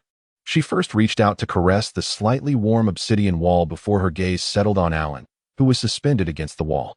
His combat suit had been stripped away, leaving him clad only in his underwear, his body marred with vivid purple whip marks that rapidly healed under her astonished gaze. Stuffed in his mouth was a somewhat discolored sock, and his eyes were devoid of life, numbly staring ahead. Even when the Black Widow approached him, he displayed little reaction. "Hope I haven't broken him," Yang Bo mused, a pang of anxiety striking him at the sight of Allen's vacant expression. If he had indeed broken him, it would necessitate capturing another, and the subsequent transformation and training would consume another 2 days, too troublesome indeed. Approaching him, he gently patted Allen's cheek, bringing a glimmer of fear back into his eyes as he looked up at Yang Bo spit out the sock. "I have a few questions for you." Yang Bo had no desire to touch someone else's foul sock, especially one that appeared particularly odorous. Upon hearing Yang Bo's command, Allen reluctantly dislodged the sock from his mouth with a flick of his tongue. The reason he hadn't done so earlier was that Yang Bo possessed 100 ways to make him shove it back in. Seeing that Allen complied, Yang Bo nodded in satisfaction, a smile breaking on his face. However, to Allen, that smile appeared grotesque, causing him to tremble uncontrollably, though he dared not utter a sound. Yang Bo turned to the Black Widow, saying, "I leave him in your capable hands. I'll tend to a bit of wheat. If he refuses to cooperate, just call for me. Ah, and take this. He then retrieved a vial of blood from his backpack, a gift from the enthusiastic denizens of Hell's Kitchen. Driven by his thirst for blood, Alan's gaze fixated on the vial. Yongbo, unfazed, uncorked it and poured its contents into Alan's mouth. In an instant, all visible signs of injury had vanished. He then produced another vial and handed it to the Black Widow. Well, you've seen the results. If you need more, just aboard come find me. Without further ado, he disregarded the intricate gaze of the Black Widow and turned to leave the guest room. As he stepped outside, he immediately heard the raucous voice of Boar within. Hey, beautiful. The boss wants me to learn interrogation techniques from you. You must not hold back. Yongbo chuckled and shook his head, calling out to Jerry. He placed a hand on Jerry's shoulder and walked towards the expanse of farmland he had prepared, enthusiastically declaring, Jerry, this is the kingdom I have established for you. It shall be entrusted to your stewardship from now on. Chapter 63. The Snowstorm of Siberia. A few days later, a Kun-style fighter aircraft pierced through the clouds, descending upon the snow-covered expanse of Siberia. Yongbo gazed out the window at the landscape and inquired, Are you certain Ivan Vanko is here? Before him lay an unbroken canvas of white, devoid of any other hue. Gradually, the aircraft began to decelerate, and the Black Widow sat beside him, fiddling with her tablet. After several days of interaction, she had gleaned some understanding of Yongbo's character.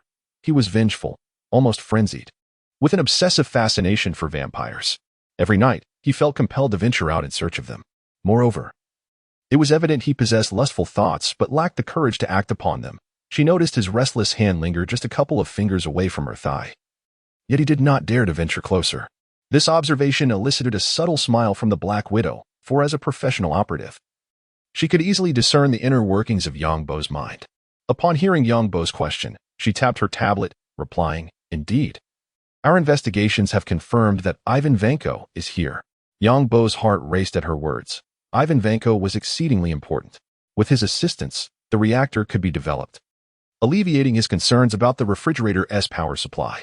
If Ivan Vanko were to discover that Yongbo sought him solely to address a power issue, he would surely be tempted to pry open Yongbo's mind to uncover what lay within. As the aircraft descended from the heights, Yongbo finally caught a glimpse of the buildings below. Several wooden cabins were scattered across the landscape, their roofs blanketed in snow, a detail that might easily be overlooked from above. Flurries danced in the air, and not a single soul was visible on the roads below. At that moment, the Black Widow produced her tablet and presented it to Yongbo, revealing an aerial view of the town. She pointed to one particular house, saying, Yongbo, Ivan Vanko resides in this dwelling. Based on his recent pharmaceutical purchases, it is clear that his father's condition is quite dire. Yongbo nodded, cross-referencing his small map to pinpoint Ivan Vanko's residence, and remarked with a smile, Of course, if his father's health were satisfactory, I wouldn't be in such a hurry. With a gentle tremor, the aircraft touched down, and Yongbo stood, making his way toward the lounge. Natasha, I'll go check on them. Please wait for me on the plane for a moment. The Black Widow nodded lightly, rising to her feet. Very well, take care. According to our findings, Ivan Vanko has certain personality flaws. Aside from his father, he hardly interacts with anyone. Yes, I will be cautious. At this moment, the cabin door creaked open, allowing a biting cold wind to sweep inside. The other ordinary crew members shuddered at the chill, yet Yongbo, clad in only a thin garment, appeared impervious to the cold, likely due to the absence of a weather module. He strolled deliberately toward Ivan Vanko's residence, retrieving a shovel from his backpack to begin excavating the thick blanket of snow covering the ground. Numerous snowballs tumbled down, which he collected into his backpack. Seizing this opportunity to gather more snow to bring back, he envisioned crafting a snowman, thus ensuring an endless supply of snow. While snow held little utility in the game, it could at least serve to chill a few bottles of beer and soda in reality. As he continued to dig while progressing towards Ivan's house, he pondered how long the blizzard had raged. The snow had already blanketed half of the Vanko family's door. Knock, knock, knock. The muffled sound of knocking echoed, causing Ivan Vanko, who was tending to his ailing father, to furrow his brow and direct his gaze toward the door. Typically, no one would visit their home, especially not in such a tempestuous blizzard. Setting the food aside, he rose and addressed his father, saying, Father, please wait a moment while I see who it is. Anton Vanko lay on a rickety wooden bed, appearing gravely ill, yet mustering his strength. He cautioned, Ivan, be careful, cough, cough. A fit of coughing interrupted Anton's words. Ivan nodded and gently patted his father's chest, reassuring him. Do not worry, father.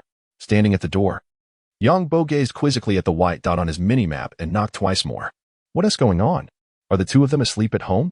Just as this thought crossed his mind, he noticed the white dot moving toward the door, prompting a smile to break across his face. With a creak, the door swung open. As Yang Bo was about to speak, a dark gun barrel emerged from the crack, pressed against his forehead, a double-barreled shotgun. Then came the voice of a man. Who are you? What do you want here? Yang Bo felt no anger. It was entirely reasonable to be met with such suspicion in Siberia. Maintaining his composure, he replied, I am Yang Bo, here to seek out Ivan Vanko. I wish to recruit you for my endeavors. Upon hearing his name, Ivan initially hesitated before squeezing out a response through clenched teeth. I have no desire to work for you. Please leave. He began to withdraw the shotgun, intent on shutting the door. Ah. I believe you will find it difficult to refuse the remuneration I offer, Mr. Vanko. The door that was about to close hesitated, and Ivan's voice came through from within. Is it just about money? Go away. Even if I were to starve, I would not accept your money. Yang Bo raised an eyebrow. Oh. Has the law of irresistible temptation been triggered? He spoke calmly. I can cure your father's ailment. As soon as the words left his mouth, the door swung open, revealing Ivan's appearance. He wore a tattered cotton coat and sported shoulder-length hair reminiscent of the Black Widow, though streaks of gray marred his locks. In his 30s, he bore the countenance of a man well into his 40s, with gleaming iron teeth. If you deceive me, I shall end your life. Yang Bo found this threat particularly distasteful. If you wish to kill me, then do so directly. Such harsh words are utterly meaningless. He scoffed lightly and continued. You are more aware of your father's condition than I am. If I do not intervene, he has at most 1 month left. From this moment forth, you will be an employee under my command. Allow me to impart a lesson. Never utter threats without understanding your opponent. Before Ivan Vanko could respond, Yang Bo retrieved his sniper rifle from his backpack and pressed it against Ivan's temple, pulling the trigger. Bang! The bullet pierced the two-story building, creating a gaping hole the size of a fist. The deafening sound nearly caused Ivan Vanko to lose consciousness, blood oozing from his ears. Seizing the moment while Ivan was dazed, Yang Bo stowed the double-barrel shotgun back into his bag and produced a vial of healing agent. Prying open Ivan's mouth to pour it in. Try the effects of the medicine for your father. Chapter 64. There is no one I cannot move upon entering the room. Which should have been spacious, it was instead cluttered with an assortment of debris and equipment. Carefully avoiding the refuse in the corridor, Yang Bo followed the guidance of the small map toward the location marked by a white dot. After surveying his surroundings, he remarked with unrestrained disdain, Ivan Vanko, are you certain you do not reside in a pigsty? Can you endure this? Can your father? Yang Bo's contemptuous voice jolted Ivan, who was standing at the doorway. The effects of the healing potion manifested the moment Ivan consumed it. His previously bleeding ear had returned to normal. However, having danced on the brink of death, his reflexes were somewhat dulled. Turning around, he noticed Yang Bo making his way toward his father's room, and it was then that Ivan fully regained his senses. Suppressing his inner fear, he exclaimed, "Stop right there." Beneath his carefree exterior lay the heart of a dutiful son. In the narrative, with Ivan's skills, he could easily become a figure of success in any company, yet he remained loyal to his father's dying wish to eliminate Tony Stark, allowing his father to find peace. Yang Bo turned to face Ivan, who was striding towards him, and smiled. You should have felt the effects of the potion I just administered. How about it? Don't you wish to give it a try? All I require is for you to work with me. Isn't that rather simple? I imagine you wouldn't want your father to leave you just like that. He has suffered throughout his life. It is time for him to enjoy some respite. As soon as these words left his lips, Yang Bo suddenly froze. What the hell? How did such villainous words escape my mouth? Sigh. Never mind. I am not exactly a paragon of virtue myself. Convincing himself internally, Yang Bo donned a determined smile and gently pushed open the wooden door leading to Anton Vanko's room. The dilapidated door creaked open slowly, revealing a somewhat improved environment inside, although the improvement was marginal. Anton Vanko gazed weakly at Yang Bo, wishing to move, yet finding himself utterly devoid of strength. Yang Bo smiled and nodded at Anton Vanko as he approached. I wish to attempt to heal you. If you agree, simply blink. If not, you may disregard my presence entirely. Anton Vanko remained silent, his gaze fixed on his son, though he was on the verge of fainting. He heard Yang Bo's request and did not wish to make decisions on behalf of his son. Very well, I accept your terms, provided you can heal my father. Ivan's voice rang out resolutely behind Yang Bo. While his tone was firm, Yang Bo understood that if he failed to heal Anton, he would undoubtedly become a greater target for Ivan's wrath than even Tony Stark. However, if he truly could not heal Anton Vanko, then neither father nor son would see the end of this day. To sever the grass without uprooting it, the spring breeze will cause it to grow anew. With these thoughts, a bucket of milk was retrieved from the backpack and poured into Anton Vank's mouth, followed by a healing potion. Under the combined effect of the milk and the treatment, Anton's complexion visibly transformed, regaining a healthy hue. Yang Bo sighed in relief internally. Your father is currently in a state of great weakness. Even if we cure his ailments, he will require time to recuperate. Before he could finish his sentence, Anton Vank unfurled the tattered blanket that had obscured his form and sat up in bed, his face alight with excitement. I'm cured.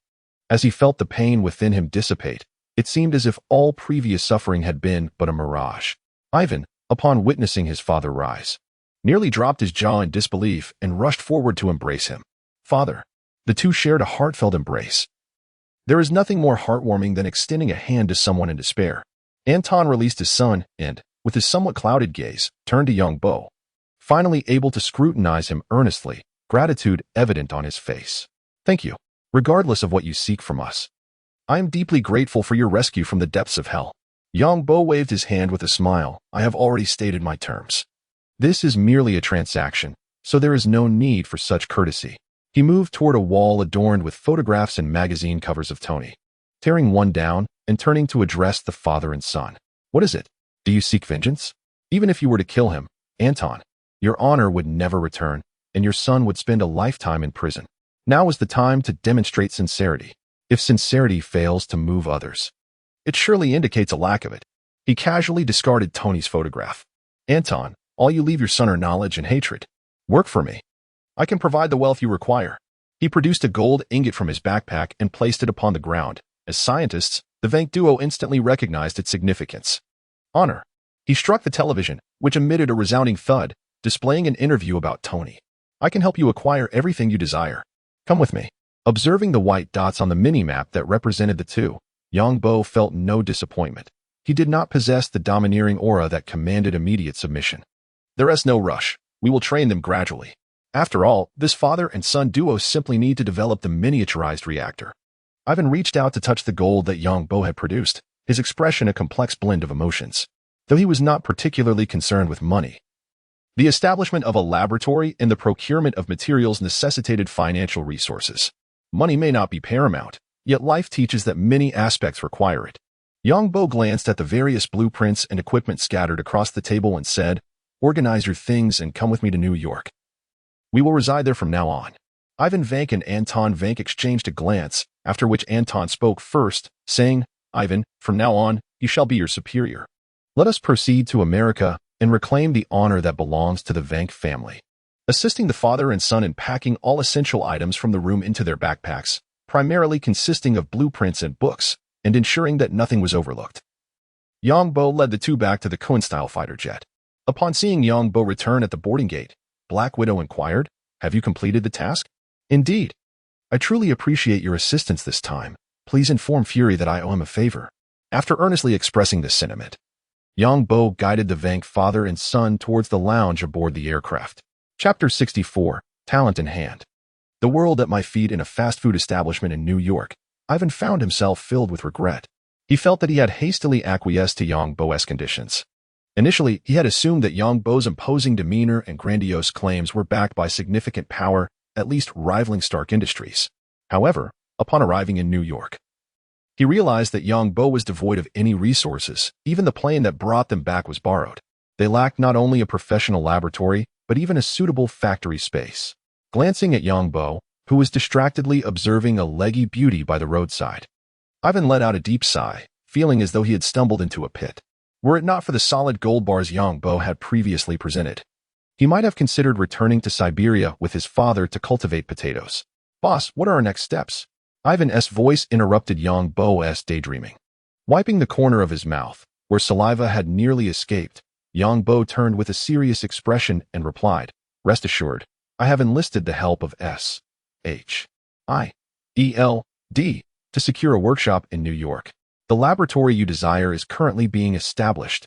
Your task now is to collaborate with your father to construct a small reactor. As the saying goes, money can make the world go round. Yang Bo casually tossed 2 gold ingots onto the Quinjet, requesting Black Widow's assistance in procuring a suitable factory and equipment in New York.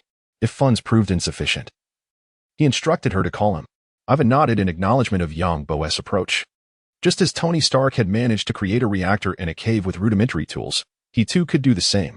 This was precisely why Yang Bo had ventured to Siberia to find him. Talent was the most precious treasure. After the trio had their fill, Yang Bo packed some food to take back for Jerry, who had been subsisting on bread and was beginning to show signs of malnutrition. The 3 strolled leisurely through the streets of New York, making their way towards Central Park. Ivan, who had never visited New York before, scrutinized his surroundings with excitement, though his expression remained stoic, as if all of this was utterly mundane.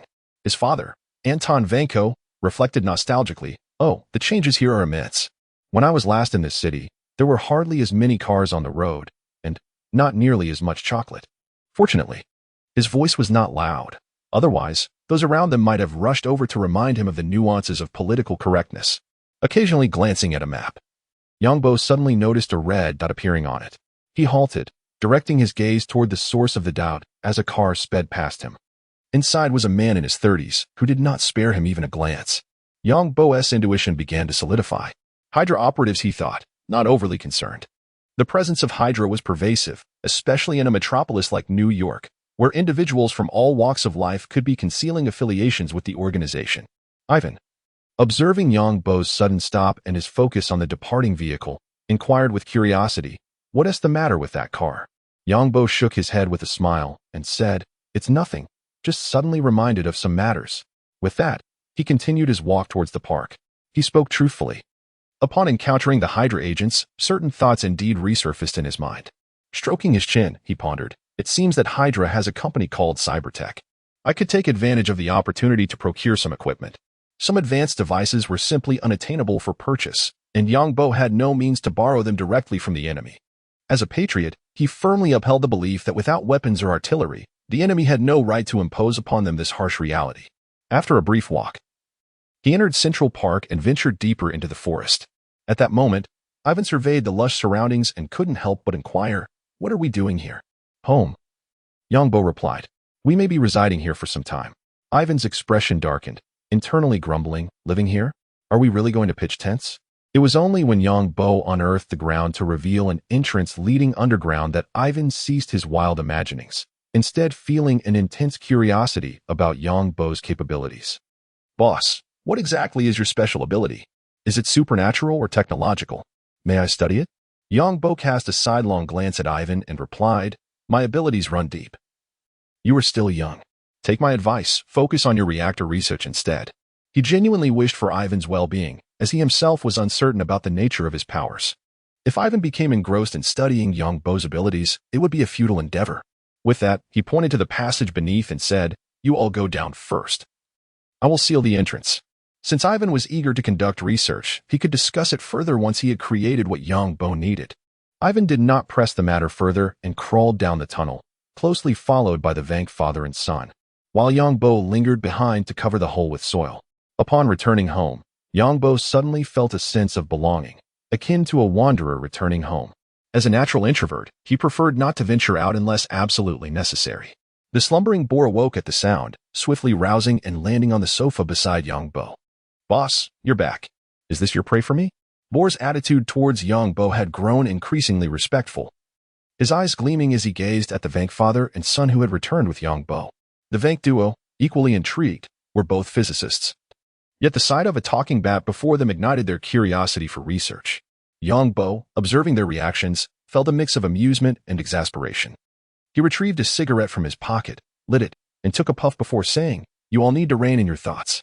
He called out to Jerry, who was busy chopping wood. When Jerry approached, Yang Bo continued, "Let me introduce you. You will all be colleagues from now on, albeit with different roles. This is my subordinate, Boar, who is a vampire." He then extended his finger towards the newly arrived Jerry, stating, "This is Jerry, a fellow subordinate of mine, currently engaged as a vampire hunter." Ignoring the astonished expressions of Ivan and Anton, he continued, "These 2 gentlemen are my employees, Anton Vank and Ivan Vank." The 3 men, along with a vampire, exchanged nods and shook hands, thus familiarizing themselves with one another. Yongbo lazily rose from the sofa and ambled towards the distance, saying, "Anton and Ivan, come here. I will designate a spot for you to place the equipment you brought from your home. However, I must inform you beforehand that there is no electricity here, so you will need to devise a solution for that. Once the reactor is constructed, I will share with you my vision for the prototype machine." The father and son exchanged glances, each detecting a hint of resignation in the other's eyes. Chapter 65, The New Workshop and Familiar Surroundings. The following day, Yongbo, laden with the fruits of his recent endeavors, ventured into the small chamber occupied by the vampire hunters. It was time to elevate his level. He presented the vampire blood he had collected to the vampire hunter. With neither extravagant effects nor the dramatic manifestation of lightning, Yongbo seamlessly ascended to level 5, thereby acquiring 2 new skill points. Upon accessing the skill menu, he decisively chose to pursue the 3rd skill branch. The skill, Double, enabled the usage and crafting of dual crossbows, while Weapon Enhancement permitted the user to amplify the power of their weapons. He could now forge enhanced crossbows, and with specialized bolts. Even the most common vampires would not survive a second encounter. Yongbo nodded in satisfaction, though he refrained from excessive excitement. After all, with the acquisition of an anti-material sniper rifle, he found the damage of conventional weapons rather unimpressive. Were it not for the absence of loot drops from non-mod or vanilla weapons during monster encounters, he would have deemed the creation of such trifles unnecessary. Approaching the hunter's weapon table, he gathered various materials to craft a metallic dual crossbow.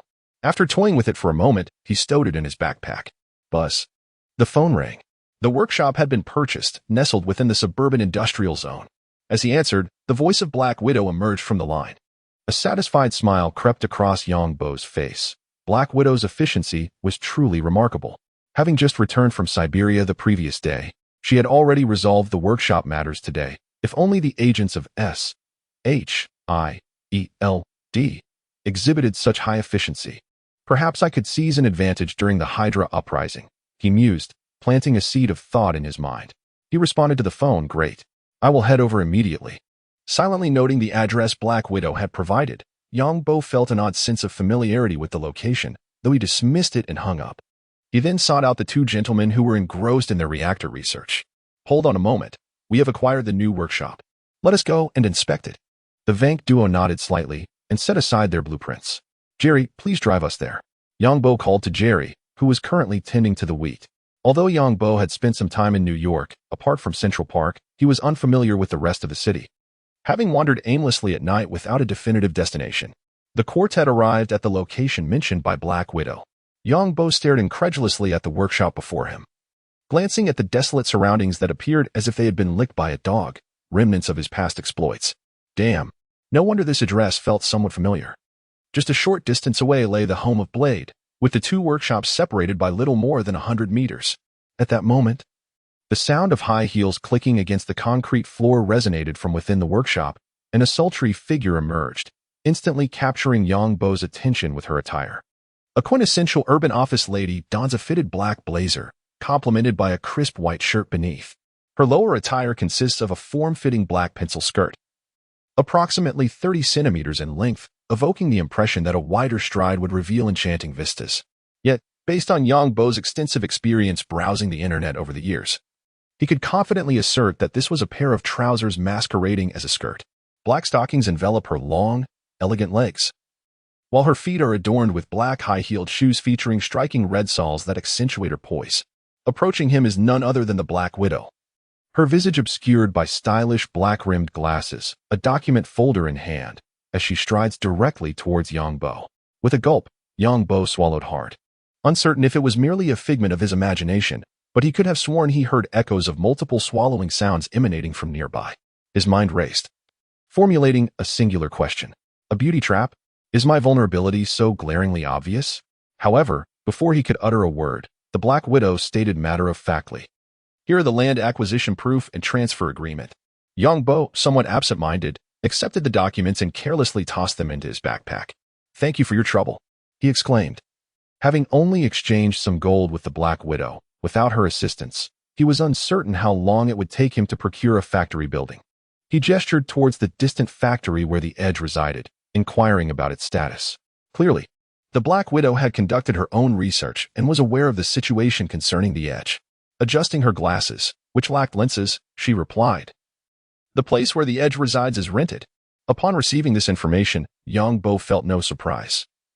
Given that the Edge was reportedly so impoverished he resorted to robbing vampires and those so-called underworld beings, it was improbable he had the means to purchase a factory. A radiant smile spread across Yang Bo's face as he leaned closer to the Black Widow, whispering, "Is there a chance we could acquire that place?" The Black Widow paused for a moment, quickly grasping Yang Bo's intention to become the landlord of the Edge, and found the notion rather amusing. Certainly. The entire industrial area is owned by a single proprietor who is eager to sell, provided the price is right. At this, Yang Bo's demeanor transformed into that of a burgeoning tycoon. In that case, let us aim to purchase as much as possible. We're not lacking in funds. With that, he led Ivan and his son, as well as Jerry, into the factory. Inside, the factory was devoid of any furnishings, prompting Yang Bo to nod in satisfaction. If it had been in disarray like the Edge's chaotic workshop, he would have faced a tedious cleanup. Instead, he merely needed to partition the space into designated areas. "Anton, I'll leave the planning of this space to you and Ivan. This will be your new home." As Anton and Ivan surveyed the expansive factory, they began to envision their future within it, engaging in animated discussion. Meanwhile, Yang Bo glanced at the small map, spotting a green dot on the perimeter of the factory, which instantly conjured the image of the Edge in his mind. After all, only a handful of individuals appeared as green dots in his vicinity. In the company of the enigmatic Blade, the formidable Coulson, the astute Paul, and the recently transformed Jerry, who had only just turned green.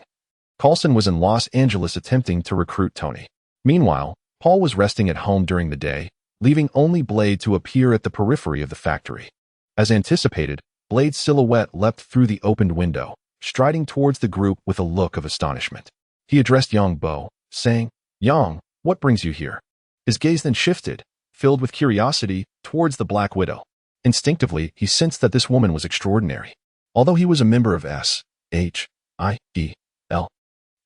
his role primarily involved assisting with atypical, non-human incidents akin to that of a temporary consultant. Coupled with the Black Widow's striking attire, her face seemed vaguely familiar. Yet he struggled to recall her identity at that moment. Upon seeing Blade's arrival, Yang Bo promptly approached him, arms wide open for an embrace, and declared, "I have purchased this factory and plan to establish a laboratory here. Soon, we shall be neighbors, and the security of this place will be entrusted to you." Thus, Yang Bo immediately assigned Blade a fitting role. Chapter 66. Hellish Transport. With a look of bewilderment, Blade pondered why he had come to observe the situation only to feel as though he had been sold out. "I need to go out of town." This time, it was Yang Bo who appeared startled, hastily inquiring, "What for? What has happened?" Blade chuckled, revealing his prominent incisors. "Many vampires have fled New York. I haven't received any information about them for several days. I wish to explore other cities and set up a forward base for our hunting guild." Yang Bo nodded in agreement, having noticed the same.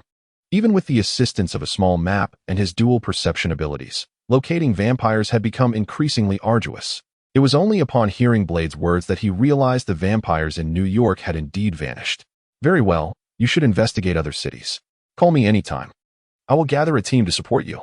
By the way, do you want to bring Paul along? He has gained considerable experience in dealing with vampires." Upon hearing Paul's name, Blade immediately envisioned his corpulent figure, shaking his head vigorously as if to dispel the thought. He had no desire to experience the sensation of wrestling with a hefty pig again. Noticing this, Yang Bo did not press the matter further. The two discussed strategies for the new city when Ivan Vanko approached. Yang Bo turned to him. "Boss, we need some equipment." "Not a problem. We will venture out tonight." Ivan paused before adding, "And we need some rare materials." "Absolutely. We will take care of it tonight." Yang Bo replied with a smile. Ivan, perplexed, had only been there for less than a day and was still unclear about Yang Bo's notion of venturing out. However, having received a definitive response, he refrained from further inquiry and turned to continue his discussion with his father. Glancing around the factory, Yang Bo frowned slightly. While it could serve as a laboratory, it was somewhat desolate for living purposes. Contemplating, he resolved to attempt constructing a hellish transport system. If successful, it would greatly facilitate movement. In the game, a movement of 1 meter in the underworld equated to 8 meters in the main world, and combined with a hellish portal, it would allow for swift travel between locations. "I'll first establish a safe house. Blade, Natasha, if you have matters to attend to, feel free to go ahead. Yongbo addressed the two, then retrieved a pickaxe from his backpack and proceeded towards a corner of the workshop. Blade nodded at Yongbo, stating, I'll return and discuss with Whistler about which city to head to. Without any hesitation, he turned and departed. Meanwhile, Black Widow smiled softly and remarked, Accompanying you is my mission. Yongbo said nothing more, turning to delve deeper into the workshop, striking the ground rapidly. In the astonished gaze of those present, his form vanished beneath the surface. For a moment, Ivan Vanko found himself reconsidering the allure of researching the reactor, exchanging glances with his father. They followed Black Widow toward the corner. A black hole with an entrance measuring 1 meter square had a torch inserted at the bottom, illuminating the depths of the cavern. By the time the others arrived, Yongbo had already excavated over 10 meters deep and began to widen the area around him. His figure was entirely obscured from view above, with only the sound of digging echoing through the air. The Black Widow gazed into the depths of the cave, a glimmer of excitement flickering in her eyes. This was a splendid opportunity to understand Yongbo's capabilities. After considering his character, she boldly inquired, Yang, may I descend to have a look? The sounds of excavation ceased, and shortly after, Yongbo's silhouette appeared at the entrance of the cave. Observing the heads of several individuals peering down, Yongbo couldn't help but chuckle and called out, Wait a moment. He retrieved some wood from his backpack, crafted a workbench, and fashioned several ladders that he set up along the passage. Once he emerged from the depths, he looked at the gathered crowd with a bemused expression and remarked, What is so fascinating? It's just a hole. Turning to the Ivan father and son, he asked, Have you finalized your design? Anton Vank met Yongbo's gaze, offering an awkward smile as he replied, The rest can only proceed once the equipment arrives. All right then, if you wish to see, come down. Yongbo seemed indifferent and returned underground. The first to descend was the Black Widow. Yongbo stood below, watching her with concern, wary that she might slip in her high heels and fall from the considerable height. After all, it was over 10 meters down, and despite her enhanced physique, a fall would still be perilous. Soon, the Black Widow reached the bottom, though Yongbo's expression was less than pleased. Ugh, it's definitely pants, she exclaimed, swiftly turning to continue expanding the subterranean space. In no time, a room exceeding 100 square meters materialized beneath the factory. The Black Widow crossed her arms, her face devoid of expression, yet the astonishment in her eyes was unmistakable. She had encountered many individuals with special abilities, but never had she witnessed someone with such a complex yet stable and controllable power as Yongbo's. This was a phenomenon she had never before encountered. Yongbo surveyed the surrounding area. This size should suffice, but it needs some decoration. The walls remained composed of ordinary soil and stone, presenting a disheveled appearance. As a player of Minecraft, he could not abide such chaos. He pulled out the hellish bricks he had acquired from the lower realms and swiftly replaced the surrounding material. Step aside, stand on the newly laid ground. Yongbo cast a disdainful glance at the seemingly indifferent Black Widow as he filled in the last patch of empty space. Ivan Vank reached out to touch the slightly warm wall, and to his bewilderment, he could not discern the material from which it was made. Boss, what is this? Upon hearing Ivan's inquiry, Yongbo revealed a knowing smile and responded, These are hell bricks I mined from the depths of hell. If you have time, I could take you to experience the scenery of hell. He spoke truthfully, leaving it to individual interpretation whether to believe him. Yongbo did not directly construct a portal. Instead, he instructed Black Widow to assist him in gathering information about Cyber Technology Company and to procure some essential equipment, enabling Ivan Vanko to fabricate the first-generation reactor. Once everyone was dispatched, Yongbo sealed the entrance and subsequently excavated a suite in the corner, establishing a new nether portal.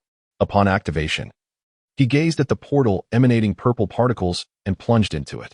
A wave of familiar dizziness overcame him, and when his vision cleared, he found himself in a fiery world. Stepping out of the portal, he stood still, taking in his surroundings. This place felt eerily familiar. Not far off was the platform he had constructed, and it was in close proximity to the location of the portal at home. Could it be that the reality was not a 1:8 scale, but rather 1:100? Chapter 67. Nether Remnants. A piercing scream abruptly drew Yongbo's attention toward its source, where a malevolent spirit, its visage contorted with rage, expelled a fireball hurtling toward him. Having endured numerous explosions, Yongbo had developed a conditioned reflex to the sound of the malevolent entity, and before his mind could fully comprehend the situation, his hand instinctively retrieved an enchanted diamond sword from his backpack, assuming a stance akin to that of a baseball player. With a resounding thud, the fireball was deflected, returning along its trajectory and narrowly missing the spirit, causing no damage whatsoever. This sequence of actions transpired entirely on autopilot. Once he regained his composure, he swiftly extracted a sniper rifle from his backpack, aimed at the spirit, and pulled the trigger. The spirit's body glowed crimson, and its health bar diminished by more than half in an instant, leaving but a sliver. Just as the spirit was preparing to retaliate, another bullet was discharged from the sniper rifle, sending the malevolent being crashing to the ground, dissipating into smoke. Regrettably, no loot materialized, not even the most basic experience orb. Having vanquished the spirit, Yongbo furrowed his brow, observing the wandering zombie piglins and ordinary piglins around him. Constructing a nether transportation system on the surface posed considerable danger. It was far more prudent to build underground. Fortuitously, while establishing this transport network, he could excavate some nether remnants to upgrade his diamond armor to netherite. Previously, Yongbo had scoured the nether for numerous fortresses to amass enough diamonds for a complete set of diamond gear. Now was the perfect opportunity to enhance his equipment further by mining some remnants. He surrounded the portal with nether bricks to shield himself from the spirit's gaze, quickly inserting torches and digging downward. Before long, he reached the 12th layer beneath the surface. Consulting his mini-map for precise coordinates, he began to carve out a 3-3 tunnel toward home. With the efficiency of his enchanted pickaxe, the netherite was as fragile as tofu. However, the durability of the tool diminished rapidly, unable to withstand such were even with the benefits of experience mending. Observing the pickaxe's waning durability, a look of exasperation crossed Yongbo's face. Goodness, high efficiency is proving to be a double-edged sword. Perhaps I should ascend and gather some quartz to repair my pickaxe. I cannot afford a mishap without any diamonds to spare. Quartz, a mineral unique to the nether, held little significance beyond its decorative use in the original game, yet it provided substantial experience, making it an ideal choice for leveling up through mining. After some time, Yongbo successfully repaired his pickaxe and continued digging toward home, occasionally uncovering 1 or 2 fragments of nether remnants, though their scarcity was disheartening. Half an hour later, Yongbo glanced at the coordinates on his mini-map and murmured, "That should suffice." He began to excavate at a 45-degree angle upward and soon emerged into a peculiar forest, where the portal leading to his home awaited not far off. Estimating the time, Yongbo realized that what once took over an hour to traverse by car in the Marvel Universe could now be accomplished in mere minutes through the nether transport system. This is remarkably convenient. Indeed, the transportation through the nether proves to be the most efficient means of travel. Upon returning home through the infernal portal, Yongbo wore a satisfied smile, promptly depositing the ancient remnants he had unearthed into the furnace, 17 pieces in total. Each nether alloy ingot requires 4 shards of nether alloy and 4 gold ingots for its creation. However, Yongbo had already devised a plan. He would first upgrade all his equipment to alloy sets, thereby enhancing his sustained combat capabilities once more. After a cacophony of clinking sounds, Yongbo utilized the forging table to elevate all his diamond gear to nether alloy equipment. He then concealed his gear, admiring the black and purple alloy armor that adorned him, which shimmered with a violet aura, imparting an impression of a formidable warrior. How splendid! Yongbo felt a great satisfaction with his current appearance, which exuded a sense of solidity and weight. Upon returning to the workshop, Yongbo constructed several rooms intended as staff quarters and offices for Ivan and his son. Sitting on the sofa in the makeshift office, Yongbo, cigarette in mouth, observed Anton and Ivan before speaking softly. "You are both aware that I require your assistance in constructing a reactor. But I need more than just a simple power source for a refrigerator." Flicking ash into the ashtray, Yongbo straightened up, gazing earnestly at the two men. "I need you to create a set of combat armor powered by the reactor's energy, a suit capable of traversing both the skies and the seas. Given the ample materials and equipment at our disposal, this should not pose a significant challenge for you." Ivan Vanko, seated opposite Yongbo, nodded slightly at his words. While the task seemed somewhat cumbersome, it was merely a minor inconvenience for him. He had previously contemplated various applications for the reactor, albeit not in the realm of battle armor.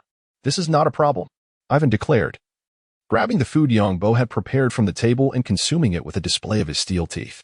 Meanwhile, Anton Vanko, exhibiting a more cultured demeanor, sat on the sofa, mirroring Yongbo's posture while savoring his smoke. Since arriving in America, Anton had gradually relinquished decision-making authority to his son, increasingly embodying the essence of a pure scientist. Yang Bo felt considerable satisfaction at Ivan Vanko's prompt agreement to his request. I know that you do not yet trust me completely, but I can assure you that you will find no better employer than me. Indeed, Ivan, besides the battle armor, I shall also entrust you with the electrical supply issues at home. Ivan retorted, do not presume that your position as the boss grants you carte blanche.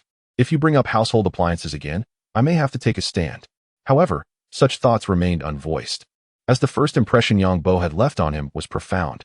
Ultimately, Yang Bo was his father's savior, and Ivan would not allow trivial matters to jeopardize their relationship. After Yang Bo finished speaking, he took out a detailed dossier regarding the cyber technology company from his backpack and began to examine it intently. Before long, a smile graced his face as he turned to Ivan and said, this evening, accompany me. We shall procure some equipment and materials. Ivan did not ponder why the acquisition of items and apparatus necessitated a nocturnal outing. He readily agreed, his mind already envisioning how to construct the armor that Yang Bo had described after their shopping venture. Chapter 68. Arriving in Anticipation. Departing in disappointment, Yang Bo sat in the passenger seat of the car, surveying the gleaming cyber technology logo on a distant building, his chin resting in thoughtful contemplation as he prepared for a zero-cost acquisition. Jerry, take a drive around. I will call you once everything is settled. Yang Bo patted Jerry, who was behind the wheel, and tossed a vial of invisibility potion to Ivan in the back seat. Open it and take a sip. Remember to return the bottle to me. With that, Yang Bo exited the vehicle and settled into the back seat. Ivan hesitated briefly but then uncorked the vial and poured the potion into his mouth. Oh no. Ivan was startled by the effect of the invisibility potion, watching in astonishment as his form faded from view. How is this even possible? Observing Ivan's disappearance with satisfaction, Yang Bo relished the efficacy of the potion, knowing that even he could only rely on a mini-app to track Ivan's location. With a teasing tone, he responded to Ivan's inquiry, you are a physicist, not a sorcerer. Do not ponder the potion too much, just follow my lead. Ivan remained silent. As the car door swung open, Ivan stepped out, and Yang Bo also retrieved a vial of invisibility potion, consuming it swiftly. Ivan, just head towards the building, and I will follow you. Understood.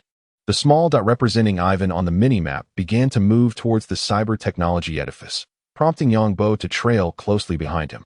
Jerry, seated in the driver's seat, noticed the back door close and promptly drove away from the location. Cyber technology is a global high-tech corporation involved in numerous fields, yet it excels in biotechnology, which explains their subsequent research into the Abyss virus and the Death Warriors. The New York branch of cyber technology is merely one of their many subsidiaries scattered across the globe. Soon, the duo arrived at the front of the building, now shrouded in night. The entrance was securely locked, and 2 security personnel were seated at the gate, sipping coffee and occasionally glancing towards the entrance. Observing the scene, Yang Bo whispered, let us go around to the back. For others possessing invisibility, entering the building would typically require either the front door or some means of climbing in. However, for Yang Bo, the structure appeared as vulnerable as a disrobed maiden. The pair meandered to the side of the building, where Yang Bo halted Ivan's progress and opened the mini-map to assess the locations with fewer enemies. Yet, the moment he opened the map, silence enveloped him. The map displayed only a scant few red dots, while the majority were densely clustered white points. In a flash, he grasped the underlying issue, whether Hydra or vampires. They all depended on the vast majority of oblivious individuals. Much like capitalists who always aspire to be the exploiters. Only a select few within cyber technology's leadership were Hydra affiliates, while the vast majority were uninformed laborers. Since we are here, let us first venture inside. Yang Bo retrieved a diamond pickaxe from his backpack and swiftly struck a section of the wall devoid of any onlookers. The concrete wall proved scarcely more resilient than iron or before the might of the diamond tool. Mere seconds later, a breach measuring 1 meter in width and 2 meters in height materialized. Without needing an invitation, Ivan instinctively approached.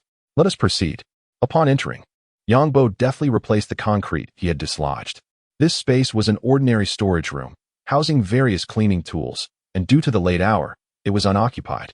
Exiting the room, Yang Bo grasped Ivan's garment and made his way toward the staircase, all the while scrutinizing the miniature map for surrounding light points and environmental cues.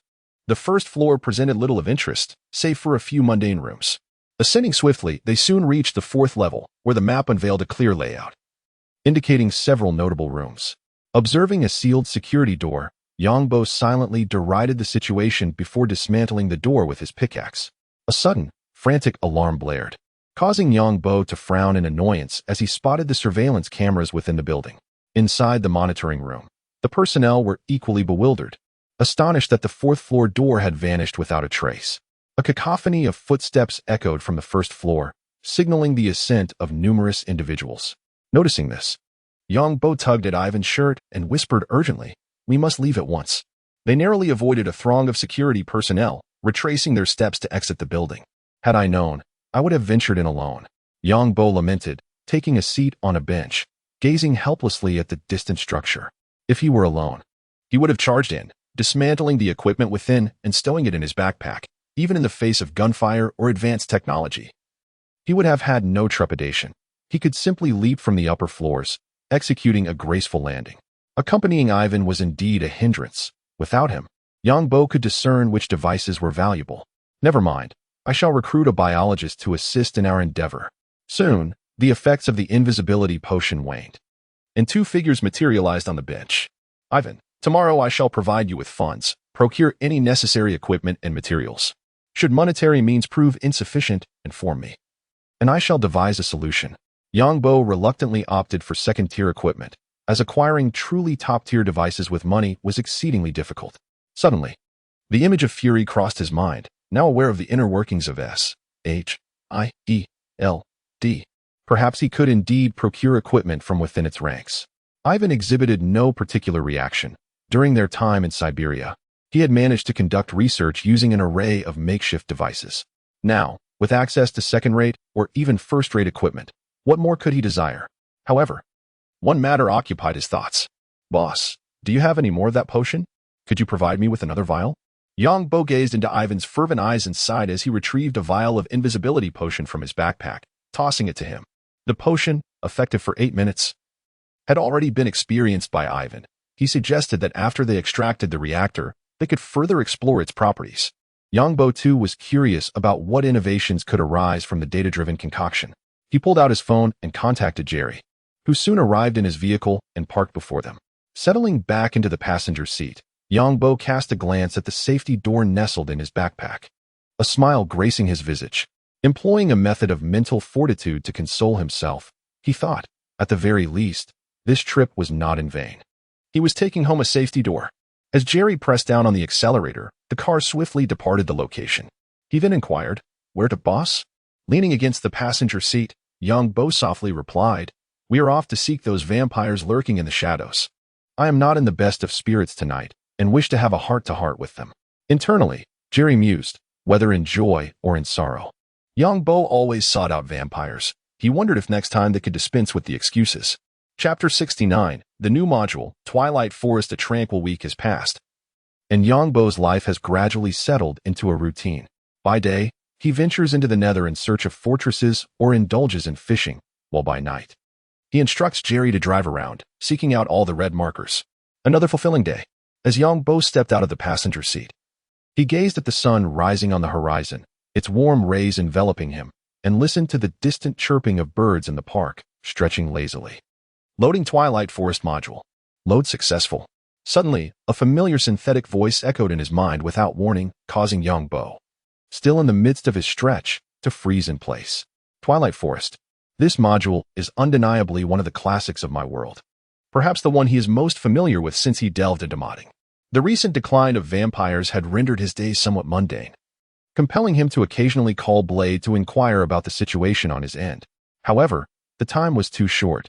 Blade had yet to establish a firm footing, let alone organize a suitable stronghold. Turning to Jerry, who was seated in the car, he called out, "I'll head back first. You go to the factory. Keep the unruly ones away from the premises." "Understood, boss," Jerry replied before driving off. Watching Jerry's departing figure, thoughts of leveraging SHIELD or Hydra's resources resurfaced in Yongbo's mind, as he lamented the scarcity of reliable personnel at his disposal. Upon returning home, a man immediately approached him. "Boss, you're back." The voice brimmed with humility, and he stood respectfully beside Yongbo. This man was none other than Alan, the captive from Hydra. A few days prior, during Yongbo's visit to the guest room, he noticed that this fellow's red dot on the minimap had inexplicably turned green. Moreover, he complied with Yang Bo's commands, displaying a look of honor even when whipped. At that moment, Yang Bo was utterly bewildered, ultimately concluding, could this unfortunate lad have been broken, since he had transformed into a green dot? Yang Bo decided against further tormenting him and instead assigned him to tend to the farming tasks that Jerry had previously managed. He even went so far as to modify Alan into a vampire within the mod, facilitating his work, albeit without granting him any upgrades. Taking a glance at the array of crops that had been harvested and the newly planted saplings, Yang Bo nodded in satisfaction. Well done. He then retrieved some food he had purchased outside and handed it to Alan. This is for you. Eating bread every day isn't sustainable. I'll find some animals when I can. You can manage them, and we can improve our meals. Alan received the food with palpable excitement, treating it as a treasure, and hastily expressed, Thank you, boss. Just command me with anything you need. Seeing Alan's obsequious demeanor sent a shiver down Yang Bo's spine, prompting him to wave his hand dismissively. All right, go have your meal. I have other matters to attend to. Without a word, he left Alan behind and strode toward the nether portal. He retrieved his pickaxe and began to excavate a small chamber beside the portal, preparing to create a gateway to the Twilight Realm. Constructing a 4x4 frame with dirt, he left a 2x2 space in the middle to fill with water, thus forming an infinite water source.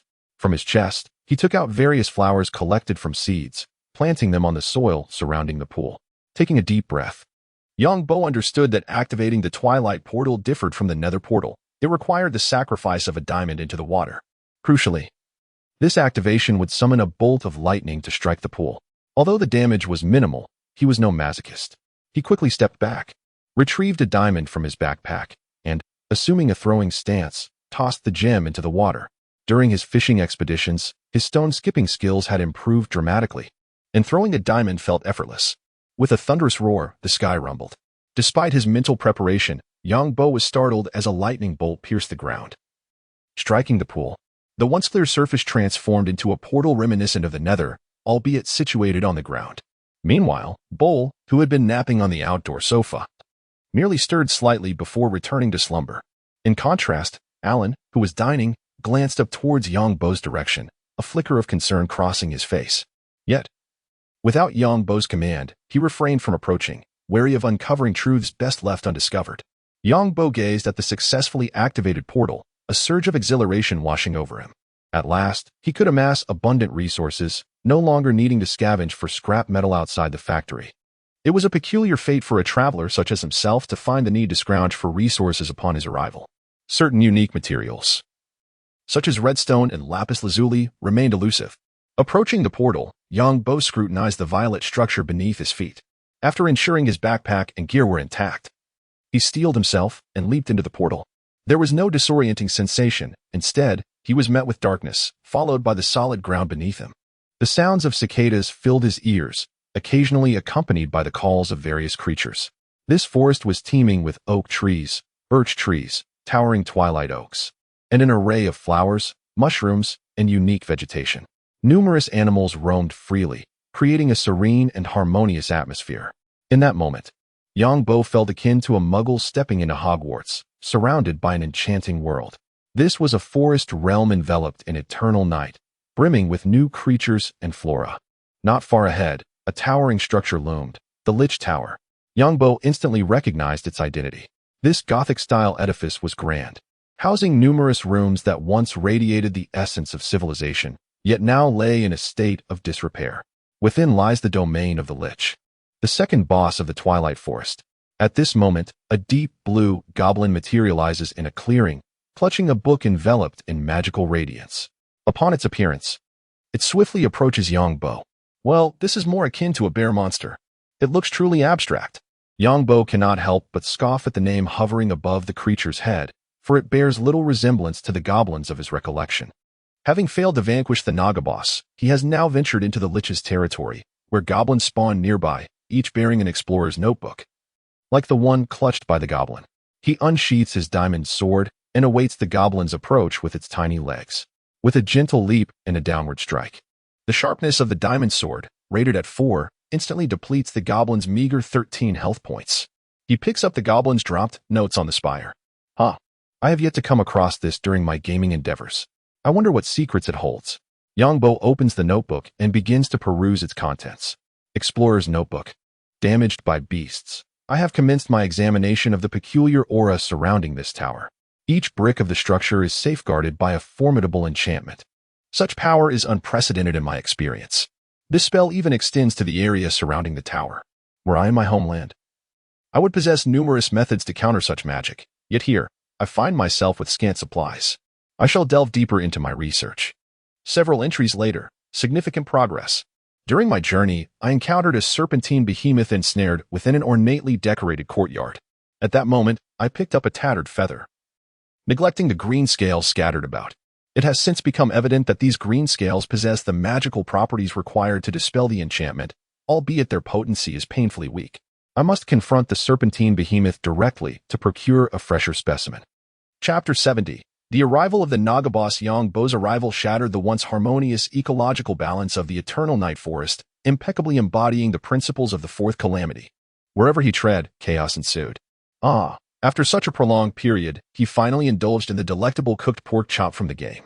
Clutching the freshly roasted meat, Yangbo joyfully savored it, restoring his previously diminished hunger to full capacity with a single bite. He needed to seek out the crows to craft a magical map. Relying solely on the limited scope of the minimap was far too constricted. The crows were a species of small wild animals found throughout the Twilight Forest, congregating near the obsidian pillars. In the distance stood an upright obsidian column, crowned with a blue lapis lazuli block. Approaching it, Yangbo noticed 3 pure black crows resting on the ground around the pillar. Startled by his voice, the frightened crows flapped their wings, emitting anxious cries as they attempted to take flight. However, their speed was hardly more than that of an elderly man with a cane. Yangbo retrieved his reinforced crossbow from his backpack, and a reticle materialized before him. He aimed at the most vociferous crow and released a bolt. The crow, with only 10 hit points, was struck and vanished in a puff of smoke, leaving behind a single black feather that fluttered down to the ground. The first crow yielded a feather. What extraordinary luck! Yangbo had no intention of letting the remaining 2 crows escape. This time, he opted for his diamond sword, imbued with looting 3, as crow feathers would be affected by the looting effect. Yet, the crows lingered in the air, refusing to descend. He decided to excavate the lapis lazuli block first, hoping that this would entice the 2 crows to land. Constructing a makeshift platform from cobblestones adjacent to the obsidian pillar, he carefully dug out the lapis lazuli block and stowed it in his backpack. Standing at a height of over 10 meters, Yangbo gazed at the crows hovering nearby, and a bold idea blossomed in his mind. Behold my aerial strike. He leapt from the top, his diamond sword cleaving through the air to strike one of the crows that had not managed to escape in time. 2 feathers plummeted alongside him, and thanks to his fall protection enchantment, he only suffered a minor reduction in health. The enchantment of fall protection proved remarkably effective. With a grin, Yangbo collected the feathers into his backpack and glanced up at the last remaining crow. Consider yourself fortunate. I shall spare you this time. Next on his agenda was to synthesize the magical map, which required a magical map core, with crow feathers being one of the essential materials. The others consisted of torch berries and glowstone dust, of which he still had some from his previous excavations in the nether. Now, he needed only to locate the torchberries. Surveying his surroundings, he soon spotted a crack appearing on the ground and promptly made his way toward it. Torchberries were a common plant found in the depths of the twilight, possessing a faint luminosity. When destroyed, they would yield a torchberry, and using scissors would allow for a complete harvest. The so-called fissure is a passage leading down to an underground cavern. As anticipated, at the entrance of this cave, luminous torchberry plants were revealed. This cavern was rather shallow, and Yangbo approached to collect all the torch berries, storing them in his backpack. Though these berries provided only a modest restoration of satiety, they granted a 5-second glow buff. With all materials gathered, his next task was to craft a magical map. Would he first seek the hollow mine or pursue the Naga? Soon, Yangbo synthesized a blank magical map at the workbench. As he held the map and silently invoked its use, the formerly blank parchment revealed the surrounding terrain. Upon closer inspection, he noted that not far to the west lay the Naga boss's courtyard. Raising his gaze towards the direction of the boss, he tucked away the map and chuckled softly, murmuring, "First, I shall deal with the Naga, then seek the mine." With that, he sprinted towards the Naga's courtyard to the west. Approximately 10 minutes later, Yangbo arrived at the periphery of the Naga courtyard. He began constructing a circular stone pillar, standing atop it to survey the interior. The courtyard was adorned with various columns, each intricately carved, and at the center stood a cage-like monster spawn point. The moment Yang Bo entered the courtyard, the spawn point vanished, replaced by an enormous emerald serpent, entirely composed of massive blocks. Its segmented body was assembled from primal energy, with gaps of at least 10 centimeters between each segment. The Naga immediately detected the uninvited guest, gliding straight towards Yang Bo, demolishing all blocks that obstructed its path upon contact. How colossal, yet I find it exhilarating. The scale of the Naga boss felt less pronounced in the game, but experiencing it firsthand was truly monumental. With one hand tightly gripping a shield and the other brandishing a reinforced crossbow, Yang Bo aimed for the Naga's head and launched an assault. The Naga halted abruptly, its basketball-sized eyes fixating on Yang Bo suddenly, with a resounding crash. The block beneath Yang Bo was obliterated, sending him plummeting to the ground. Upon witnessing Yang Bo's descent, the Naga's eyes turned a fiery red, and it charged forward with its gaping maw agape, moving with remarkable speed. Yang Bo swiftly raised his shield. Thud! He was knocked back several paces by the impact but emerged unscathed, while the Naga's eyes glazed over, transforming into a cross-eyed stare, and dizzy particles swirled above its head. Rapidly switching to his diamond sword, he gripped the hilt and dashed forward, striking the Naga's head. The boss's health bar plummeted rapidly, accompanied by explosive sounds emanating from the Naga's tail. Each time it sustained a cumulative damage of 10 points, a segment of its body would be destroyed. Yet its speed would increase. The fleeting 3 seconds of dizziness quickly dissipated, and Naga swiftly turned around. Caught off guard, Yang Bo was brushed by Naga's robust form. However, clad in his enchanted alloy gear from the lower realms, he merely lost a token amount of health. Bolstered by the rapid attack speed of the vampire hunter skill, Yang Bo's strikes were relentless, his diamond sword incessantly cleaving into Naga's flesh. As the first boss of the Twilight Forest, she posed little challenge. Defeating her was a simple task, especially when she charged. Before long, Naga's health plummeted to a mere sliver, her speed having increased several-fold since the onset of battle. Yang Bo found himself unable to keep pace, relegated to waiting for her to initiate her attack. With a resounding thud, Naga collided with the shield once more. And as he raised his sword, her health was obliterated, her massive head emitting a series of crackling sounds before vanishing entirely. In the center, where the monster spawn had been, a treasure chest materialized. Phew, that was exceedingly simple.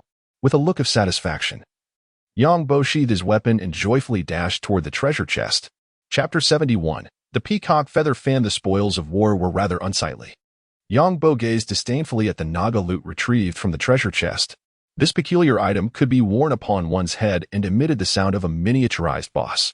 However, which gentleman of Chinese descent would desire a verdant adornment atop his head? Those with unusual tastes may contact me. Within the chest lay a dozen palm-sized Naga scales, which, when crafted into equipment, possessed innate enchantment effects.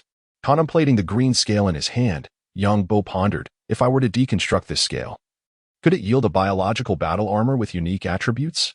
Ivan Vanko and his son had successfully developed a reactor, rendering the refrigerator at home fully operational. Yet, thus far, only the weapons for the battle armor had been created, other components remained under study. Inspired by this notion, Yang Bo retrieved a magical map from his backpack, intending to locate a hollow mine. Such mines not only contained abundant minerals but also numerous treasure chests, offering a plethora of precious items: Moonlight Worm Queen, Peacock Feather Fan, Conversion Powder, or Magnet, along with the disassembly station, iron tree ingots, steel leaves, and Naga scales he sought. There were many hollow mines, and Yang Bo swiftly identified the nearest medium-sized one. The rarity of treasures within large, medium, and small mines varied, with the medium mine housing both the disassembly station and the Peacock Feather Fan, precisely what Yang Bo required at this moment. Upon arriving at the bun-shaped hollow mine, Yang Bo furrowed his brow. Having been a northerner before his journey into this world, the sight involuntarily reminded him of the ancient tombs of his homeland. Not merely similar, but strikingly identical. Yang Bo smiled nonchalantly. He harbored no superstitions regarding such things. He walked directly to the southeast corner of the hollow mine and planted a torch. To seek dragons among the mountains, each coil a trial, with the door locked by 1,000 bolts. Surely there are nobility dwelling within. Yang Bo murmured to himself as he produced a shovel and pickaxe, delving into the depths of the mine. Suddenly struck by his own audacity, he mused that in the world of tomb raiding, he would undoubtedly belong to the mountain-moving clan, let alone the treasures within the tomb. Even the murals on the walls and the tiles beneath his feet, if they were aesthetically pleasing, would be excavated without hesitation. Why were there so many monsters inside? Was there truly no spawn limit in the real world? This seemed rather inconvenient. The map displayed numerous red dots densely packed, fortunately. Yongbo did not suffer from a phobia of clusters, otherwise, it would have been unbearable. Soon, the tunnels within the mine were breached, and he was met with a barrage of arrows and slime balls. Oh no! Yongbo reacted swiftly, inserting a torch into the fray and using a stone to seal the entrance before him. How was he to proceed? Were it not for the 0.5-second invincibility frame post-data transformation, he might well have met his demise. Glancing at his health, he noted a mere 2 drops lost, yet as he peered ahead, he could see a multitude of arrow tips, knowing full well that his head resembled that of a porcupine. With a sense of resignation, Yongbo resorted to the most practical and unscrupulous tactics for foot care, gradually clearing the creatures from the mine. Among the monsters, in addition to the standard ones, there were unique entities from the Twilight Forest: red-hatted goblins, red-hatted engineers, kobolds, swarm spiders, ghosts, fire-breathing beetles, slime beetles, and trap bugs. However, these were merely ordinary creatures and posed little threat to him. At that moment, a green-skinned figure caught Yongbo's eye. A zombie villager. His voice brimmed with excitement. For having spent so much time in the Marvel Universe and the Nether, he had nearly forgotten about villagers. Now, upon entering the Twilight world and encountering a zombie villager, he recalled these shrewd merchants. He had nearly overlooked them. If he could find them, he could create iron farms and fully automated farms. And if the librarian encountered a pillager captain, the mass production of undying totems would no longer be a distant dream. However, Yongbo knew he lacked the means to rescue this zombie villager from the swarm of monsters. Now that he was aware the Twilight could spawn zombie villagers, there would be ample opportunity in the future. For now, he needed to focus on clearing out the monsters. Time passed swiftly, and the dense mass of monsters diminished significantly. Yet they continued to pour in, as there were numerous spawners within the mine, relentlessly generating foes. Observing the green figures of creepers in the mine, Yongbo was struck by a bold idea. A gamble, transforming a bicycle into a motorcycle. He crouched low and crawled through a 1-block high gap, enduring several attacks along the way. He swiftly consumed a healing potion too and dashed deeper inside, lighting torches in the shadows, illuminating the once dark cavern. With a smile upon seeing the horde of monsters behind him, Yongbo drew his shield and held it before him, disregarding the rapidly depleting durability as he charged towards the creepers. The chilling sound sent a shiver down his spine, yet he chuckled gleefully. Boom! The tremendous explosion created a large crater in the ground, taking out a multitude of monsters in the vicinity with the creepers' self-detonation damage. Indeed, in critical moments, one must rely on the creepers. The remaining scattered monsters were no longer a concern, as the presence of torches significantly slowed the spawn rate inside the cave. This expedition into the mine proved fruitful, yielding a wealth of items from treasure chests. Gazing at the vibrant peacock feather fan in his hand, he aimed it at an approaching red-hatted goblin and gave it a gentle flick. A strong gust of wind erupted from the fan, sending the goblin flying 6 or 7 meters away. Yongbo stared incredulously at the fan, murmuring, "Has this thing been enhanced?" With this fan in hand, facing the next boss, the Lich could be considered entering easy mode. Any attack launched by the Lich could be effortlessly fanned back. Moreover, upon leaping into the air and aligning oneself with the ground, one could soar to an astonishing height of 15 meters. With recent enhancements, it is conceivable that one could ascend even higher. Regrettably, aerial usage remains impractical. Otherwise, Yongbo would be soaring through the skies now.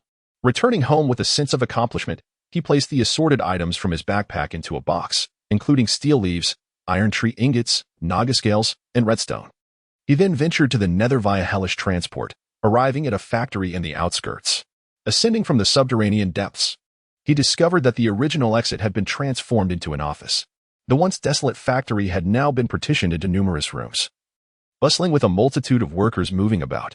These individuals were talents he had recruited from other companies. Otherwise, the duo of Wan Ku and his son would have been utterly exhausted in their attempts to produce a Gundam or an EVA unit. Settling into his own executive chair, he pressed a button on the telephone, and soon a woman's voice responded. "Boss, please inform Anton Wan Ku and Ivan Wan Ku that I have matters to discuss with them."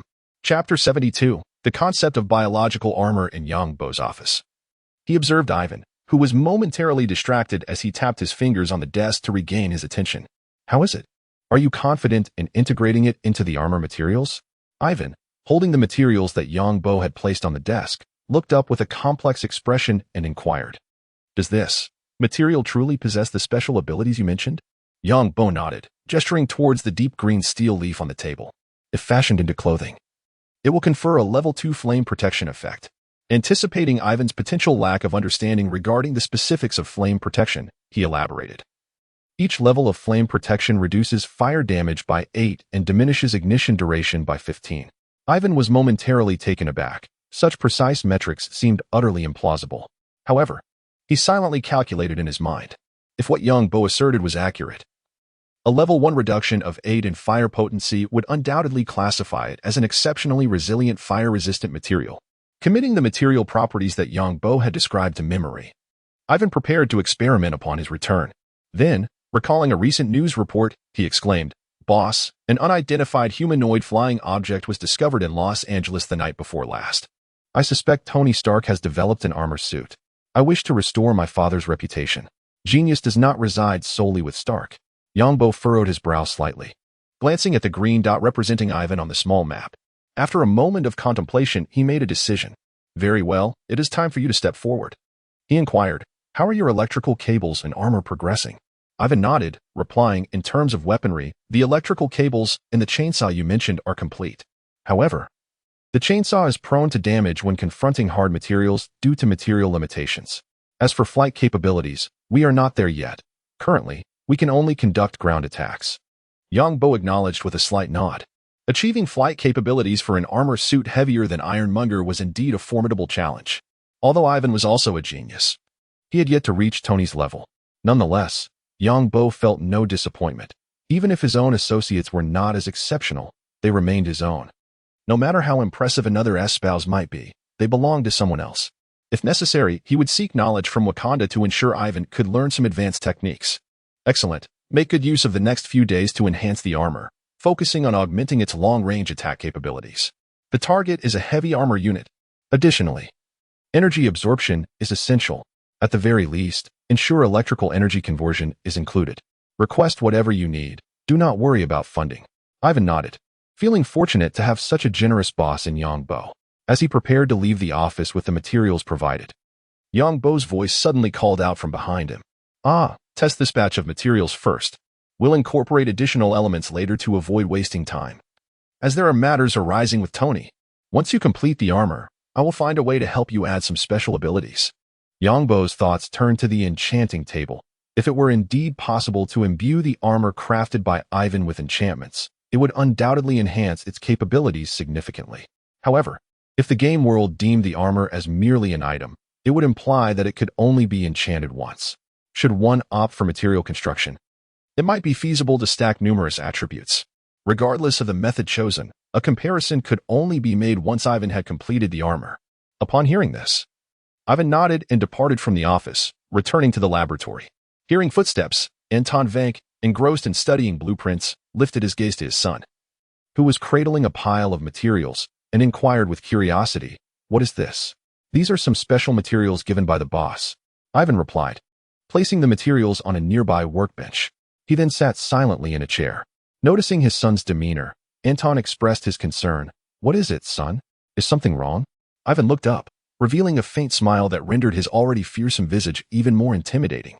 "Father, the boss has agreed to let me seek out Tony Stark." Anton's expression darkened at the mention of Ivan's plans, recalling the injustices he had faced, and a heavy silence enveloped them both. After a moment, Anton approached Ivan, enveloping his son in an embrace, softly saying, "Son, I've thought it over. We should not succumb to hatred. You are my most precious achievement, not that reactor." Ivan nodded and returned the embrace with equal fervor, his eyes glistening with unshed tears as he replied, "I understand, Father. However, I am determined to prove that I am stronger than that Tony fellow." Years of exposure had fostered an inexplicable animosity towards Tony within Ivan, who felt that everything the latter possessed should rightfully belong to him. Yet, with his father still alive, the animosity was not one of life and death. Nonetheless, until he could surpass Tony in technological endeavors, he would remain tormented by his inner conflict. "Be careful." Anton refrained from saying more, harboring a twinge of regret within. Knock, knock, knock. A series of knocks interrupted their moment, and they parted. Ivan approached the laboratory door, opening it to find Yang Bo standing outside, momentarily taken aback. "Boss, is there something else?" Yang Bo smiled, saying, "Apologies. I suddenly recalled that I hadn't finished what I was saying earlier." He then stepped into the laboratory, heading towards a computer. He retrieved a blueprint from the 1974 Stark Expo, projecting it onto the adjacent wall. This material had been meticulously compiled from online sources at Yang Bo's request. The only distinction was that he lacked Jarvis, yet he had Ivan. With a grin, he beckoned Ivan, "Come take a look." Yang Bo positioned Ivan at the holographic interface, asking, "What does this resemble to you?" Ivan furrowed his brow, his mind racing as he scrutinized the Expo blueprint. However, without footage of Howard, he had no inkling that this was a treasure trove of knowledge bequeathed from a father to his son. He was entirely oblivious to the implications of new elements. Anton Vank approached, gazing at the familiar blueprint, and inquired, "Is this the blueprint for the exhibition organized by Howard?" Yang Bo nodded, refraining from prolonging the suspense. He pointed to the center of the blueprint and stated directly, "Regard the central position as the atomic nucleus. Remove all roads, trees, and the entrances and exits for parking. Then, denote the protons and neutrons as a structured wireframe model." After speaking, Yang Bo shrugged and added, "This is all I know. This is the new elemental information left by Howard, which is significantly more potent in both storage and output compared to the palladium element reactor. The rest is up to you. Such matters require the expertise of professionals." Anton Vank's complexion suddenly turned pale. He had always believed that Howard had usurped his research findings. But upon hearing Yang Bo's words, he realized that Howard had developed a new elemental reactor that surpassed the palladium reactor. Yang Bo reached out and patted Anton's shoulder, saying, "It's all right that you lost to Howard. You still have Ivan." Anton instantly regained his composure as he looked at Ivan, who was engrossed in his research, and nodded vigorously. Chapter 73. Greed is Original Sin. Nightfall at Los Angeles International Airport. Yang Bo, adorned with a pair of dark sunglasses, disembarked from the aircraft, accompanied by Ivan and a tall Caucasian woman. "Boss, the car is waiting outside. Shall we head straight to the hotel?" Yang Bo adjusted his sunglasses, surveying the sparse crowd in the terminal. After enduring several hours on the plane, and with the night now upon them, he felt it unnecessary to rest himself. Yet he considered that Anna and Ivan required a respite. After a moment's reflection, he stated, "Anna, let us return to the hotel first. Rest a bit. And tomorrow we shall visit Stark Industries." "Understood, boss." Anna, Yang Bo's highly paid secretary, not only met his aesthetic preferences but also exhibited exceptional capabilities, aiding him in maintaining the company's operations in impeccable order. Why not a male secretary? The trio exited the terminal and entered a Mercedes-Benz van parked by the roadside. Ivan took his seat in the front passenger side, gazing out the window at the passing scenery, while Yang Bo reclined in the back, eyes closed, though appearing to rest. He was keenly attuned to his surroundings through his mini-map and perception abilities. Indeed, a change of scenery is essential for rejuvenation. The vampires of New York have nearly retreated into the sewers, while those in Los Angeles are rampant. I must emerge soon to restore ecological balance. After upgrades, Yang Bo's vampire detection range had significantly expanded. Within merely 10 minutes, he had sensed over a dozen vampires, and this was in a bustling area. In the shadowy corners or vampire congregations, the numbers would undoubtedly be far greater. Soon, the vehicle arrived at the hotel entrance. After ensuring Anna and Ivan were settled, Yang Bo departed alone. Compared to New York, Los Angeles boasted fewer skyscrapers, allowing him to locate a discreet spot. From his backpack, he retrieved a sports car and aimlessly cruised the streets in search of suitable targets. With a joyful screech, Yang Bo parked in front of an apartment complex, noting on his minimap that at least a dozen vampires resided within. It had been quite some time since he had encountered so many vampires in one evening. He anticipated a bountiful harvest. Striding toward the apartment, he arrived at a door marked 307 and knocked gently. A gruff voice emerged from within, as though disturbed from a most enjoyable affair. "Who the hell is it?" Yang Bo, still smiling, allowed his gaze to turn icy as he softly replied, "Greetings from the community outreach." The night swiftly passed.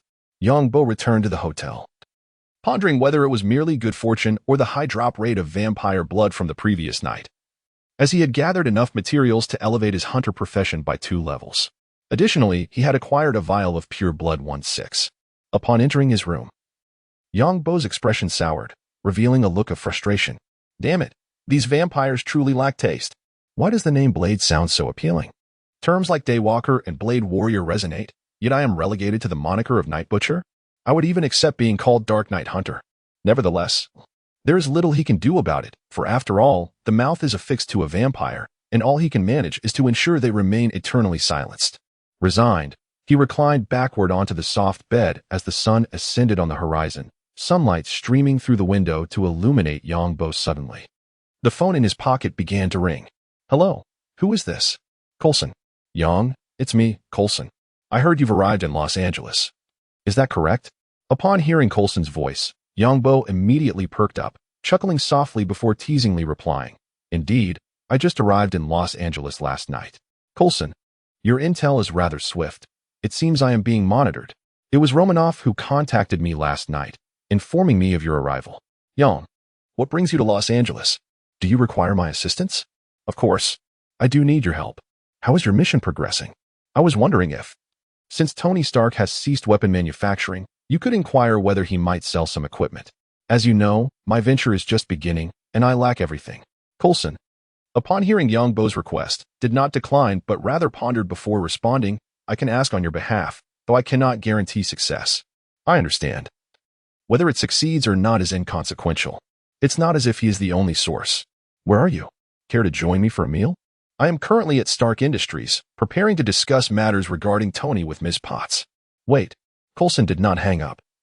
And Yongbo overheard the conversation on the other end. Ms. Potts, we had an appointment, have you forgotten? Then, he heard the voice of Tony's secretary, Ms. Potts. I haven't forgotten. We can go now, follow me. Now? Yes, now. Come with me to your office. I believe this conversation will be unforgettable for you. Hearing the exchange, vivid images from the film flooded Yongbo's mind. Ever since he had undergone digitization, his memory had significantly improved. Coulson, it seems you won't have time to dine with me. Let us put the matter of equipment aside. Remember to call me when you need assistance. With the headset on, Coulson naturally heard Yongbo's words. All right, I will seek you out when I have time. We will talk next time. After ending the call, Yongbo lay on the bed, his gaze sharpening as he softly murmured. Arriving early is no match for arriving fortuitously. Obadiah, I shall accept your legacy. The scientists who assisted Obadiah in developing the armor, though they may not have completed the miniature reactor, crafted the Ironmonger armor, which should not be underestimated. He currently lacks talent in developing the flight capabilities of the armor. Once Obadiah is dead, he must find a way to retrieve the data and researchers from the 16th district, and if possible, the equipment as well. I am certain Tony would not mind trading these useless items for his own life.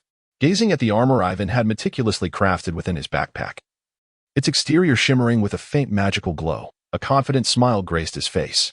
A gentle knock resonated at the door. Yongbo knew without a doubt it was his petite secretary, Anna, for Ivan would never knock with such tenderness. Come in, the door is unlocked. The door swung open, and Anna stepped inside. Boss, when shall we depart? Yongbo sprang from the bed, adjusting his shirt, observing his movements. Anna promptly retrieved a suit hanging nearby and assisted him in putting it on. We shall depart immediately. Inform Ivan that it is time to witness his performance. Chapter 74. Indeed, I am taking advantage of the chaos. Yongbo explored the various advanced weapons within Stark Industries, but today, neither Tony, Pepper, nor Obadiah had the time to entertain them. On one hand, they were all facing a life-and-death crisis, and on a more pragmatic note, Yongbo's company lacked the standing to warrant their attention.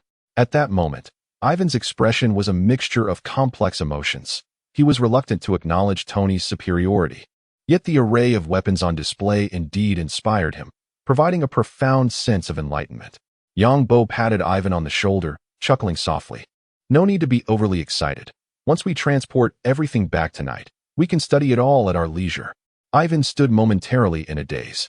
But soon a grin similar to Yongbo's spread across his fierce countenance, subtly affirming the age-old adage that one is influenced by their company. As they exited the Stark Tower, a figure caught Yongbo's attention. A rotund, bald man with a corpulent physique, clad in a snug light gray suit, was none other than Obadiah, the antagonist from Iron Man 1. Observing Obadiah ascend into a vehicle, Yongbo chuckled to himself. This fellow was nearing a third of the weight of a boulder. It seemed he was on his way to confront Tony for the reactor. Stroking his chin, Yongbo contemplated climbing into the car and instructed the driver, who was also an employee of his company, to head to Tony Stark's City of Freedom, the name of Stark's seaside villa. The driver, having been strategically placed in Los Angeles at Yongbo's behest, promptly started the vehicle towards Tony's residence. Boss, are we going to find Tony Stark? Ivan, seated in the front passenger seat, could hardly contain his curiosity and turned to inquire. Yongbo nodded gently. We are going to save his life. Ivan, astonished, asked, Save him? Is he in danger? Yongbo pointed towards the speeding Rolls-Royce ahead, stating, Obadiah, a shareholder of Stark Industries, is also the mastermind behind Tony's abduction. Seeing the astonishment on his companions' faces, Yongbo merely smiled and continued. The evidence of his clandestine dealings with terrorists has been acquired by Tony's secretary, Pepper. Now, he is in a panic, preparing to act desperately. He has crafted a more formidable suit based on the blueprints left by Tony, but his subordinates are incapable of creating the reactor. Thus, he is heading to Tony to obtain it. Ivan furrowed his brow, his mind racing. He did not wish for Tony to perish before he could triumph over him. Boss, should we eliminate Obadiah? He asked, glancing back at Obadiah's vehicle a short distance ahead. Yongbo nodded slightly, indeed, but not just yet. Your task is to wait until Obadiah obtains the reactor and dons the Ironmonger suit to defeat Tony, and then you shall take him down. In the vehicle, the driver and Anna, Yongbo's secretary, exhibited no reaction upon hearing Yongbo instruct Ivan to eliminate Obadiah. Their demeanor was devoid of any signs of panic, which caused a slight smirk to form at the corners of Yongbo's mouth. His audacious remarks were a preemptive measure, ensuring that the generous benefits he offered would render them selectively deaf and blind at crucial moments. What are we going to see Tony for now? Yongbo's smile broadened as he replied, Isn't it to save Tony's life? I wouldn't feel right taking something from someone without cause. After all, I am not his enemy. He then turned to the driver, urging, Hurry, overtake them. Understood, boss. Please hold on tight. The powerful engine of the Mercedes-Benz roared to life, propelling the vehicle forward with such force that it pressed him deep into the massage seat. 20 minutes later, Yongbo observed as Obadiah's vehicle entered the villa. He addressed his companions, You two wait here for a moment, Ivan, and I will go inside. Of course, boss. He tossed a vial of invisibility potion to Ivan.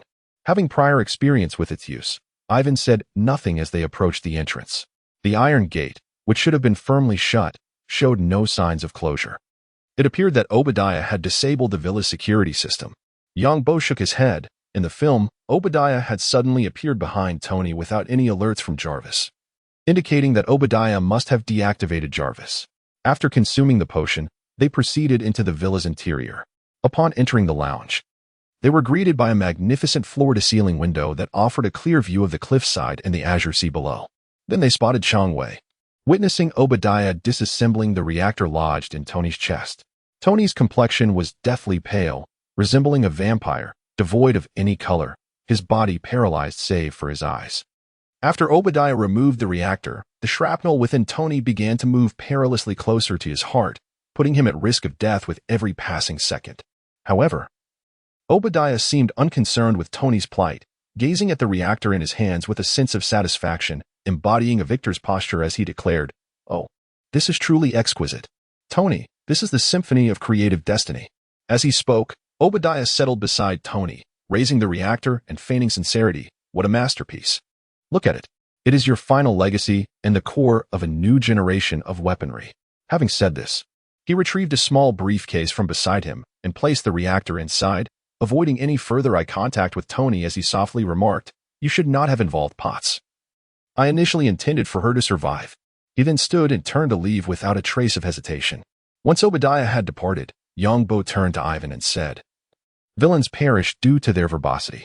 Ivan, remember, do not utter a word until the enemy is dead. Utilizing milk to dispel the invisibility effect. Yongbo presented a bucket of milk to Ivan, instructing, Drink some. With that, he approached the slumped figure of Tony Stark on the sofa. At that moment, Tony gazed at the suddenly materialized Yongbo with a dazed expression, his demeanor somewhat agitated as he weakly uttered, Save me. The reactor in the basement. Rest assured, I shall save you. Yongbo replied, Ivan, please fetch the reactor from the underground laboratory. Upon finishing the milk, Ivan heard Yongbo's command.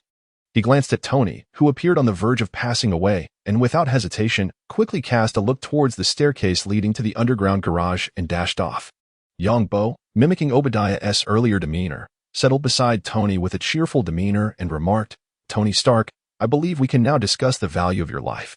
You might think I am taking advantage of your predicament, but I must be clear. Indeed, I am exploiting this opportunity, and I trust you won't mind. No. No. Tony stammered, momentarily taken aback, then abruptly stood up. Is that not acceptable? Then I shall take my leave. Mind. Yang Bo responded. Fortunately, I move slowly. Otherwise, you would be in quite the predicament. Chapter 75. I am the electric cable. In a chaotic garage and laboratory, Yang Bo surveyed the haphazard array of equipment surrounding him and earnestly addressed Tony. I have no need for money. I trust you would not mind if I appropriated some equipment and took a few luxury cars? At this moment, Tony Stark's mind was entirely consumed by thoughts of pots, rendering him indifferent to Yang Bo's request. With a casual demeanor, he replied, From this moment until my return, you may take anything from the villa at your leisure, including the cars in my collection. Yang Bo's eyes widened in astonishment, his mouth slightly agape as he gazed in admiration at Tony's figure, incredulously asking, Really? Absolutely. With that, Tony strode to the side and burst through the roof, soaring into the city beyond. Yang Bo gazed at the gaping hole left in the ceiling, murmuring to himself, Indeed. A billionaire's audacity is unmatched. A little over 10 minutes later, James Rhodes arrived at the villa upon receiving news. Tony, are you in? Upon entering the empty villa, James stood in disbelief. What was once a lavishly decorated abode had now been reduced to a skeletal structure, with even the wooden flooring vanished. He scratched his head in confusion, murmuring, Has Tony moved out? Meanwhile, a triumphant Yang Bo sat aboard a helicopter en route to Stark Industries. He turned to Ivan, his face alight with admiration, exclaiming, I have never encountered such audacity in my life. Ivan remained silent. Yang Bo patted the boxes secured within the helicopter and instructed the pilot, You will take Anna back to the hotel. What lies ahead is beyond your capacity to spectate. Anna, please contact the hotel and arrange for a landing space. Anna nodded slightly, replying, Understood, boss. Just then, his phone rang. Noticing the caller ID was Coulson, Yang Bo answered, teasing, Hello, Coulson, what's the matter? Are you being pursued by a metal giant? Coulson's mood darkened further in response to Yang Bo's jest. Yang, I require your assistance. Obadiah from Stark Industries has crafted an armored suit and is currently pursuing me and Ms. Potts. If you are able. A loud crash interrupted their conversation. Yang Bo's expression turned serious as he quickly inquired, Coulson, what is happening over there?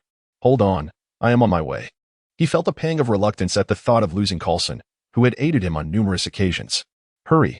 The helicopter tilted once more, its speed increasing. Just then, Coulson's voice crackled through the phone again. I'm fine. Another individual in armor has arrived and sent Obadiah flying. Yang Bo paused, pondering, is Tony flying a bit slowly? How can he still not be here? Is the reactor's power even less than depicted in the films? Coulson, find a place to hide and refrain from charging ahead with your little pistol. I will be there shortly. At this moment, Yang Bo had already spotted the Stark Industries tower, and in no more than 2 or 3 minutes, he would arrive there. The phone intermittently transmitted sounds of metal clashing and explosions. Yang Bo turned to Ivan beside him and inquired, How prepared are you? Ivan nodded, Rest assured, boss. I have just reviewed Tony Stark's armor data, and his designs are far too conservative. Very well, get ready. 2 minutes later, Yang Bo beheld the fierce battle unfolding on the highway below. The enormous and menacing Ironmonger was presently gripping Iron Man and hurling him violently against a wall, embedding Iron Man's body into it. One must commend the shock absorption capabilities of the armors in the Marvel Universe. They are indeed on a level of black technology, defying all logic. He produced an Ender Pearl and handed it to Ivan, saying, Hold on to this and throw it at the ground. Yang Bo then demonstrated, as a multitude of purple particles enveloped him, directly teleporting him to the ground below. Ivan also utilized the Ender Pearl to teleport onto the highway. But as soon as he appeared, he coughed up blood. Yang Bo retrieved a healing potion from his backpack and offered it to Ivan, saying, Though this can teleport you, it has side effects. Drink this potion first. When a person throws an Ender Pearl, they teleport to the point where it lands, consuming the pearl and inflicting 5 points of damage on the user. For an ordinary individual like Ivan, who had only 20 points of health, losing a quarter of it was indeed a significant detriment. Ivan accepted the potion and swallowed it. The effect was immediate, alleviating his pain without a hint of complaint toward Yang Bo for not forewarning him about the injury. For an item that granted an ordinary person like him the ability to leap through space, paying a small price was entirely reasonable.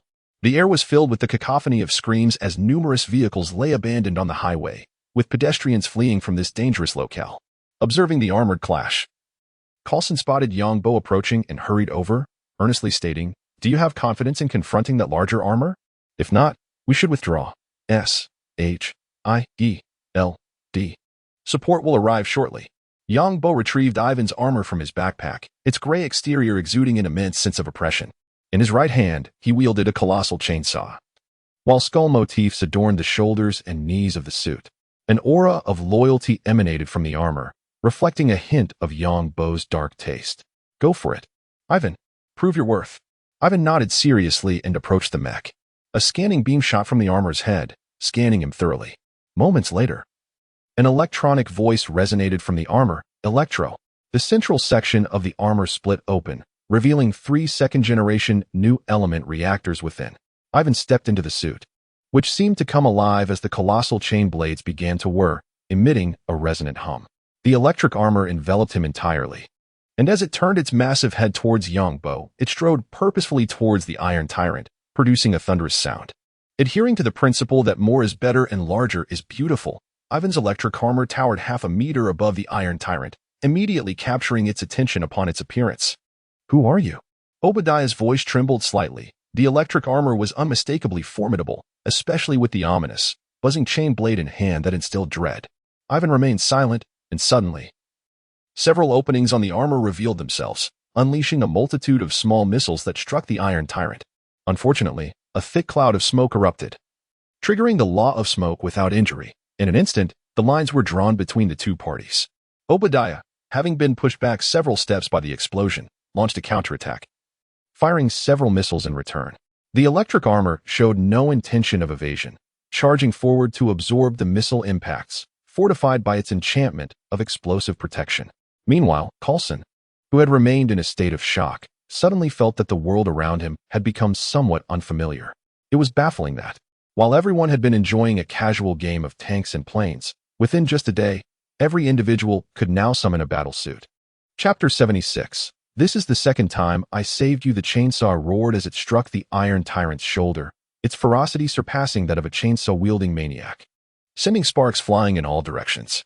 The Iron Tyrant appeared more formidable than Iron Man's armor, yet in truth, it could merely bully the energy-depleted Iron Man. Can you believe that the Iron Tyrant's power transmission rod was designed on the exterior of its armor? With a sharp crack, the chainsaw severed the transmission rod at the shoulder, causing the right arm to move in a decidedly peculiar manner. Obadiah's furious voice erupted from the armor. "The benefits Tony provided you, I shall double." As he spoke, flames erupted from the Iron Tyrant's feet. It realized that engaging in close combat was merely inviting trouble. Suddenly, Obadiah discovered a weakness in the electric armor. "Huh, you didn't install a flight mechanism." He immediately began to struggle, knowing that without flight capabilities, regardless of the strength in close quarters, his only recourse would be to become a living target once he took to the air. Inside the electric armor, Ivan remained silent. With a sudden thud, the Iron Tyrant, having just lifted slightly off the ground, was knocked off balance by Iron Man, the disparity in their weights making even a stumble a remarkable feat seizing the moment. The Iron Tyrant extricated itself from Ivan's control, flames once again igniting beneath its feet as it prepared to ascend. Obadiah's voice resonated from the armor once more. "I offer you an opportunity, stranger. I shall provide you with more than Tony ever could." Just as Tony ready to charge forward, Ivan moved. 2 silver-glowing whips extended from the armor's arms, swiftly coiling around the Iron Tyrant. "You are unworthy." This marked the first time Ivan spoke since entering the fray. A tremendous current surged through the 2 cables, coursing into the Iron Tyrant, extinguishing the flames of its flight apparatus and causing malfunctions within its control systems. With great effort, he pulled the Iron Tyrant closer, revving the chainsaw once more, aiming for the armor's vulnerable joints. Meanwhile, Yang Bo, alongside Coulson, observed the battle with a critical eye, exuding an air of "I could do that too." Alas, the Iron Tyrant is nothing more than a thick-shelled turtle. Having forsaken agility, why not maximize firepower? He mused. Coulson, momentarily at a loss for words, found himself relaxed by the unfolding spectacle. "Yang, what is the situation with that armor?" Yang Bo chuckled and replied, "I recently opened a company in New York. This is a steel prosthetic produced by my firm, classified as a medical device." Coulson gazed at the electric armor, reminiscent of a chainsaw-wielding maniac, his lips twitching in disbelief. He felt an urge to grab Yang Bo by the collar and demand, "If you're going to lie, at least make it somewhat plausible." In but a fleeting moment, the Iron Tyrant was dismembered by Elektra, now utterly transformed into an iron coffin. Within, Obadiah emitted a piercing scream, likely the result of an unfortunate mishap during the disassembly of his arms, where his flesh arm was also severed. Casting Obadiah aside, Elektra's gaze shifted to Tony. A palpable malice washed over Tony, compelling him to take a step back, as he quietly inquired of his armor system, how much energy is left? For energy remaining, it is advisable to replace the power source promptly. I am well aware. Tony thought to himself as he glanced at the reactor embedded in the Iron Tyrant's chest, contemplating the removal of the reactor. However, the watchful Elektra deterred any reckless movements. Despite the dire circumstances, Tony's sharp tongue could not be restrained. If you don't come over here, I can handle this myself. And who might you be? Silence enveloped the scene until Ivan, upon hearing Tony's words, cast forth the electric cord, ensnaring Tony and pulling him closer. I am Ivan Vanko. Remember this name, Tony Stark, for today I shall prove that you are not the sole genius in this world. With that, he extended his hand, beginning to peel away the armor of Tony's suit like a lobster shell. As Tony resisted, he couldn't help but taunt Ivan Vanko. Huh, a genius? What audacity! And your armor is utterly hideous. It exhibits no sense of aesthetics whatsoever. Though his words dripped with sarcasm, a hint of anxiety lingered beneath the surface. Sir. Energy remaining. 3. Sir. Armor damage. 30. 35. 40. Silence. Tony was swiftly extracted from his armor and subsequently tossed beside the Iron Tyrant. Tony Stark, it is time to replace your core. I fear you may soon lack the strength to speak, reduced to a mere salted fish on the ground. Yang Bo, who had been observing the spectacle, now realized Ivan possessed a biting wit of his own. Lying on the ground, Tony's predicament was quite pitiful. His armor had been reduced to a mere framework, with only the helmet remaining intact. Yang Bo approached Tony, intending to offer him a hand, especially considering the generous sponsorship he had provided. Agent Coulson accompanied him. With a smile, Yang Bo reached Tony's side, helping him to his feet, while deftly knocking out the wailing Obadiah. He then gently twisted and removed the reactor from the Iron Tyrant's chest. Mr. Stark, it seems we meet again.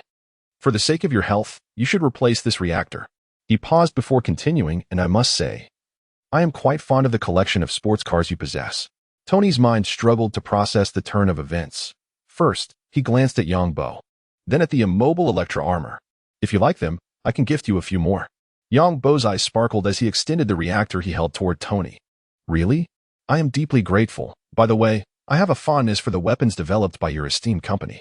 Would it be possible for you to gift me some? Just as before, 10 minutes to select would suffice. Though Tony sensed something amiss, he graciously replied, of course, however. He turned his gaze toward the nearby Epsilon, fully aware that Yang Bo was undoubtedly related to the armor in question.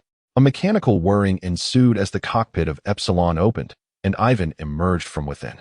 Tony, recalling the silent man who had assisted Yang Bo in retrieving the reactor from the laboratory, was not oblivious to his presence. Despite the outer shell of the Iron Man suit being stripped away, the interior remained largely unscathed, allowing Tony to exit the armor. He approached Ivan, fixing him with an intense gaze, and inquired, I wish to know why.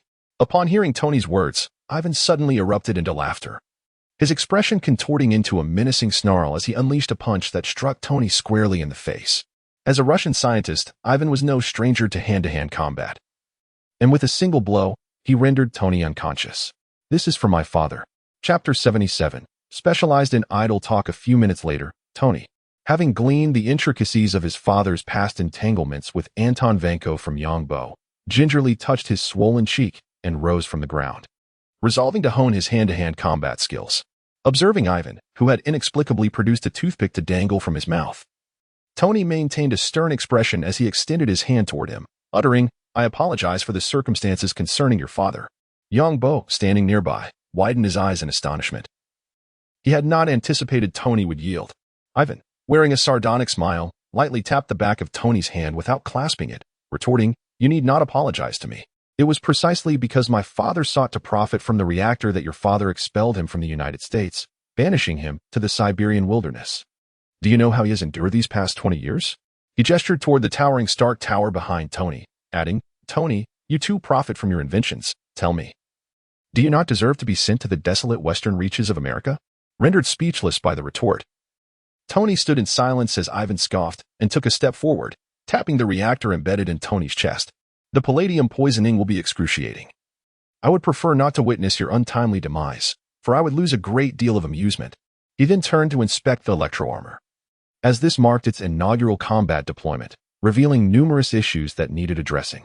Yang Bo approached, placing a hand on Tony's shoulder. Mr. Stark, I must take my leave.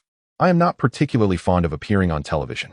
The battle had ceased, and news helicopters were now circling above. If one were to consider the most efficient individuals in America, Yang Bo would contend that it would undoubtedly be this cadre of journalists. Tony, how are you? Pepper Potts, having emerged from an unknown direction, rushed toward Tony, her eyes red-rimmed as she anxiously examined his condition. Upon seeing her distressed demeanor, Tony smiled, enveloping her in a warm embrace and murmuring, "Are you worried about your job prospects?" Unbeknownst to him, Yang Bo was behind them, collecting the remnants of the electro-armor and the fallen limbs of Ironmonger into his backpack. Casting a fleeting glance at Tony and Pepper, Yang Bo waved to Coulson and proceeded to lead Ivan toward the Stark product exhibition area. Upon hearing this, Pepper broke free from Tony's embrace, wiping away her tears as she declared, "I will secure a new job ahead of time." "Huh. Regardless of where you go, your boss shall always be me," Tony asserted, embracing his wealthy persona. "Ahem. Pardon the interruption, gentlemen, but if you do not depart soon, you may find it quite difficult to leave," Coulson remarked with a smile, as the crowd around them continued to swell. At that moment, a black sedan came to a halt beside them, and a hand extended from the vehicle, gesturing for them to enter. 20 minutes later, Tony gazed upon the ruins of his villa, disbelief etched across his features. He pushed open the only remaining door and stepped into the unfinished space within. Turning his gaze towards Coulson, who stood behind him, he inquired, "Can you tell me this is merely a figment of my imagination?" Coulson smiled apologetically. "I'm afraid this is no illusion."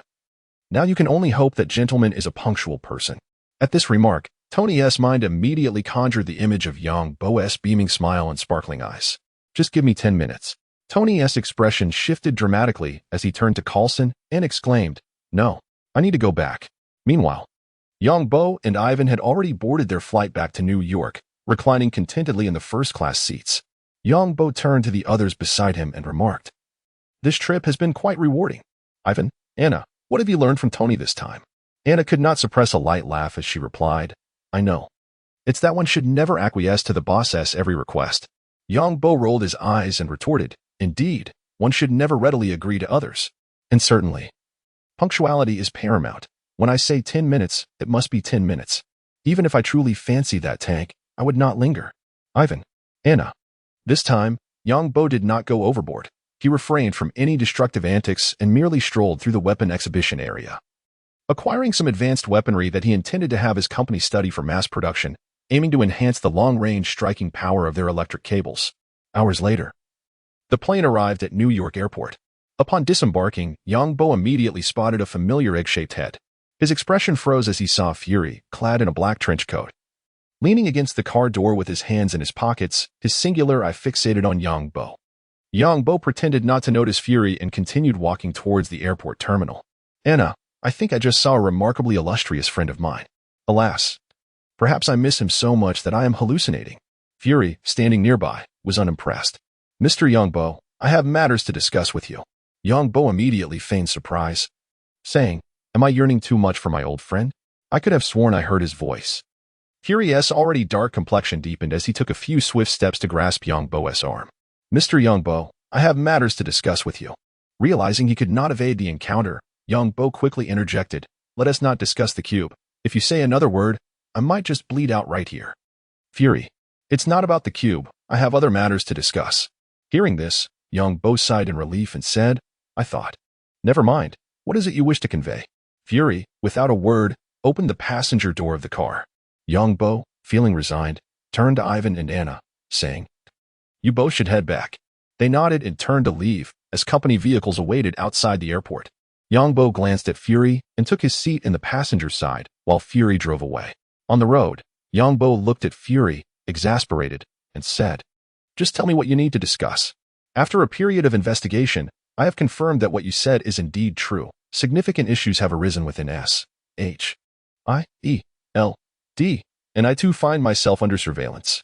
Yang Bo smiled gently and remarked, "Director Fury, if you consider it from another perspective, you have achieved quite a success. You infiltrated Hydra and managed to rise to the top, Such an accomplishment is beyond the reach of most. Fury chose to disregard Yang Bo's comment and continued, aside from the Avengers, I intend to have Coulson form a separate team of agents. I hope you can assist with this. Yang Bo paused momentarily, then shrugged and replied, how can a mere rogue with a modicum of ability assist? I am still relying on you to provide me with some benefits from S-H-I-E-L-D. Upon hearing the word favor, Yang Bo was momentarily taken aback. Then he composed his expression, furrowing his brow in seriousness as he said, I can assist Coulson. I would like to see the members of his team when the time comes. I possess a unique ability to discern whether they are affiliated with Hydra, but I cannot determine if they belong to other factions. Furthermore, I can provide an outdated version of the armor for Coulson's team. But I will require payment for the materials. Fury, I will repay the favor, but if you wish for my further assistance, you must find a way to make it worthwhile for me to owe you another favor. Chapter 78, The Twilight Lich Boss After Enjoying a Meal. Yang Bo was escorted back to the factory by Fury. He promptly retrieved various essential devices from his backpack, though regrettably, the server for the Jarvis main program was not located in Tony's villa. Nevertheless, he managed to bring back the adorable mechanical arm that Tony had crafted during his childhood. Having been busy throughout the day, it was time for him to unwind. Although there remained a plethora of items stored in boxes back in Los Angeles, at this moment, he yearned to return home, indulge in some fishing, and explore the Twilight Forest. The remaining possessions were of little consequence. He could always retrieve them at a later date, when he had more time or activated a more powerful storage module. Utilizing hellish transportation, he returned to Central Park and settled onto his usual sofa. Lighting a cigarette, he took a deep drag and cast his fishing line into the lake. Glancing at the mini-map in his mind, he murmured in confusion, why has Hydra ceased sending operatives after merely 2 waves? This is rather impatient, at the very least. They should probe around 10 times. As time slipped by amidst his musings, he caught a multitude of items from the water, discarding the vast majority of junk directly into the lava. Protection 4. 3 books. My luck seems to be quite favorable this time. As dusk fell, Yang Bo retracted his fishing rod and returned home. No sooner had he entered than the nocturnal creature, Boar, flitted over, eagerly inquiring, are we heading out to work? Yang Bo, observing Boar's exuberance that surfaced at night, replied with a smile, Boar, why don't you take a little excursion on your own for now? I have some matters to attend to this evening. Boar's spirits dampened momentarily, but the thought of having those vampires who once looked down upon him beneath his feet rekindled his excitement. All right, boss, just give me a few more bottles, and I'll venture a bit farther. There are simply too few vampires around here right now. Indeed, Yang Bo replied. When time permits, I shall take you to explore other cities. During my recent trip to Los Angeles, I discovered that the vampire population there far surpasses that of New York. Boar's eyes sparkled with astonishment. Really? Then I must make it a point to visit other cities when I have the chance.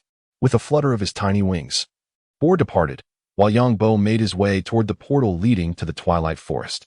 Once again treading upon the soil of the Twilight Forest, Yang Bo beheld the towering Lich Castle. Following his previous victory over the Naga, the magical barrier that enveloped the castle had vanished. As he approached the castle, he mused. The staves dropped by the Lich are indeed valuable. It seems imperative to slay a few more to collect at least 4 staves. Upon reaching the Lich Castle, he found that all entrances were sealed. Taking out a pickaxe, he began to dig through the wall to gain entry. Inside the castle, darkness enveloped him, and he was met with several sheets of paper that slapped against his face. How unchivalrous to resort to a sneak attack. Yang Bo focused his gaze and beheld several floating necromantic tomes suspended in midair. These tomes were unique entities generated solely within the confines of the Lich Tower, resembling open books with a few sheets of paper levitating around them. Drawing forth his diamond sword, he advanced towards the tomes, only to notice a slow-acting negative buff of -2 afflicting him. How irritating it was, akin to a toad that, while harmless, still manages to provoke discomfort. The tomes inflicted a mere 6 points of damage, a trivial matter for Yang Bo, equipped as he was with enchanted nether gear. However, that negative buff proved to be quite bothersome. Not wishing to waste any milk, he swiftly retrieved a bow imbued with fire arrows and took aim at the creatures, doubling the damage inflicted by the flames. In comparison to the vast expanse of the Hollow Mines, the ordinary monsters within the Lich Tower were considerably fewer. As Yang Bo methodically dispatched them, one by one they fell to the ground.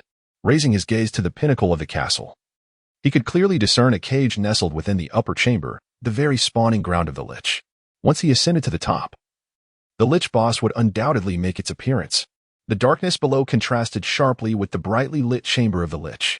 Without hesitation, Yang Bo pressed on. His prowess rendered the confrontation with the Lich a mere formality. He made his way swiftly to the summit, where a Lich adorned with a golden crown materialized. Surrounded by 5 shimmering golden shields, a magical fireball hurtled towards him, resembling the classic magma cream from the original game. Upon witnessing this, Yang Bo deftly waved his peacock feather fan. With a resounding boom, the fireball detonated, but regrettably, it was too distant to breach the Lich's shields. From his inventory, Yang Bo produced a splash potion of instant healing and hurled it at the Lich. A multitude of crimson healing particles erupted, shattering one of the shields that enveloped the Lich, causing it to vanish. The Lich's shields could withstand the vast majority of damage from both the original game and the Twilight Realm, but being an undead entity, the instant healing potion effortlessly dismantled its defenses. Of course, if one were willing to exert a bit more effort, magma could serve the purpose as well. Under the relentless barrage of instant healing potions, the Lich's magical barrier quickly disintegrated, leading to a straightforward melee phase. Yang Bo produced a wooden boat specifically designed for such encounters, strategically placing it beneath the Lich. The Lich obligingly settled upon it, and thus commenced a simple war of attrition. In less than a minute, the Lich boss lay defeated at Yang Bo's feet. Opening the loot chest, he retrieved the items dropped by the Lich, his eyes landing upon the dusk staff nestled within. Well, I had hoped for the blood-sucking staff, but alas, I suppose it is still necessary to collect. Yang Bo grasped the dusk staff, a scepter crafted from bone and a deep blue ender pearl. Aiming it at the wall, he unleashed a magical pearl that flew forth and struck the surface. The speed was somewhat sluggish. However, the staff bore a striking resemblance to a spiked mace. As he lightly swung it a couple of times, he unexpectedly discovered that it felt remarkably comfortable in his grip. Regrettably, this item offered no melee damage. Yang Bo shook his head, weariness etched upon his face. He stowed the spoils into his backpack and directly carved an opening in the wall. Gazing down at the dizzying height, he unfurled his peacock fan and leaped from the pinnacle of the castle. As he neared the ground, a gentle flap summoned a gust of wind, which cradled Yang Bo's descent, allowing him to land softly on the earth. This sensation was exhilarating. Yang Bo longed to experience it once more, yet reason reminded him that opportunities would abound in the future. He glanced around at the towering dusk oaks and seized this moment to search for tree hollows. He recalled that the chests within these hollows could yield rare saplings. Perhaps he could find seedlings of the time tree and the transformation tree, and then plant one at home to observe its changes. Chapter 79. The enigmatic twilight saplings in the twilight forest. Yang Bo gazed upon the towering twilight oak before him. He retrieved a flint from his backpack, striking it with a sharp sound, igniting a flicker of flame. The fire swelled with the wind, gradually engulfing the majestic oak in its fiery embrace. Suddenly, an unexpected phrase flashed through Yang Bo's mind. Set the mountain ablaze, and the prison will be your fate.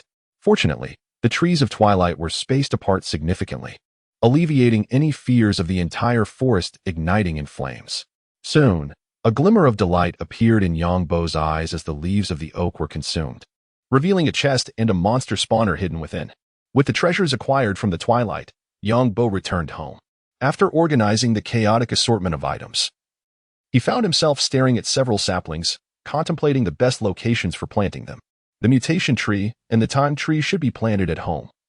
I'll expand the house shortly. These two types of saplings required ample space for growth, akin to the towering oaks of the main world, reaching heights of at least 20 to 30 meters. At that moment, the sound of fluttering wings reached his ears. Yang Bo turned to see Bull returning from his quest to hunt vampires. Time has flown by, hasn't it? He remarked, then inquired as Bull approached. What did you find today? Damn it, I can't fathom where these creatures are hiding. I've only located 3 in an entire night. Even the shadows of the Netherfolk have diminished significantly. Killing them is no longer an option. We must nurture them. Yang Bo chuckled, choosing not to elaborate.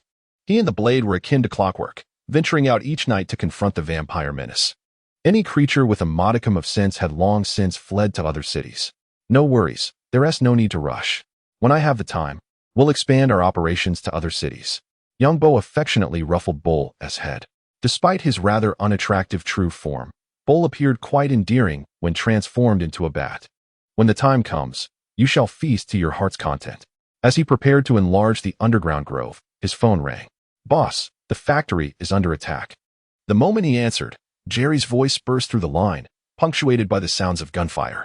Upon hearing this, Yongbo immediately rose and made his way towards the portal to the lower realm. Have you identified the attackers? Boss, there are many of them, and they have no intention of breaching the factory. They're assaulting from the perimeter. Jerry hesitated before continuing. It seems they are attempting to lure you out. Furrowing his brow, Yongbo could only think of the Hydra. I thought the Hydra had lost interest in me since they hadn't shown up in days. But it appears they've prepared quite the surprise. All right, I'll be there shortly. Stay safe, and remember, as long as you're alive, everything else can be dealt with. With that, Yongbo hung up and plunged into the portal. At Yongbo's factory, a considerable number of Hydra-armed personnel have appeared. Due to the secluded location chosen by Yongbo, the Hydra operatives are even more audacious than they were in Central Park. Not only are there armed individuals, but also an array of heavy weaponry with 2 aircraft hovering above. Ivan, clad in his cable battle armor, is currently hiding within the factory, devoid of aerial capabilities. He ventured out only a few meters before being forced back, and his mech sustained significant damage. It appears these individuals are preparing to capture us alive. As the visor of the cable armor lifted, Ivan's expression darkened. The enemy's firepower could easily overpower them, yet they have not launched an immediate assault, instead advancing gradually. What did the boss say? Ivan inquired, casting a glance at Jerry, who replied, the boss said he would arrive shortly. However, with a worried expression, he added, but, without needing Jerry to finish his thought, Ivan understood his concern. Nevertheless, he merely revealed a grim smile, stating, do not worry, once the boss arrives, we will at least be safe. Jerry's apprehension stemmed from the fact that, despite Yongbo's unique abilities, he might struggle against such a formidable force equipped with heavy weaponry. Rest assured, as long as I am here, you need not fear. At that moment, Yongbo's voice resonated behind them, and through the minimap, they could see that the enemy numbers exceeded 100. What is the casualty count? Yongbo's expression was grave, although he possessed the power of resurrection. His employees and subordinates did not share this ability. Each member of his company had been meticulously selected, and losing even one would cause him profound anguish. Jerry responded immediately. We have lost 8 men. Damn it. Yongbo's eyes reddened at the news. His security team comprised only 21 individuals, including Jerry. This loss represented nearly half his personnel, a fact that undoubtedly pained him deeply. There are 4 severely injured. With reddened eyes, Yongbo retrieved a healing potion from his backpack and tossed it to Jerry, stating, as long as they are alive, I can accept the injuries. You know how to use this. Save them first. Jerry nodded and hurried toward the room designated for tending to the wounded. Ivan, what about our researchers? Are they unharmed? Ivan nodded, replying, the researchers are fine.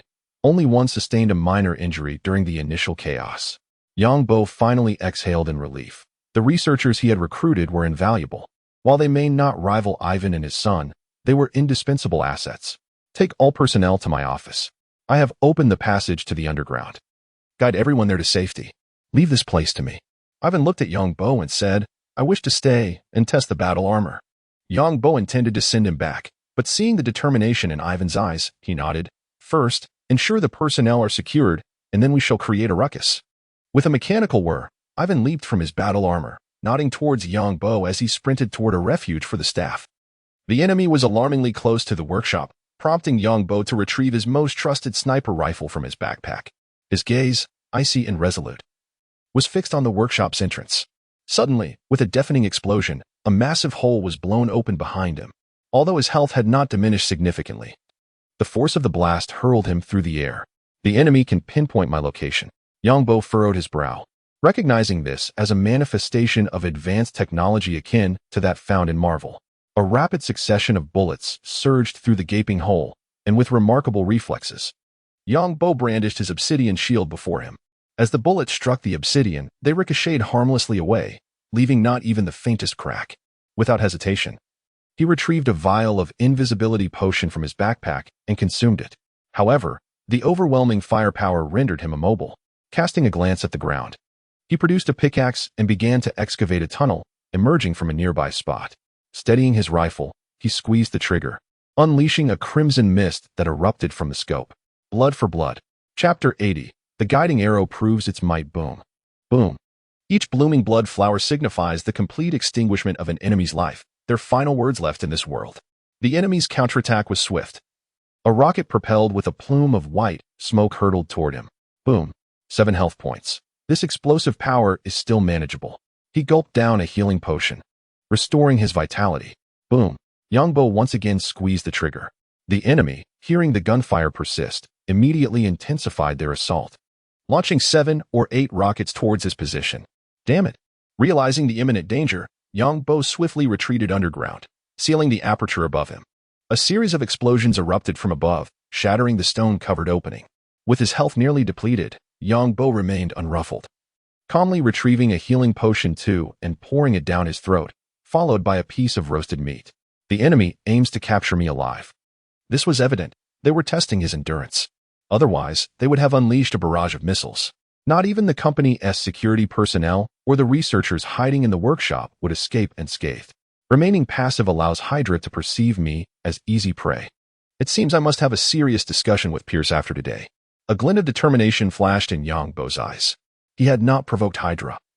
The only matter that could have drawn their attention was informing S.H.I.E.L.D. about Captain America. He pondered why Hydra was so invested in him. Was it due to Zola's enigmatic algorithm? Contemplating this, he began to excavate towards the workshop's exterior. Block Romlo discarded the rocket launcher in his hand and pressed the button on his headset with one hand. Commander, the target has appeared. The enemy's defensive capabilities are stronger than anticipated. They are attempting to capture. Boom. Just as Romlo was reporting to his superior, another blood flower erupted nearby. Be cautious. The enemy has emerged from the workshop. Suppress fire. Without time to continue his report, he seized a nearby machine gun and aimed at the opening in the ground, unleashing a barrage of bullets, only for them to be obstructed by the suddenly manifested black stones. Capture net, Romlo shouted, prompting many to switch to new weapons and aim at Yangbo's position. Hiding behind the obsidian, Yangbo sensed something amiss with the gunfire. Numerous black dots appeared in the sky and exploded into large nets, descending upon him and obscuring the heavens, leaving no room for evasion. Yangbo was merely cloaked, not vanished. A throng of Hydra agents swiftly closed in. Just as he prepared to retreat underground again, a realization struck him. Why should I run? Is this net not unclaimed? The instant the net touched the ground, Yangbo gently tapped it with his sword. In just 2 strikes, the large net transformed into loot and was stowed away in his backpack. The Hydra agents appeared utterly bewildered. Their specialized capture nets rendered ineffective as they vanished without a trace. At that moment, a spherical, deep green pearl materialized out of thin air, tracing a perfect arc before landing amidst a cluster of Hydra soldiers. The Ender Pearl traveled at a leisurely pace, prompting several quick-reacting Hydra soldiers to fire upon it. Yet their bullets passed harmlessly through. As the pearl touched the ground, a distinct swoosh resonated, and from Yangbo's original position, a multitude of small purple particles emerged, captivating everyone's attention. Bang, bang, bang. Seizing the opportunity provided by the Ender Pearl, Yangbo, armed with a sniper rifle, relentlessly pulled the trigger, instantly striking 7 or 8 individuals in the vicinity. Lamram quickly deduced that Yangbo had utilized the peculiar pearl to relocate to his current position. He immediately activated the communication device in his ear, bellowing, "Capture mission failed, eliminate." The 2 aircraft that had been hovering above promptly altered their course, aiming at Yangbo's location, while the multi-barreled machine guns mounted beneath began to whir, unleashing a torrential downpour of bullets towards him. Yangbo hastily shielded himself with obsidian, but cracks swiftly began to form on its surface. He couldn't help but curse under his breath. Damn, their firepower is overwhelming. Suddenly, he heard a sound distinct from the bullets. 2 missiles hurtled toward him at high speed, and he, concealed behind the obsidian, remained oblivious. With a thunderous explosion, Yangbo felt darkness engulf him, and the scene shifted to the shelter in Central Park. Damn it! With no time to spare, he scrambled out of bed and rushed toward the Hellgate, descending into the underworld and sprinting toward the factory via the infernal transit system. Meanwhile, Ivan led all personnel and surviving security staff into the underground space beneath the factory. The area, originally modest in size, was now filled to capacity with anxious individuals. "Father, I leave this to you.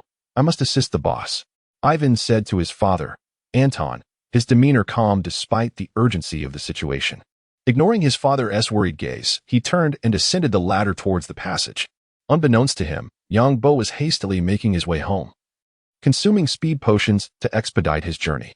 At that moment, all he desired was to don his battle armor and eliminate the enemies disturbing his research. Soon, he arrived at Yangbo's office, where the gunfire outside had ceased. Ivan's expression darkened with a troubling thought. Could something have happened to the boss? Cautiously, he opened the door finding the exterior vacant, and proceeded toward the location where he had last parted ways with Yongbo. At this moment, the Hydra outside the workshop had ceased its assault. Everyone cautiously surveyed the location of Yongbo due to his ability to conceal himself. It remained uncertain whether he had vanished entirely or taken refuge underground, instilling a sense of trepidation among them. Longmulo furrowed his brow as he gazed at the site recently ravaged by explosions and instructed the two individuals beside him, "Go investigate," prompted by his command. The two Hydra soldiers did not hesitate and promptly advanced towards the last known position of Yongbo, weapons drawn. Bang! Bang! One of them unleashed a flurry of gunfire into the empty circular pit, while Longmulo remained undeterred, his expression grave as he observed the unfolding situation. Report. There are no anomalies here. After a thorough examination, one soldier called out to Longmulo. He pressed his earpiece and communicated with his superior, "Sir, the target has vanished once more." It was evident that the adversary had escaped, much like during the initial operation, disappearing after sustaining considerable damage. Unbeknownst to him what was conveyed on the other end, Longmulo responded with a serious demeanor. "Understood, sir." He then turned to address everyone. "Take all the research personnel back, except for Ivan Vanko and Anton Vanko. Any others who dare to resist may be shot on sight." With a subtle wave of his hand, all Hydra soldiers surged towards the workshop. Chapter 81. Ivan severely injured emerging from the portal to the lower realm, Yongbo stepped into the refuge beneath the factory. His breath steady and untroubled despite the 10 minutes of running. He pressed a stone button on the wall, and the sound of pistons activating echoed through the air, revealing a narrow tunnel meant for single passage. As he advanced, he beheld his subordinates, a group of employees, along with the gun barrels directed towards him. "Boss! Boss!" The clamorous voices surged in unison. Jerry promptly approached, exclaiming, "Boss, Ivan has returned to find you." At the sound of this, Yongbo's pupils constricted sharply. Without sparing a moment for further discourse, he hastened towards the tunnel leading to the workshop. "Stay here and remain calm. If I do not return, none of you are to ascend." With that, he began to climb upwards. The cacophony of gunfire and explosions erupted, and Yongbo leapt from the opening. Casting a glance back at the entrance, he retrieved the floorboard he had previously excavated from his backpack, seamlessly integrating it with the surrounding ground, leaving no trace of disturbance. As he drank a vial of speed potion, he intended to consume an invisibility potion next when, with a thunderous crash, the wall collapsed, and an armored suit burst through, crashing into the room beside him. The suit lay in ruin, its mechanical arm, which had wielded a chainsaw, shattered and sparking. With keen eyes, Yongbo discerned a copious flow of blood from the severed arm, indicating that not only had the mechanical limb been destroyed, but Ivan's arm was also gravely injured. Yet, Ivan was resolute. Despite his predicament, he showed no inclination to surrender, utilizing his remaining arm to support himself. The suit revealed several dark launch ports from which a dozen small missiles erupted, trailing white smoke and triggering a series of thunderous explosions. Another mechanical arm brandished a Gatling gun, unleashing a barrage upon the assailants outside, while the Hydra operatives retaliated with relentless rocket fire.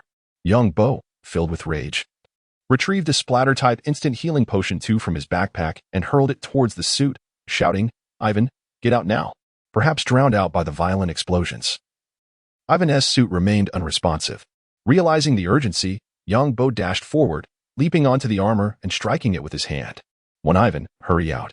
Then, he drew an obsidian shield to protect Ivan. At that moment, the helmet of the suit finally opened, revealing a pale Ivan within. With a faint smile, Ivan looked at Yongbo and said, "Boss, the suit is damaged. I cannot exit." His tone was devoid of sorrow or joy, as if he spoke of someone else entirely. Hearing Ivan's words, Yongbo, unwilling to accept the situation, strained to pry open the suit, but it was futile. Furthermore, due to the user's presence, the armor could not be removed by Yongbo Dam. With a fierce strike against the armor beneath him, Yongbo's expression twisted into a grimace. The Hydra outside, upon spotting the obsidian, immediately realized Yongbo's presence and escalated their assault. Even the aircraft stationed outside, awaiting orders, commenced their offensive. The workshop, which Yongbo had painstakingly constructed, was abruptly uncovered. Swiftly, Yongbo encircled himself in the area with obsidian, suddenly awakening to the gravity of the situation as he noticed the exposed roof. "I almost forgot. Ivan, do not move. I will transfer you underground first." With that, Yongbo grasped a pickaxe and began to excavate the blocks beneath the armor. At that moment, He longed for a hammer from other mods that could mine a 3x3 area at once. Fortunately, his efficiency V diamond pickaxe was remarkably swift, and soon, the silhouette of the electric armor vanished from the surface, arriving at the underground refuge. Upon seeing his son, Anton rushed over with concern. "Son, are you all right?" Ivan chuckled lightly, his tone defiant. "I'm fine, don't worry, father. It's just that the armor's control system has malfunctioned, and I can't exit for the time being." Yang Bo glanced at Ivan, recalling how he had once faced Iron Man and War Machine alone in a film, daring to lift his helmet to taunt Tony Stark, which revealed his inner pride. He had chosen to follow Yang Bo largely because he had saved his father, yet now, due to Yang Bo's predicament, he had lost an arm, a significant loss for a scientist of their caliber. The sound of explosions echoed above once more. Yang Bo placed a hand on Ivan's armored exterior, producing a resonant thud, and solemnly declared, "Ivan, and everyone present, I will hold myself accountable." He retrieved a bed from his backpack, setting it in the corner to establish a respawn point, then swiftly reinforced the breach he had created while sealing the opening. Upon reaching the surface, he discovered that the obsidian walls had become riddled with holes. While ordinary bullets could not penetrate the obsidian's defenses, heavier weaponry could still breach it. The cacophony of explosions outside was relentless as he hastily excavated towards the surface. The area had drawn the full fury of Hydra's firepower, rendering it impossible to emerge. Suddenly, his phone rang. Glancing at the caller ID, he saw it was Director Fury. "I've received word that your factory has been attacked." Yang Bo, upon hearing Fury's words, scoffed. "Fury, not only is one of your eyes blind, but now your ears are blocked as well. Over 100 armed Hydra operatives and 2 attack helicopters have besieged me for nearly half an hour, and you're only just finding out. 8 of my men are dead, and Ivan has sustained serious injuries. Someone must be held accountable for this." Fury, who was en route to Los Angeles to recruit Tony Stark, felt his demeanor darken upon hearing Yang Bo's words. As Yang Bo had pointed out, he had become both deaf and blind to the situation. Were it not for his informant alerting Yang Bo, he would have remained oblivious. "Mr. Yang Bo, I have informed the captain, and he is currently en route to your location. Let me survive first." Yang Bo abruptly ended the call. At this moment, he had reached the periphery of the workshop, revealing his head above the ground. The once thriving workshop had now transformed into a desolate ruin, with only a few steel beams standing defiantly amidst the debris, while the rest lay riddled with gaping holes. He glanced up at the rotorcraft hovering ominously overhead. Lacking any large-scale weaponry, Yang Bo could only utilize his sniper rifle as an anti-aircraft weapon. His sniper rifle was inherently capable of rapid fire, further enhanced by an inexhaustible enchantment. A barrage of bullets soared towards the rotorcraft above. The 12, 7x99mm rounds striking the aircraft produced more than mere sparks. They were far from trivial. Particularly, the bullets that struck the rotor tore through it, causing the aircraft to tilt dangerously. Although it did not plummet to the ground, it spiraled uncontrollably downward. Yet another one. A cold smile crept across Yang Bo's face. Without waiting for others to react, he swiftly submerged back underground, burrowing in another direction, preparing to seize the opportunity to eliminate the remaining aircraft. Once he neutralized the 2 rotorcraft that posed the greatest threat to him, the rest would become significantly easier to manage. Chapter 82. A scene of devastation. Brock Rumlow cast a dark gaze upon the spot where Yang Bo had vanished. Having received the command to retreat from his superiors, Captain America was leading a contingent of S.H.I.E.L.D. agents towards this location. At present, Hydra had yet to reveal themselves. Dr. Zola's insight plan had not commenced, and exposure would yield no benefits for them. Retreat. Reluctantly, Brock waved his hand, signaling the withdrawal. A barrage of incendiary and gasoline bombs erupted, transforming the surroundings into an inferno. The aircraft in the sky ascended higher, while the downed plane initiated its self-destruction protocol. Everything was orchestrated to obliterate any trace of their presence. Boom. Yang Bo, diligently tunneling underground, sensed the tremors of the earth. Were they preparing to bombard the area? Halting his efforts, he broke through the soil above, revealing a sea of flames, with dense black smoke billowing into the sky, obscuring his view of the surroundings.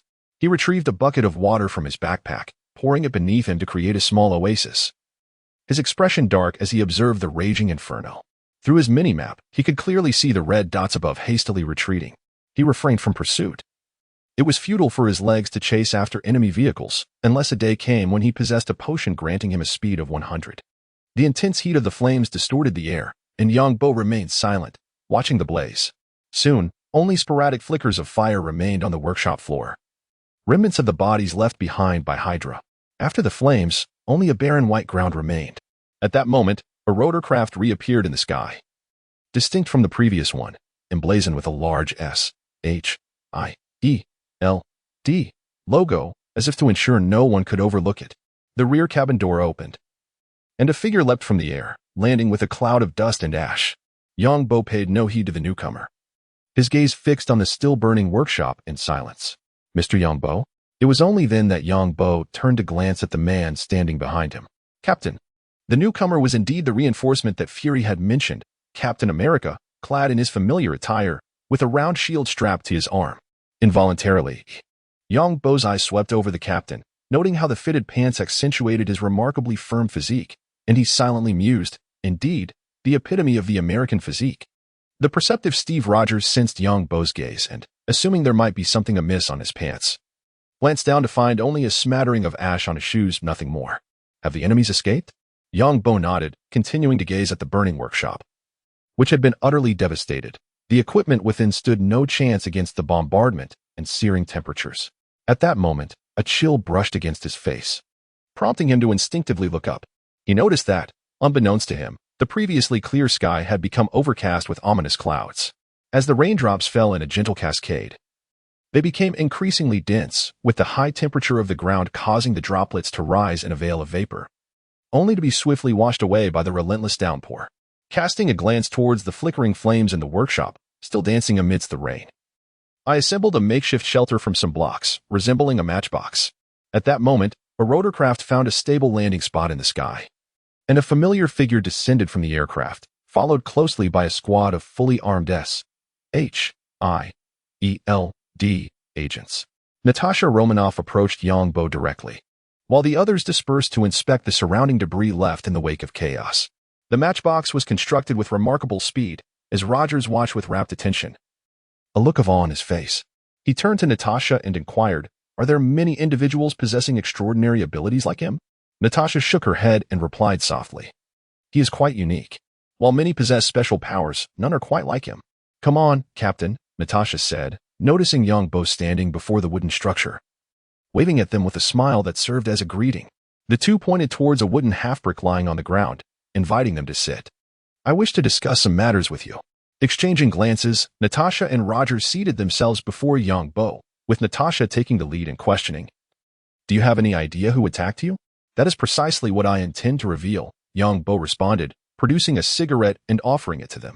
Both Natasha and Rogers declined with a shake of their heads, and he paid little mind, placing one between his lips and tapping a piece of wood against the wall behind him to allow the smoke to escape.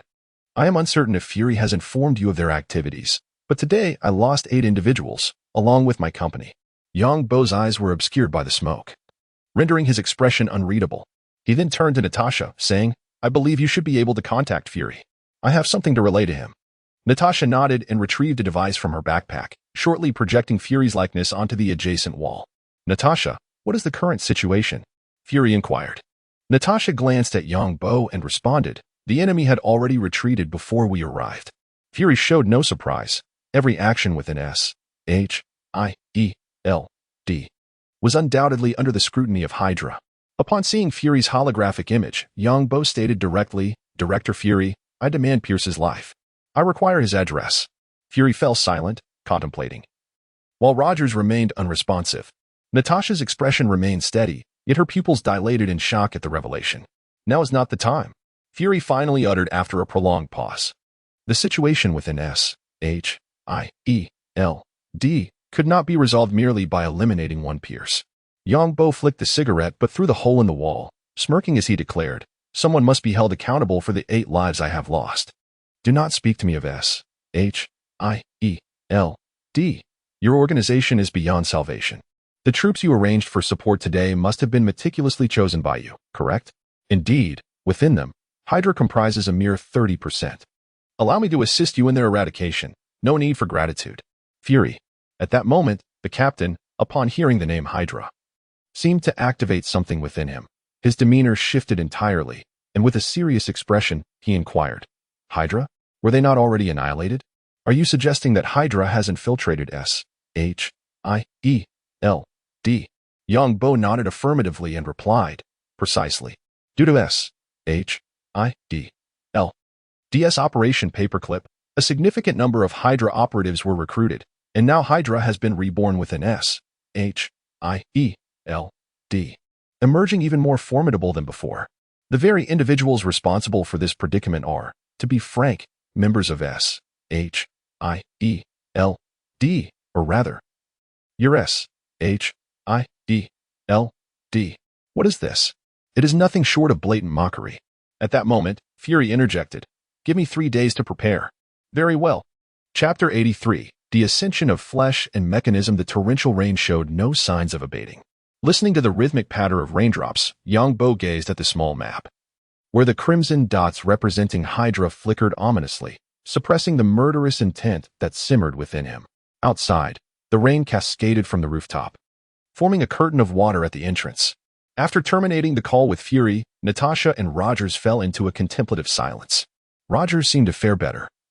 Having slumbered for 70 years, he found it relatively easy to accept the resurgence of Hydra, as it felt as if no time had passed since he had last battled them. However, Natasha was in a different state altogether, struggling to reconcile with this new reality. Her expression was somber, her eyes vacant as she stared ahead, lost in thought.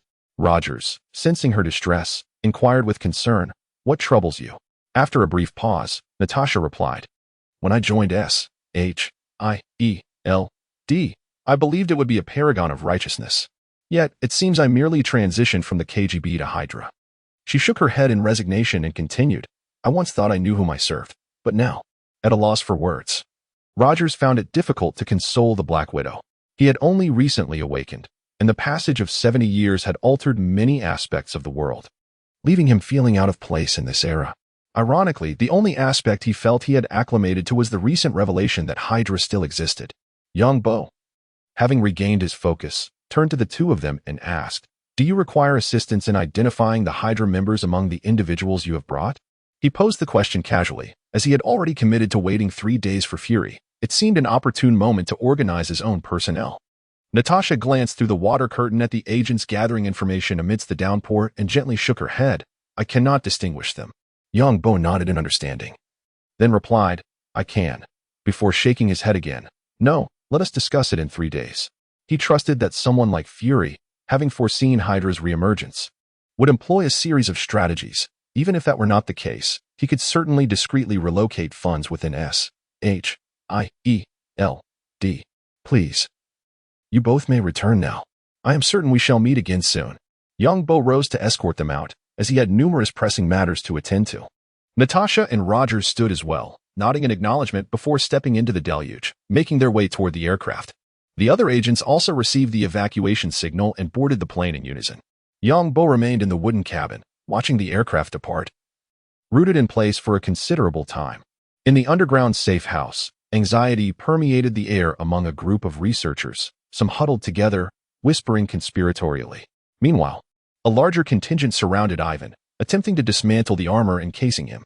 Although Ivan had lost an arm, the healing potion administered by Young Bo had staunched the bleeding, sparing him from mortal peril. A series of knocks echoed through the walls, drawing the gaze of dozens of onlookers, most of whom wore expressions of exhilaration, for the sound heralded the return of their boss. As the wall fractured, Young Bo emerged, stepping into the collective gaze of his employees, observing his team. A faint smile graced his lips as he declared, "The enemy has departed." A collective sigh of relief swept through the crowd. Young Bo glanced at the small map, noting that while most of the dots had previously been green, many had now turned white. This transformation brought him some solace, as long as they did not turn red. There would be no significant issue. These researchers were here to work and had no desire to jeopardize their lives. It was only natural they sought to distance themselves from danger. Clearing his throat, he spoke with resolute clarity. "I sincerely apologize for placing you in harm's way due to my actions. Following this incident, I cannot guarantee that such a situation will not arise again. However, I assure you that I will establish an Iron Brigade, equipping each security personnel with specialized steel armor and constructing dedicated escape routes. All researchers will be subject to review and may apply for their own battle gear, significantly enhancing your safety. Furthermore, every individual present would receive a bonus equivalent to 1 year's salary. Those willing to remain with me will see their salaries increase by 50%. For those contemplating departure, I will offer 3 months' salary as compensation. I shall not impede anyone's choice. I merely wish to convey that I am your employer, and I shall take responsibility for your welfare. Yang Bo, a man of pragmatic nature rather than lofty ideals, smiled at the sight of those dots on the map turning green once more. However, for your safety, you will need to remain here for 3 days. Rest assured, I will provide all necessary provisions, beds, food, and personal hygiene essentials. Yet, the immediate challenge lies in extricating Ivan from his armor. Approaching Ivan's side, Yang Bo inquired, "How do you feel?" "Quite well," Ivan replied with a grin, exuding an air of indifference as he produced a cigarette and placed it between his lips. Yang Bo remembered that this fellow had a penchant for smoking, although, for reasons unknown, he had taken to carrying a toothpick instead. Lighting Ivan's cigarette, Yang Bo reassured him, "Do not worry, I will avenge you and your comrades soon." Turning to Anton, he asked, "What is the status of the armor? How can we extricate your son?" "The automatic system of the armor has been destroyed. We can only dismantle it using tools. If we can borrow some from the laboratory, it can be removed easily." Recalling the workshop still engulfed in flames, Yang Bo shook his head lightly. "The workshop is completely devastated. Let me know what tools you require, and I will find a way for Anna to procure them from outside." Anna was not at the company today. She typically ventured out to source various items and materials while negotiating business deals. This time, she had fortuitously escaped a calamity. Upon receiving the news, Anna swiftly returned to the company with her team, only to find the workshop reduced to ruins, leaving her utterly bewildered. "Where is the company?" At that moment, Yang Bo emerged from the small cabin, glancing at the dazed Anna, who stood under the umbrella amidst the debris. He noticed she was still marked as a green dot on the map, which brought a smile to his face. "Anna, over here." Hearing Yang Bo's voice, Anna snapped back to reality and hurriedly made her way towards him, her truck following closely behind. With a look of urgency, she inquired, "Boss, what on earth happened? How did the workshop end up like this?" "I accidentally set the workshop ablaze while smoking, but do not fret, everything is fine." "Did you manage to procure the items I requested?" Yang Bo directed his gaze towards the truck trailing Anna, hoping to extract Ivan from the battle armor to assess his injuries. He had already contemplated various solutions, considering the Winter Soldier's metal arm as an excellent option, after all. Flesh is frail, while machinery ascends. Embrace the noble evolution. Chapter 84. The architect's staff. As night fell, the torrential rain gradually diminished. Yet it showed no signs of cessation. The flames in the workshop had extinguished, leaving behind a litter of debris. Yang Bo tirelessly constructed a new workshop using obsidian, encasing the entire area where the original workshop once stood. He had spent an entire day acquiring magma from the nether to craft this obsidian, sacrificing a significant amount of magma in the process. Soon, under his relentless efforts, a colossal obsidian matchbox materialized in place of the former workshop. Observing the purplish-black structure beneath him, Yang Bo contemplated that a layer of water must be laid outside to prevent explosions from damaging the blocks. Just then, a voice echoed in his mind. Loading the architect's staff module. Loading successful. Gazing at the workshop he had painstakingly erected through the night, Yang Bo felt an overwhelming sense of frustration. Just as he was about to utter some eloquent Chinese words, he reconsidered, knowing he would eventually find use for them, whether sooner or later. He leaped from the top of the workshop, gently fanning the air with a peacock feather fan, which gracefully caught the wind and allowed him to land softly on the ground. Entering the interior, the remnants of the workshop remained in disarray. Yang Bo began to clear out the remnants with his pickaxe. After the baptism of fire, many items were unrecognizable in their original forms. Looking at the painstakingly assembled remnants of his efforts brought a pang of sorrow to his heart. At that moment, footsteps approached from behind. Yang Bo turned to see Ivan entering the workshop. A smile graced his face as he addressed Ivan. "Have you rested well? How do you feel?" Ivan, with a toothpick in his mouth, surveyed the ruins and shook his head. "Just woke up. Thought I'd come take a look." Noticing the emptiness of Ivan's sleeves, Yang Bo felt a twinge of guilt. Although the original storyline led to Ivan's demise, it was not due to his own actions. "Ivan, there are currently 3. Well, 2 options for treating your arm," Yang Bo explained. "The first path is mechanical augmentation. I will find a suitable metal arm for you, perhaps even one superior to your original. The second option involves transforming you into a vampire, significantly enhancing your innate powers, akin to those of a vampire like Boer." Ivan lowered his head, pondering Yang Bo's suggestions. After a moment, he inquired, "What is the third method? I heard you mention it." Yang Bo chuckled awkwardly. "The third? Well, The third option is to wait until I grow stronger and see if I can provide you with a new body. However, the timeline for that is quite uncertain. My world is filled with bizarre and multifaceted modules, including a cloning machine with no side effects. A simple severed arm is a trivial matter. The issue, however, was that Yang Bo was currently at a loss for how to acquire new modules. They would sometimes appear unexpectedly. Upon hearing Yang Bo's words, Ivan contemplated for a moment before deciding, I choose the first option. I have more faith in mechanical solutions. Very well, in 3 days, I shall return with a new arm for you. I assure you, it will meet your expectations. A smile graced Yang Bo's face as memories of the Winter Soldier's metallic arm flooded his mind. Coincidentally, Ivan had also lost his left arm, and intriguingly, the Winter Soldier had become his adversary. Ivan, you and your team should commence the design of the new armor. In 3 days, I will procure the necessary equipment and materials. It will then be up to you to deliver. With a pat on Ivan's shoulder, Yang Bo turned towards the workshop's ruins. Ready to clear the area, equipped with a pickaxe, he struck the discarded iron pieces, feeding them into the furnace to be melted down for materials. The non-combustible waste was swiftly discarded into the digitized magma, a process both efficient and environmentally friendly. Time passed swiftly. Within 2 days, the once dilapidated workshop had vanished, replaced by a brand new structure entirely composed of blocks. For this, Yang Bo had ventured to the nether to extract a substantial amount of nether quartz, crafting them into quartz blocks for construction. The roads, adorned with dark red nether bricks, appeared even more splendid than before. At this moment, Yang Bo sat at the workshop entrance, basking in the sunlight and feeling the gentle breeze. The recent rain had left the air refreshingly crisp. With a cigarette perched between his lips, he gazed at the increasingly large black dot in the sky, awaiting a visitor. Fury had just called to inform him of a meeting. Soon, a rotorcraft descended, and Yang Bo had taken the liberty of constructing a landing pad outside the workshop. The aircraft landed smoothly, and several individuals disembarked, led by Fury himself. Following him were Captain Rogers, Black Widow Romanoff, the novice village chief Coulson, and a man bearing a bow, Hawkeye. Fury strode purposefully towards Yang Bo, his single eye surveying the newly erected buildings behind him. Yang Bo extinguished his cigarette in the designated waste magma and rose to greet him, inquiring without waiting for Fury to speak. So, have you concluded your business? Fury nodded slightly. The situation is nearly resolved. SHIELD is beyond redemption, and I have decided to abandon it in favor of establishing a new organization. A bold decision indeed. Yang Bo regarded Fury with surprise, not anticipating such audacity. Unbeknownst to him, the events unfolding on his end had led to the revelation that SHIELD was entangled with a group of unidentified terrorists. Hydra proclaimed, from the participants to the judges, all are my pawns. What can you possibly contend with me? Upon reviewing the information, Fury promptly covertly relocated all of SHIELD's movable assets and any data within his purview. A financially crippled SHIELD would be doomed unless Hydra injected their funds. It was no longer Fury's concern.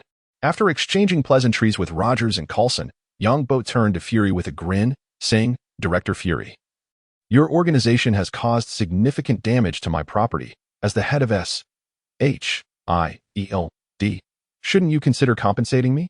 Frey's expression remained unchanged upon hearing Yang Bo's words as he stated plainly, I have already prepared my resignation. These matters should be discussed with the incoming director.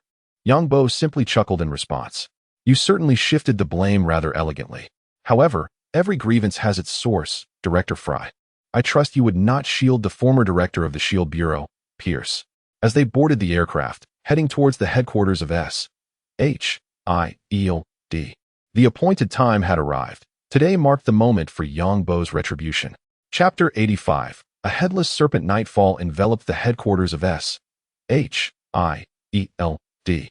As the aircraft touched down, this marked Yang Bo's second visit to this esteemed establishment.